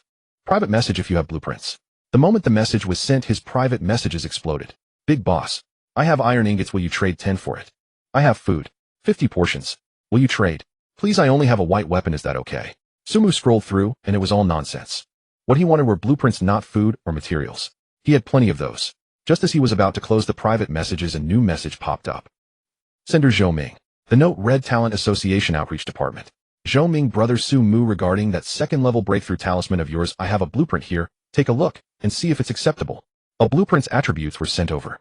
Wooden stick blueprint, white type, weapon blueprint effect, can craft wooden stick, gray. Su Mu's mouth twitched. A wooden stick. Gray. Did this even need a blueprint? Couldn't he just pick up a branch from the roadside? He directly replied, I already have this blueprint. Do you have any others?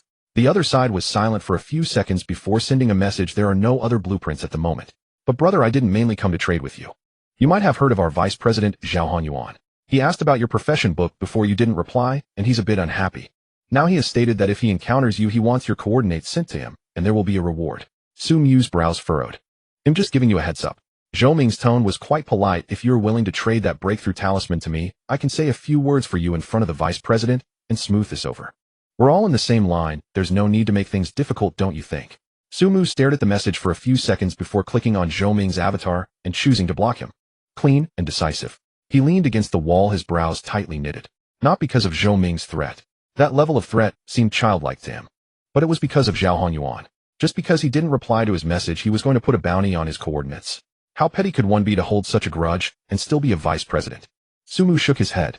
People like that were at most annoying colleagues in peaceful times, and he could simply ignore them. But in a world of apocalypse, those who held a bit of power and were vengeful were the most dangerous. Because you never knew when they would strike for some inexplicable reason. However, he wasn't afraid. If Zhao Hanyuan really dared to cause trouble, his gun was not for show. A second-level talent. In front of a third-level sharpshooter, they were nothing but paper dolls. But this incident had reminded him.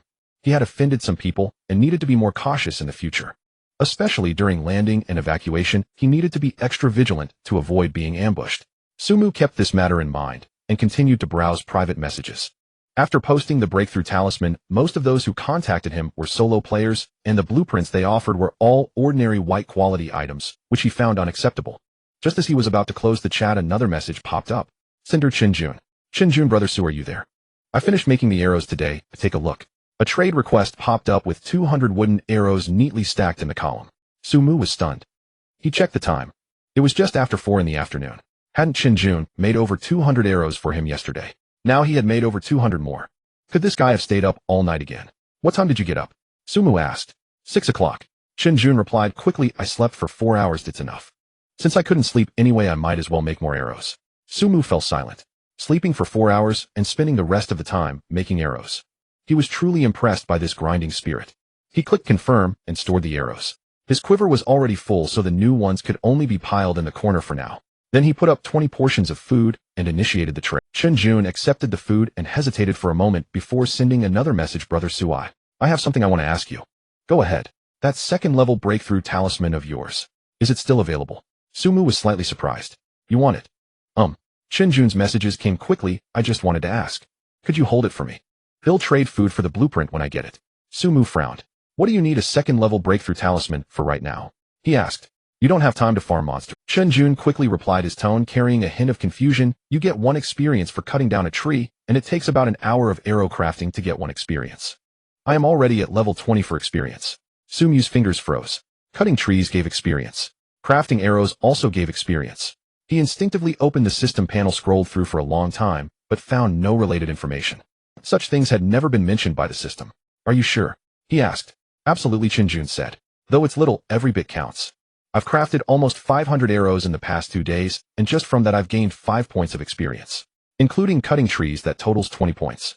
Su Mu leaned against the wall staring at this message for a long time.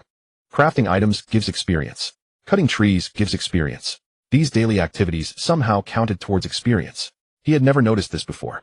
Because he had leveled up solely by killing monsters, gaining 1 experience for each first-level monster. It had been like this before his job change. But Qinjun was different. All his experience came from cutting trees and crafting arrows. Is that even possible? Su Mu took a deep breath, firmly engraving this information in his mind. The significance of this discovery went far beyond Qinjun. This meant that even ordinary people without combat power had ways to gain experience and level up. Chopping trees, mining, gathering, crafting. As long as you do something, there will be a reward. This would have an impact on the entire ecosystem of the cables. But now wasn't the time to think about that. You don't need to trade for it, or just use wooden arrows to cover the price in the future. The other side remained silent for a long time. Sure, There was no refusal. It seemed a significant resolution had been made. Sumu, however, didn't think too much about it. Shinjun was a reliable, hard-working person who understood gratitude. In this world, such people were rare. Helping out was worthwhile, and he wasn't helping for free. Shinjun's arrows were the most essential consumables in his quiver. The higher Shinjun's level and capabilities, the more and better arrows he could obtain. A mutually beneficial arrangement. Why not take pleasure in it? Moreover, Sumu naturally hoped the other party would go further. Sumu had just closed the chat window with Shinjun when another message popped up. Sender Lin Yue. It was just a single sentence, unusually brief for her. Do you have any medicine for treating external injuries? Sumu's finger paused. He stared at the message for 2 seconds, his brow slightly furrowed. For treating external injuries. For treating external injuries. Sumu's finger paused. He stared at the message for 2 seconds, his brow slightly furrowed. It wasn't a text reply, but a diagram was sent over directly. Sumu opened it, and his eyes lit up. Medicine wine recipe, blue type, consumable, blueprint, brewing recipe, effect, can brew medicine wine. The effect of the medicine wine depends on the type and quality of the herbs used for soaking. Basic effect: restores a small amount of constitution, alleviates fatigue.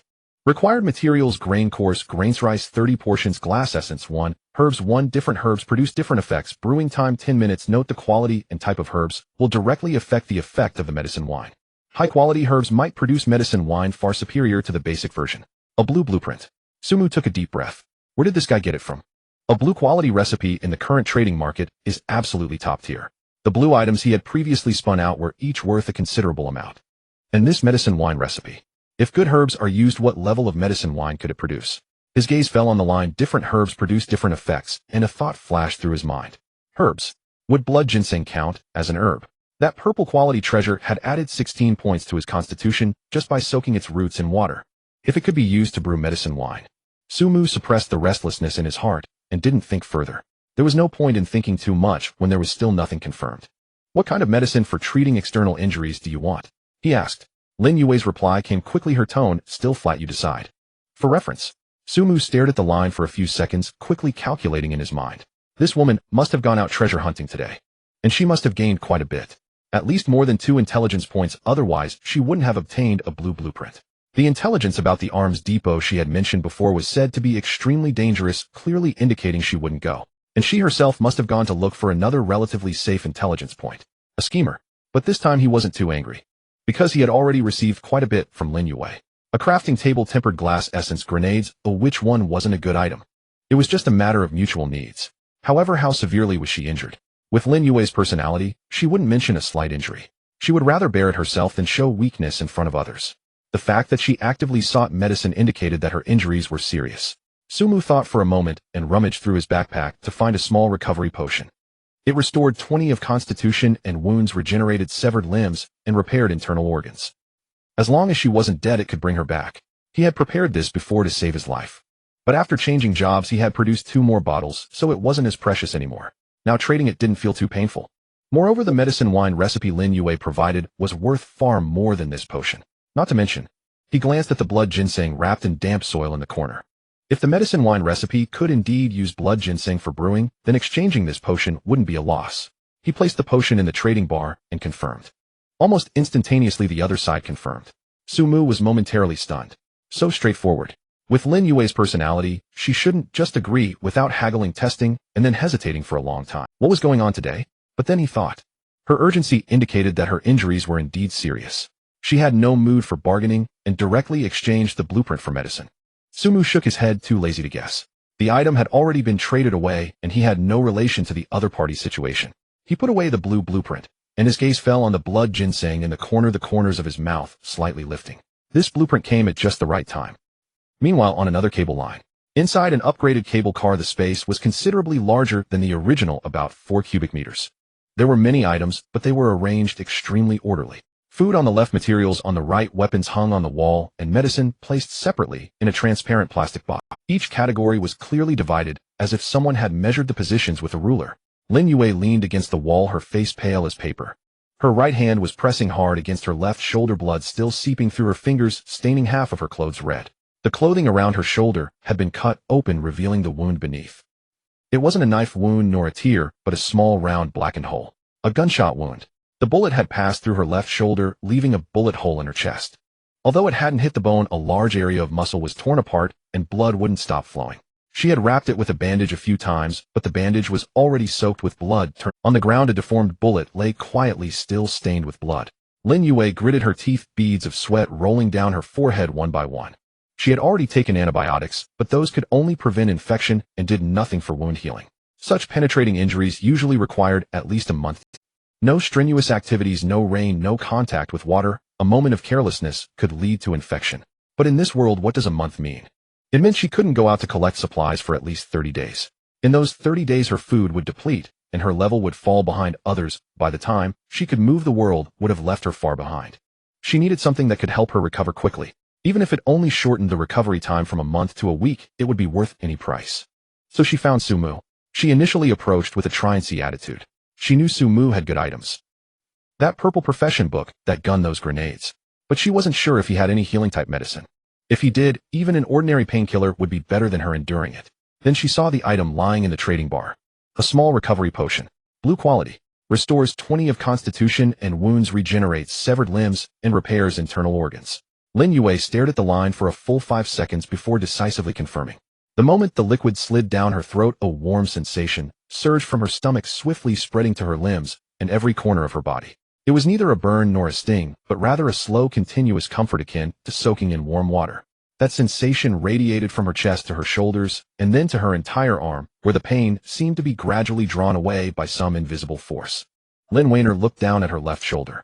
The wound beneath the bandage, which had been seeping blood, was now evidently slowing. She cautiously unwrapped the bandage, revealing a charred bullet hole. The skin around the wound was visibly healing at an astonishing rate. New granulation tissue sprouted from the base of the wound, pink like the tender buds of early spring, gradually filling in the hole. First the muscle, then the skin. Within just a few minutes, the horrifying gunshot wound transformed into a pink scar. Then the scar began to fade, its color shifting from deep red to light red, then to pale pink, until it completely vanished. The skin on her shoulder was smooth as before, leaving no trace behind. Lin Weiner stared blankly at her left shoulder and lifted her hand to touch it. It didn't hurt. No discomfort whatsoever. She tested her shoulder by moving it, rotating it freely, just as she had before the injury. Leaning against the wall, she let out a long breath. Those bastards had guns. She recalled the encounter from a few hours ago. She had just emerged from that intelligence point holding the blue blueprint, preparing to find a retreat. Then she saw a group of people, 5 or 6 Caucasians tall and armed with knives and clubs, one of them brandishing a handgun. She turned and ran. The group chased after her, shouting in a language she couldn't understand, but the tone was unmistakable. The gun fired, a bullet whizzed past her ears, striking a nearby tree trunk, splintering wood. With the second shot, she felt as though someone had viciously punched her left shoulder, causing her to stumble forward 2 steps, nearly falling. But she didn't stop. Gritting her teeth, she continued to run, darting into a thicket, emerging from the other side, taking a wide detour to find a retreat. Fortunately, she was fast. Thankfully, the group did not catch up. Thankfully, the bullet had not struck a vital point. Lin Weiner glanced at the deformed bullet on the ground, her gaze turning cold. Don't let me encounter this again.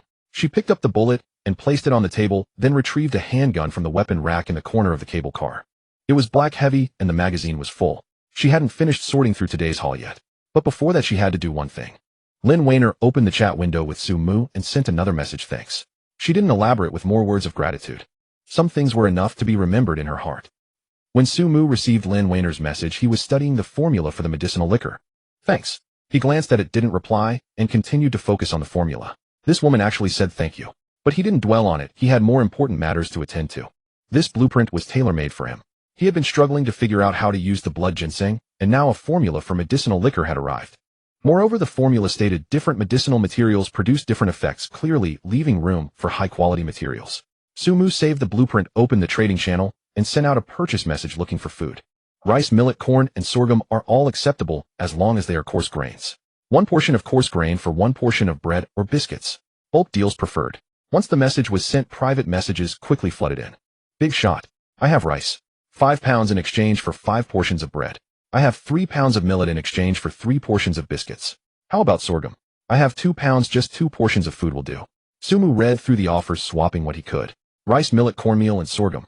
In just over 10 minutes, he exchanged for more than 30 portions of coarse grains, paying the price of over 30 portions of bread and biscuits.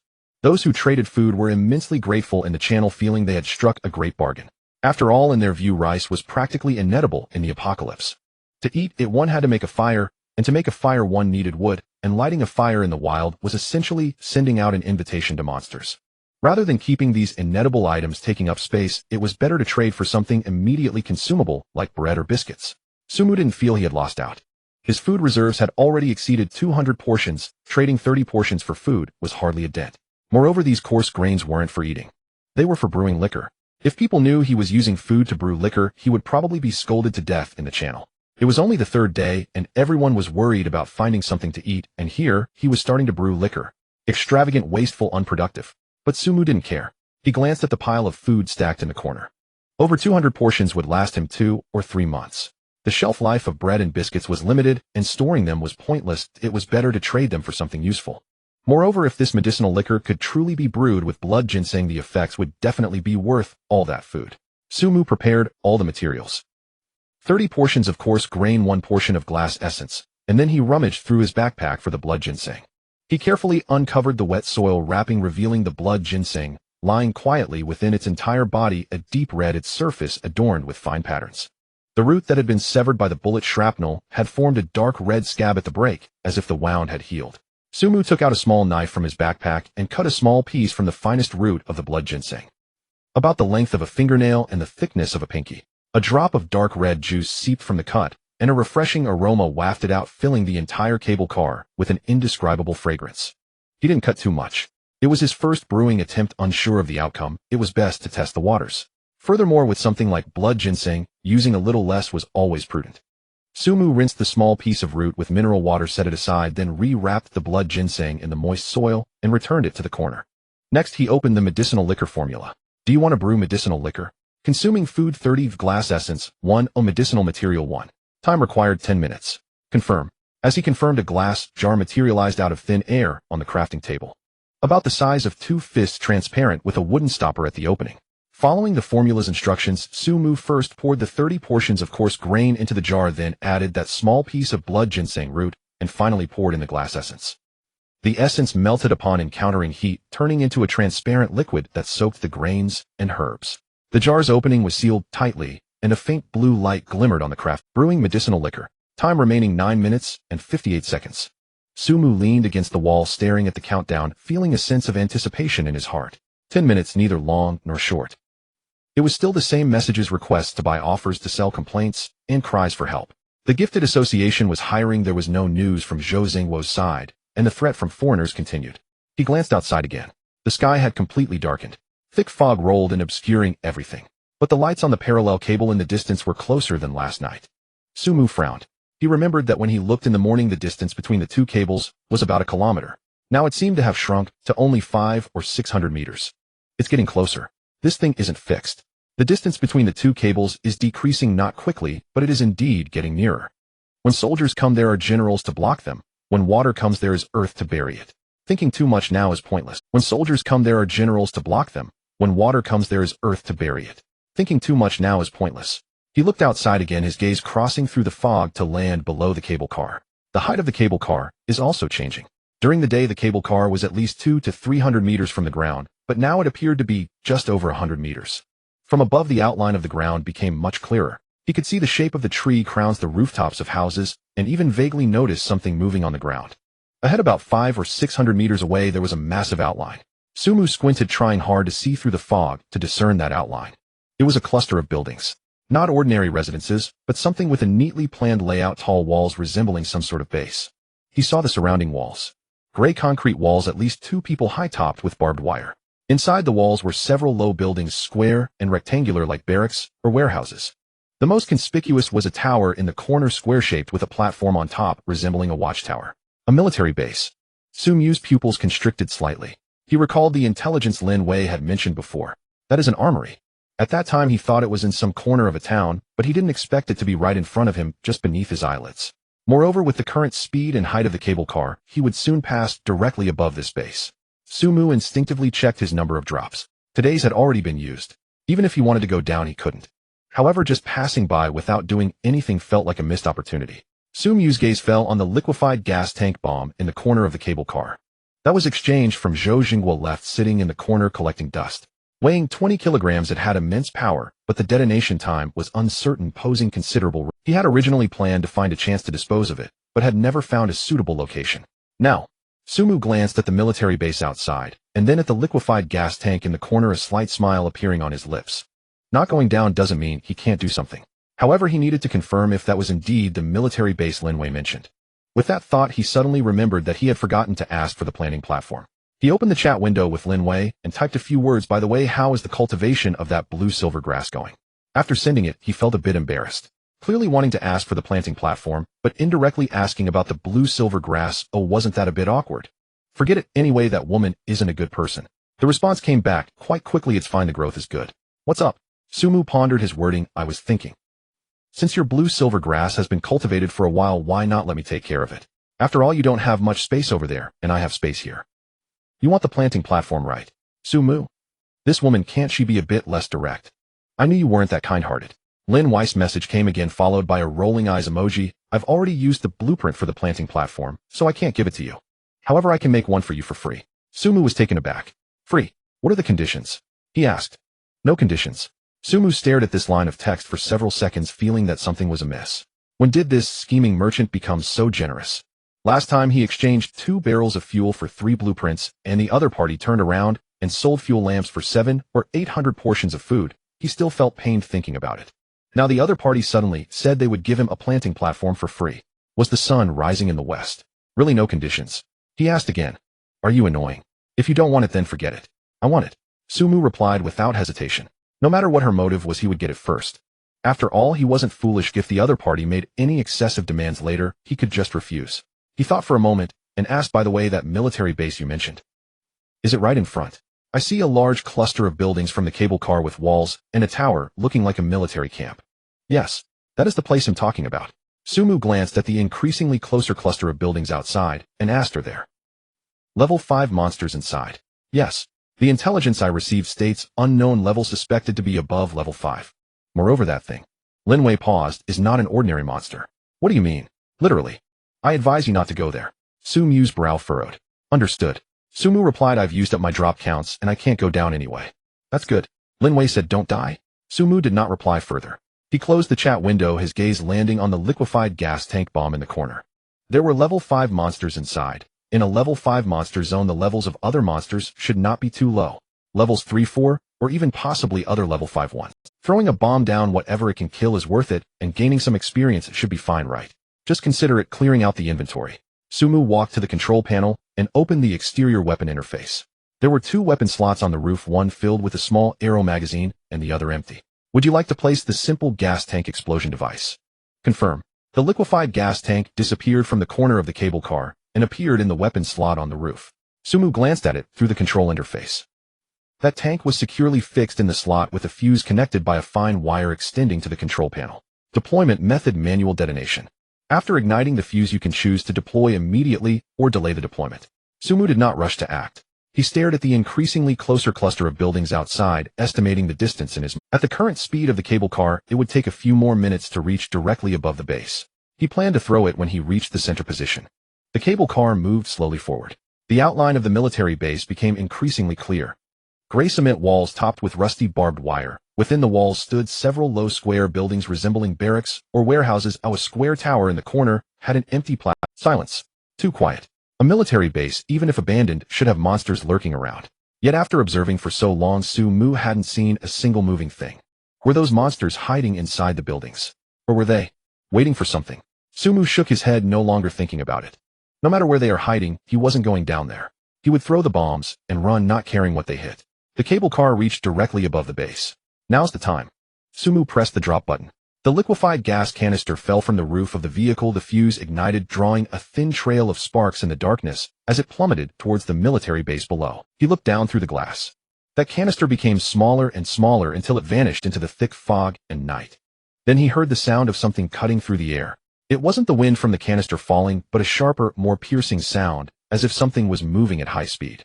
However, before he could discern it clearly, boom. A fireball erupted from the ground, particularly dazzling in the darkness. The explosion illuminated half the base, and the shockwave stirred up the surrounding dust, forming a visible ring of air waves. Then the system notifications began to flood the screen. Killed LV-3 mutated creature experience 1. Killed LV-3 mutated creature experience 1. Killed LV-4 mutated creature experience 3. Killed LV-3 mutated creature experience 1. A series of notifications, at least a dozen. Su Mu's experience points jumped from over 30 to over 40. Not bad. This saved him the effort of grinding monsters for half a day. But Su Mu didn't have long to be happy. The explosions didn't stop. After the first explosion, the second, third, and fourth followed closely behind. Each one louder than the last, each more intense. It wasn't the explosion of the liquefied gas canister, but a larger-scale chain reaction explosion. Flames rose from the ground, one fireball after another, illuminating the entire base as if it were daytime. Su Mu's eyes widened. The cable car began to shake violently. Not the slight tremor from before, but a genuine large-scale shaking. As if someone was wildly swinging the cable below. Su Mu grasped the control panel, stabilizing his body, his eyes fixed on the view outside. Flames soared into the sky. Thick smoke billowed.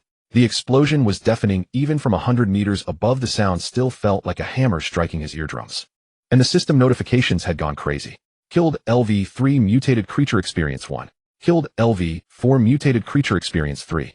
Killed LV-4 mutated creature experience 3. Killed LV-5 mutated creature experience 20. Killed LV-4 mutated creature experience 3. Su Mu's pupils constricted sharply. Level 5. That level 5 monster was blown to death. He stared at that prompt, his heart racing.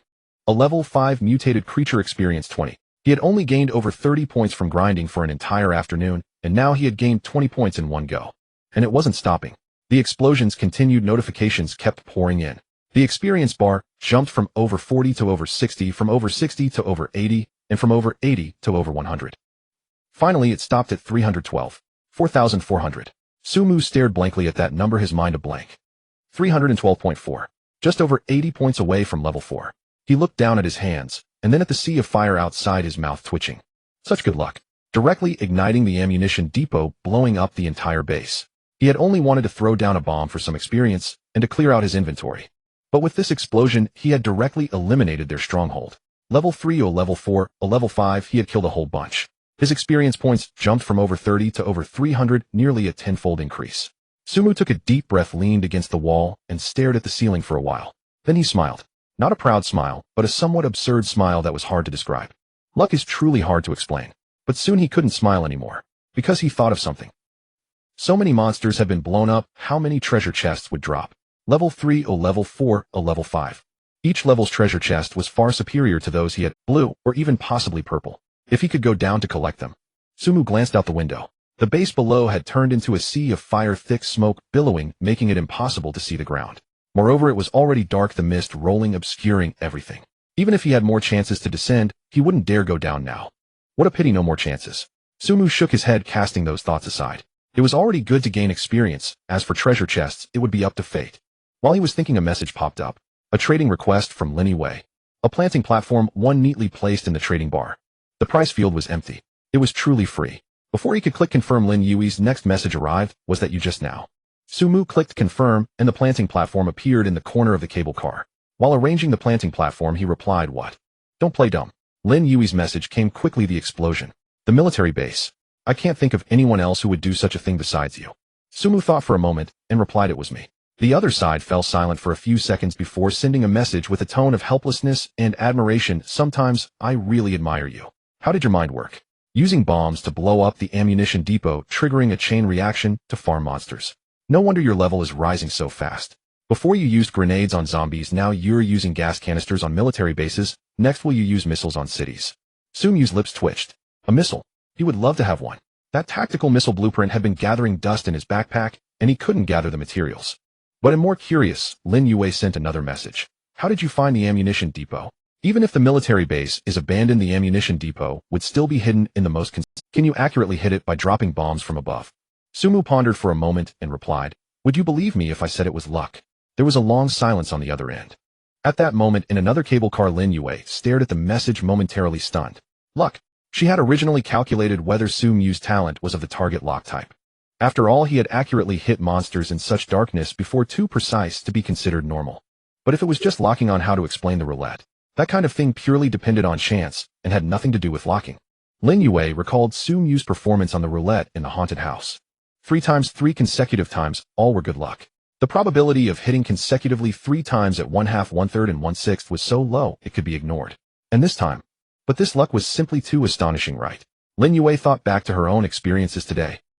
Encountering monsters while opening treasure chests, fighting desperately to obtain something, and then bumping into a team of foreigners. If she hadn't had a gun to intimidate them, she probably wouldn't have even had the chance to run. What was even more unfortunate was that she had already run quite far, yet they still opened fire, and a stray bullet hit her shoulder.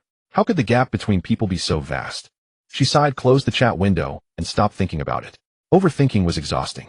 At this moment, Sumu was also pondering the same question. He stared at the sea of flames outside repeatedly, turning the same thought over in his mind. Was his luck really this good? When he mentioned luck, he was actually brushing off Lin Yue. But upon reflection, his luck had indeed been somewhat abnormal since he entered this world. On the first day, he found the goblin nest without encountering any monsters. On the second day, there was nothing on the roulette. Now casually throwing a bomb down had directly detonated the ammunition depot, blowing up the entire base. Once or twice could be considered luck, but what about 3 or 4 times? Sumu frowned, beginning to sort out the few rule-based abilities he possessed. First was any attack will lock onto the monster's weak point. He could understand that it was literally as it sounded. Regardless of how he struck, the attack would automatically target the vital points. This ability also worked when throwing grenades, which was why he could accurately toss a bomb into a pile of zombies, or drop a liquefied gas canister directly above the military base from 100 meters high. But what about the ammunition depot? At that time, he hadn't given any thought to the ammunition depot.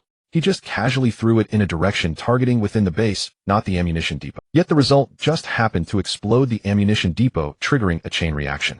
This couldn't simply be explained by locking on. Sumu recalled another talent. When faced with unknown blind box events with mixed outcomes, he can always observe to obtain the best part of it. The description of this talent was mixed outcomes, meaning that as long as both good and bad results existed simultaneously, he could obtain the best one. Did the explosion of the ammunition depot count as a mixed outcome? He threw the bomb down, and it could either hit empty ground yielding nothing, hit a few monsters for some experience, or hit the ammunition depot, causing a massive explosion. 3 possible results, good, neutral, and bad. He got the best one. Wow. Sumu's pupils constricted. If this talent also applied to throwing bombs as a random event, as long as what he threw had the potential to hit something good, it would definitely hit. That was just too outrageous. Sumu leaned against the wall, staring at the ceiling, his mind in a chaotic mess. But soon he shook his head. No. The premise of this talent was observation. He needed to observe to obtain the best part. But when throwing the bomb, he hadn't observed anything at all. He just tossed it carelessly. Moreover, when he first encountered the goblin nest, he hadn't faced an event that could be classified as a mixed outcome, nor had he utilized this talent. So, could it really just be good luck? Sumu thought for a long time, but couldn't come up with a conclusive answer. Forget it. Whether it was due to talent or luck, the outcome was good. Why think so much about it? He shook his head, temporarily setting this matter aside, and his gaze returned to the distant base. The flames gradually faded from sight. The cable car continued forward, smoothly gliding through the night, as if nothing had happened. Sumu retracted his gaze, taking one last look at the still burning sky before completely pulling away his sight. He received no further kill notifications. The chain explosion at the ammunition depot had likely come to an end, and the remaining monsters were either untouched or had long since fled. He glanced at the experience bar. 312. 4,400, just 87. 6 points short. What a pity. If another wave came, he might have leveled up directly to 4. But one shouldn't be too greedy. In one day, going from over 30 to over 300, nearly a 10-fold increase. What more could he possibly be dissatisfied with? Sumu shook his head, turning his attention back to the cable car. The planting platform was already set up in the corner, the one Lin Yue had traded for. It was a square wooden structure about half a meter wide, deep enough to bury a whole blood ginseng, including its roots. The surface had a thin layer of nutrient soil provided by the system, though it wasn't quite enough. Sumu poured in the bags of soil he had brought down from the mountain, leveling it off, then watered it with some mineral water to mix it well. Then he carefully took the blood ginseng out of the wet soil, placing it in the center of the planting platform, covering its roots with soil. The moment the roots touched the ground, the blood ginseng moved. It wasn't the kind of sway caused by the wind. The entire plant seemed to come alive, its roots quickly burrowing into the soil, the stem and leaves slightly trembling, as if stretching its body. In just a few seconds, it transformed from a plant buried in the soil to a plant growing in the soil, merging with the earth, as if it had always belonged there. Sumu was momentarily stunned. This thing could actually burrow into the soil by itself. He recalled the scene when he was on the mountain. The blood ginseng buried at the bottom of the pit. If it hadn't been for the shrapnel from the grenade severing its roots and causing the juice to seep out, he would never have discovered it. Now it seems that even if he finds that pit, if he only digs with his hands, this thing will likely burrow away through the soil, leaving the bottom empty by the time he manages to dig it out. A late realization of fortune surged in his heart. Such heavenly materials are indeed not so easily obtained. He was able to acquire it firstly because he had concrete coordinates from the intel, and secondly, because the shrapnel from the grenade had precisely severed its roots. That attack triggered a weak point lock, accurately striking the essence of the blood ginseng, injuring it and preventing its escape. Luck. But it wasn't entirely luck. Sumu crouched in front of the planting table, staring thoughtfully at the blood ginseng that had quietly rooted itself in the soil. In the future, when encountering similar heavenly materials, one cannot think of digging slowly or harvesting gradually. One must act swiftly. Either throw a bomb from a distance to control it or use something to trap it. In any case, there should be no opportunity for it to escape. He stood up, brushing off the soil from his hands. The brewing of the medicinal wine was complete. Inside the glass jar on the crafting table, the liquid had turned a deep red. It was not a murky red, but a clear, transparent color akin to that of a ruby. The small segment of the blood ginseng's root had completely dissolved, vanishing into the liquor, leaving only a few grains of residue settled at the bottom. Sumu picked up the glass jar and twisted open the wooden cork. A rich aroma of wine wafted towards him. It was not the sharp scent of ordinary white liquor, but rather a faint, sweet fragrance reminiscent of a blend of herbs and fruits. He opened the system panel to check the properties of the medicinal wine. Blood ginseng, medicinal wine blue. Type consumable. Effect: permanently increases 15 points of constitution, 10 points of agility, and 10 points of strength after drinking, and slowly restores a large amount of damaged constitution along with pain relief effects. Requires soaking for 12 hours before consumption. Note the first 3 jars are effective. After consuming 3 jars, the permanent increase effect will disappear, changing to a temporary increase lasting 12 hours, a not stackable. Sumu looked at this line of text, his pupils slightly constricting. 15 points of constitution, 10 points of agility, and 10 points of strength. This was nearly double the 8 points of constitution he had previously estimated, plus additional agility and strength. Moreover, it was followed by slowly restores a large amount of damaged constitution. This thing not only enhances attributes, but also serves as a healing medicine. 3 jars. This means he can obtain a maximum of 45 points of constitution, 30 points of agility, and 30 points of strength from the blood ginseng medicinal wine. Sumu glanced at the size of the blood ginseng in the corner, estimating. The only pity is that only the first 3 jars are effective. After drinking them, the permanent increase changes to a temporary increase, significantly reducing its value. 3 jars. This means he can obtain a maximum of 45 points of constitution, 30 points of agility, and 30 points of strength from the blood ginseng medicinal wine. Sumu glanced at the size of the blood ginseng in the corner, estimating in his mind. 1 jar requires a small segment of the root, and 3 jars require 3 small segments. The root he had cut off was just the thinnest one. The main body of the blood ginseng still had 5 or 6 thicker roots. That should suffice. The only hassle is the time. 1 jar requires soaking for 12 hours, so 3 jars would take a day and a half. This is under continuous brewing conditions. If there are other recipes that require blood ginseng, he needs to keep some in reserve. Sumu resealed the glass jar and placed it beside the planning table. Just wait. There's no use in being anxious. As he was thinking, a message popped up. Sender Zhojingua. Brother Su, I apologize, I was busy earlier and didn't see the message. I took those few second-level breakthrough symbols you mentioned. What kind of blueprints do you want? Sumu leaned against the wall, contemplated for a moment, and replied, any blueprints regarding the cable car would be fine for me to take a look at. I will select a portion and exchange them based on their value. Zhojingua didn't say much more and directly sent over a list of blueprints. Sumu began to read through them one by one. Most of them were basic blueprints of white quality. Iron ingot, crafting, glass essence, refinement, simple workbench. These items he either already had or found useless. He quickly scrolled down until he saw 3 blueprints, and his finger paused. The first one, granary beginner. Type cable car, building blueprint. Effect: stores food, prevents decay, and moisture, extends food shelf life. Construction requirements: iron ingot 10, mysterious stone 10. Construction conditions: cable car level must reach LV5, and the secondary position must be activated. Or find an unowned cable car for transformation. Current cable car level construction limit 1. Sumu's gaze lingered for a long time on the line. Cable car level must reach LV5, and the secondary position must be activated. A level 5 cable car can activate a secondary position. This information was completely new to him. What is a secondary position? Another compartment? Or can it carry additional building space? No matter what it is, this information itself holds great value. Moreover, the function of the granary is also significant. His food supply was increasing, and the shelf life of bread and biscuits is limited. Without proper preservation, they would spoil over time. The granary would just solve this problem. More importantly, the construction conditions mentioned, or find an unowned cable car for transformation. He instinctively glanced back. Through the rear window of the cable car, he could see the cable car behind. Since last night, that car had not lit up at all. The people inside had likely already perished. Unowned cable car. Sumu memorized this information and continued to look down. The second blueprint wood board. Type cable car building material.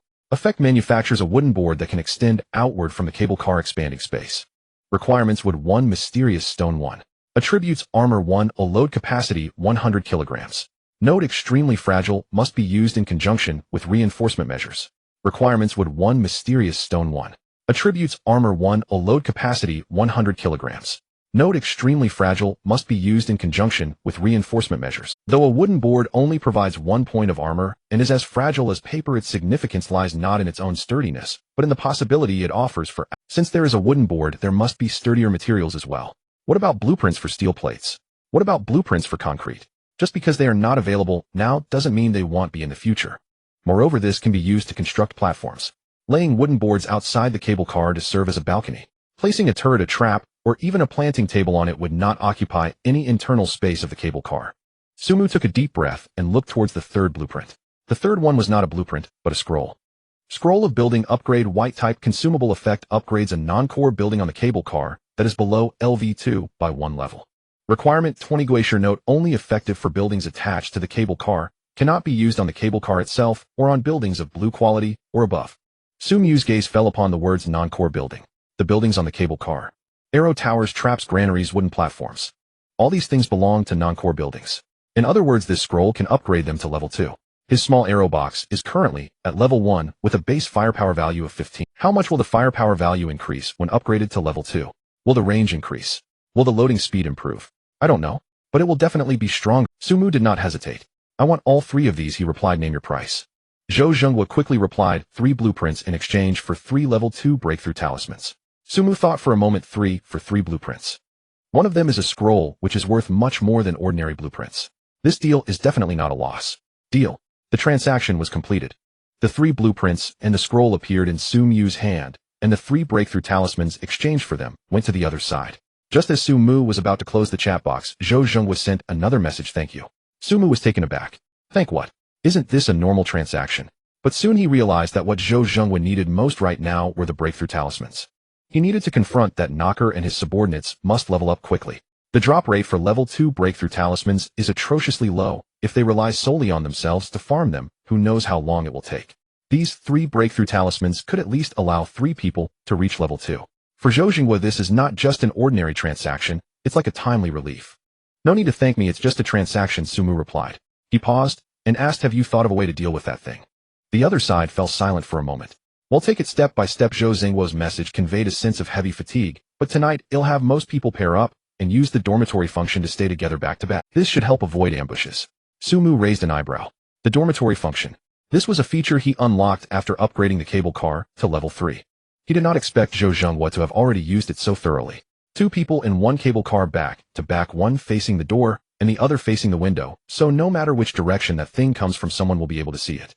This method is indeed reliable. What about you? Sumu asked. Are you alone? I found a like-minded friend, Zhou Zhenghua said. Tonight the 2 of us will be in one cable car, facing the same direction. Waiting for it to come. Sumu fell silent for a few seconds. Facing the same direction. Not back to back, but both facing the door. This means they are not passively defending, rather they are actively waiting for that thing to come. They are preparing for a showdown. As for the level 2 breakthrough talismans, Zhou Zhenghua sent another message. They are very important to me. Thank you. Sumu did not pick up on this topic. He thought for a moment and typed a line, I wish you success. The other side did not reply further.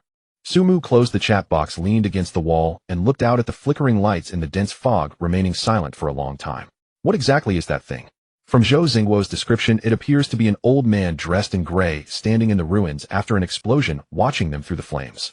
With an expression that seems to say, I've seen something interesting. It does not attack, nor does it pursue, it just stands there watching. But it does kill. Every half hour one will appear like clockwork. Anyone who hears a knock on the door and has their back to it will die. Zhou Zhenghua said that only those who have seen it will be taught, and the way to see it doesn't necessarily mean to see it with one's own eyes. Describing it verbally counts as well. Sumu touched the handgun at his waist. He has seen that thing. Zhou Zhenghua told him about it. So it will eventually come looking for him. But he doesn't plan to wait for it to come like Zhou Zhenghua. He has his own rhythm, his own plan. When the time comes, it will come naturally. Until then, all he has to do is keep getting stronger, strong enough to shoot anything that comes his way. Sumu pulled back his thoughts and was about to close the chat box when another message popped up. Sender Shin Qingwan. Sumu glanced at the name, and the round-faced girl he met at the foot of the mountain came to mind. With a ponytail, fair skin, and bright, but not large eyes. a member of the third team of the Ability User Guild. He opened the message. Xinqingwan Sumu, are you there? I have a trade. Sumu frowned. A trade? Someone from the Ability User Guild is looking to trade with him. He thought for a moment and replied, what trade? The other side wasted no time and directly sent over a blueprint. Eerie Fire White type building trap effect upon ignition creates a safe area within a radius of 5 meters capable of dispelling low-level eerie entities. Consumes 1 eerie crystal every 12 hours. Placement anywhere, can be placed on ground walls, cable cars, etc. Note the flame appears bluish and is ineffective against ordinary creatures, only having a dispelling effect on eerie beings. Sumu looked at the blueprint and his first reaction was white quality in exchange for a level 2 breakthrough talisman. Isn't that a bit too much? He has the fog dispelling lamp blueprint that can illuminate a radius of 10 meters without consuming eerie crystals. This eerie fire only has a 5-meter range and needs to burn an eerie crystal every 12 hours. It seems inferior to the fog dispelling lamp. But the next second he saw the line can be placed anywhere. Anywhere. This means that it can be placed not only on the cable car, but also on the ground. In the wild, at a retreat point, anywhere one might need to set up camp temporarily. Sumu's pupils slightly constricted. He had been pondering a question: eerie beings only appear at night. What if he cannot make it back to the cable car before dark? The answer is, there is no solution. One can only endure or wait to die. But if he has eerie fire, the situation will be completely different. Igniting a fire in the wild that dispels low-level eerie entities within a 5-meter radius can at least provide him with temporary shelter to last until dawn. If he can see the value of this, then the other party must also be able to see it. So why is Xinqingwan still using it for a trade? To exchange for a level 2 breakthrough talisman. From any perspective, this deal seems to be in his favor. Are you sure you want to trade this? Sumu asked. The response came swiftly with a hint of a barely perceptible smile in the tone. You indeed see the value in this item. That's right, I want to exchange it for a level 2 breakthrough talisman. Sumu did not reply immediately. The other party sent another message. Additionally, he'll give you another piece of information. Our Vice President Zhao Hanyuan has already teamed up with a few others and is targeting you. Be careful. Sumu's brows furrowed. Zhao Hanyuan. That person again. Just because he didn't respond to his message, he wants to unite others against him. Such pettiness, smaller than a needle's eye. However, why would Xinqingwan tell him this? She is clearly a member of the Talent Association and Zhao Hanyuan is her vice president. Is she not afraid of being punished for leaking information? Sumu pondered for a moment and replied, what do you want? The other party fell silent for a few seconds. Nothing in particular, Xinqingwan said. In the future, just prioritize trading any good items with me. Sumu stared at those words for a few seconds, coming to an understanding. This isn't a trade, it's an investment. She is using this blueprint and a piece of information to buy his priority trading rights. Or rather, to buy an opportunity to establish a long-term relationship with him. This woman is not simple. Fine, Sumu replied. But I have to ask, where did you get this item? Was it dropped by a monster? No, it was not dropped during the day, Xinqingwan said. It was at night. The night before yesterday, I was lucky and caught a spectral bat using a trap, and this dropped. Sumu nodded thoughtfully. Monsters drop different resources during the day. Food, water, iron ingots, glass, essence, breakthrough talismans, and profession books. Sumu nodded thoughtfully. Monsters drop different resources during the day. Food, water, iron ingots, glass, essence, breakthrough talismans, and profession. 2 systems which do not interfere with each other, yet are equally important. Got it, Sumu said. Let's trade. Both confirmed. 1 level 2 breakthrough talisman exchanged for a spectral fire blueprint along with a piece of information. The trade was completed. Sumu put away the spectral fire blueprint and did not rush to use it. He couldn't use this item at the moment. He was already on the cable car and didn't need to spend the night outdoors, but keeping it might come in handy at some point in the future. Meanwhile, in another cable car, Xinqingwan closed the chat window, leaned against the wall, and let out a long breath. She was surrounded by plenty of supplies organized in an orderly fashion. On the wall was a handwritten schedule. What time to wake up, what time to eat, what time to browse channels, what time to rest. Written neatly, as if it were a project progress plan. The first step in building rapport is complete. She muttered to herself, picked up a notebook from the table, flipped to a new page, and wrote a few lines. Target Sumu. Level 3, suspected to possess multiple rule-type talents. Extremely strong, cautious personality, does not easily trust others. Today's progress successfully established a trading relationship, gained a commitment for priority trading rights. Included a piece of information, the other party has received it. Next step, plan, find suitable trade items, maintain low frequency, but high quality contact. Avoid excessive enthusiasm that might cause aversion. She paused, thought for a moment, and added another line below, need to continue monitoring Zhao Hanyuan's side. His action plan may become an opportunity to establish a deeper connection with Sumu. After writing, she closed the notebook, leaned against the wall, and stared blankly at the ceiling. The night before yesterday, she was lucky to catch a spectral bat and obtain the spectral fire blueprint. At that time, she thought this item had little use. His action plan may become an opportunity to establish a deeper connection with Sumu.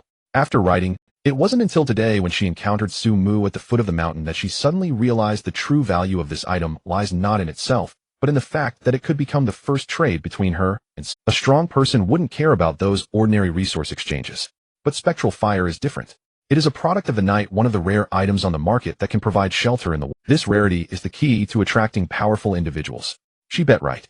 Sumu immediately recognized the value of the spectral fire and completed the trade without hesitation. Shin Qingwan's lips curved slightly. However, this is only the first step. How to maintain contact with him and how to build more trust over time will require a gradual approach. After closing the chat window, his attention returned to the cable car. It was completely dark outside. Thick fog rolled and the light. After closing the chat window, his attention returned to the cable car. It was completely dark outside. Thick fog rolled and the lights outside blurred into clusters of indistinct glow. The lights on the parallel cable line in the distance were a bit closer than last night. Sumu did not light the oil lamp. He wanted to see if the spectral bats would be attracted if no lights were on.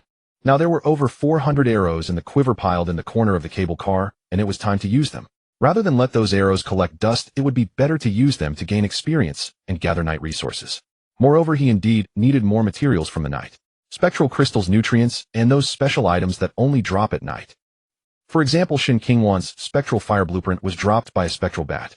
Of course, what he needed most right now were spectral crystals. Without them, many blueprints could not be produced. Sumu walked to the console and checked the status of the quiver. Small quiver LV1 white ammunition 400100, 300 rounds overflow automatically stored in backup compartment attack. Range 100 m base firepower value 15 current status standby. He looked up at the window. In the thick fog, something vaguely moved. It was not a small thing that went thud-thud against the glass, but a larger, more indistinct silhouette moving slowly in the fog like some giant creature gliding through the night sky. Sumu stared at those silhouettes for a few seconds before retracting his gaze. He didn't care about them. The quiver would handle it automatically. All he needed to do was wait to collect experience. Just as he was about to close his eyes and rest for a bit, suddenly, the cable car shook slightly back and forth. Sumu suddenly opened his eyes and grabbed the spear beside him. What is happening?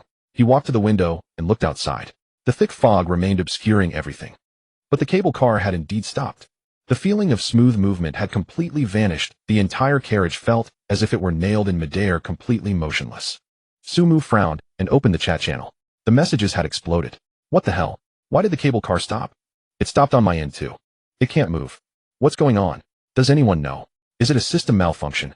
Oh no, we're stuck in midair with monsters below. What do we do? Calm down. Everyone stay calm. Let's figure out what happened first. No one knew what had happened.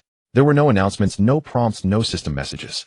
The cable car had stopped without warning, like an elevator that had its power cut, suspended in midair, completely still. Sumu stared at the channel for a while, his frown deepening. He instinctively thought, should he try to use fuel to power the cable car? If he was the only one who could move, he would be the only one capable of freely navigating. This advantage was monumental. But in the next moment, he dismissed the idea. The one who sticks their head out gets shot. In a situation where no one knew what was happening, the first to move would be the most conspicuous target. If there was any danger, he would be the first to face it. He wouldn't be that exposed target. Moreover, why had the cable car stopped? Was it a system error? Was it some monster's ability? Or a rule of this world itself? Acting recklessly before understanding the cause would only expose him to danger. Sumu rested the spear on his knee, leaning against the wall, staring out at the thick fog. The cable car had stopped. Everyone was trapped in midair with monsters below, fog above, and cable lines stretching endlessly to the sides. Today it was destined to be restless. Night had fallen. At this moment, Sumu was wide awake.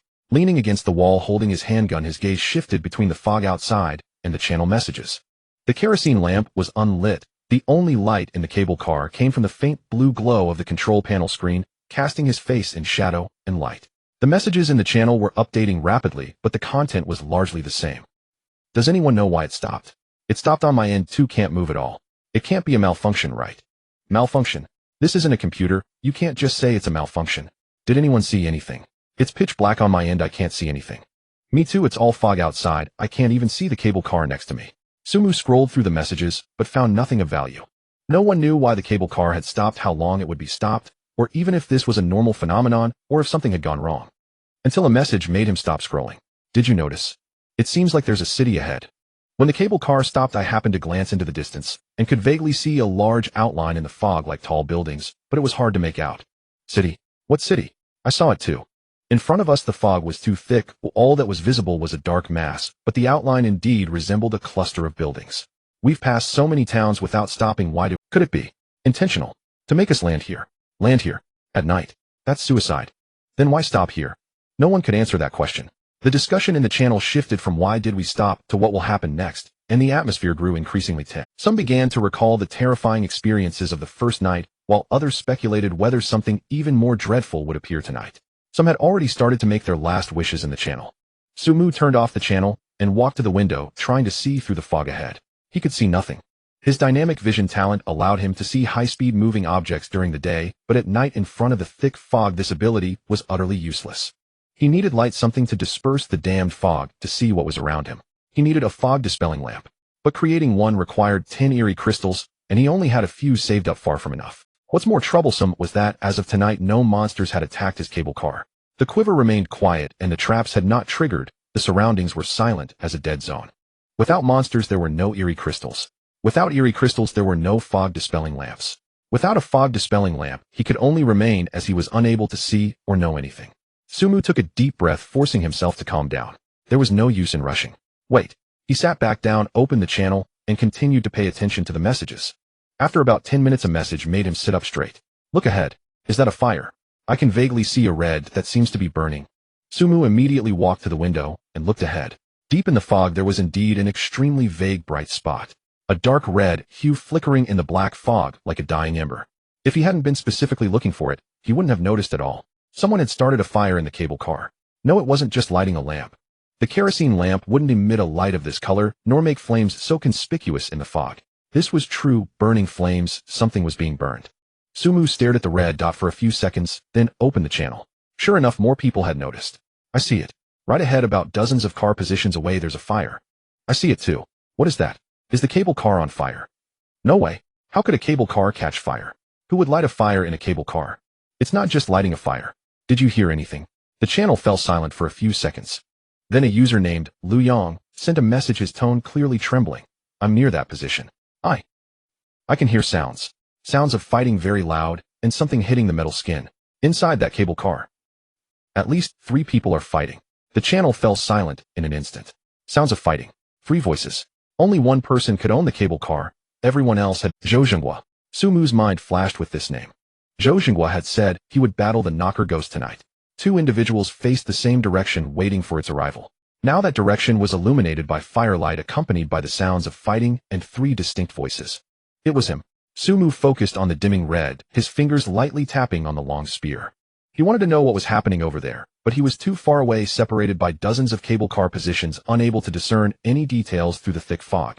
All he could see was the red dot fading from bright to dim, then to almost invisible, until finally, it vanished completely. The firelight extinguished. Silence reigned in the channel. No one spoke. Everyone stared in that direction, waiting for something, but nothing happened. No news, no announcements, no activity. After a long time, Lu Yang finally sent another message, his voice trembling more than before theirs. Something crawled out from that cable car. I can't see what it is, it's too dark, but it's climbing along the cable, coming toward me. What is it? Is it a monster? Run. Run. How can I run on the cable car? The channel became chaotic. But Lu Yang never responded again. Sumu frowned, staring in that direction, repeatedly calculating a possibility in his mind.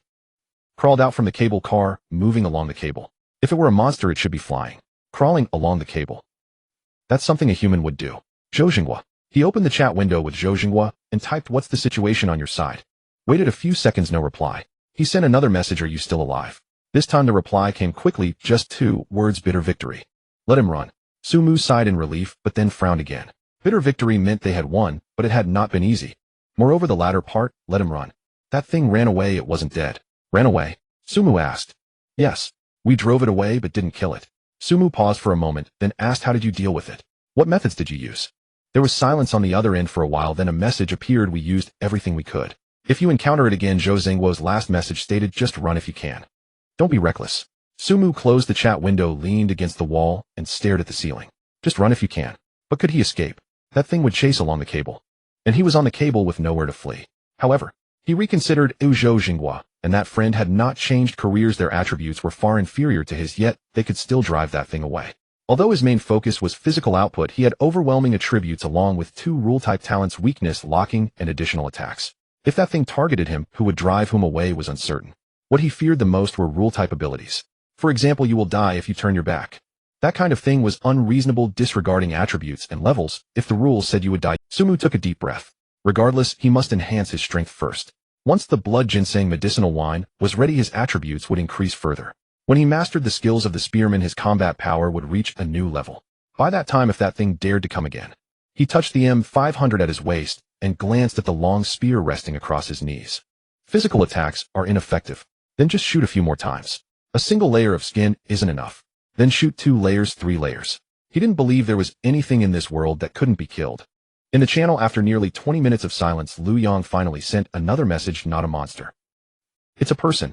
Crawling out from that cable car was a person severely injured and covered in blood. He climbed onto my cable car and knocked on my door. I let him in. What did he say? Someone asked. He didn't say anything.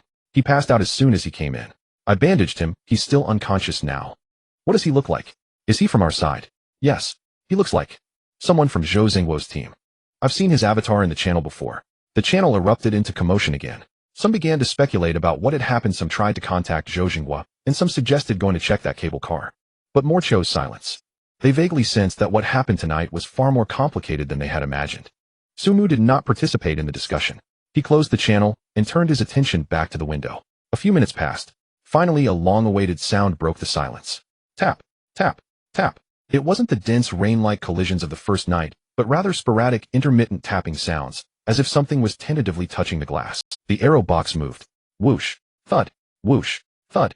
Automatic targeting, automatic shooting. Within a 100-meter range, as long as anything entered the shooting range, the arrow box would unhesitatingly shoot a wooden arrow. Those things flew quickly, but against the locking of the arrow box, speed was futile. Kill notifications began flooding the screen. Killed LV1 Spectre Experience 0. 1. Killed LV1 Spectre Experience 0. 1. Killed LV2 Spectre Experience 0. 1. Sumu glanced at the experience bar, and then at the blurry shadows outside the window. These creatures were of low level, giving 0. 1 for level 1, 0. 1 for level 2, similar to the cat demons he farmed during the day, but in large number. The arrow box would shoot an arrow almost every few seconds, with kill notifications continuously rolling in. Unfortunately, there were no treasure chests. Sumu quickly noticed this issue. The bodies of those killed by the arrow box fell from the sky to the ground. From a height of 100 meters, they simply disappeared upon impact. He could only watch helplessly as those potentially existing boxes vanished into the darkness. Wasteful. Sumu hesitated for a moment, but decided to turn off the arrow box's automatic shooting. Experience was important, but his experience had already filled to level 3. Without resources, this was purely wasteful. Especially the spectral crystals. He urgently needed spectral crystals to create fog lamps. Without fog lamps, he could only be like now, unable to see anything passively taking hits. He equipped the traps. Although these were less efficient, they had the advantage of securing resources. Each time he captured one, a box would appear in the cable car containing tangible spectral crystals. Sumu placed both traps on the roof of the car and patiently waited. A few minutes later, the trap captured a prey. Killed LV1 Poison Firefly Experience 0. 1. Obtained Spectral Crystal 1. Outside the window, the creatures were increasing in number. Through the animal trap, he could see their outlines. Objects the size of fists with a dark red glow at their tails, particularly striking in the darkness.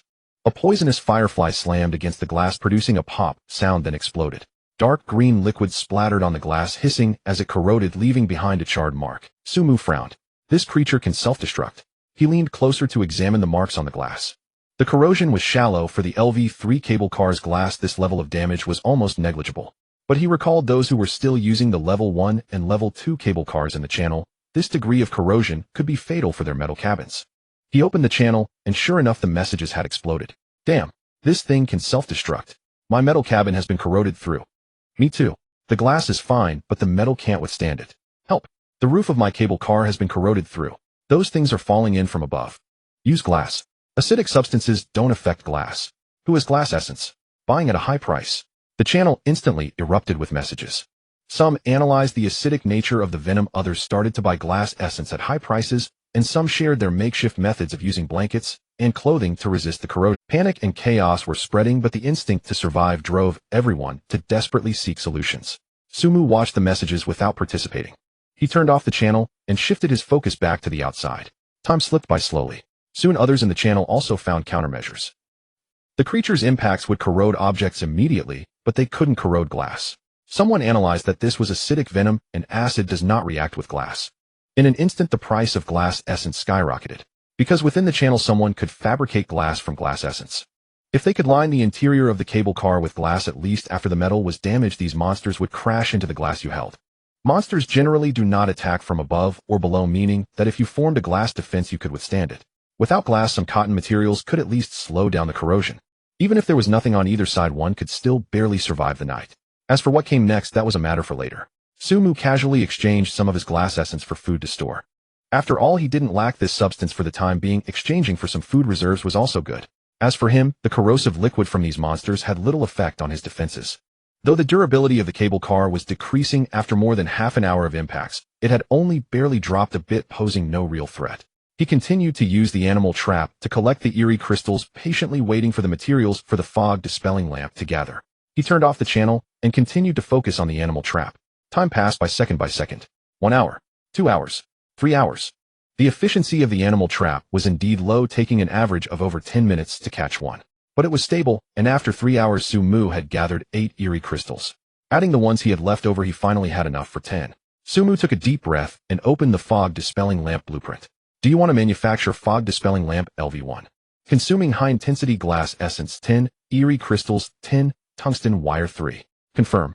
A faint glow appeared on the crafting platform as various materials floated into the air, beginning to combine automatically. After a few minutes, a ball-shaped lamp about the size of a basketball appeared in Sumu's hand. The shell was made of transparent glass with a slender tungsten wire inside, and the base was made of metal with a small fuel interface on top. Fog-dispelling lamp LV1 white-type built-in accessory for cable cars. Effect disperses dense fog within a 10-meter radius around the cable car and illuminates that area at night. Fuel consumption 0.01 liters of fuel, or 0.01 eerie crystals per hour. Current fuel none. Sumu installed the fog-dispelling lamp on the top of the cable car. The lamp lit up. It was not the dim yellow light of a kerosene lamp, but a cold white light, bright and somewhat glaring like a high-power searchlight. The beam pierced through the dense fog, illuminating a 10-meter radius around the cable car. Sumu finally saw the situation outside. Those creatures were densely packed around the light, like a dark red curtain. Their size was not much bigger than fists, with an overall shape somewhat resembling moths, but their wings were translucent and covered in dark red patterns. Their bodies were grayish-brown with swollen abdomens and a dark red glow at their tails, like a fuse ready to ignite at any moment. The most disgusting part was their heads. There were no eyes, no mouths, just a round fleshy mass covered in tiny holes. Dark green slime continually seeped from those holes, dripping down and leaving thin strands in the air. Poisonous fireflies. Both level 1 and level 2 existed, with the level 2 ones being larger and their red glow brighter. Sumu stared at those creatures for a few seconds, his brows gradually relaxing. They weren't coming for him. The flight path of those poisonous fireflies was fixed, flying from east to west in the same direction at a speed neither too fast nor too slow, as if they were migratory birds. The cable car just happened to block their path, which is why it was continuously impacted. They had no intention of attacking actively, not even noticing the existence of the cable car, just mechanically flying, mechanically crashing, and mechanically self-destructing. If they weren't blocking the path, these creatures wouldn't pose any threat to the cable car at all. But that was the most terrifying part. Sumu looked at the endless stream of flying poisonous fireflies, a chill rising in his heart. They were not coming for the cable car, they were just passing by. Just passing by had already caused heavy casualties among the survivors on this cable line. If they really were coming for the cable car, if they truly attacked actively. He didn't dare to think further. Sumu withdrew his gaze and continued to use the animal trap to collect eerie crystals. With the fog-dispelling lamp lit, he could clearly see the working process of the animal trap. Those poisonous fireflies crashed into the trap, caught by the steel teeth, struggled a few times, then died. Then the box appeared inside the cable car, and he opened it to find another eerie crystal. Though the speed was slow, it was stable. After another 2 hours, Sumu's eerie crystals had accumulated to over 20. Just as he was contemplating whether to do something else, suddenly a golden light surged from his body, not a warm, slow infusion, but a sudden torrent that enveloped him completely. Sumu was stunned. Did he level up? He glanced at the experience bar. 0800 full. No breakthrough talisman used. Sumu stood still, feeling the golden light flowing within him, his mind racing. Previously, he had used a breakthrough talisman to level up to 2 and again to 3. Why was it unnecessary this time? Was it because of the class change? Or was it that the breakthrough talisman was only for those who hadn't changed classes? After a class change, leveling up no longer required a breakthrough talisman. The more Sumu thought about it, the more he felt this possibility was substantial. Before the class change, he was merely an ordinary person requiring a breakthrough talisman to break the limits of his body. After the class change, he had stepped into the threshold of an extraordinary being where the limits of his body were redefined by the professional system, making leveling up a natural progression. If that were the case, the value of the breakthrough talisman needed to be reassessed. It was only useful to those who hadn't changed classes. For those who had already changed classes, it was worthless. As the golden light dissipated, Sumu opened his personal panel. Name: Sumu, level 40800, race human, class gun master, purple, strength 88, constitution 53, agility 29, spirit 18, unallocated attribute points 25 free attribute points, more than double what he had before, and he could allocate them himself. Sumu did not rush to allocate points. First, he opened a bottle of mineral water, washed his hands thoroughly several times. It was a ritual. Then he took a deep breath and opened the talent selection interface. 3 gilded cards appeared before his eyes. On the third card, the familiar flame icon appeared again. Lucky. Sumu's lips slightly curled upwards. Indeed, washing hands was effective. The cards flipped in order, clearly revealing 3 options. Option 1, information type. Gain the ability danger warning. Within a radius of 50 meters, automatically sense any hostile creatures towards the host and mark them with red dots on the minimap. Passive effect, no need to activate actively. Option 2, personal type. Gain the ability Iron Body. Reduces physical damage by 10, mitigating effects on piercing, slashing, and blunt damage. Role type ability.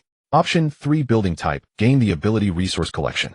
Within the attack range, all resources belonging to the host will be automatically transported to a designated area in the host cable. Passive effect, no need to activate actively, with an option for filtering. Sumu's gaze scanned between the 3, his heartbeat slightly quickening. Option 1, danger warning. Automatically senses hostile creatures within a 50-meter range and marks them on the minimap. This ability is simply a divine skill when exploring unknown areas. No matter where the opponent hides, as long as they harbor ill intentions towards you, you can discover them in advance. The risk of being ambushed is minimized. Option 2, Iron Body. Reduces physical damage by 10. Simple and crude, yet extremely effective. A 10 damage reduction means he can withstand attacks that would otherwise inflict severe injuries, greatly enhancing his survival. Option 3, resource collection. Within the attack range, all resources belonging to the host are automatically transported to the cable car. Rules. Sumu's gaze fell on option 3. Automatic resource collection. He recalled the boxes that had dropped to the ground while using the arrow quiver to farm monsters. All wasted, none could be collected. If he had had this ability, then those dropped boxes would have automatically appeared in his cable car. And it wasn't just boxes. All resources belonging to the host. This meant that everything he killed but hadn't had time to collect, as long as it was within the attack range, would automatically belong to him. The value of this ability was far beyond mere convenience. It meant that his farming efficiency could double or even triple. After all the monsters killed on the cable car have a distance, and the dropped items would fall beneath the cable car, now they would come directly to him. Sumu took a deep breath. Danger warning and Iron Body were both formidable, but resource collection was simply perfect for him. He had an arrow quiver, grenades, and ranged attack methods, often killing monsters from a distance, leaving him no time to collect treasure chests. With resource collection, all those problems were resolved. Moreover, this ability was within the attack range. The arrow quiver killed monsters, and resource collection gathered items, creating a perfect loop. Option 3. Sumu reached out and selected option 3. Selection successful. The gilded card transformed into light and merged into his body. In the next moment, items began to appear in the corner of the cable car. First were the strange crystals, appearing one by one out of thin air, landing in the corner with a crisp clinking sound. Then came the boxes, one after another, piling up to form a small hill. Then came the materials, a chaotic pile together.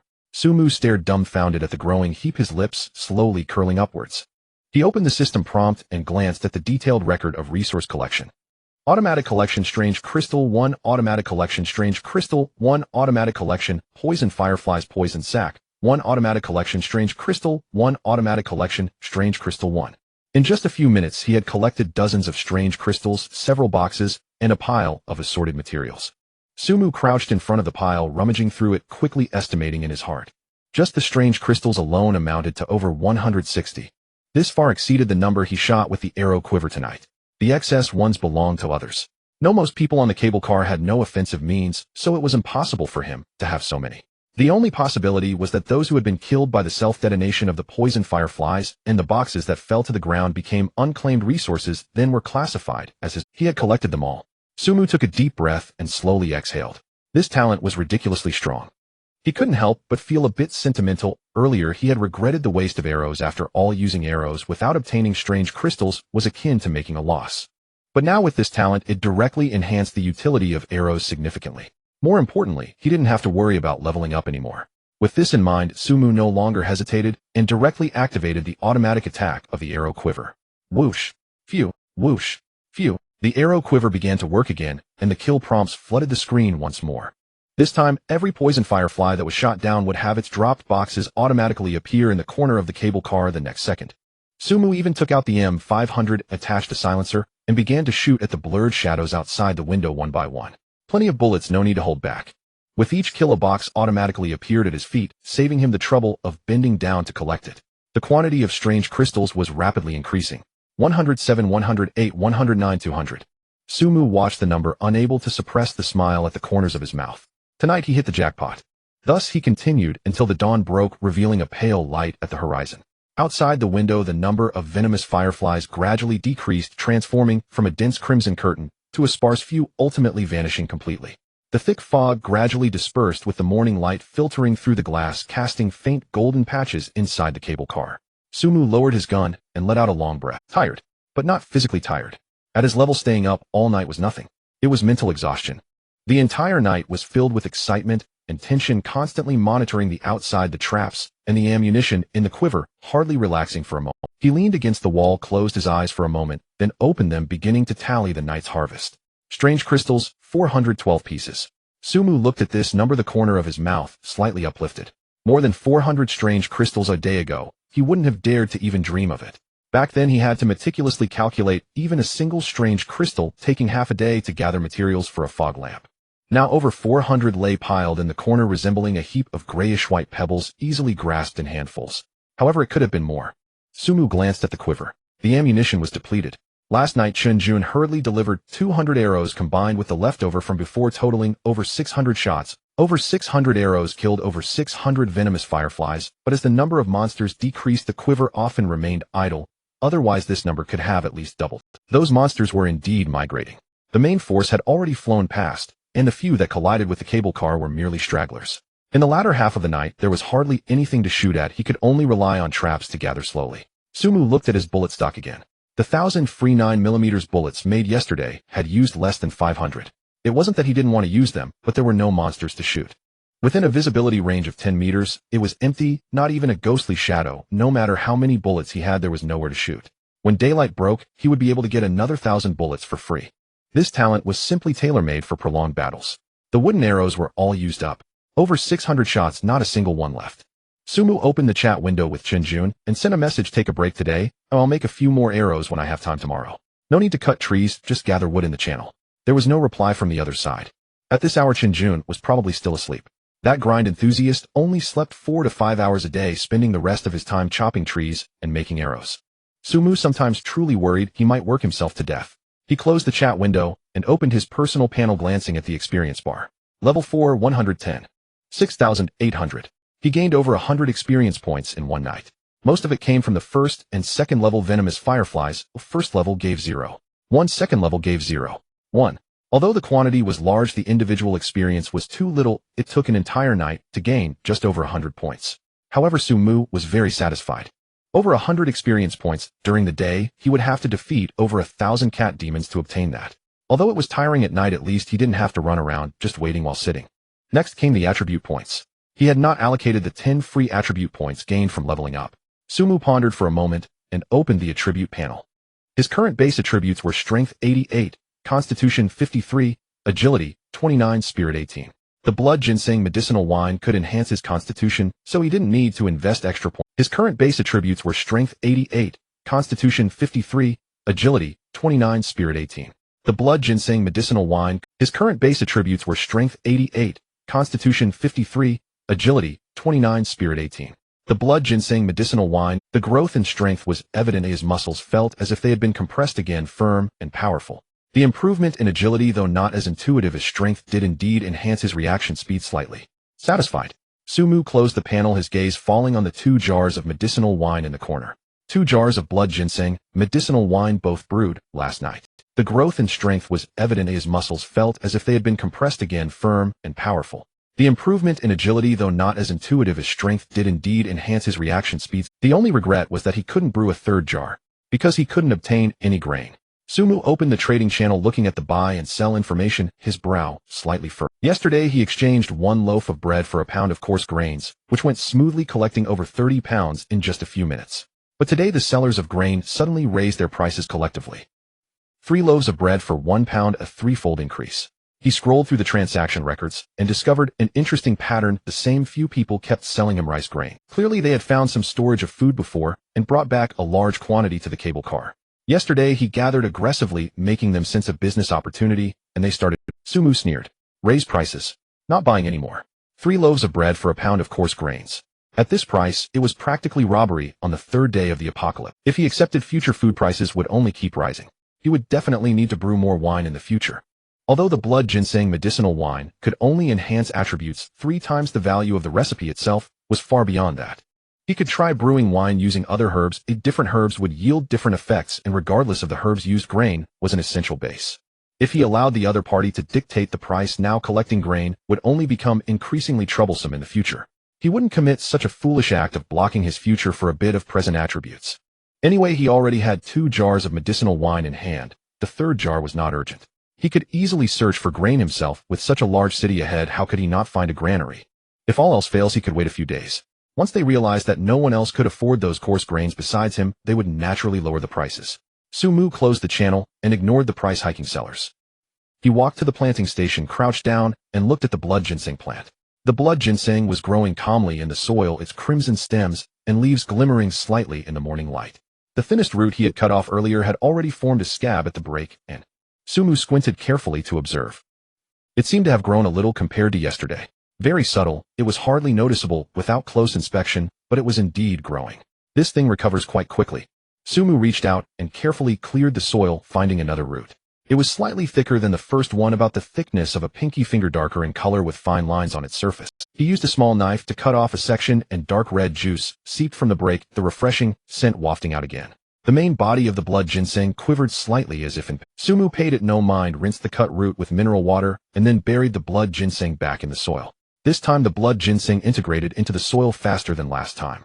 The root had just touched the soil when it automatically drilled and disappearing without a trace in a matter of seconds, leaving only the crimson stems and leaves exposed. Sumu stared at the blood ginseng for a few seconds, a thought popping into his mind. This thing, could it have some spiritual awareness? He shook his head. Regardless of whether it possessed spiritual essence, the fact that it could grow was enough. He pulled out the nutrients obtained from the decomposition of the monster from his backpack and scattered them around the planting platform. The moment the nutrients touched the soil, the leaves of the blood ginseng trembled slightly, as if inhaling. Then he looked at the 2 jars of medicinal wine that had already been brewed.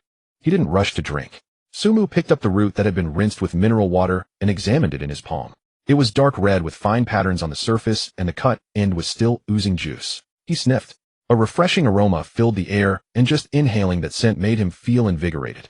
Previously, when he soaked the root in water, he gained 16 points in constitution. But that was soaking in water diluted. What would happen if he ate it raw now? Sumu placed the root in his mouth and chewed a few times. The taste was peculiar. It wasn't bitter or astringent, but an indescribable flavor akin to a mix of metal and herbs. The juice burst in his mouth, the fresh essence surged down his throat, reaching his stomach. Then a current of warmth rose from his stomach. It wasn't the heart-pounding sensation he experienced when drinking the root water, but a gentler, slower warmth. It felt as if someone had lit a lamp within him, with the heat spreading from his stomach to every inch of his flesh. After about 10 seconds, the warmth dissipated. Sumu opened the panel. Constitution 5,356. He gained 3 points. It was much less than the 16 points from soaking in water. Now eating it raw only granted him 3 points. The effect diminished significantly. Sumu thought for a moment and cut a smaller piece of root. Thinner than the previous one, only the thickness of a toothpick. He placed it in his mouth. Chewed. The warmth rose again, but this time it was weaker, lasting only a few seconds before dispersing. Constitution 5,657. He gained 1 point. If he ate again, there would be no effect. Sumu tried once more, but this time there was no warmth at all. Chewing the root felt like gnawing on wood with no reaction. It seemed this thing was resistant, just like the medicinal wine. The first effect was the strongest, the second significantly diminished, and the third nearly non-existent. Sumu stored the remaining roots carefully, choosing not to eat anymore. Rather than waste it by eating raw, it was better to save it for brewing alcohol. The medicinal wine could at least stabilize attribute increases, while eating raw would eventually feel no different from eating grass. Moreover, the main body of the blood ginseng remained. What would happen if he consumed the entire plant? He didn't dare to try now. The description was clear. The medicinal properties are extremely domineering. Excessive consumption may lead to reversed qi and blood flow with severe consequences. Until he found the correct method of consumption, he wouldn't take the Sumu tidied up the soil on the planting platform, watered it with some mineral water, and collected fertilizer, then walked over to the 2 jars of medicinal wine. He twisted open the wooden stopper of the first jar. The fragrant aroma of the wine filled the air. The deep red liquid swayed slightly in the glass jar, resembling a Sumu tilted his head back and took a sip. The moment the liquid entered his throat, a warm sensation rose from his stomach. It was not the weak warmth from eating the root. This was a more intense, surging flow, as if someone had set a fire within him. The heat spread from his stomach to his limbs, flooding every muscle, bone, and blood vessel. He could feel his muscles tightening slightly, his bones creaking gently, and the speed of his blood surging through his veins increasing. That sensation lasted about 10 seconds before gradually subsiding. Strength 10. Agility 10. Constitution 15. Then a gentle warmth remained within him, as if a pool of warm water was flowing slowly in his chest. Sumu looked down at the panel. Under the attribute section, a new status icon appeared: blood ginseng, medicinal wine, healing gradually restores constitution 1 per second, lasting for 12 hours. It also had pain relief effects, providing immunity to mild to moderate pain. Sumu was momentarily stunned. It turned out it didn't just wear off after drinking, but would remain effective for 12 hours. He had originally thought he would have to finish an entire jar to achieve this effect, but he was surprised to find that just a sip activated it. If that's the case, could he exploit a bug? He picked up the wine jar and took another sip. No prompts. No reactions at all. He took another sip. Still nothing. Sumu frowned and opened the attributes panel of the wine jar. The text above had changed: blood ginseng, medicinal wine, blue type, consumable effect, slowly restores a large amount of damage constitution after drinking, lasting for 12 hours, and has pain relief effect. Note: no permanent attribute enhancement effects remain. Effective only on the first consumption. Multiple consumptions by the same person will not stack, and other individuals drinking will not gain permanent attribute enhancement. Indeed, one couldn't exploit a bug. The permanent attribute enhancement was only effective for the first sip. Any subsequent sips would merely refresh the duration of the restoration without increasing attribute. Moreover, this thing recognized the user. Since he had consumed it, giving it to someone else would not yield any permanent enhancement effects.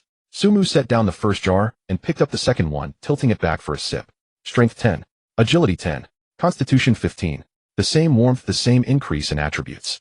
The attributes of the second jar had also changed, becoming identical to the first, with only recovery and pain relief effects remaining. Sumu placed the 2 jars side by side, looking at them with a slight smile. Although he couldn't exploit a bug, the value of these 2 jars far exceeded the 60 points in attributes. Strength 10. Agility 10. Constitution 15. The same warmth, the same increase in attributes. The attributes of the second jar had also changed, it was equivalent to carrying a continuous healing buff, allowing recovery as long as he took a sip in advance, enabling constant healing over the next half day. Wasn't this just a painkiller in a game? Moreover, it lasted for 12 hours. Sumu placed the 2 jars together, watching the numbers on the panel fluctuate, a slight smile on his lips.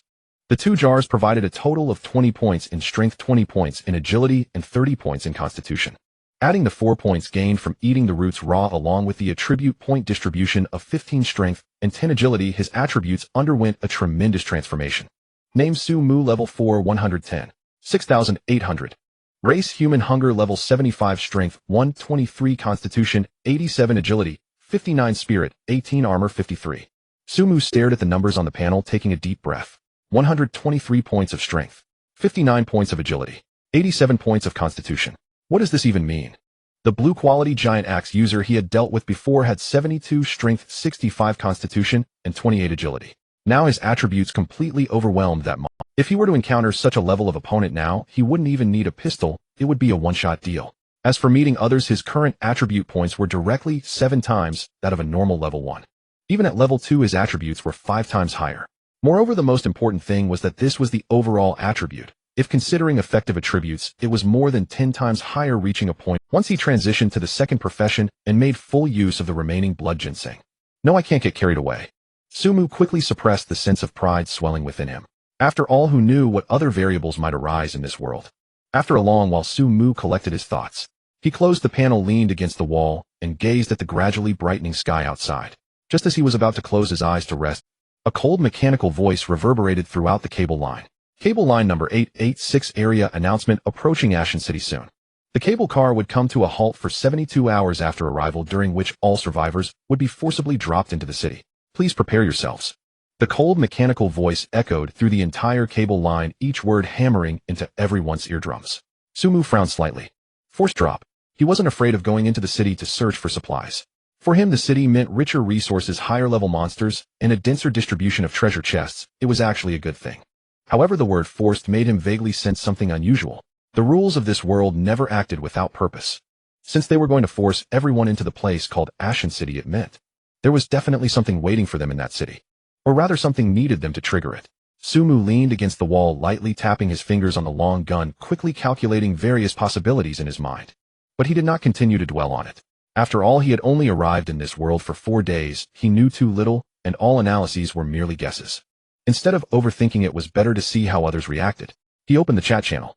The messages were flying in at such a rapid pace that he could hardly keep up. What the hell? Force drop. I don't want to go down. The city is filled with monsters. Can we refuse? I don't want to die. It's over. I haven't even reached level 1. Going down is just sending myself to death. Calm down. Everyone calm down. The announcement says after arrival, we haven't gotten there yet. We still have time to prepare. Prepare for what? I don't even have a decent weapon. How can I prepare? Is there a big shot who can take me along?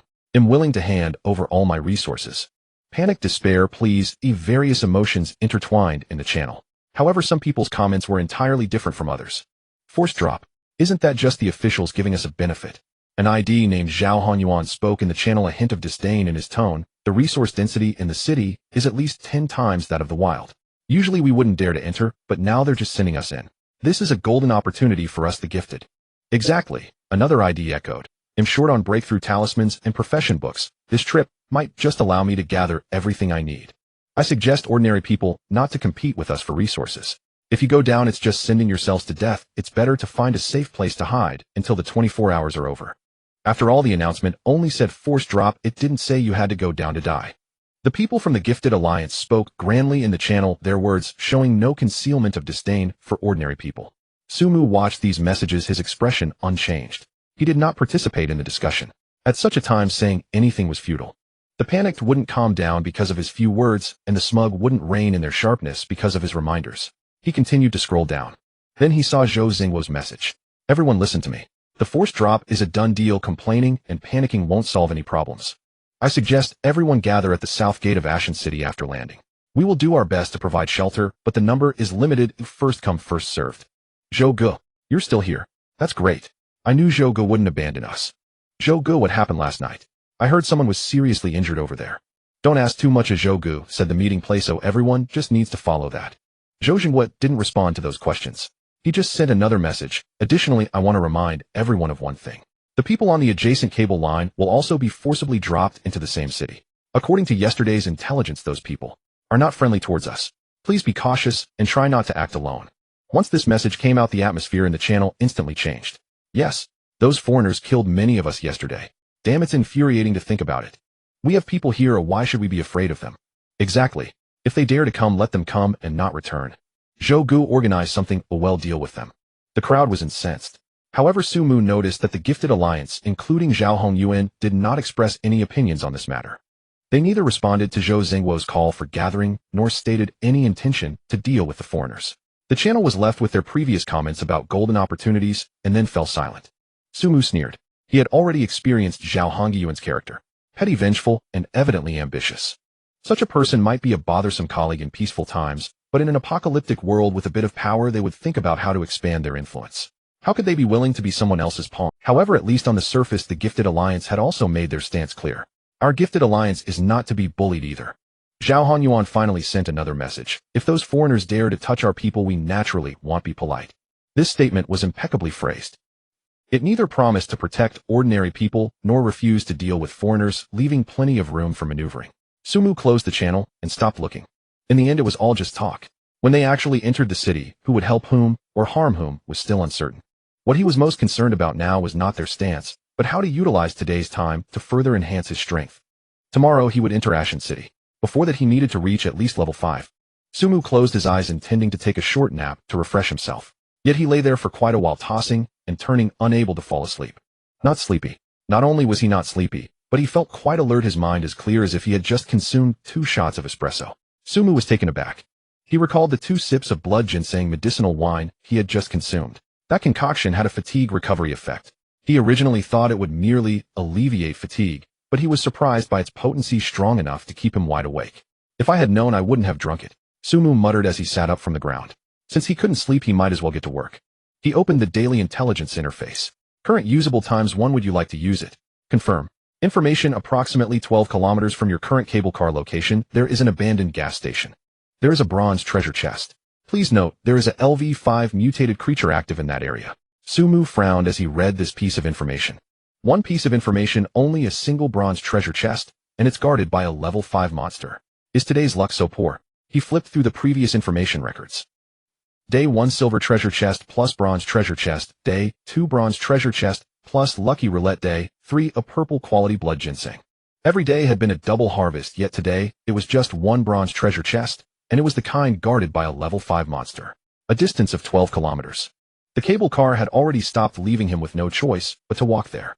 Even in a straight line, it would take at least over an hour plus the time for searching and battling, at least spending 3 to 4 hours to obtain a bronze treasure chest while facing a level 5 monster. Not worth it. Sumu committed this piece of information to memory, but decided not to act immediately. However, mentioning the level 5 monster reminded him of another matter. That was the military base. Inside that military base, there was the so-called level 5 monster, as well as an arsenal. Yesterday, he had blown up that base with a gas canister, triggering an ammunition depot explosion. The system notification had clearly shown. Killed LV5 mutated creature experience 20. That level 5 monster had already been blown to pieces. Sumu's eyes slowly lit up. This means that the military base likely no longer had any level 5 monsters. Within that base there could be an arsenal, treasure chests, various supplies, and even boxes dropped by the monsters that had been blown up last night. Those boxes might contain the items he needed. More importantly, that military base was not far from his current location. Last night the cable car had stopped in the middle of the night, and he had just happened to pass through that area. Now that the cable car had stopped moving, the military base should be just a few kilometers away. On foot he could reach it in at most half an hour. Instead of spending 3 to 4 hours to obtain a bronze treasure chest, it would be better to spend an hour checking out the military base. He might find something even better. Sumu made up his mind, and was about to pack his things to set off when a private message popped up. Sender Lin Yue. Lin Yue, are you there? Sumu frowned and replied, speak. Lin Yue, I remember, I owe you a piece of information. Sumu raised an eyebrow slightly. This woman, when did she become so proactive? He hadn't even mentioned the information she owed him, yet she brought it up herself. Right. He replied, you finally remembered. Lin Yue did not respond to his words, but directly sent another message. There is now a piece of information about 10 kilometers ahead. There is a level 3 monster and a roulette. Do you want it? Sumu's eyes brightened slightly. A level 3 monster and a roulette. Having these two things together meant high risk and high reward. A roulette like this, as long as the guarding monster could be defeated, was basically a guaranteed profit. Yes, he replied without hesitation, but then added, however. Why are you being so kind? Did you give me this information because you felt your luck was so poor that it would be a wasted trip for you? Lin Yue did not answer. Sumu thought for a moment and sent another message. Could it be that you feel you have such bad luck that you think it's pointless for you to go, so you pass it on to me? The other side was silent for a long while. Then Lin Yue's message finally popped up, her tone tinged with impatience. Take it or leave it. I have one requirement. If you get something useful from the roulette, sell it to me at half price. Sumu stared at this line of text, the corners of his mouth lifting slightly. Half price. With his talent, whatever good item comes out of the roulette is still up to him to decide, right? Even selling it to Lin Yue at half price would still be a huge gain. Deal, he replied. It's a deal. Lin Yue did not say anything more and directly sent the information over. A precise coordinate. Sumu noted down the coordinate, closed the chat box, leaned against the wall, and fell into deep thought. Now he had two pieces of information. One was the information Lin Yue had just given him about the university campus a few kilometers ahead with a resource roulette and a level 3 monster. The two locations were not far apart, both within a range of several kilometers. Yet both places had one problem: the distance was far, taking at least 3 to 4 hours. The two locations were not far apart, both within a range of several kilometers. Yet both places had one problem: the distance was far, taking at least 3 to 4 hours round trip, and the monsters were of considerable level. Sumu hesitated for a moment, but ultimately decided to head to the military base he had blown up last night first. The reason was simple. That base was only a few kilometers from his current location, and he could reach it on foot in an hour. Moreover, the level 5 monster inside the base had already been blown up, leaving behind only the treasure chests dropped by those monsters from last night, as well as the possible arsenal and supplies. This kind of picking up the pieces opportunity once missed would truly be missed. As for the gas station and the bronze treasure chest, it didn't matter whether he went or not, and that university campus coordinate given by Lin Yue could wait a bit longer. After all, that location was already in the city, and it would inevitably be replenished once. If he could gather enough experience and supplies at the military base to level up, it would be much easier to deal with that level 3 monster and the level 5 monster. Keep in mind the coordinate Lin Yue provided was over 10 kilometers away, while the abandoned gas station given by the Daily Intelligence was only 12 kilometers, with a level 5 monster guarding even a bronze treasure chest. Logically speaking, this was somewhat unusual. How could such a place only be guarded by a level 3 monster at the roulette? Sumu thought that perhaps this level 3 monster could be very dangerous, so he decided to head to the military base first, even planning to level up to level 5 today. Determined, Sumu stood up and began to pack his equipment. Meanwhile, in another cable car, Lin Yue closed the chat window, leaned against the wall, and stared blankly at the ceiling for a while. The reason she provided that information about the resource wheel to Sumu was due to 3 considerations. First, she indeed owed Sumu a piece of information. Previously, Sumu had helped her deal with the blue giant axe wielder, and also gave her a small recovery potion of favor she had always remembered. Although she did not say it, she was not the kind of person who forgets gratitude. Second, the small recovery potion Sumu gave her yesterday saved her life. That bullet passed through her shoulder. If it weren't for that potion, she might not even be able to lift her arm now. This favor was worth 1 piece of information. Third, and the most important reason, her luck had been too poor. Lin Yue recalled her previous experiences with opening treasure chests. She opened a silver chest and received 3 grenades, while others obtained armor, weapons, and skill books. She got 3 iron lumps. It was hard to come across a resource wheel, yet Sumu had drawn good luck 3 times in a row, and she didn't even get a sip. With such luck, why would she try her luck at the wheel? That wasn't about obtaining good items, it was about courting death. Rather than wasting that piece of information herself, it was better to give it to Sumu. With his extraordinary luck, he would surely draw something good. At that time, she could buy it at half price, a win-win situation. Lin Yue sighed, picked up the blue profession book, Field Medic, from the table, and glanced at it. Job transfer condition, level must reach LV3. She was only at level 2 now, still a bit away from level 3. She needed to quickly level up. She put away the profession book, slung her backpack over her shoulder, walked to the control panel, and pressed the descent button. Today she also had her own objective. A purple-black vortex appeared. Lin Yue took a deep breath and stepped in. Sumu spent a few minutes counting supplies. Bullets. There were over 500 of the 1009mm bullets he had produced for free last night, all stuffed into his backpack.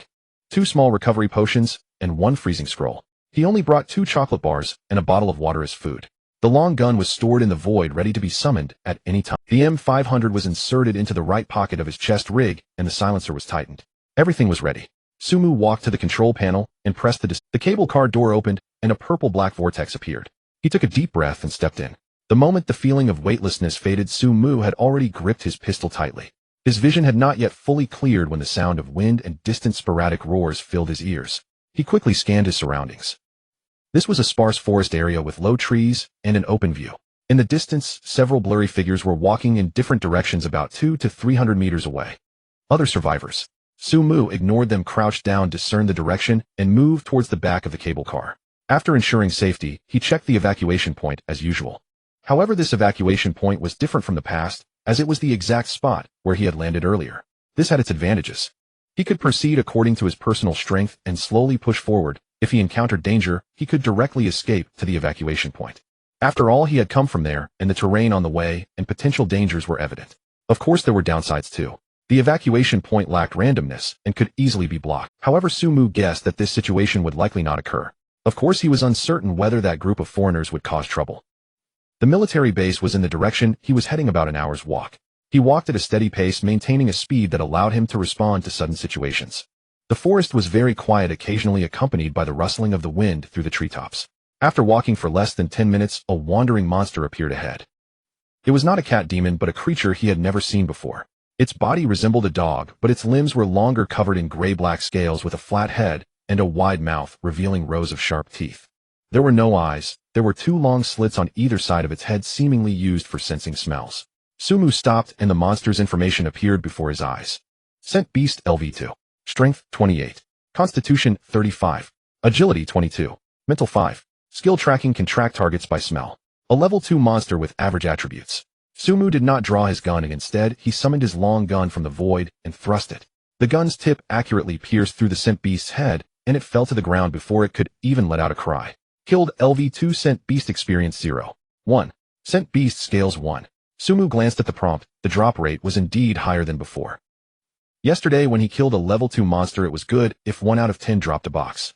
Now the first one had dropped materials. He continued walking forward. The closer he got to the military base, the higher the density of monsters. Level 1s, 2s, 3s of various types were present. Most of them were varieties he had never seen. Some looked like giant lizards, others like mutated wild boars, and some resembled flesh balls covered in tentacles. Sumu fought through them, stabbing and sweeping with his long gun. Every strike was aimed at vital points, and each hit was a guaranteed kill. What made him frown slightly was that he encountered several level 3 monsters. Although they were of ordinary quality, they were no different from paper in front of his 123 strength and 59 agility. One shot to take them down clean and swift. But the problem was the frequency of level 3 monsters was too high. Previously, while farming cat demons in the Western Mountain, he had not encountered a single level 3 monster. Yet now, in just half an hour of travel, he had encountered 5 or 6. The levels of the monsters were increasing. No, it wasn't that the monsters were getting stronger, it was that the area he was in was changing. The cable car continued forward, passing through increasingly dangerous areas. The first day was goblins and zombies, the second day was cat demons, and the third day brought toxic fireflies and scent beasts. The further he went, the higher the average level of the monsters became. Sumu noted this discovery and quickened his pace. After about 20 more minutes, the trees ahead suddenly became sparse, and his view, an open space appeared before him with a gray concrete wall at the end of the clearing. He had arrived at the military base. The wall was 2 to 3 people high, topped with rusty barbed wire. The iron gate that should have been the main entrance had been blown away, leaning to one side, its frame twisted and deformed, covered in charred marks. Sumu slowed his pace, carefully peered around the edge of the wall. The scene inside was even more devastating than he had anticipated. The location of the ammunition depot had become a massive pit, at least 20 meters in diameter and a depth that appeared to be 2 or 3 stories high. The pit's bottom was covered with a layer of black-gray dust mixed with dried blood and bits of flesh. Several buildings nearby were damaged to varying degrees. The closest barracks had almost been flattened, leaving only a half-standing wall. The roof of a warehouse further away had collapsed halfway, the walls cracked, but the main structure still stood. The farthest 3-story small building was the least damaged, with only smashed windows and walls marked by shrapnel. The ground was littered with traces left by the explosion. Charred pits, scattered debris, and overturned vehicle wreckage. The air still carried a faint smell of gunpowder mixed with a bloody odor and an indescribable burnt scent. There were no monsters. At least within the visible range, not a single. Sumu waited for a while, confirming there were no abnormalities before entering through the gap in the wall. He first checked the outer area. The open space and building edges beyond the explosion's impact zone. Not far in, he discovered the first box next to a collapsed wall. A gray quality metal box, half buried in the rubble, covered in dust. Sumu squatted down and opened it. Acquired steel ingots 1. Not bad. He continued moving forward, discovering more boxes in various corners of the ruins. Some were crushed under rubble, some wedged in twisted rebar, and others half buried in ashes. Each one was left behind after monsters were killed, as the explosion's shockwaves scattered everything around. Sumu picked them up one by one, opened them, and stored them in his backpack. Steel ingots, iron ingots, glass essence, strange crystals, various monster teeth, and scales, a few bottles of small recovery potions, and 2 level 2 breakthrough talismans. A hodgepodge of items, many varieties, but nothing particularly valuable. Moreover, the quantity was far less than he had expected. The explosion last night, according to system prompts, had killed at least 30 to 40 monsters, including levels 3, 4, and 5. There should have been at least 20 boxes. Yet after rummaging for a while, he only found a little over 10. Sumu frowned, carefully searched the outer area again to ensure there were no oversights, then walked toward the massive pit. The ground at the edge of the pit was cracked, the fissures spreading out like a spider web. Sumu stood at the pit's edge and looked down. The bottom of the pit was devoid of anything but ashes and rubble. No boxes. No corpses. Not even a slightly larger bone. The box from that level 5 monster was not here either. Sumu's frown deepened. He circled around the pit and walked toward the nearest building. It was a 2-story barrack with half the roof collapsed and cracked walls, but the overall structure remained relatively stable. The door had been blown away, the frame crooked, and the inside was dark. Sumu summoned his long gun, gripping it in his right hand, while his left hand moved toward the pistol at his waist, stepping lightly inside. The interior of the barrack was in disarray. A large section of the ceiling had collapsed, debris scattered everywhere. The walls had several cracks, and sunlight filtered through the gaps, casting mottled shadows on the floor. The air was filled with dust, and a musty smell mixed with a faint scent of blood. Sumu quickly searched the first floor. Several rooms, each similar, iron bunk beds, toppled wardrobes, scattered personal belongings. No monsters, no boxes, nothing of value. He went upstairs to check the second floor, and the situation was similar. Beds, wardrobes, junk. No supplies, no treasure chests. The only thing that caught his attention was a map hanging on the wall. A detailed map of Ashen City marking streets, buildings, and even the layout of the underground pipeline. Beside it were several pages of documents densely written with data, mostly inventory records of certain supplies and personnel allocation charts.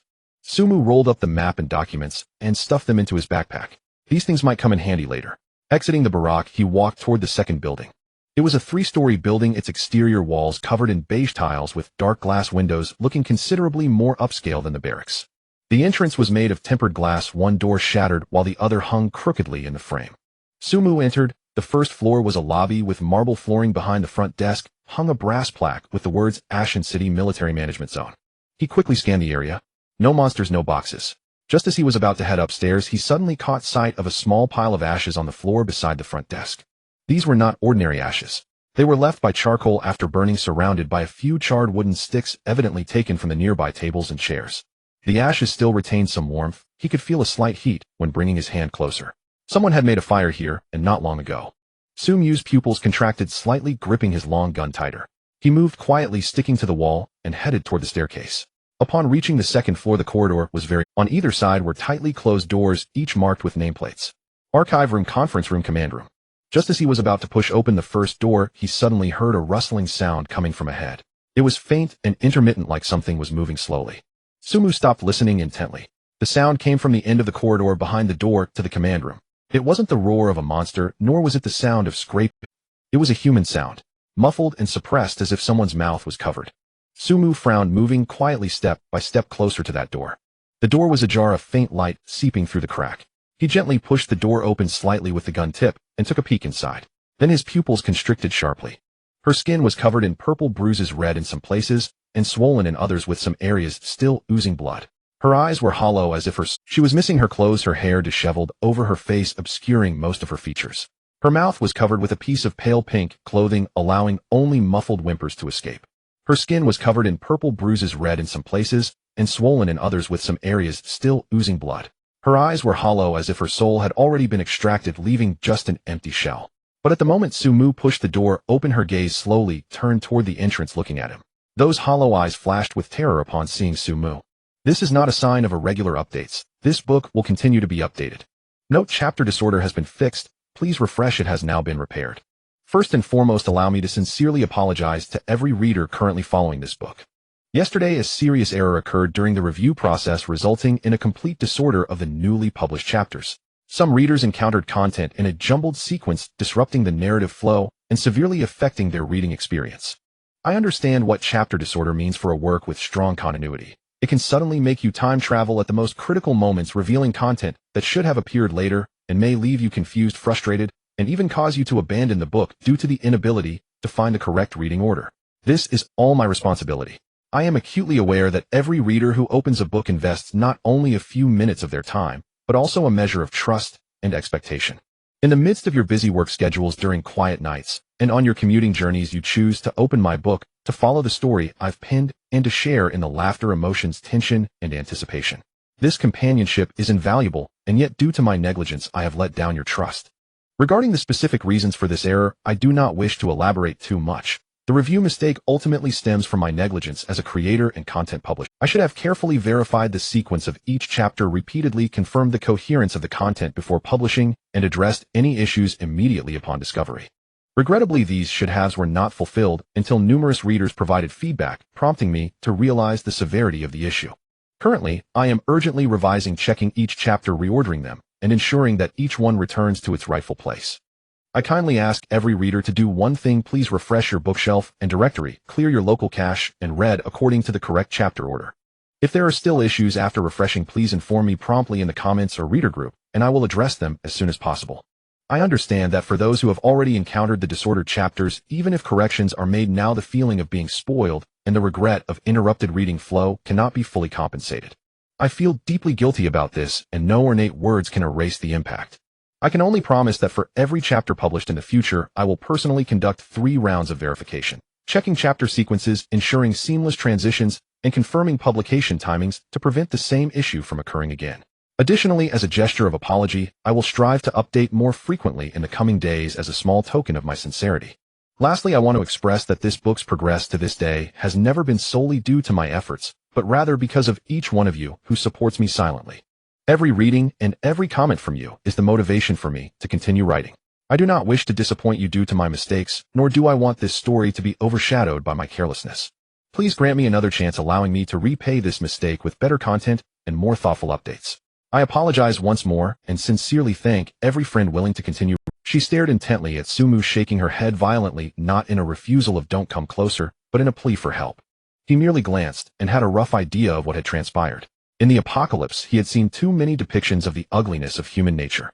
However, when this scene truly unfolded before his eyes, the impact was far more intense than any written description. He remained silent, shifting his gaze from the woman and quickly scanning every corner of the room. Just then a sudden noise came from beside him. A figure sprang out from the shadows behind the table, moving in a panic and stumbling towards the doorway. Sumu's gun barrel instantly swung in that direction. It was a tall white man hunched over with a vacant expression and muttering incoherently. His clothes were tattered, and he bore burn marks on his face and hands with large patches of singed hair, looking completely deranged. Since Lin Yue mentioned that this world seemed capable of translating other languages, Sumu could discern that the person was speaking a foreign language. Yet the system's built-in translation function turned those muddled words into meanings he could understand. "Ghost, they are coming. They are outside. No, don't come closer." He repeated these phrases like a madman. Sumu shifted his gaze from the madman and glanced at the woman on the table. Her expression changed upon seeing the madman. Her emptiness was replaced by hatred, as if she wanted to devour him alive. Sumu redirected his gaze, aiming his gun at the madman. However, at the moment the barrel pointed at the man, a vague sense of danger suddenly surged from the depths of his heart. It did not stem from the madman. It came from elsewhere. In less than a second, Sumu's brain completed its assessment. Without hesitation, he lunged forward, summoning the long gun. Lunge. The skill activated. His body vanished from the spot in the blink of an eye, reappearing before the madman. The tip of the gun was thrust upward, precisely piercing the madman's jaw, penetrating his skull. The madman's body was tossed into the air, and before it hit the ground, he had already ceased to breathe. And almost simultaneously, bang! A gunshot erupted from another corner of the room. A bullet whizzed past the spot where Sumu had just stood, striking the door frame and sending splinters flying. Sumu did not even turn to look. At the sound of the gunshot, he had already drawn his M500 from his chest holster, directing the barrel towards the source of the bullet. In the corner behind a pile of debris, another white man was holding a handgun, his expression filled with disbelief. He clearly did not expect Sumu to dodge the bullet. The speed he had just exhibited was akin to teleportation. Yet his astonishment lasted less than half a second. Bayou, bayou, bayou. The silencer reduced the sound of the gunfire to an extremely low level, the 7 shots almost merging into a single sound. 7 bullets, all hitting the head. The white man's forehead sprouted 3 blood holes, his eyes widened in shock, his body stiffened for a moment before he fell straight down, still clutching the gun tightly. Killed. LV2 human. Sumu did not lower his guard. He maintained his shooting stance, slowly sweeping the barrel across every corner of the room. The ceiling, the windows, behind the door, under the table. After confirming there were no other threats, he gradually lowered his gun and approached the bound woman. The woman was fixated on the 2 corpses on the ground, her hatred so intense it seemed about to overflow. But when her gaze shifted to Sumu's face, her expression visibly softened, as if something she had been holding back with gritted teeth finally loosened. Sumu said nothing. He picked up a discarded coat from the ground and casually draped it over her, covering the horrifying wounds. Then he reached out, pulling out the object that had been stuffed in her mouth. Her lips trembled, cracked, and bloodied at the corners. She opened her mouth, producing a hoarse, barely audible voice. "They are beasts." Each word seemed to be squeezed out through gritted teeth laced with deep-seated hatred. Sumu did not respond. While keeping his gun trained on the surroundings, he asked what happened. The woman took several deep breaths, as if suppressing the surging emotions, and then began to speak in fragments. "We are a small team. 5 people, all endowed. Yesterday afternoon we encountered a group of foreigners near the evacuation point. We are a small team. 5 people, all endowed. Yesterday afternoon we encountered a group of There's only me left." Sumu remained silent. "They tied me here, wanting me to lure the monsters here." The woman's voice grew softer, as if she were recounting something unrelated to herself. "They said this place is an armory with many supplies inside, but there are monsters guarding it. They were afraid to go in, wanting me to be the bait." She raised her eyes to look at Sumu, her eyes red, but with no tears. "Then, last night a bomb suddenly fell from the sky. It wasn't thrown by them, it just fell from above. It blew up the entire ammunition depot, killing many monsters and several of their people." Sumu's brow furrowed slightly. A bomb falling from the sky. That was the liquefied gas canister he had thrown. The explosion lasted a long time. Everywhere was fire, everywhere was smoke. The woman continued. "They were forced to run inside into the buildings that weren't hit. It was too dark last night. They couldn't see anything, so they dared not go out and stayed here for the night." Sumu frowned. "They stayed here for the night. In this building? He asked. The woman nodded. Outside. Are there any creatures? Sumu asked again. A flicker of fear crossed the woman's eyes, but it was quickly suppressed by hatred. They sent a few people out to check the situation, and then they never returned. They said there were creatures outside. I didn't dare to go out and see who. I don't know what they are. Sumu was silent for a moment before asking how many of them were there. 5. The woman said when they brought me here last night, there were still 5. 2 were killed by you and the other 3 haven't returned since they went out last night. Sumu's brow furrowed even tighter. 3 were missing and 2 had died here. The foreign team now had only 3 whose whereabouts were unknown. Outside there were still things he did not know about lurking. He glanced at the corpse of the madman on the ground, then looked at the one in the corner. He said there are ghosts outside. Sumu pointed at the madman. What does it mean? The woman shook her head. I don't know. He had gone mad last night, constantly saying that there were things outside, that something was watching them. The others did not believe him and never returned after going out. Sumu fell silent for a few seconds, then pulled out a small knife from his backpack and cut the rope binding the woman. The moment the rope snapped, her body went limp, sliding off the table and kneeling on the floor. She wrapped herself tightly in her coat, lowering her head, her shoulders trembling slightly. Sumu did not look at her. He turned and walked towards the 2 corpses crouching down to check their dropped items. Next to the madman's corpse there was nothing. Not even a gray box had exploded. Sumu frowned. The materials dropped by humanoid monsters seemed to differ from those of ordinary monsters. He walked towards another. The white man who had been hiding in the corner and shooting. Beside the corpse, a light blue box lay quietly on the ground. Sumu opened it. Then his eyes widened in surprise. Inside the box were neatly stacked several items. An M4A1 carbine, with a black finish, slightly worn, but intact overall. It came with a 30-round magazine fully loaded with bullets. M4A1 carbine, green. Type ranged weapon. Base firepower value 28. Magazine capacity 30 rounds. Rate of fire fully automatic, about 12 rounds second. Effective range 200 meters. Recoil medium. A Glock 17 pistol, also of green quality, with a magazine capacity of 17 rounds and a firepower value of 20. Glock 17 green. Type ranged weapon.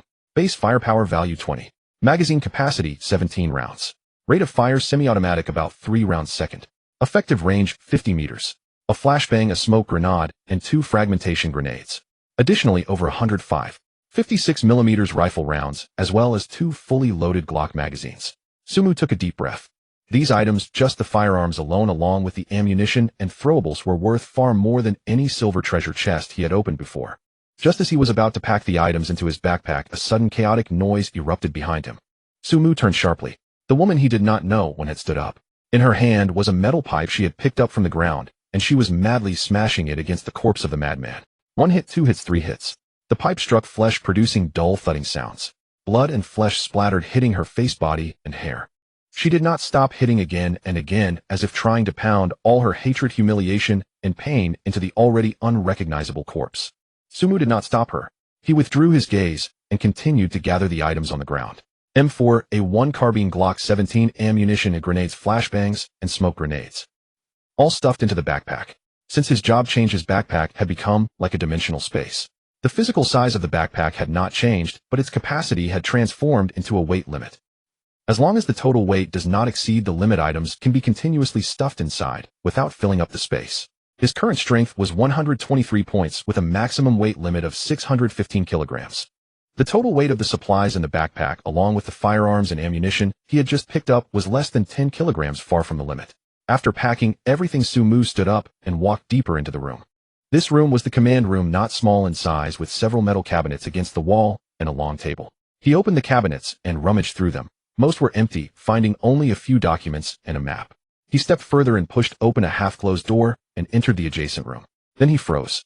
Inside the room, there were neatly stacked dozens of army green metal boxes.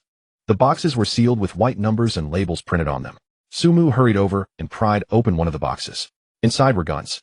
An M4A1 carbine, brand new, wrapped in oil paper with a desiccant stuffed into the magazine slot. 10 guns per box. He pried open the second box. Bullets. 5. 56mm rifle ammunition stacked in boxes, each box containing thousands of rounds. The third box. Grenades. American-made M67 fragmentation grenades, green and oval-shaped, with intact safety pins neatly arranged in foam molds. 20 grenades per box. The fourth box. Smoke grenades. 20 grenades per box. The fifth box. Flashbangs. 20 flashbangs per box. Sumu stood in front of the pile of arms boxes, took a deep breath, and slowly exhaled. He hit the jackpot. Not just a small fortune, but a huge one. These arms were enough to equip a small army. and he would take them all. He quickly estimated. 12 M4, A1 carbines, 8 Glock pistols, over 3,005. 56mm rounds, over 1,009mm rounds, 40 grenades in 2 boxes, 20 smoke grenades in 1 box, and 20 flashbangs in 1 box. The total weight was about 300 kilograms. His current weight limit was over 600 kilograms, so he could fit all of this in with room to spare. Sumu did not hesitate stuffing those arms boxes one by one into his backpack. With each box he stuffed, the system would prompt that the weight had increased, but it was still far from the limit.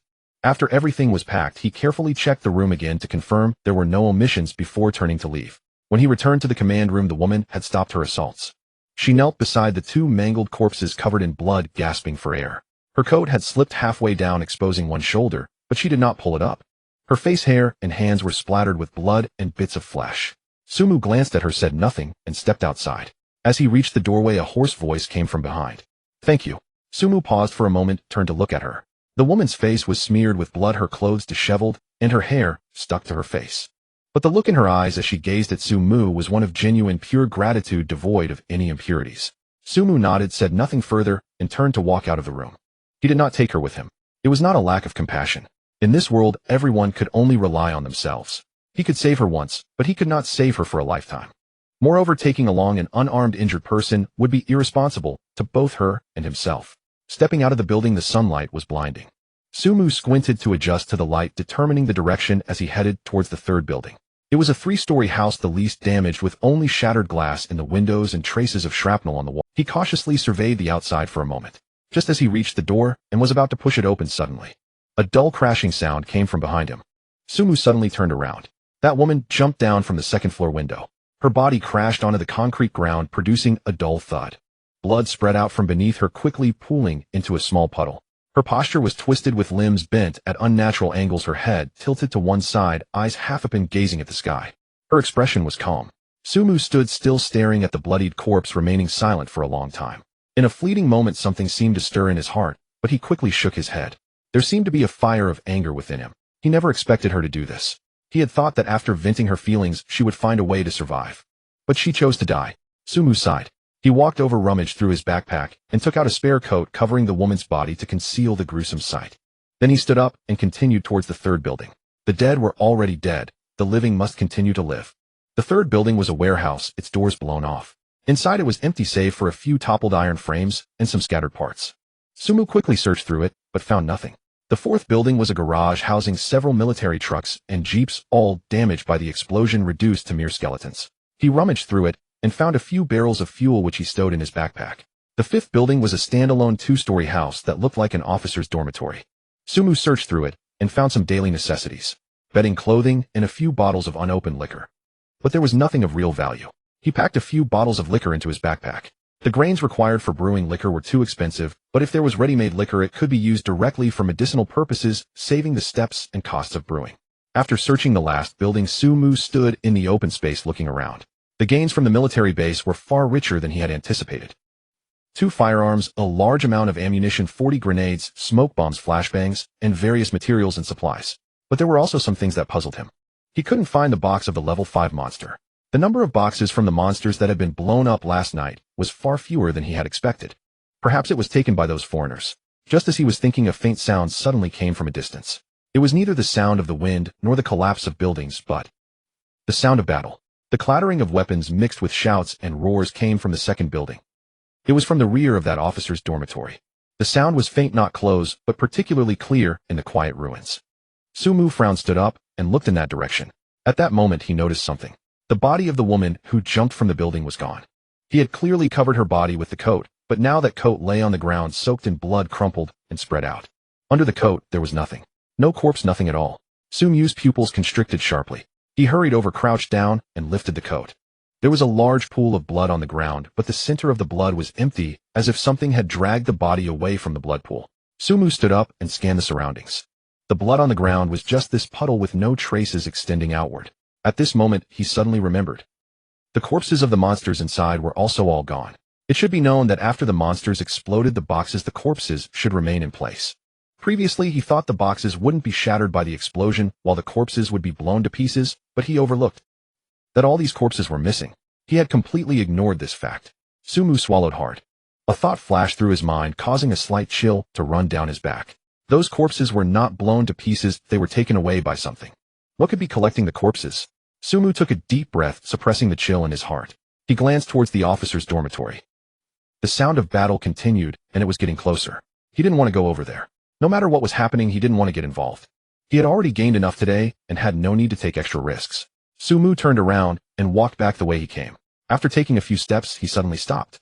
His gaze abruptly turned to the corner of the officer's dormitory. There a shadow rushed out from around the corner, moving at an incredible speed, heading straight for him. Sumu's pupils contracted. Hundreds of meters outside the military base, Han Lei was crouched behind a bush, holding binoculars, carefully observing the movements within the base. It really is a military base, he whispered excitedly. I felt something was off when I saw it from the cable car. I didn't expect it to be an arms depot. Last night's explosion should have cleared out most of the monsters inside, right? Sun Lei squatted beside him, holding a hammer, his eyes bright. Even if there are still some, they must be severely injured. If we can get our hands on the supplies inside, do we still need to care about Zhao Hongyuan's expression? Keep your voice down.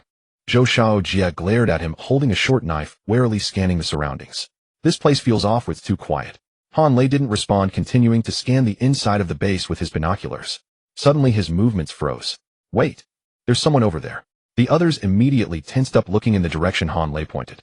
Through the sparse trees, they could vaguely see a few figures moving at the edge of the base. They are foreigners, Han Lei frowned, adjusting the focus of the binoculars. 5. No, 6 people. They are sneaking towards that building, probably also heading for the arms depot. Damn it, we're late. Sun Lei spat. Don't rush. Han Lei put down the binoculars, lowering his voice. Let them scout first. In a place like this, there can't be nothing at all. Just as he finished speaking. Ah! A scream came from the direction of the base, sharp and piercing, shattering the morning silence. Han Lei quickly raised the binoculars. At the edge of the base, that group of foreigners had just crept into the shadow of a building, and before they could scatter, a grayish-white shadow shot out from the ruins. Fast. Incredibly fast. Han Lei's binoculars couldn't keep up with the shadow's movements. He could only see a blur darting among the 6 people. With each pause, one person would fall. What is that thing? Zhou Shaojie's voice trembled. No one answered. Everyone was fixated on that direction, trying to see the true form of that shadow. In less than 5 seconds, all 6 people fell. 2 individuals barely had time to react before being knocked to the ground. The third person attempted to create a dirt wall for defense, but the grayish-white shadow crashed through it, tearing him apart. The fourth person unleashed a torrent of flames from both hands, igniting everything within a 10-meter radius. However, the shadow emerged unscathed from the blaze. The fifth person fired several rounds from his gun, the bullets striking the shadow with a metallic thud, yet the shadow did not even pause. The last person turned to flee, but before he could take 10 steps, he was caught. The screams abruptly ceased. 6 corpses lay scattered among the ruins, blood spreading across the gray. The shadow finally stopped crouching beside the corpses and began to feast. Han Lei's binoculars finally revealed its appearance. The creature was twice the size of a normal human, its body covered in dark red muscles with no skin. The muscle fibers were exposed to the air, resembling a flayed human specimen. Its head was flat, devoid of eyes, the nose reduced to 2 small nostrils, while its mouth was exaggeratedly large, stretching to the roots of its ears, filled with a dense array of barbed teeth. With its limbs on the ground, the forelimbs were noticeably sturdier than the hind limbs, with long bone spurs protruding from the finger joints, sharp as daggers. A thick tail swayed slowly behind it, bifurcating at the tip. Devourer. Han Lei's voice was as dry as sandpaper. He activated the binoculars' reconnaissance function, and the monster's attributes appeared before him. Devourer, LV5 Blue. Strength, 112. Constitution, 98. Agility, 91. Mentality, 15. Skills: silent movement, wall crawling, tongue strike, a tongue-based projectile attack on distant targets causing piercing damage. Note: a product of biochemical mutation, extremely fast, with incredible strength. It is recommended to engage with heavy firepower from a distance, and do not approach. 112 points of strength. 98 points of constitution. 91 points of agility. Han Lei's hands trembled.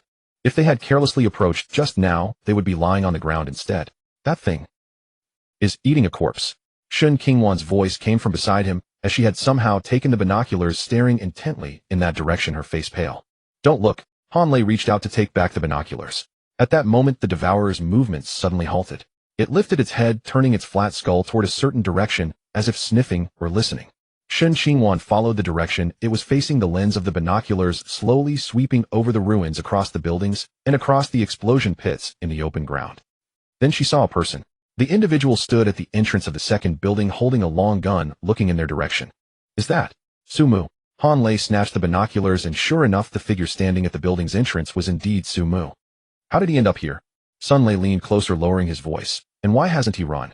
Didn't he see that thing? Perhaps he didn't notice. Zhou Xiaojie's words were cut off. The devourer had moved. It abandoned the corpse it was gnawing on, dropped to all fours, and dashed towards Su Mu. Its speed was even faster than before. The grayish-white shadow left a blurred trail on the ground, racing straight toward the person at the entrance of the building. It's over. Sun Lei shut his eyes, unwilling to look any longer. Han Lei gritted his teeth. His hand, holding the binoculars, trembled. He knew Su Mu was strong. Anyone able to wield a professional book capable of handling a cat demon alone must be quite powerful. But against a monster of this level, strength alone would be of no use. After all, it was a level 5 blue devourer with 112 points of strength and 91 points of agility, impervious to bullets striking its muscles. Shen Xingwan bit her lip fiercely, her nails embedding into her palm, drawing lines of blood. She watched the figure at the entrance of the building through the binoculars, a surge of undefined fear and helplessness rising within her. She wanted to warn him, watching that figure being torn apart by the monster. And at that moment, Su Mu saw the rushing shadow. Watching that figure being torn apart by the monster. And at that moment, Su Mu saw the rushing shadow. With the aid of dynamic vision, the devourer's trajectory was crystal clear to him. Not a blurry shadow, but a distinct, predictable arc. It sprang from the ruins, its limbs alternating on the ground. Each time it touched down, it unleashed tremendous force, propelling its body forward. Indeed, it was fast, over twice the speed of the previous venomous cat demon. But Su Mu had a clear view. He even had time to activate the reconnaissance and glance at the opponent's LV5 blue devourer. Strength 112, Constitution 98, Agility 91, Armor 49. Su Mu's eyebrows furrowed slightly. Not because the attributes were too high, but because he noticed several obvious wounds on the creature's body. There was a deep wound on its left ribs with muscles turned inside out, exposing its stark, white ribs with burned edges. The muscle on its hind leg was also missing a large chunk, causing a noticeable limp while running. Its head bore a penetrating gunshot wound. Although it did not hit a vital spot, dark red blood trickled down the flat head, smearing half of its face. It had survived last night's explosion, but was heavily injured. Without these wounds, its attributes should have been even higher. Su Mu did not hesitate, pulling out the M500 from his chest holster and aiming. Bayu. The bullet accurately struck the devourer's head wound, exploding inside the cranial cavity. 2. Su Mu's pupils contracted. 18 points of damage. This M500 of his was LV3 green quality with a base firepower of 22, hitting a critical spot should have dealt at least over 40 points of damage. Now it only dealt 3 points, indicating that the devourer's armor had absorbed most of the damage. About 50 points of armor, coupled with its muscle density and skin toughness, could this essentially render it immune to firearms. He fired 7 shots. Bayu. 7 bullets, 14 instances of damage, all striking the same spot on its head. Yet each shot's damage decreased. Not because the bullet's power diminished, but due to the devourer's rapid movement, altering the angle and distance of the bullets upon impact. 1, 2, 1, 3. In total, there were 14 instances of damage, with the highest being merely 3 points. Could 49 points of armor truly render one immune to firearms? A subtle ripple stirred in Su Mu's mind. Did this mean he too could withstand ordinary bullets? Yet there was no time for reflection. After 7 shots, the licker's speed remained utterly unimpeded.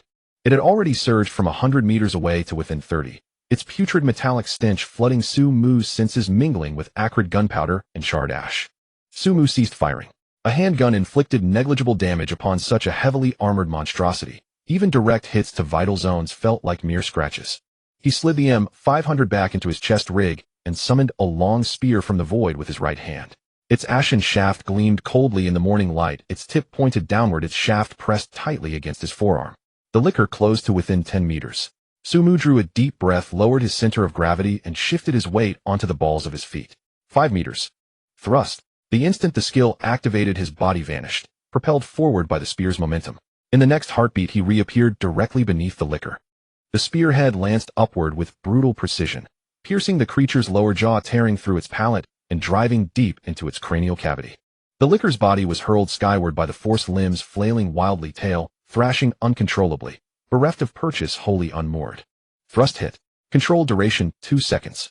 Su Mu did not wait for it to land. Stepping forward, he struck his first follow-up thrust while the creature still hung, suspended in midair. Combo strike eye. The spearhead carved a deep crimson gash across the licker's abdomen, from left rib to right rib. Dark red blood erupted in an arc. Hit. Subsequent damage increased by 10. The licker shrieked, a piercing guttural cry, as its maw gaped wide, and its tongue shot forth like a crimson javelin. Tongue lash. That scarlet whip-like appendage hurtled towards Su Mu's face at blinding speed, yet Su Mu saw it clearly. He tilted his head aside. the tongue whistling past his ear, stirring a gust of fetid wind. Simultaneously, he twisted his wrist. The spearhead traced a half circle through the air and plunged sideways into the licker's open mouth, piercing straight through its throat. Combo strike 2. Hit. Subsequent damage increased by 20. Its tongue, pinned, impaled on the spearhead, could neither retract nor extend, leaving only choked, bubbling groans. Its limbs convulsed violently in midair, bony spurs clawing towards Su Mu's skull. Yet Su Mu advanced, not retreated. Gripping the spear shaft at its midpoint with one hand, he struck the butt with the other, spinning the blade in a half-turn inside the creature's mouth before wrenching it free. Combo strike 3. The spearhead burst from the licker's nape, trailing a mist of crimson. Hit. Subsequent damage increased by 30. The licker's body locked rigid. Its limbs slackened, its tail sagged lifelessly, and for a fleeting moment it hung motionless in the air. Su Mu did not pause. Fourth strike. Thrust through the chest, piercing the heart.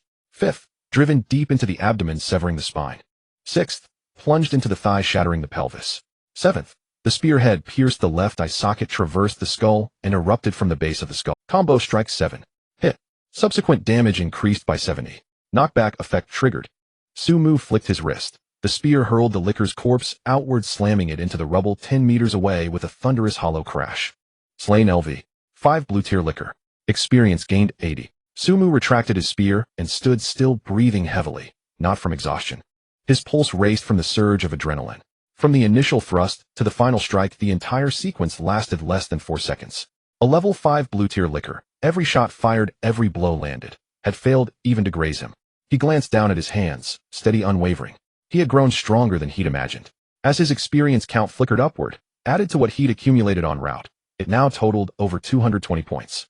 Still 500 points shy of level 5, his path ahead remained long. Su Mu took a slow, steadying breath, quieting the storm within, then walked toward the licker's corpse.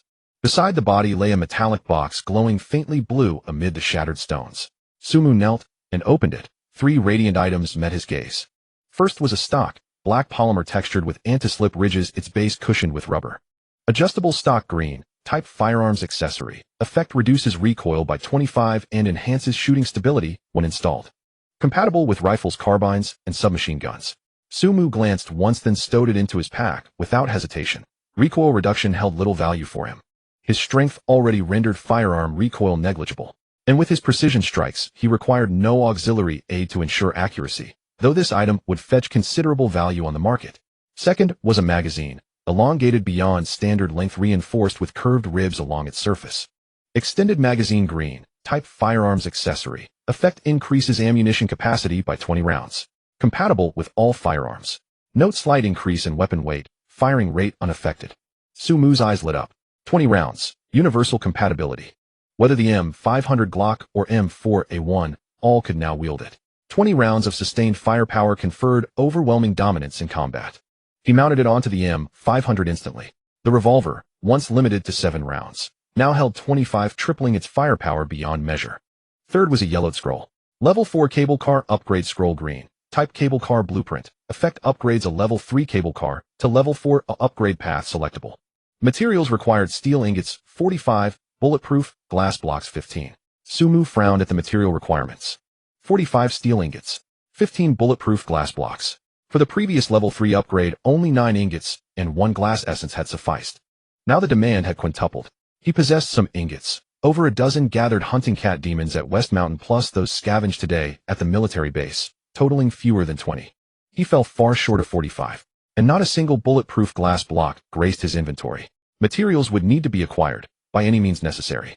Su Mu carefully stored the scroll, his gaze falling upon the corpse of the devourer. He crouched down, placing his hand on the body, activating the decomposition skill. Would you like to decompose the devourer, LV5 blue? This process will take 3 minutes. Confirm. A faint light spread from his palm, enveloping the entire corpse. 3 minutes later, the corpse dissolved into light, leaving behind a few items. Obtained advanced nutrients 5. Obtained mutated beast bone blue 1. Decomposition experience 5. Su Mu raised an eyebrow slightly.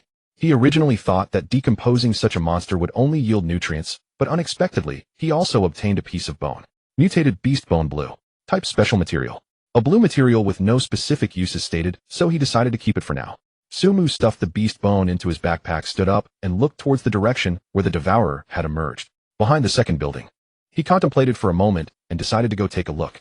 Perhaps there would be some gains. Sumu organized his belongings, stood up, and cast a glance around. At the edge of the distant forest, a few birds were startled and flapped their wings into the sky. The wind blew from that direction, carrying a faint hint of human presence. Sumu glanced in that direction, but paid it no mind. He bypassed the buildings and walked towards the back, the edge of the forest. Shen Qingwan and Han Lei's team members looked at the devourer that had already rushed past. It was moving so fast that they could barely see it, only managing to catch a glimpse of a grayish-white shadow. Then they saw Sumu pull out a gun from a distance. He has a gun. Sun Lei was momentarily stunned, but then shook his head. What use is a gun? At that speed you can't even see it, how can you shoot? Zhou Xiaojia also frowned silently, worrying for Sumu. Han Lei said nothing, but his hand trembled slightly in the scope. He did not believe that a handgun could deal with that level 5 blue monster. Shen Qingwan bit her lip tightly, her nails digging into her palm. She was thinking the same thing. He has a gun, but the problem is he can't hit it. At such speed, before the bullet even left the chamber, the monster would have already changed positions. However, while everyone was still in a moment of silence, Sumu put away the gun. Then a long spear appeared in his hand out of nowhere. A spear? Sun Lei's eyes widened. What use is a spear at this time? If he can't even hit with a handgun, going into close combat with a melee weapon, that's just a desperate gamble, isn't it? The others also frowned. Han Lei sighed, already having sentenced Sumu to death in his heart. But Shen Qingwan's expression suddenly changed. She remembered yesterday when they went to search for the team that was attacked by foreign forces, passing by the corpses of those cat demons. Each one had been a single fatal strike with wounds that were extremely fine and deep, as if pierced by some sharp weapon. Now she understood it was with the long spear in his hand. However, Shen Qingwan's heart sank again. It proved that the long spear in his hand required a certain level of proficiency, but could the same skills used against those ordinary cat demons be effective against this level 5 blue devourer? They had almost been wiped out when dealing with a level 2 green quality monster. And this devourer was level 5 blue with attributes that were excessively high. Yet the next moment, everyone widened their eyes. Sumu moved. They didn't even see how he appeared in front of the devourer. They only saw the long spear thrust upward from below, and the devourer, which was 3 times the size of an average person, was directly sent flying into the air. He sent it flying. Sun Lei's mouth opened wide enough to fit a fist. It wasn't just sending it flying. Sumu's long spear thrust repeatedly in the air so fast that they couldn't even see the after images, yet they could catch the trajectory of each thrust. Piercing, stabbing, flicking, cutting, penetrating, twirling, and sending a 7-move combo, flowing like clouds and flowing water. The devourer lost control completely in midair, flailing its limbs and flicking its tongue, but it couldn't even touch Sumu. Every time it was pierced by the spear tip, its body would tremble violently, and dark red blood exploded in the air. With the final thrust, Sumu flicked his wrist, sending the devourer's body flying nearly 10 meters, crashing onto the ruins and stirring up a cloud of dust. And Sumu himself, at the moment the devourer hit the ground, had already dashed forward again, the spear aimed directly at. But the monster was already dead. From start to finish, that level 5 blue devourer had no means of retaliation. A dead silence. Han Lei's binoculars slipped from his hands, dangling around his neck, but he was completely oblivious. Is he even human? Zhou Xiaojie's voice trembled. No one responded. All of them fell silent, staring at the distant figure who was standing with his gun, lowered, their minds blank. After a long time, Sun Lei finally spoke, his voice dry as sandpaper. Did he kill that devourer by himself? Level 5 Zhou Xiaojie added, her voice shaking blue quality.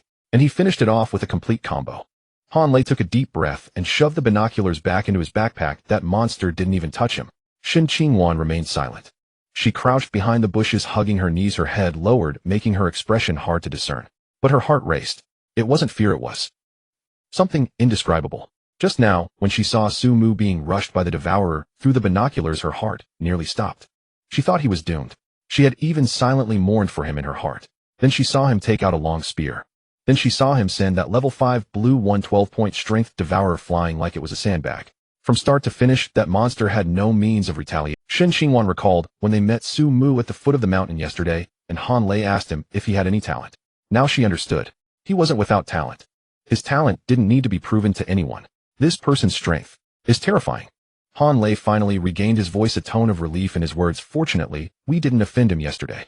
But Sun Lei hesitated, lowering his voice. Wasn't it said that Vice President Zhao wanted to target him? They even put a bounty on his coordinates. Han Lei's expression changed instantly. When we get back, we need to cut ties with Zhao Honyuan. His voice was heavy, undeniable. We cannot afford to offend this person. The others said nothing, but silently nodded. What Han Lei said was true. No matter how strong Zhao Honyuan was, he was just a level 2 talent, and all his subordinates were also level 2. But Sumu, he could single-handedly kill a level 5 blue monster. Offending someone like that is tantamount to seeking death. Moreover, they had already established a preliminary trading relationship with Sumu. Shen Xingwan had exchanged a mysterious fire blueprint for a level 2 breakthrough talisman. Although it wasn't a significant trade, it at least established a connection. This connection must be well maintained. Today, let no one speak of what happened. Han Lei glanced at the crowd, his tone serious. If anyone asks, just say we saw nothing. Understood. Sun Lei nodded. Got it. Zhou Xiaojie replied. The others also nodded in agreement. Shen Xingwan raised her head, glanced at Han Lei, and then lowered it again. She understood Han Lei's intention. The fewer people who knew about Su Mu's strength, the better. If everyone found out, their team's advantage would be lost. After all, they now had Su Mu's contact information and records of their transactions with him, a resource that others did not possess. Shen Xingwan took out the second-level breakthrough talisman from her pocket, looking at the faint silver patterns on it, her lips curling slightly upward. She had made the right bet. From the moment she decided to trade the strange fire blueprint with Su Mu, she was gambling. Betting that he would need that blueprint, betting that he would remember her name, betting that he would become the strongest existence on this cable line in the future. Now it seemed she had won the bet. Let's go. Han Lei stood up, brushing off the dirt from his clothes. We should leave now. The team members packed their things and walked along the edge of the dense forest, heading away from the military base. Shen Xingwan walked at the back of the line. After a few steps, she turned to glance back at the direction where Su Mu had vanished. Sunlight filtered through the gaps in the treetops, casting mottled shadows on the ground. In that direction, nothing could be seen, but she knew he was right there. One person, one long spear, walking calmly through the ruins filled with monsters.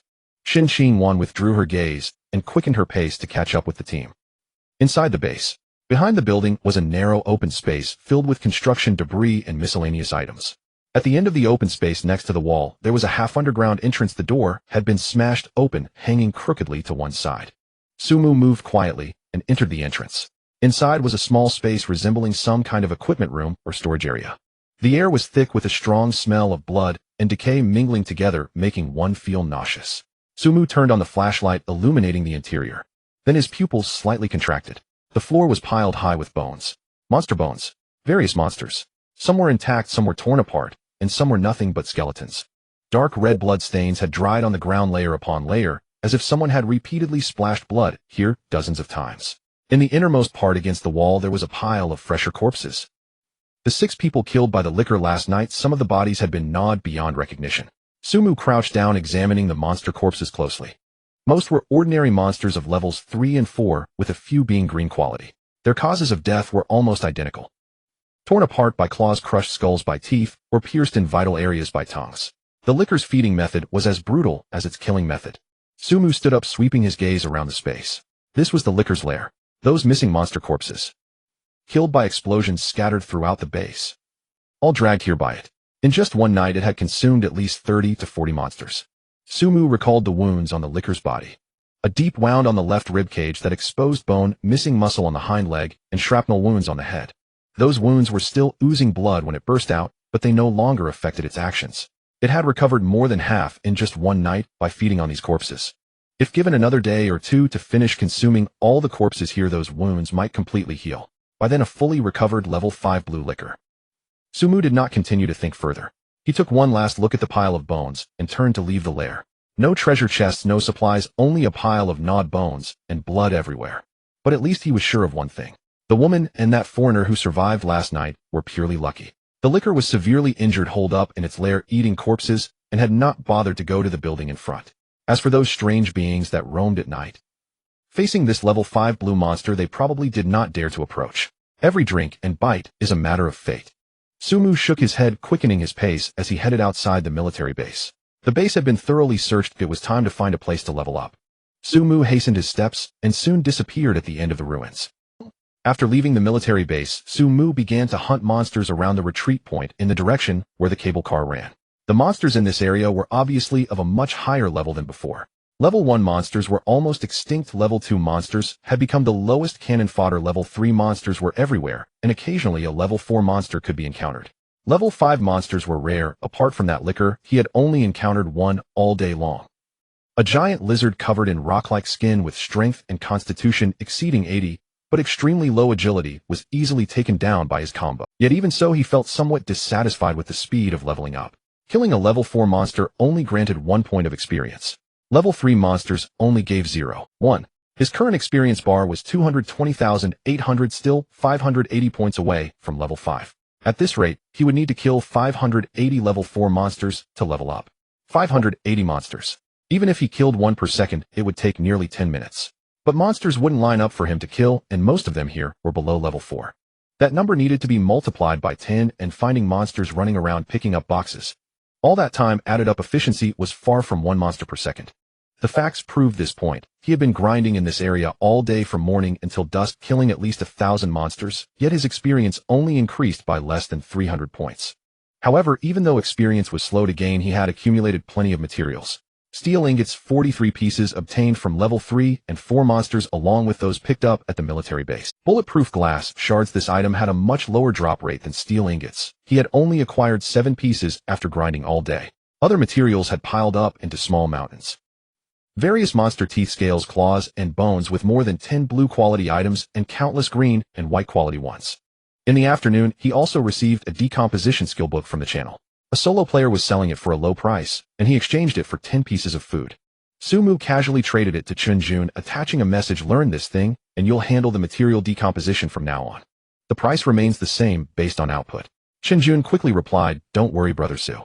I can manage both arrow crafting and decomposition without any delays. Sumu closed the chat box and glanced at his backpack's weight. Nearly over 500 kilograms. He still had 200 kilograms of space left before reaching his weight limit, but he was already nearing the critical point of not affecting speed.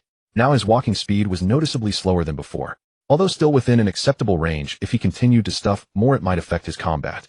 He glanced at the time. 5:10 in the afternoon. The sun had begun to set, and the light turned dull. In 2 hours it would be dark. He had to return to the cable car before nightfall. Sumu sheathed his spear and walked towards the evacuation point.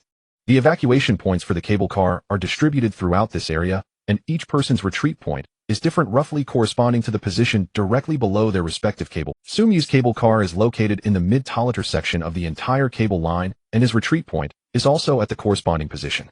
After walking for about 20 minutes, the trees ahead gradually thinned out, and Sumu slowed his pace, his brow slightly furrowed. He saw people, not just one or two, but a whole group. The survivors from his cable line and foreigners from another cable line were divided into 2 factions, occupying their respective areas about 100 meters apart. People on both sides were evacuating. Purple-black whirlpools sporadically appeared in the open ground, and some walked in, disappearing without a trace. However, many others were watching, or rather confronting each other. Sumu opened the chat channel and scrolled through today's message logs. Soon he understood what had happened. This morning, the first batch of evacuees fell into an ambush set by the foreigners. Those individuals were hiding in the nearby woods at the evacuation point, specifically targeting those who were alone, killing over a dozen and stealing a large quantity. Later, Zhou Xinghua and the Talent Association organized a counterattack, driving the assailants away. However, those foreigners did not wander far, lingering nearby and occasionally harassing everyone. As a result, everyone was afraid to evacuate alone and had to wait for the main group to leave together. The chat channel was filled with curses. Those foreigners are disgusting. They specifically wait at the evacuation points to kill. Damn it, we have guns on our side, why should we fear them? The problem is there are not many of us with guns. It seems like everyone on their side has a gun. Brother Zhou said we will evacuate together at 6 in the evening, so don't act alone. Sumu turned off the channel, his gaze sweeping across. To his left were about 40 to 50 survivors from his cable line, gathered in small groups, nervously observing their surroundings. Among the crowd he recognized a few familiar faces. Zhou Xinghua stood at the front, flanked by several burly men, quietly discussing something. To his right were the foreigners, numbering about the same, but with a completely different demeanor. They stood loosely, some smoking, others laughing loudly, brandishing their firearms. Pistols and rifles, and even one person carrying a shotgun. Their brazen attitude seemed to convey to everyone, we do not regard you with any respect. Sumu's gaze lingered on those individuals for a few seconds before shifting away. He did not want to stir up trouble. The death of that woman in the military base had already made him angry once. But those assailants were already dead, killed by his own hand. There was no need for him to extend his hatred towards everyone else. Moreover, he had never been one to meddle in others' affairs. He was not a savior, nor did he wish to be a caretaker. The development of this cable line relied on the collective effort of everyone, not just him taking on all the burdens. He preferred to be a refined egoist, helping others occasionally, without jeopardizing his own interests, but would never become a caretaker for anyone else. Sumu did not evacuate directly. After all, stepping out would undoubtedly make him a target. He found a tree, leaned against the trunk, and waited for the main group to evacuate together. Time passed second by second. The sun slowly sank towards the horizon, the sky, transitioning from golden to orange, then from orange to dark purple. Just past 6 o'clock, Zhou Xinghua's side moved. Everyone prepared to evacuate. His voice was not loud, but carried well. The first batch will consist of the elderly, and the injured. The second batch will consist of those capable of fighting. The crowd began to move in an orderly fashion. Meanwhile, members of the Talent Association also appeared. They approached from another direction, led by a man in his late 20s dressed in a black jacket with meticulously styled hair and an air of arrogance about him. Sumu had seen his avatar in the channel. Xiang Lin, the president of the Talent Association. The two led their teams without greeting each other, even without exchanging glances, as if they tacitly ignored each other's presence. Each led their respective groups in different directions. Sumu straightened from the tree trunk, blending into the crowd as he made his way towards his retreat point. His retreat point was located behind the main group, not far from Zhou Xingguo's position. As he walked past, he happened to make eye contact with Zhou Xingguo. This was their first meeting in reality. Zhou Xingguo looked to be in his early 30s with a square face, dark skin, and a robust stature, standing straight. He wore a faded camouflage uniform with a handgun holstered at his waist and military boots on his feet. It was not the kind of authoritative demeanor cultivated in modern society, but rather a quality that radiated from within, making one instinctively trust him. Like a magnet, he could draw people close. Sumu silently evaluated him: a soldier. Not just someone who had served, but someone who was inherently a soldier. Steadfast, upright, and reliable. Zhou Xingguo also noticed Sumu. His gaze lingered on Sumu's face for a moment before he slightly nodded. Sumu nodded in return. There was no small talk, no self-introduction, not even a glance exchanged. But both knew who the other was. They brushed past each other. Sumu continued forward, and after walking a short distance, he saw another group of people. The Talent Association members. They were organizing the evacuation in another open area. Xiang Lin stood at the front holding an M9 handgun, speaking to someone beside him. Sumu took a longer look at him. Xiang Lin appeared younger than he had imagined, looking to be under 30 with well-defined features, yet an air of persistent arrogance hung about him. That arrogance was not confidence, but a sense of superiority ingrained from being pampered since childhood, taking everything for granted. Like some rich second-generation individuals, Sumu withdrew his gaze and continued towards his cable car. At the beginning of the evacuation, everything was relatively calm. People on both sides moved towards their respective retreat points with no one firing a shot, no one provoking, not even a loud conversation. But as the number of evacuees increased, the atmosphere began to grow tense. Bang! A gunshot shattered the twilight. The bullet struck the ground near the evacuation point, kicking up a cloud of dust. The crowd erupted in chaos. Damn, they really dare to shoot. Take cover. Quick, take cover. Zhou Ge, someone is shooting over there. In Zhou Xingguo's team, several capable members immediately drew their weapons. There were handguns, homemade crossbows, and even one person was holding a shotgun. These sons of bitches really dare to act. Zhou Xingguo gritted his teeth and dragged out a modified liquefied gas canister bomb from behind cover. The canister was wrapped with iron wire and taped several times with a long fuse. Lao Lu, come help. A burly man rushed over, and the two of them lifted the heavy bomb together. Zhou Xingguo estimated the distance, ignited the fuse, and along with Lao Lu hurled it. The gas canister traced an arc through the air, soaring over the open space towards the woods where the foreigners were hiding. Boom! The deafening explosion erupted, a fireball rising from the edge of the woods with thick smoke swirling up into the sky. The shockwave from the explosion stirred a warm wind, causing those at the evacuation point to lower their heads. The gunfire over there suddenly ceased. Stop looking. Quick retreat. Zhou Xingguo did not take the opportunity to expand their gains, but waved his hand, urging everyone to evacuate quickly. Everyone back to your positions. Hurry up to the cable car. There was no benefit in fighting those people. They were outgunned and low on ammunition. If a fight broke out, it would only lead to mutual destruction. The most important thing now was to ensure everyone's safe evacuation. The crowd quickened their pace, each person running towards their respective retreat points. Occasionally Sumu could still hear sporadic gunfire, but it was far away and posed no threat to him. He neither quickened nor slowed his pace, walking leisurely instead. He kept an eye on the positions of the cable cars around him.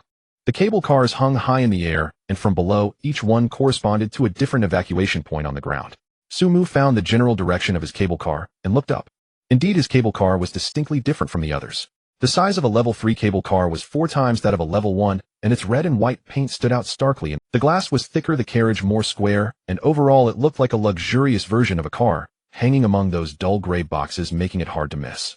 He noticed that about 10 meters ahead a girl was looking up at his cable car, then she looked down at him, seemingly confirming something. The girl in her early 20s had her hair tied in a ponytail, wearing a white t-shirt, and had a delicate appearance. When she saw Sumu looking at her, she paused for a moment, and then smiled, nodding at him. Sumu slightly nodded in response. He glanced back at his own position. Empty. That cable car had not lit up since last night, and the people inside should already be gone. A few carriages ahead, someone was looking in his direction. Further back, there were also eyes on him. Sumu paid no attention. It was only a matter of time before the level 3 cable car drew attention.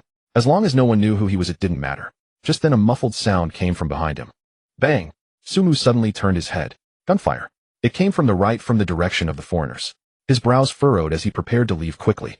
Then he saw it. The girl with the ponytail, the one who had just smiled and nodded at him, was now lying on the ground. Blood gushed from her chest, staining her white t-shirt a dark red. Her eyes were still open, her lips trembling slightly, as if trying to say something, but no sound came out. Sumu's pupils dilated.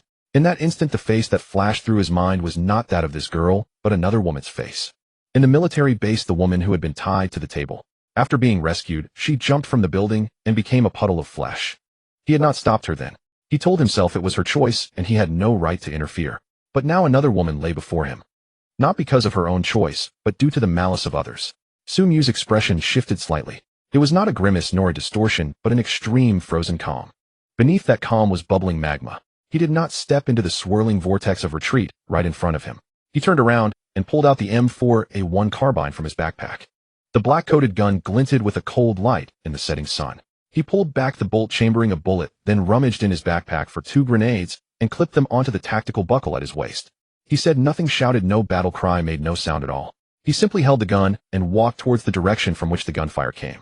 His steps were neither fast nor slow, steady, as if he were taking a stroll. What's he doing? Damn, he's going over there alone. Come back. There are all foreigners over there. Voices of alarm rose behind him, but Sumu paid no heed. He walked into the woods. The first grenade. He pulled the safety pin, swung his arm, and threw it. The grenade arced through the air, landing precisely behind a large tree. There were 2 foreigners crouched there, firing their rifles towards the evacuation point. Boom. Flames erupted and shrapnel flew everywhere. The 2 foreigners did not even have time to scream before being blown away. Kill, LV2 human. Sumu did not pause. He held the M4A1 and walked towards the second target. The second grenade. The third target. The fourth. Each grenade landed accurately at the positions where the foreigners were hiding, with none wasted. Those hiding behind trees, rocks, and bushes were blown to pieces. After throwing the grenades, Sumu raised the M4A1. Da-da-da. A 3-round burst. A foreigner reloading was shot through the head, falling into a pool of blood. Da-da-da. A foreigner attempting to flank him was just showing half his body when his head was blown off. Da-da-da. A foreigner hiding behind a tree, only the gun barrel showing, was shot through the trunk, hitting his shoulder, letting out a scream as he fell to the ground. Every shot Sumu fired was a headshot. No matter where the opponents hid or how they moved, the bullets always found their way to their heads. This was not marksmanship. This was a rule. Any attack will lock onto monster weaknesses. In Sumu's judgment, these foreigners who shot at him were no different from monsters. The woods erupted with gunfire explosions echoing. The people at the evacuation point were all startled. The muzzle of the M4A1 spat fire continuously, each short burst claiming a life. With grenades depleted, he rummaged through his backpack to retrieve several flashbangs and smoke grenades, tossing them in different directions. Bright white light erupted in the woods, smoke rapidly enveloping the area, obscuring everyone's vision. But for Sumu it made no difference. His dynamic vision pierced through the smoke, allowing him to see the outlines of his targets, while his weakness lock ensured that every bullet struck a vital point. The smoke grenades weren't to conceal himself, but to create chaos, preventing the foreigners from aiding each other. The gunfire lasted no more than 3 minutes. By the time Zhou Zhenghua arrived with the liquefied gas tank, the battle had already ended. He stood at the edge of the woods, frozen in shock at the scene before him. The ground was littered with corpses. Not just 1 or 2, but dozens. Some were mangled beyond recognition by grenades, others had been shot in the head with surgical precision, and some were killed after being disoriented by smoke and flashbangs. Dark red blood seeped into the earth, filling the air with the acrid smell of gunpowder and blood. And there stood Sumu right in the middle of the carnage. He stood there as if nothing had happened. Holding the M4A1 in his hands, the muzzle still emitting faint wisps of smoke, his expression calm, as if nothing was amiss. Zhou Zhenghua opened his mouth wanting to say something, but no words came out. Behind him, old Lu also arrived. He looked at the sea of corpses, and then at Sumu, his face pale. Did he do all this by himself? No one answered. It was known that these people were either at level 2 or armed. To die in such a short span of time meant that if even one of them had hit him, he should have perished. The same thought flickered through both their minds. Zhou Zhenghua imagined himself in that position, assuming he too would have been doomed. How did he evade those bullets? However, as he thought about this, he noticed some damaged holes on Sumu's body, revealing his glistening skin underneath. He recalled Sumu's clothes were intact just moments ago. Could those holes have been made by bullets? Yet he was not bleeding. Zhou Zhenghua felt a wave of confusion. At that moment, Lin Yue, who had just arrived, scanned the surroundings and also noticed this. Doubt began to creep into her mind. Could it be? He can block bullets. Could it be a talent that grants him skin as tough as iron, or perhaps some form of defensive ability? But that didn't make sense because his talent was supposed to be related to aiming right. The terrain here was complex, and the positions the enemies had taken were exceedingly clever. She noted that all the deaths were due to headshots. Moreover, the enemy had managed to aim for weak points, even in utter darkness. She simply couldn't fathom it. If anyone could confirm that Su Mu had truly withstood bullets using only his body, it would be Han Lei, who was the third to arrive. Because he had witnessed Su Mu's combat prowess, he understood that what made Su Mu stronger than his opponents was the power of his own physique. Yet even so, he was incredibly surprised. Just how high was his armor? Or did he possess some talent that reduced damage? Whichever the case, it indicated one thing. He was stronger than she had imagined. However, there was no time for them to ponder this as Su Mu turned to face the approaching figures. He felt a hint of confusion, but quickly realized. These people must have come to help him. Zhou Zhengguo's arrival was expected. Lin Yue's presence here was somewhat unexpected, but thinking about it, she was indeed a person of loyalty. As for the other man, he recalled that he seemed to be the captain from Shen Qingwan's team. Upon seeing them arrive, Su Mu could roughly guess that they had assessed his strength based on the route he had taken. When Shen Qingwan contacted him earlier, he had somewhat guessed it. At this moment, they likely intended to leverage this opportunity to establish a trading relationship with him, just like Shen Qingwan. However, he did not mind. Meanwhile, Shen Qingwan and another teammate also arrived, looking at Su Mu with disbelief. Su Mu did not speak, merely nodded slightly at them, and said in a calm tone, "Sorry for the trouble. These people should drop quite a few items. If you find anything useful, feel free to take it." Without waiting for anyone's response, he turned and walked towards the extraction point. To him, the majority of what those individuals left behind were firearms, and even if there were other items, they held little significance. Because his level was now far above theirs, the items they dropped wouldn't be of great value. Yet for these individuals to come to his aid at this moment, regardless of the reason, Su Mu felt he should show some gratitude. He understood that sometimes one could be selfish, but in this case, he should exhibit a generous side, especially since the items didn't significantly enhance his power. Among the group, aside from Zhou Zhenghua and Lin Yue, everyone else from the small team felt a spark of excitement. These items were their spoils, confirming they had chosen the right side. Zhou Zhenghua glanced at Su Mu's retreating figure, ultimately nodding and moving to collect the items. Lin Yue remarked, "We should take anything useful while we can. Those despicable merchants tricked me into losing so many items, they should pay for it." In the distance at the extraction point of the Talent Association, Zhao Hanyuan had returned to the cable car, standing by the window and gazing below. He couldn't see what was happening in the woods, but he heard the gunfire. The gunfire continued for a long time. Then it stopped. "He must be dead," he muttered to himself with a hint of disdain. "It's strange for someone to charge in alone and not die." He turned away from the window, no longer concerned. By the time Su Mu returned to the extraction point, the sky was nearly dark. The purplish-black vortex continued to swirl in place, quietly awaiting his arrival. He stepped forward. The sensation of weightlessness faded, and he found himself back in his cable car. The crafting station leaned to the left, and the planting station was on the right, with blood ginseng quietly growing in the soil. 2 jars of blood ginseng medicinal wine stood side by side in the corner, the deep red liquid gently swaying in the glass jars. Su Mu unloaded his backpack and let out a long breath. He then looked down at his clothes. There were several torn holes on his chest, shoulder, arms, and abdomen, all peppered with bullet holes. On the skin beneath the clothing, a few faint red spots could be seen, which had already started to fade. Su Mu reached out and pressed on those red spots. It didn't hurt. He felt nothing at all. When those bullets hit him, he only sensed a slight touch, as if someone had poked him with a finger. The only sensation he experienced was from a Desert Eagle bullet. That bullet struck his chest, deducting 1 point of health, only to be instantly restored by the recovery effect of the blood ginseng medicinal wine. Su Mu leaned against the wall, staring at the ceiling, shaking his head. He had acted impulsively. He was not the type to be easily provoked. But today he had acted on impulse. Su Mu closed his eyes and took a deep breath. "I can't do this again in the future," he murmured. He then exhaled deeply and began to tally up today's gains. He began by emptying the contents of his backpack. First came the firearms. The batch of military weapons he had moved from the military base's storage, combined with the equipment he collected from the bodies of those foreigners, formed a huge pile. He roughly counted 12 M4A1 carbines, 8 Glock handguns, 3 AK-47s, and 7 other assorted handguns. Just the usable rifles and submachine guns totaled over 30, most of which were brand new military standard weapons. The ammunition was stacked into a small mountain.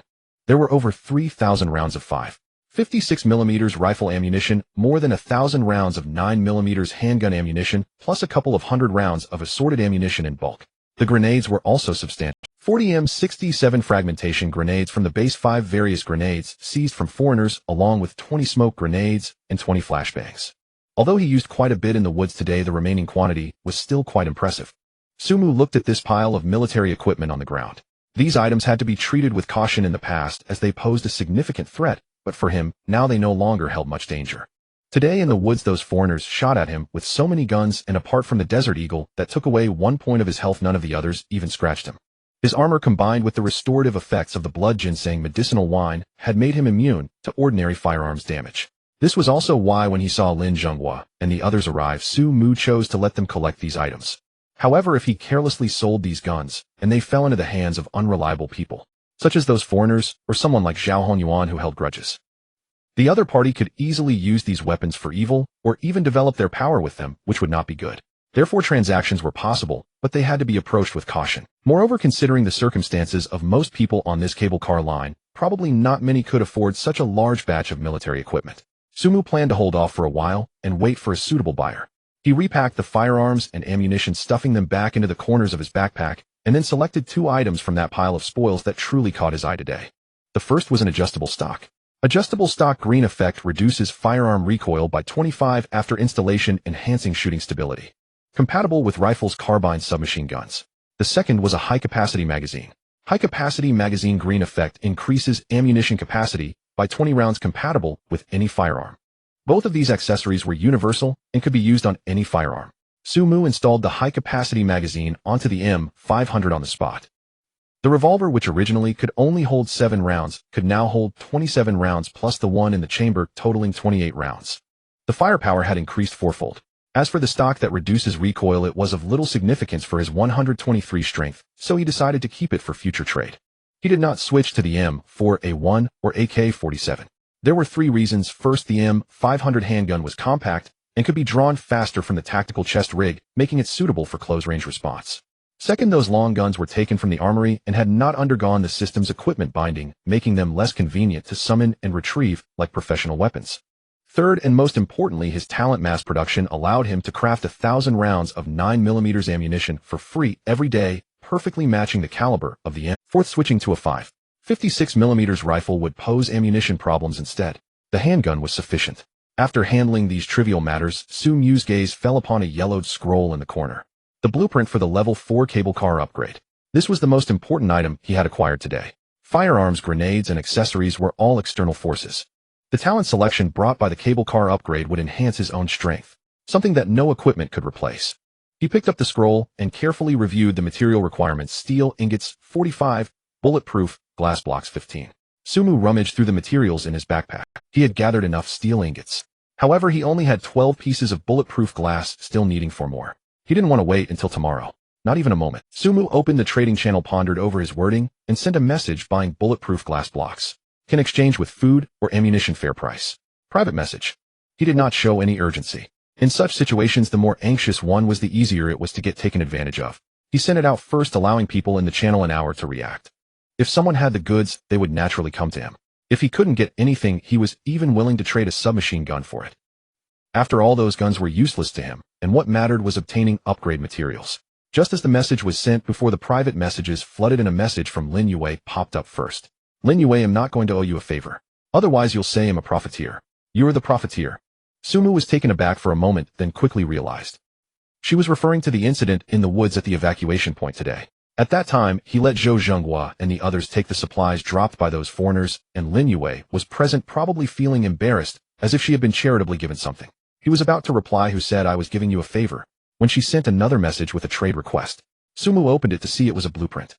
Scroll upgrade token green type consumable effect. When used on white quality scrolls, it raises their quality to green. When used on scrolls of below white quality, it raises their quality to white. Note: only effective for scroll type items. Sumu's eyes narrowed slightly. Scroll upgrades. This item was indeed rare. However, most scrolls were one-time use, and scrolls below white quality had limited effects. Even if upgraded, they wouldn't become significantly stronger. But then he thought of something. He rummaged through his backpack and pulled out something from the corner. Building upgrade scroll white type consumable effect upgrades non-body buildings on the cable car that are below LV2 by 1 level. Requirement: ghost stones 20. Note: only effective for cable car auxiliary buildings, unable to act on the cable car body, and cannot be used on buildings of blue quality and above. He had exchanged this from Zhou Zhenghua yesterday, but when there weren't enough ghost stones, he hadn't had the chance to use it. This morning he was in a rush to return to the military base to retrieve supplies, so he set it aside. Although this item was one-time use, if he could upgrade its quality, making its effects double its value, would be completely different. Without hesitation, Su Mu confirmed the trade, exchanging for the scroll upgrade token from Lin Yue. Then he took out the building upgrade scroll and placed the two scrolls side by side on the crafting table. Would you like to use the scroll upgrade token white on the building upgrade scroll white? Confirm. A faint light flashed. Two scrolls vanished, simultaneously replaced by a new scroll that shimmered with a pale green glow. Building upgrade scroll green. Type consumable. Effect upgrades non-main body buildings of cable cars below LV2 by 2 levels. Requirements: Glacier 40. Note: only effective for cable car auxiliary buildings, cannot be applied to the cable car body, and cannot be used on buildings of blue quality or above. Upgrade by 2 levels. Su Mu's lips curled into a slight smile. This meant he could directly elevate a level 1 building to level 3. Take cover. Quick, take cover. Zhou Ge. Someone is shooting over there. In Zhou Xingguo's team, several capable members immediately drew their. If upgraded to level 3, it should greatly enhance its capabilities. He immediately selected the arrow box and used the scroll. Do you wish to use the building upgrade scroll green to upgrade small arrow box LV1 white? This upgrade will consume Glacier 40, elevating the arrow box to LV3. Confirm. He had plenty of Glacier. After grinding all night and collecting more at the military base today, he had over 400, more than enough. In the next moment, the scroll transformed into a green light, merging into the arrow box. Upgrading. Remaining time 7 hours 59 minutes. Su Mu nodded in satisfaction. 8 hours, it would be ready by early morning tomorrow. Next was the bulletproof glass matter. He opened the trading channel and found his purchase message had already sparked a lively discussion. Bulletproof glass essence. Isn't everyone using high-strength glass essence now? What's this for? I don't know, maybe it's a material needed for upgrading the cable car to level 3. Why does this big shot plan to upgrade the cable car to level 3? Impressive. Wait, didn't the channel just announce that someone upgraded their cable car to level 3? Could it be him? Does that mean it's now level 4? How is that possible? I haven't even managed to get a level 2 book yet, but he sold a professional book before. He's definitely a super big shot, no doubt about it. Big shot, please take me along. I have high-strength glass. Can you take it? Su Mu watched the discussions unfold, uninterested. Many were here just to join the fun, but few actually had items to trade. He patiently waited for a while. The casual players indeed had very little stock. He thought for a moment and was about to ask Zhou Zhenghua when a private message popped up. Sender Zhou Zhenghua. Zhou Zhenghua, I heard you're looking for bulletproof glass. I have 2 pieces here. They dropped from a monster I dealt with before, and I didn't know what they were for until now. It seems like they were prepared for you. Su Mu raised an eyebrow slightly. The bulletproof glass dropped from a monster. This kind of item typically only dropped from monsters of at least level 3, and the drop rate was very low. The fact that Zhou Xingguo's group could obtain 2 pieces indicated they had at least dealt with a level 4 monster. It seemed this retired soldier's team was stronger than he had anticipated. He didn't ask further and replied directly, thanks. What do you want in return? Zhou Zhenghua, no need. Those second-level breakthrough charms you gave earlier were a great help, and I just picked up a lot of bargains. Su Mu did not decline and accepted the trade. 2 pieces of bulletproof glass acquired. Now he still needed 6 more. Just as he was thinking about who to look for next, another private message popped. Sender Hanlei. Hanlei, brother Su, I heard you're collecting bulletproof glass. I have 1 piece here. I found it next to a level 4 monster that was blown up and have hesitated to sell it, and you helped us a lot in the woods this time, allowing us to acquire many firearms, and the brothers are very grateful. This piece of bulletproof glass is a token of thanks, sincerely appreciated. Su Mu's eyes lit up. With Zhou Xingguo's 2 pieces, that made 3 in total, which was already sufficient. He didn't take it for free. After thinking for a moment, he took out 20 rounds of ammunition from his backpack and placed them in the trading column. The other side was silent for a few seconds, then confirmed. Hanlei, thank you. If you need anything in the future, feel free to contact us. Transaction completed. Su Mu looked at the neatly organized materials in his backpack.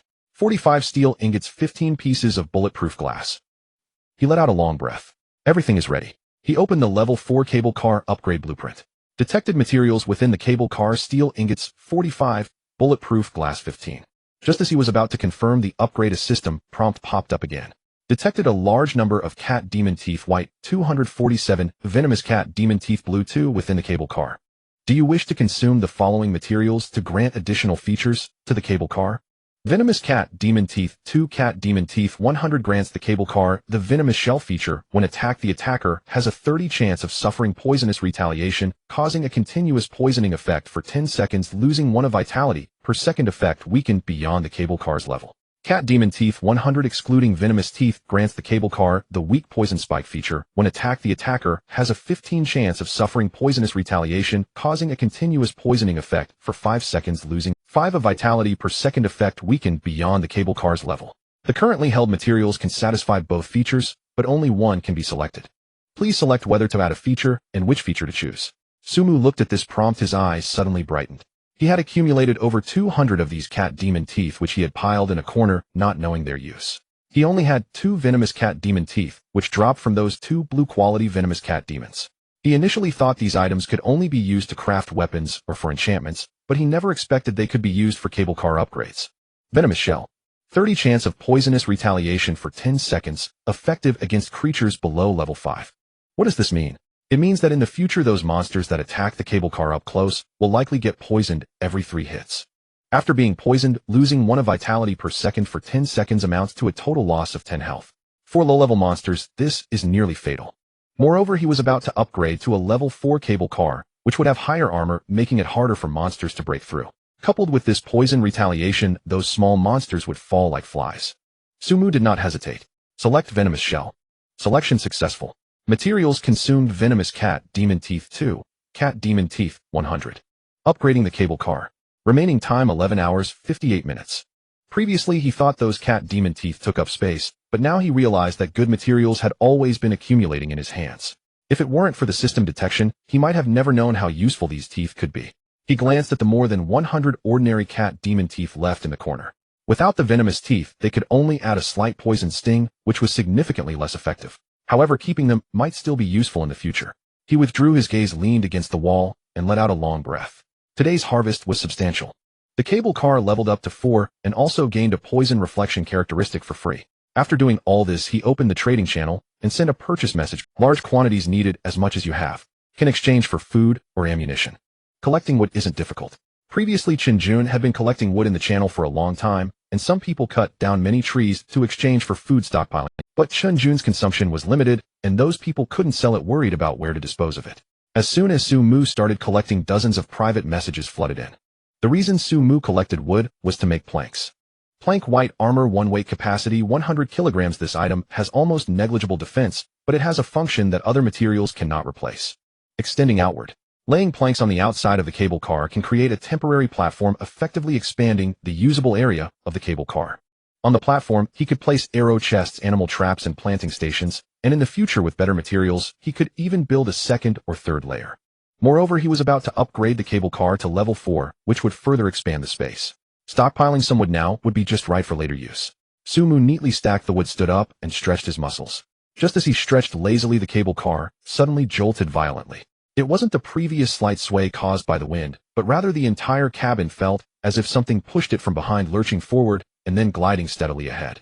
Sumu steadied himself against the wall and glanced at the time. It was exactly 7 o'clock in the evening. The cable car was moving. He walked to the window to look outside. The thick fog remained obscuring everything, but the sensation of steady movement had indeed returned. The cable car was moving at a speed of about 5 kilometers per hour, just like before. At that moment, a cold mechanical voice echoed throughout the cable line. Cable line no. 886 area announcement detected that this cable line is now less than 500 meters from the neighboring cable line no. 3266, meeting the conditions for channel merging. Channel merge complete. You can now communicate with survivors in the 3266 area. Note: forced teleportation is about to begin, please prepare. Sumu frowned slightly. Channel merging.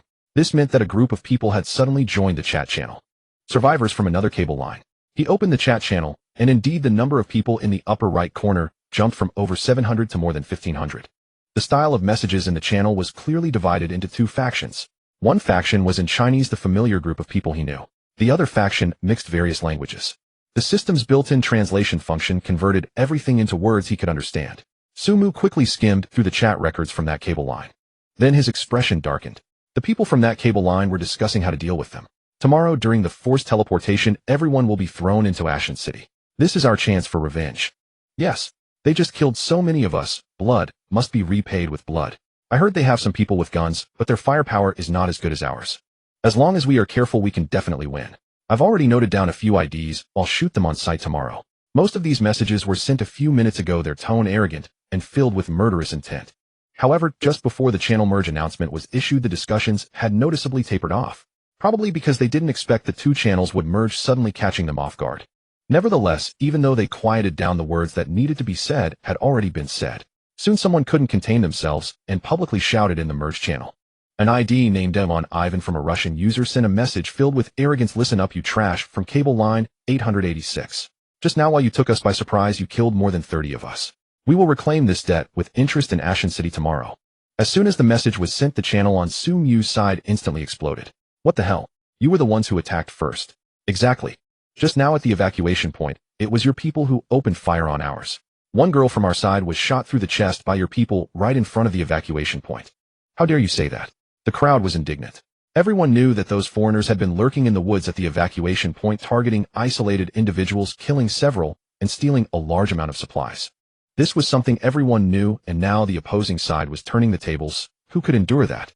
But Ivan's side quickly replied, their tone, even more intense. Attacked first. You used heavy weapons to attack our people during the evacuation. Over 40 of our people were killed or injured.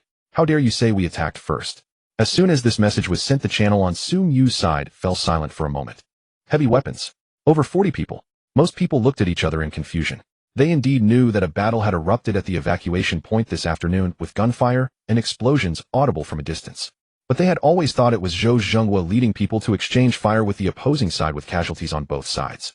However, the opposing side claimed there were over 40 casualties. That number far exceeded their expectations. Wait. Did we have someone using heavy weapons? How come I didn't know? I heard explosions. The noise was indeed significant, but I didn't expect so many to die. Could it be that a hidden big shot from our side took action? Could it be the Talent Association? Didn't they say they were going to organize a counterattack? The moment this speculation was raised, the direction of the channel immediately changed. Yes, it must be the Talent Association. They have more people and better equipment, and they have already mentioned wanting to show those foreigners a thing or two. I said it. Why are those foreigners so arrogant? We have capable people on our side too. The Talent Association is amazing. Long live the president. Messages flooded the channel at breakneck speed, with everyone lavishing praise upon the Talent Association's so-called heroic performance, as if they had truly fought that battle themselves. Su Mu watched the stream of messages, his expression unreadable. He said nothing, no rebuttal, no explanation. He simply saw no point in justifying himself. Glory held no allure for him. Moreover, being under such intense scrutiny offered him no advantage whatsoever. His philosophy was quiet cultivation, low profile, steady growth, and silent accumulation of strength. Yet the Talent Association's response gave him pause, a faint furrow appearing between his brows. Our association did indeed organize a counteroffensive near the evacuation point yesterday. Details are confidential, but the results speak for themselves. President Xiang led the operation in person, catching those foreigners completely off guard. And, had we not intervened, the evacuation point would have been sealed off by them yesterday. You boarded the cable car safely thanks to President Xiang's intervention. Na Skeptic raised an objection. Wait, that doesn't add up.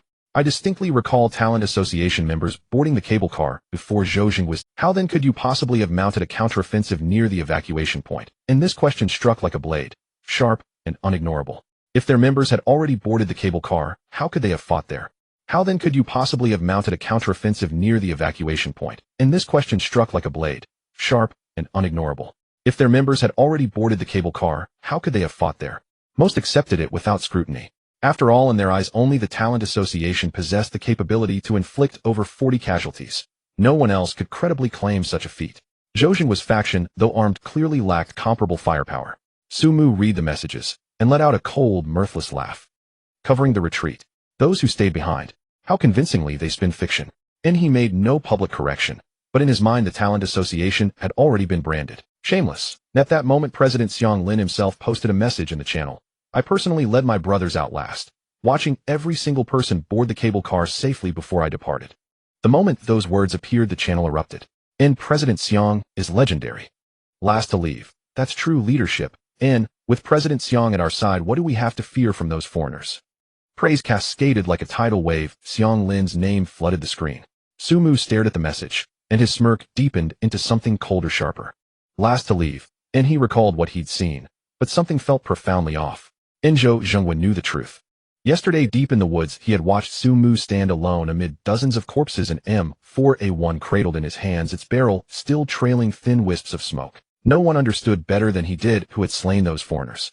And as the chorus of praise reached its fever pitch, Zhou Zhenghua could remain silent no longer. His reply arrived, calm in tone, yet each word honed to a lethal edge. President Xiang, did you truly depart last? I seem to recall you boarded the cable car before me at the evacuation point yesterday. And, were those foreigners really slain by you? Silence crashed down instantly. Every eye locked onto those words. The air itself seemed to freeze. Xiang Lin offered no reply. After several seconds, Zhou Zheng was sent another message. To my knowledge, the man who killed those dozens of foreigners in the woods yesterday acted alone. He strode into the forest armed and took down dozens, single-handedly. Was your talent association even present at the scene? And the channel fell into deeper, heavier silence. One man against dozens. Nis such a thing even possible? And no one spoke. Yet every mind echoed the same chilling thought. If Zhou Zheng speaks truth, then where was the talent association? Where was Xiang Lin? Their grand declarations, last to depart leading the counteroffensive, would be nothing but hollow. Xiang Lin remained silent. Then Lin Yue posted a message. Light, almost casual. It seems the talent association eliminated the foreigners. Truly impressive. I wonder, if those foreigners witnessed it, might they retaliate against the talent association tomorrow? In her words hung in the channel for a breathless pause. The talent association's previously active members fell utterly mute. No replies, no retorts, not even an emoji. That silence was deafening. So palpable, so unmistakable, that everyone sensed it instantly. They were afraid. The foreigner's response came faster than anyone anticipated. Ivan's message followed Lin Yue's almost immediately, bristling with venomous fury. Talent association. And fine. Tomorrow, in Ashes City, we kill on. Another user, Jimmy, followed swiftly. Voice glacial. We're reviewing every chat log. Naviri ID, every avatar, every line you've posted. We've logged them all. Anyone we meet tomorrow will receive no warning. Only gunfire. Every single member of the talent association added another ID. Kaiying is now a target. No matter where you hide in the city, we will find you. Message after message hammered into the channel like artillery fire, each one dripping with lethal intent, each one pressing a blade to the talent association's throat. The talent association remained silent, and that silence spoke louder than any defense ever could. Everyone saw it clearly. They dare not respond. Faced with naked threats, kill on sight, open declarations of war, they chose silence. Others dared not speak either. And because those foreigners carried firearms, not one or two, but dozens. Everyone had seen them this afternoon at the evacuation point. Rifles, submachine guns, pistols. Even someone had set up a light machine gun deep in the woods scavenged from Waknoshire. Their firepower was overwhelming, beyond any ordinary person's capacity to resist. If the talent association dared not answer, no one else would dare either. And the channel sank into a suffocating, oppressive hush. No words. No messages. Even the usual flurry of trade announcements ceased. Only the number in the top right corner flickered, signaling that everyone remained online. At that moment, Sumu leaned against the cable car's wall, scanning the relentless barrage of threats, his face impassive. And he had read Lin Yue's words with perfect clarity.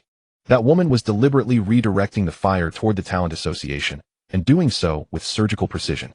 She never claimed outright the talent association killed them, nor defended anyone.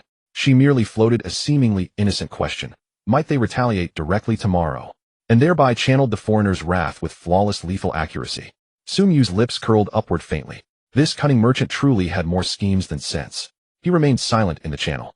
Nor did he intend to clarify the talent association's false claim to credit. Let the foreigners believe he belonged to the talent association. It was even more advantageous. Should they seek retribution against the association, the two factions would exhaust each other, leaving him blissfully uninvolved. As for himself, he would sleep when tired, level up when able. Tomorrow in Ashfall City, whoever came for him would die. At that very moment, Xiang Lin stared at his screen inside the talent association's cable car, his face ashen with fury. He had never anticipated Zhou Zhengguo would publicly expose him, nor imagined anyone would redirect the fire toward them. His original calculation had been flawless. As for himself, he would sleep when tired, level up when able. Tomorrow in Ashfall City, whoever came for him would die. At that, he assumed Su Mu charging alone into the encampment of dozens of foreigners stood no chance of survival. Thus he boldly instructed subordinates to spread rumors, and even personally fabricated the lie of being the last. Now he had lifted a stone only to crush his own foot. Xiang Lin's expression darkened ominously. Yet what troubled him far more was the foreigner's reaction. Ivan monitored the channel's discussion closely. Then he announced, "We've identified him in the chat logs. He calls himself Su Mu." At the utterance of Su Mu, the channel erupted in a torrent of frantic messages. Su Mu, he's the one who slaughtered our people. We found you. Wait for us in Ashfall City tomorrow. We'll track down every one of you, him and his accomplices, and settle accounts one by one. The Talent Association. Su Mu must be one of theirs. Same difference. Anyone from the association we meet tomorrow dies on sight. And Su Mu especially. Message after message flooded in thick with menace. Xiang Lin's complexion grew even darker. The foreigners now equated the Talent Association with Su Mu outright. Yet Su Mu wasn't affiliated with their association, not in the slightest. In fact, Zhao Honyuan had previously issued a bounty for Su Mu's coordinates. They were adversaries. But who would believe such a claim now? Or rather, only those aboard Cable 886 believed it, the foreigners certainly did not. So, those foreigners weren't killed by the Talon Association. It was Su Mu alone. The enemy's identification seems definitive. Then what did Director Xiang mean by last to withdraw? Shoo, keep your voice down. Don't speak carelessly. Whispers remained hushed, but everyone sensed the shift in atmosphere. In that instant the Talent Association's authority trembled. The rift between Su Mu and the Talent Association was no secret among Cable 880 SIXS users. Earlier Zhao Honyuan had ordered an internal bounty for Su Mu's coordinates. Though meant only for internal circulation on a shared cable line, no wall remained entirely airtight. The news had long since leaked. Later when Su Mu sold vocational manuals in the channel, Zhao Honyuan dispatched envoys to inquire, only to be met with silence and immediate blocking. That incident too was widely known. How could someone marked for bounty by the association's vice director possibly belong to it? Thus, when Zhou Zhenghua declared those foreigners were slain by Su Mu alone, the users of Cable 886 already knew the truth. Xiang Lin was lying.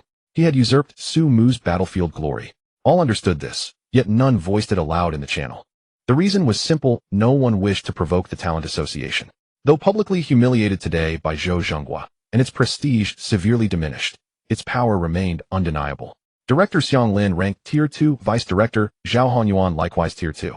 Their ranks included several elite talent squads, each member bearing combat-oriented talent. At a time when most struggled merely to secure daily sustenance, the Talent Association remained one of the strongest forces on Cable 886. Crossing them brought no benefit, so silence prevailed. All knew the truth inwardly, yet kept it unspoken. Praise flowed freely when expected, flattery continued unabated. After all, compliments cost nothing. Meanwhile, the Talent Association itself would never voluntarily clarify matters. They now stood trapped, on a tiger's back, unable to dismount. Should they admit the foreigners were not their victims, their earlier boasts, last to withdraw leading brothers into counterattack, would instantly crumble into ridicule. Xiang Lin's dignity and the association's authority would shatter in an instant. Yet refusing to admit it, maintaining silence at least preserved a thin veil of dignity.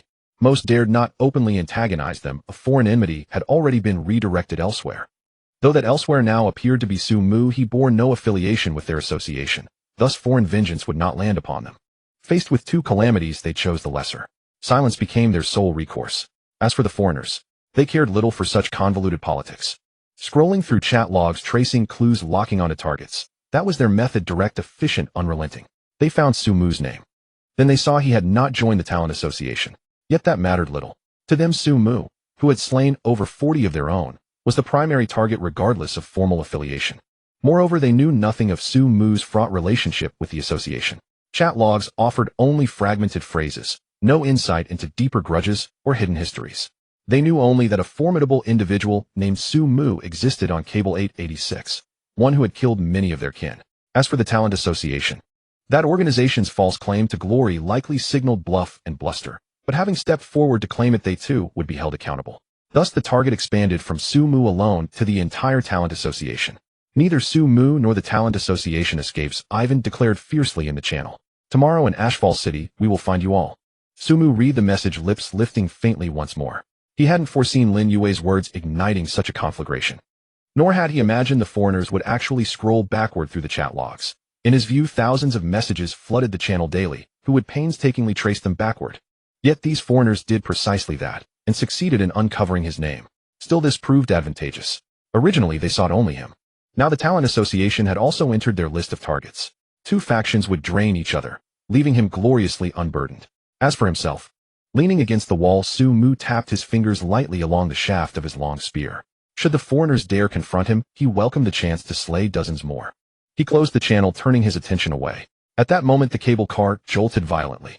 Bang! A dull thud resounded from the roof of the vehicle, causing the entire compartment to shake violently. Su Mu grasped the control panel to steady himself and looked up at the ceiling. The beam of the fog disbursement lamp pierced through the thick mist, illuminating a 10-meter radius around him. He finally saw what had collided with the cable car. It was about the size of an adult's head, dark purple overall, its surface covered in fine scales that shimmered with an eerie metallic sheen in the light. Its body resembled a giant beetle magnified countless times, with a pair of translucent wings on its back currently vibrating furiously and emitting a buzzing sound. Most striking was its head. Devoid of eyes, the top bore a long pointed horn that glowed with a ghostly green light, as if it were poisoned. Its mouth was straw-like, coiling beneath its head with a sharp needle at the end continuously stabbing at the glass of the cable car. Sumu activated the reconnaissance feature, and the monster's attributes appeared before his eyes. Piercing Bug LV2 Race Bug Strength 25 Constitution 30 Agility 18 Spirit 3 Skills Piercing pierces the target with its horn, dealing piercing damage. Acid Spray sprays corrosive acid, causing extra damage to metal. Note: a gregarious insect typically active in groups of dozens. They prefer to attack moving objects and have a particular affinity for metal. Sumu glanced at the piercing bug and then at his surroundings. There was only one. No, not just one. The beam of the fog disbursement lamp swept through the mist, and he vaguely saw more dark purple shadows swirling in the fog. At least a dozen approaching his cable car. Gregarious insects. Dozens in a group. Sumu hesitated, not summoning a spear from the void with his right hand, while his left hand pressed on the control panel, activating 2 quivers. Whoosh! Thud! An arrow shot from the quiver, precisely piercing the head of the piercing bug. The bug's body stiffened in midair for a moment before plummeting straight down, vanishing into the mist. Killed LV2 Piercing Bug Experience 0. 1. Automatic Collection Piercing Bug's Horn 1. Sumu raised an eyebrow slightly. Automatic Collection. This was the talent he had just selected today, which automatically transferred all materials belonging to the host within the attack range to the cable. Indeed useful. He glanced at the ammunition count of the quiver, still over 200 rounds, sufficient for his needs. But soon he discovered a problem. The flight trajectory of those piercing bugs was completely different from that of the venomous fireflies earlier. The venomous fireflies flew in a straight line, colliding with the cable car purely by accident. But these piercing bugs, they were actively approaching. They were drawn by something. He remained calm and did not take matters into his own hands. The 2 quivers, one on the left and one on the right, automatically aimed and shot, each arrow precisely killing a bug. Occasionally a few that slipped through were shot down casually by him before they could get close to the cable car. Kill notifications and automatic collection alerts repeatedly flashed on the system panel. Killed LV2 Piercing Bug Experience 0. 1. Automatic Collection Piercing Bugs Horn 1. Killed LV1 Piercing Bug Experience 0. 05. Automatic Collection Piercing Bugs Shell Fragment 1. The experience points were rising slowly, but the materials were accumulating quickly. In just a few minutes, he had collected over 30 horns, more than 20 shell fragments, and a dozen acid glands. Sumu glanced out the window, his brow slightly furrowed.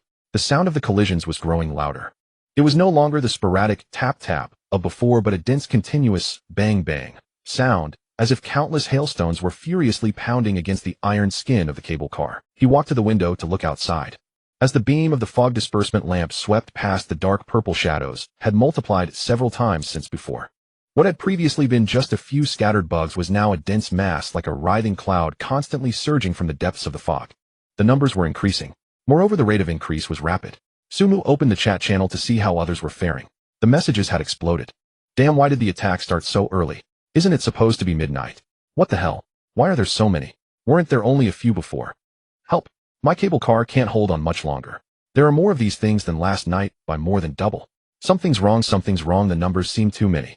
Before the oil lamps worked, now the oil lamps seem to have weakened against them. They aren't afraid of the light at all. Mine too.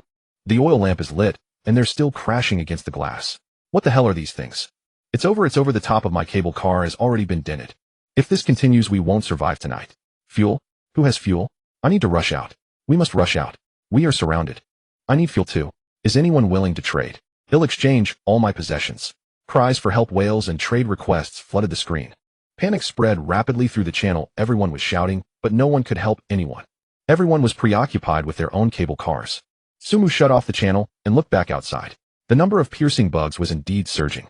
The beam of the fog disbursement lamp swept past, revealing a limited range, but the blurry shadows at the edge of the light told him that the situation outside was far more severe than described in the channel. However, for him, this was a good opportunity to grind for experience. The quivers were automatically shooting, each arrow precisely killing a bug. Sumu was not idle either. He picked up the M500, opened the small window of the cable car, and began shooting at the densely packed dark purple shadows outside. Bayou, bayou, bayou. The silencer dampened the gunfire to an extremely low level, but the frequency of the bullets being fired was extremely high. With a 27-round magazine, it emptied in less than 3 seconds. He quickly reloaded and continued shooting. Kill notifications flashed wildly on the system panel. Killed LV2 Piercing Bug Experience 0. 1. Automatic Collection Piercing Bugs Horn 1. Killed LV1 Piercing Bug Experience 0. 05. Automatic Collection Piercing Bugs Shell Fragment 1. Killed LV2 Piercing Bug Experience 0. 1. Automatic Collection Piercing Bugs Acid Gland 1. Experience was growing slowly but steadily. Sumu glanced at the number of people in the top right corner of the channel while reloading. 713 people. He remembered that just over 10 minutes ago the number was still just over 800. In other words, nearly 100 people had died in that short span. Moreover, the rate of death was accelerating. Sumu frowned. Even with his level 3 cable car, its durability was decreasing. If this trend continued with the density of monsters increasing, his durability would also decrease at an even faster rate. This intensity was If this trend continued with the density of monsters increasing, his durability would also decrease at an even faster rate. This intensity was rather exaggerated. He wasn't worried about himself. With the 100 points of armor from the level 3 cable car, plus the firepower of his quiver and pistol, surviving until dawn shouldn't be a big issue. But what about the others? The level 1 and level 2 cable cars in the channel only had armor of about 10 or dozens of points. They couldn't hold out against such a density of attacks for long. Sumu glanced at the number again. 687. More than 20 had died. His brows furrowed tighter. At this rate, before dawn, the number of people who could survive on this cable line would probably be less than 1/10. However, just as this thought crossed his mind, the thick fog outside suddenly dispersed. It didn't fade away slowly but vanished in an instant, as if someone had pulled back a curtain. Sumu's pupils constricted sharply. He saw it. Ashen City. No, not just Ashen City.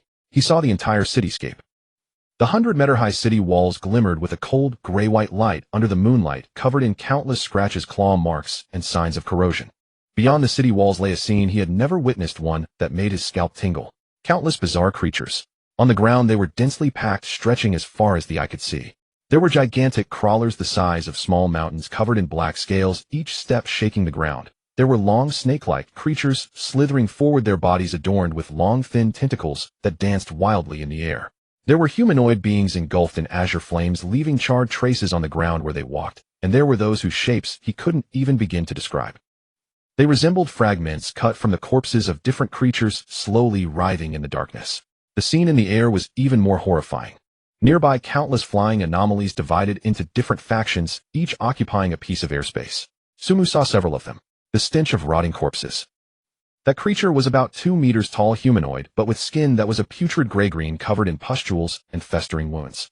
The most bizarre part was its back, where a massive fan, seemingly stitched together from bones and tendons, was embedded deeply into its flesh at the shoulder blades. The fan slowly unfurled, adorned with ancient twisted runes that glowed a dark red under the moonlight. It floated in the air, lacking wings. That fan was its means of flight. Sumu glanced at its level. LV5, green quality. Alien, evil spirit. That thing was only the size of a fist, shaped like a droplet of water suspended in air, entirely translucent, with a dark purple light slowly rotating inside. It had no facial features, no limbs, only a round body, and a pair of bat-like membranous wings.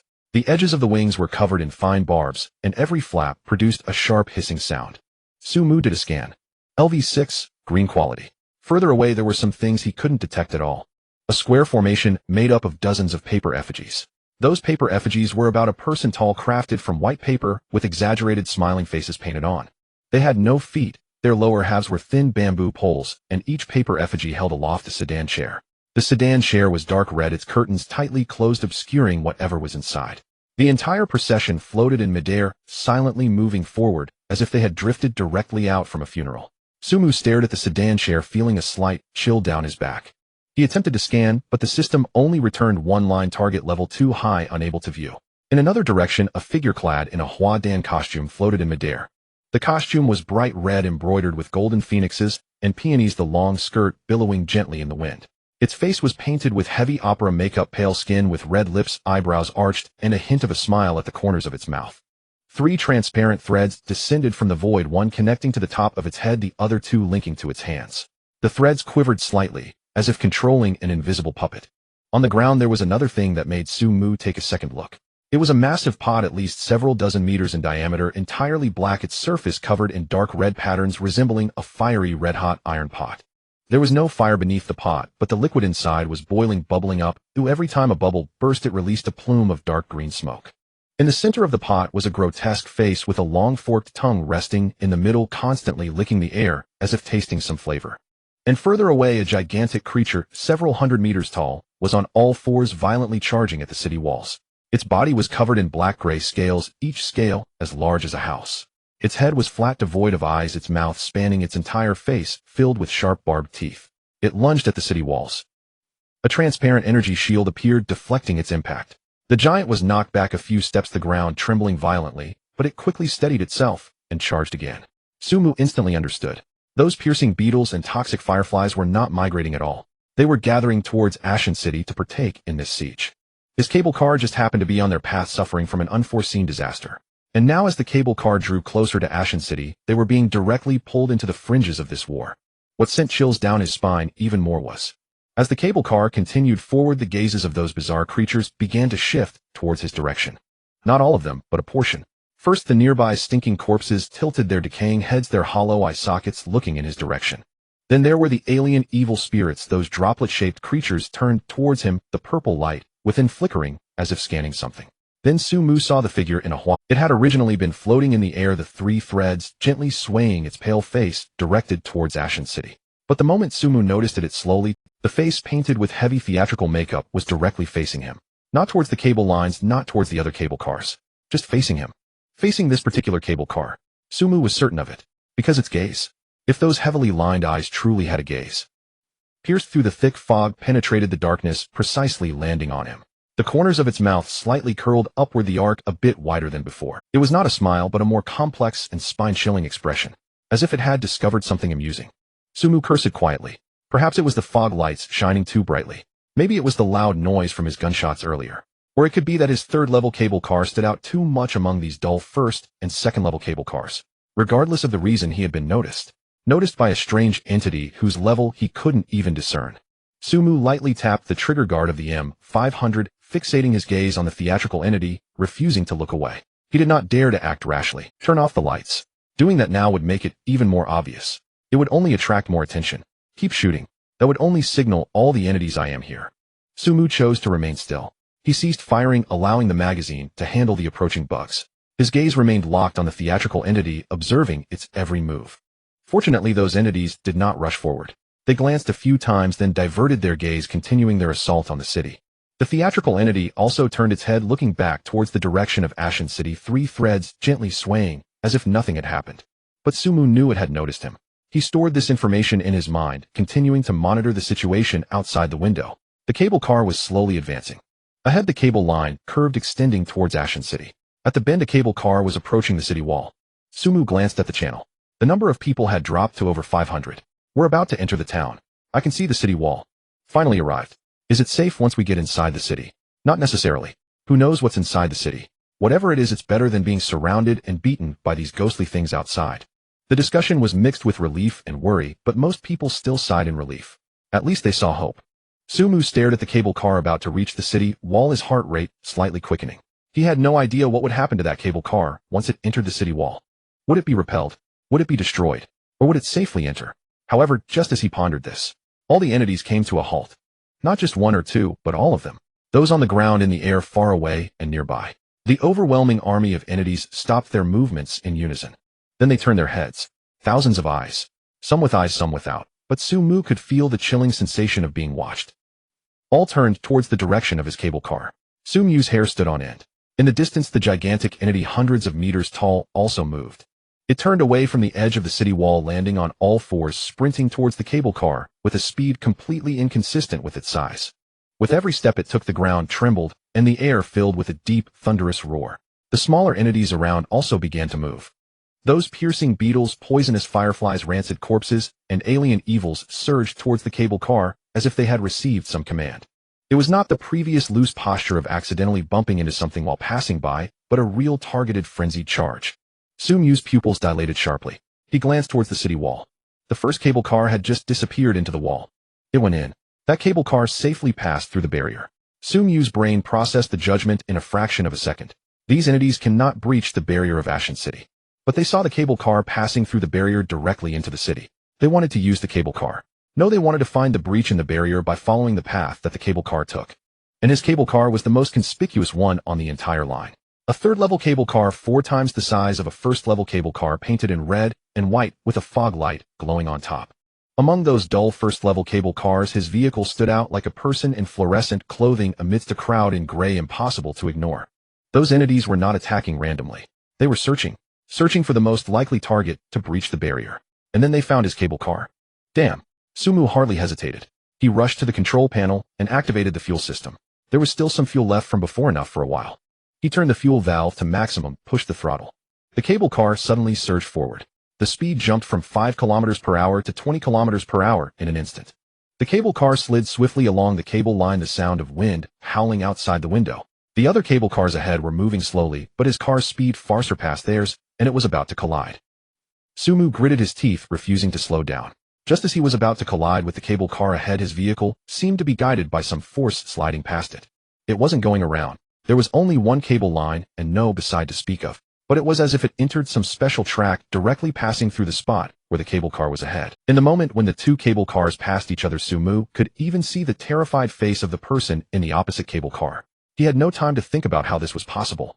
He focused intently ahead, controlling the system that only activated during acceleration, zipping through the cable line. One slow-moving cable car after another was left behind as the city wall of Ashen City drew nearer. Behind him, the gigantic entity, hundreds of meters tall, had caught up. Its speed was far greater than that of the cable car. Even though Sumu pushed the speed to its limit, the distance to that thing was still shrinking. 500 meters, 400 meters, 300 meters. Sumu could feel the ground shaking. With every step that entity took, the air vibrated, and the cable car shook violently. 200 meters. 100 meters. Sumu could already see the transparent barrier ahead. The cable line passed through the barrier, extending into the interior of Ashen City. As long as he entered the barrier, he would be safe. But that gigantic entity was faster than him. It suddenly raised its forepaw, covering the sky. That paw was hundreds of times larger than Sumu's cable car, each of its 5 claws resembling a giant curved blade glinting coldly in the moonlight. Then it came crashing down. Sumu barely had time to react. The enormous claw struck his cable car with the force of thunder, moving so fast that even his dynamic vision could only catch a blur. A shadow engulfed him, and Sumu silently cursed. The opponent's hand was too large. Even with his swift pace, he remained within its reach. Boom! The deafening sound of impact echoed. The shrill screech of steel scraping exploded in his ears, and Sumu felt the entire cable car violently shake, as if it were about to be torn apart. But the claw did not touch the cable car. An invisible force blocked it less than a meter away, emitting a faint glow that firmly kept the claw at bay. The moment the claw's scales met the glow, they began to corrode. Black blood seeped from the cracks in the scales, dripping to the ground, and corroding pit after pit that emitted wisps of smoke. The beast let out a deafening roar, its voice sharp and piercing. Sumu felt as though his eardrums might burst, the terrifying shriek reverberating through the night sky, sending chills down his spine. But it did not stop. It raised another claw. Sumu could not afford to observe the beast's plight.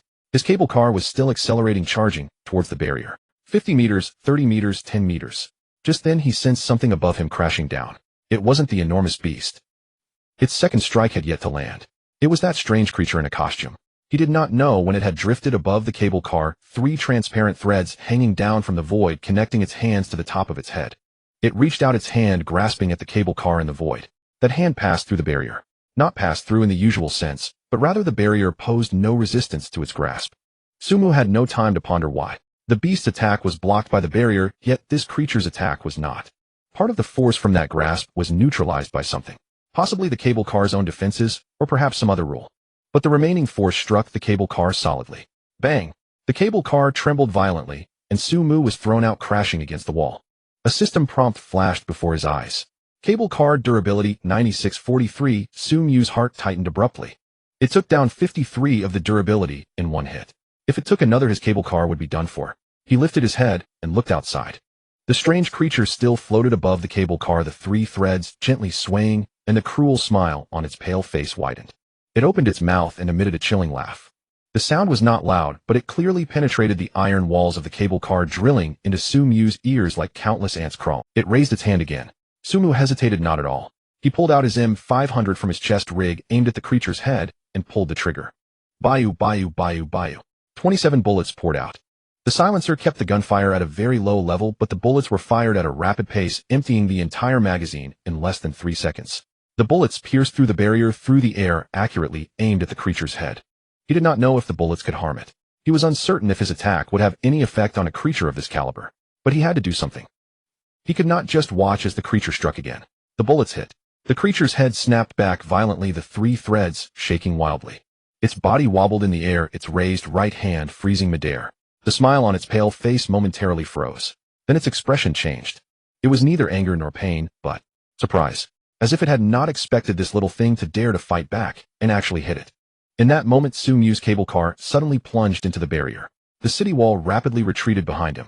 The figure of the strange creature grew smaller and smaller, eventually vanishing into the glow of the barrier. Its second strike missed because the cable car entered the barrier. Sumu panted heavily, still holding the M500, the barrel pointed outside the window. Outside the window were only the buildings and streets of Ashen City. The strange creature was nowhere to be seen. He slowly lowered the gun and leaned against the wall, his heart racing, as if it might leap out of his throat. He glanced at the cable car's durability. 43. Then he looked back. Other cable cars passed through the barrier one after another, receiving no attacks. Those strange creatures showed no interest in them at all. Or rather, after Sumu's cable car vanished, the strange creatures returned to their previous state, continuing their siege, ignoring the ordinary cable cars. Only his cable car was targeted by that strange creature in a costume. Sumu closed his eyes, took a deep breath, and opened them again. Damn it, he muttered under his breath. That strange creature had set its sights on him. Not on this cable car, not on this cable line. It was targeting him. From when it had stared at his cable car outside the barrier to when it attacked him through the barrier and then pursued him for a second strike. It was specifically after him. Sumu did not know the reason. Perhaps it was because his cable car was the most conspicuous, perhaps it was because his fog lights were too bright, or perhaps it was because he had fired too many shots while farming monsters earlier. Or it could be that the creature had simply fixated on him. Regardless of the reason, the result was the same. He was being targeted by a creature of at least level 10. Sumu touched the M500 in his chest rig and glanced at the pile of arms in the corner. Then he smiled. Not a bitter smile, not a self-deprecating smile, but a cold smile filled with murderous intent. Damn it, don't let me catch you off guard. He whispered, his voice soft, yet each word felt like it was squeezed out from between clenched teeth. I will definitely kill you. He glanced back at the other cable cars that had safely passed through the barrier, and then at the city walls gradually receding outside the window. The strange creature was no longer visible. But he knew it was still there. Outside the barrier, amidst the overwhelming army of strange creatures floating in the air, the three transparent threads swayed gently, and that pale face wore a chilling smile. Waiting for him. Sumu withdrew his gaze and began inspecting the damage to the cable car. Repairing it was not an option for now, but the cable car would soon upgrade, directly restoring all durability, which he had already verified. However, Sumu's nerves remained taut as it was uncertain what else might be lurking in the city. With his durability so low, he felt no sense of safety at all. Most importantly, that strange creature was still waiting for him outside. And would those strange creatures breach the city? The resentment in his heart surged, and Sumu forced himself to. Now was not the time for such thoughts. He glanced at the cable car's durability again and looked outside at the nighttime scene of Ashen City.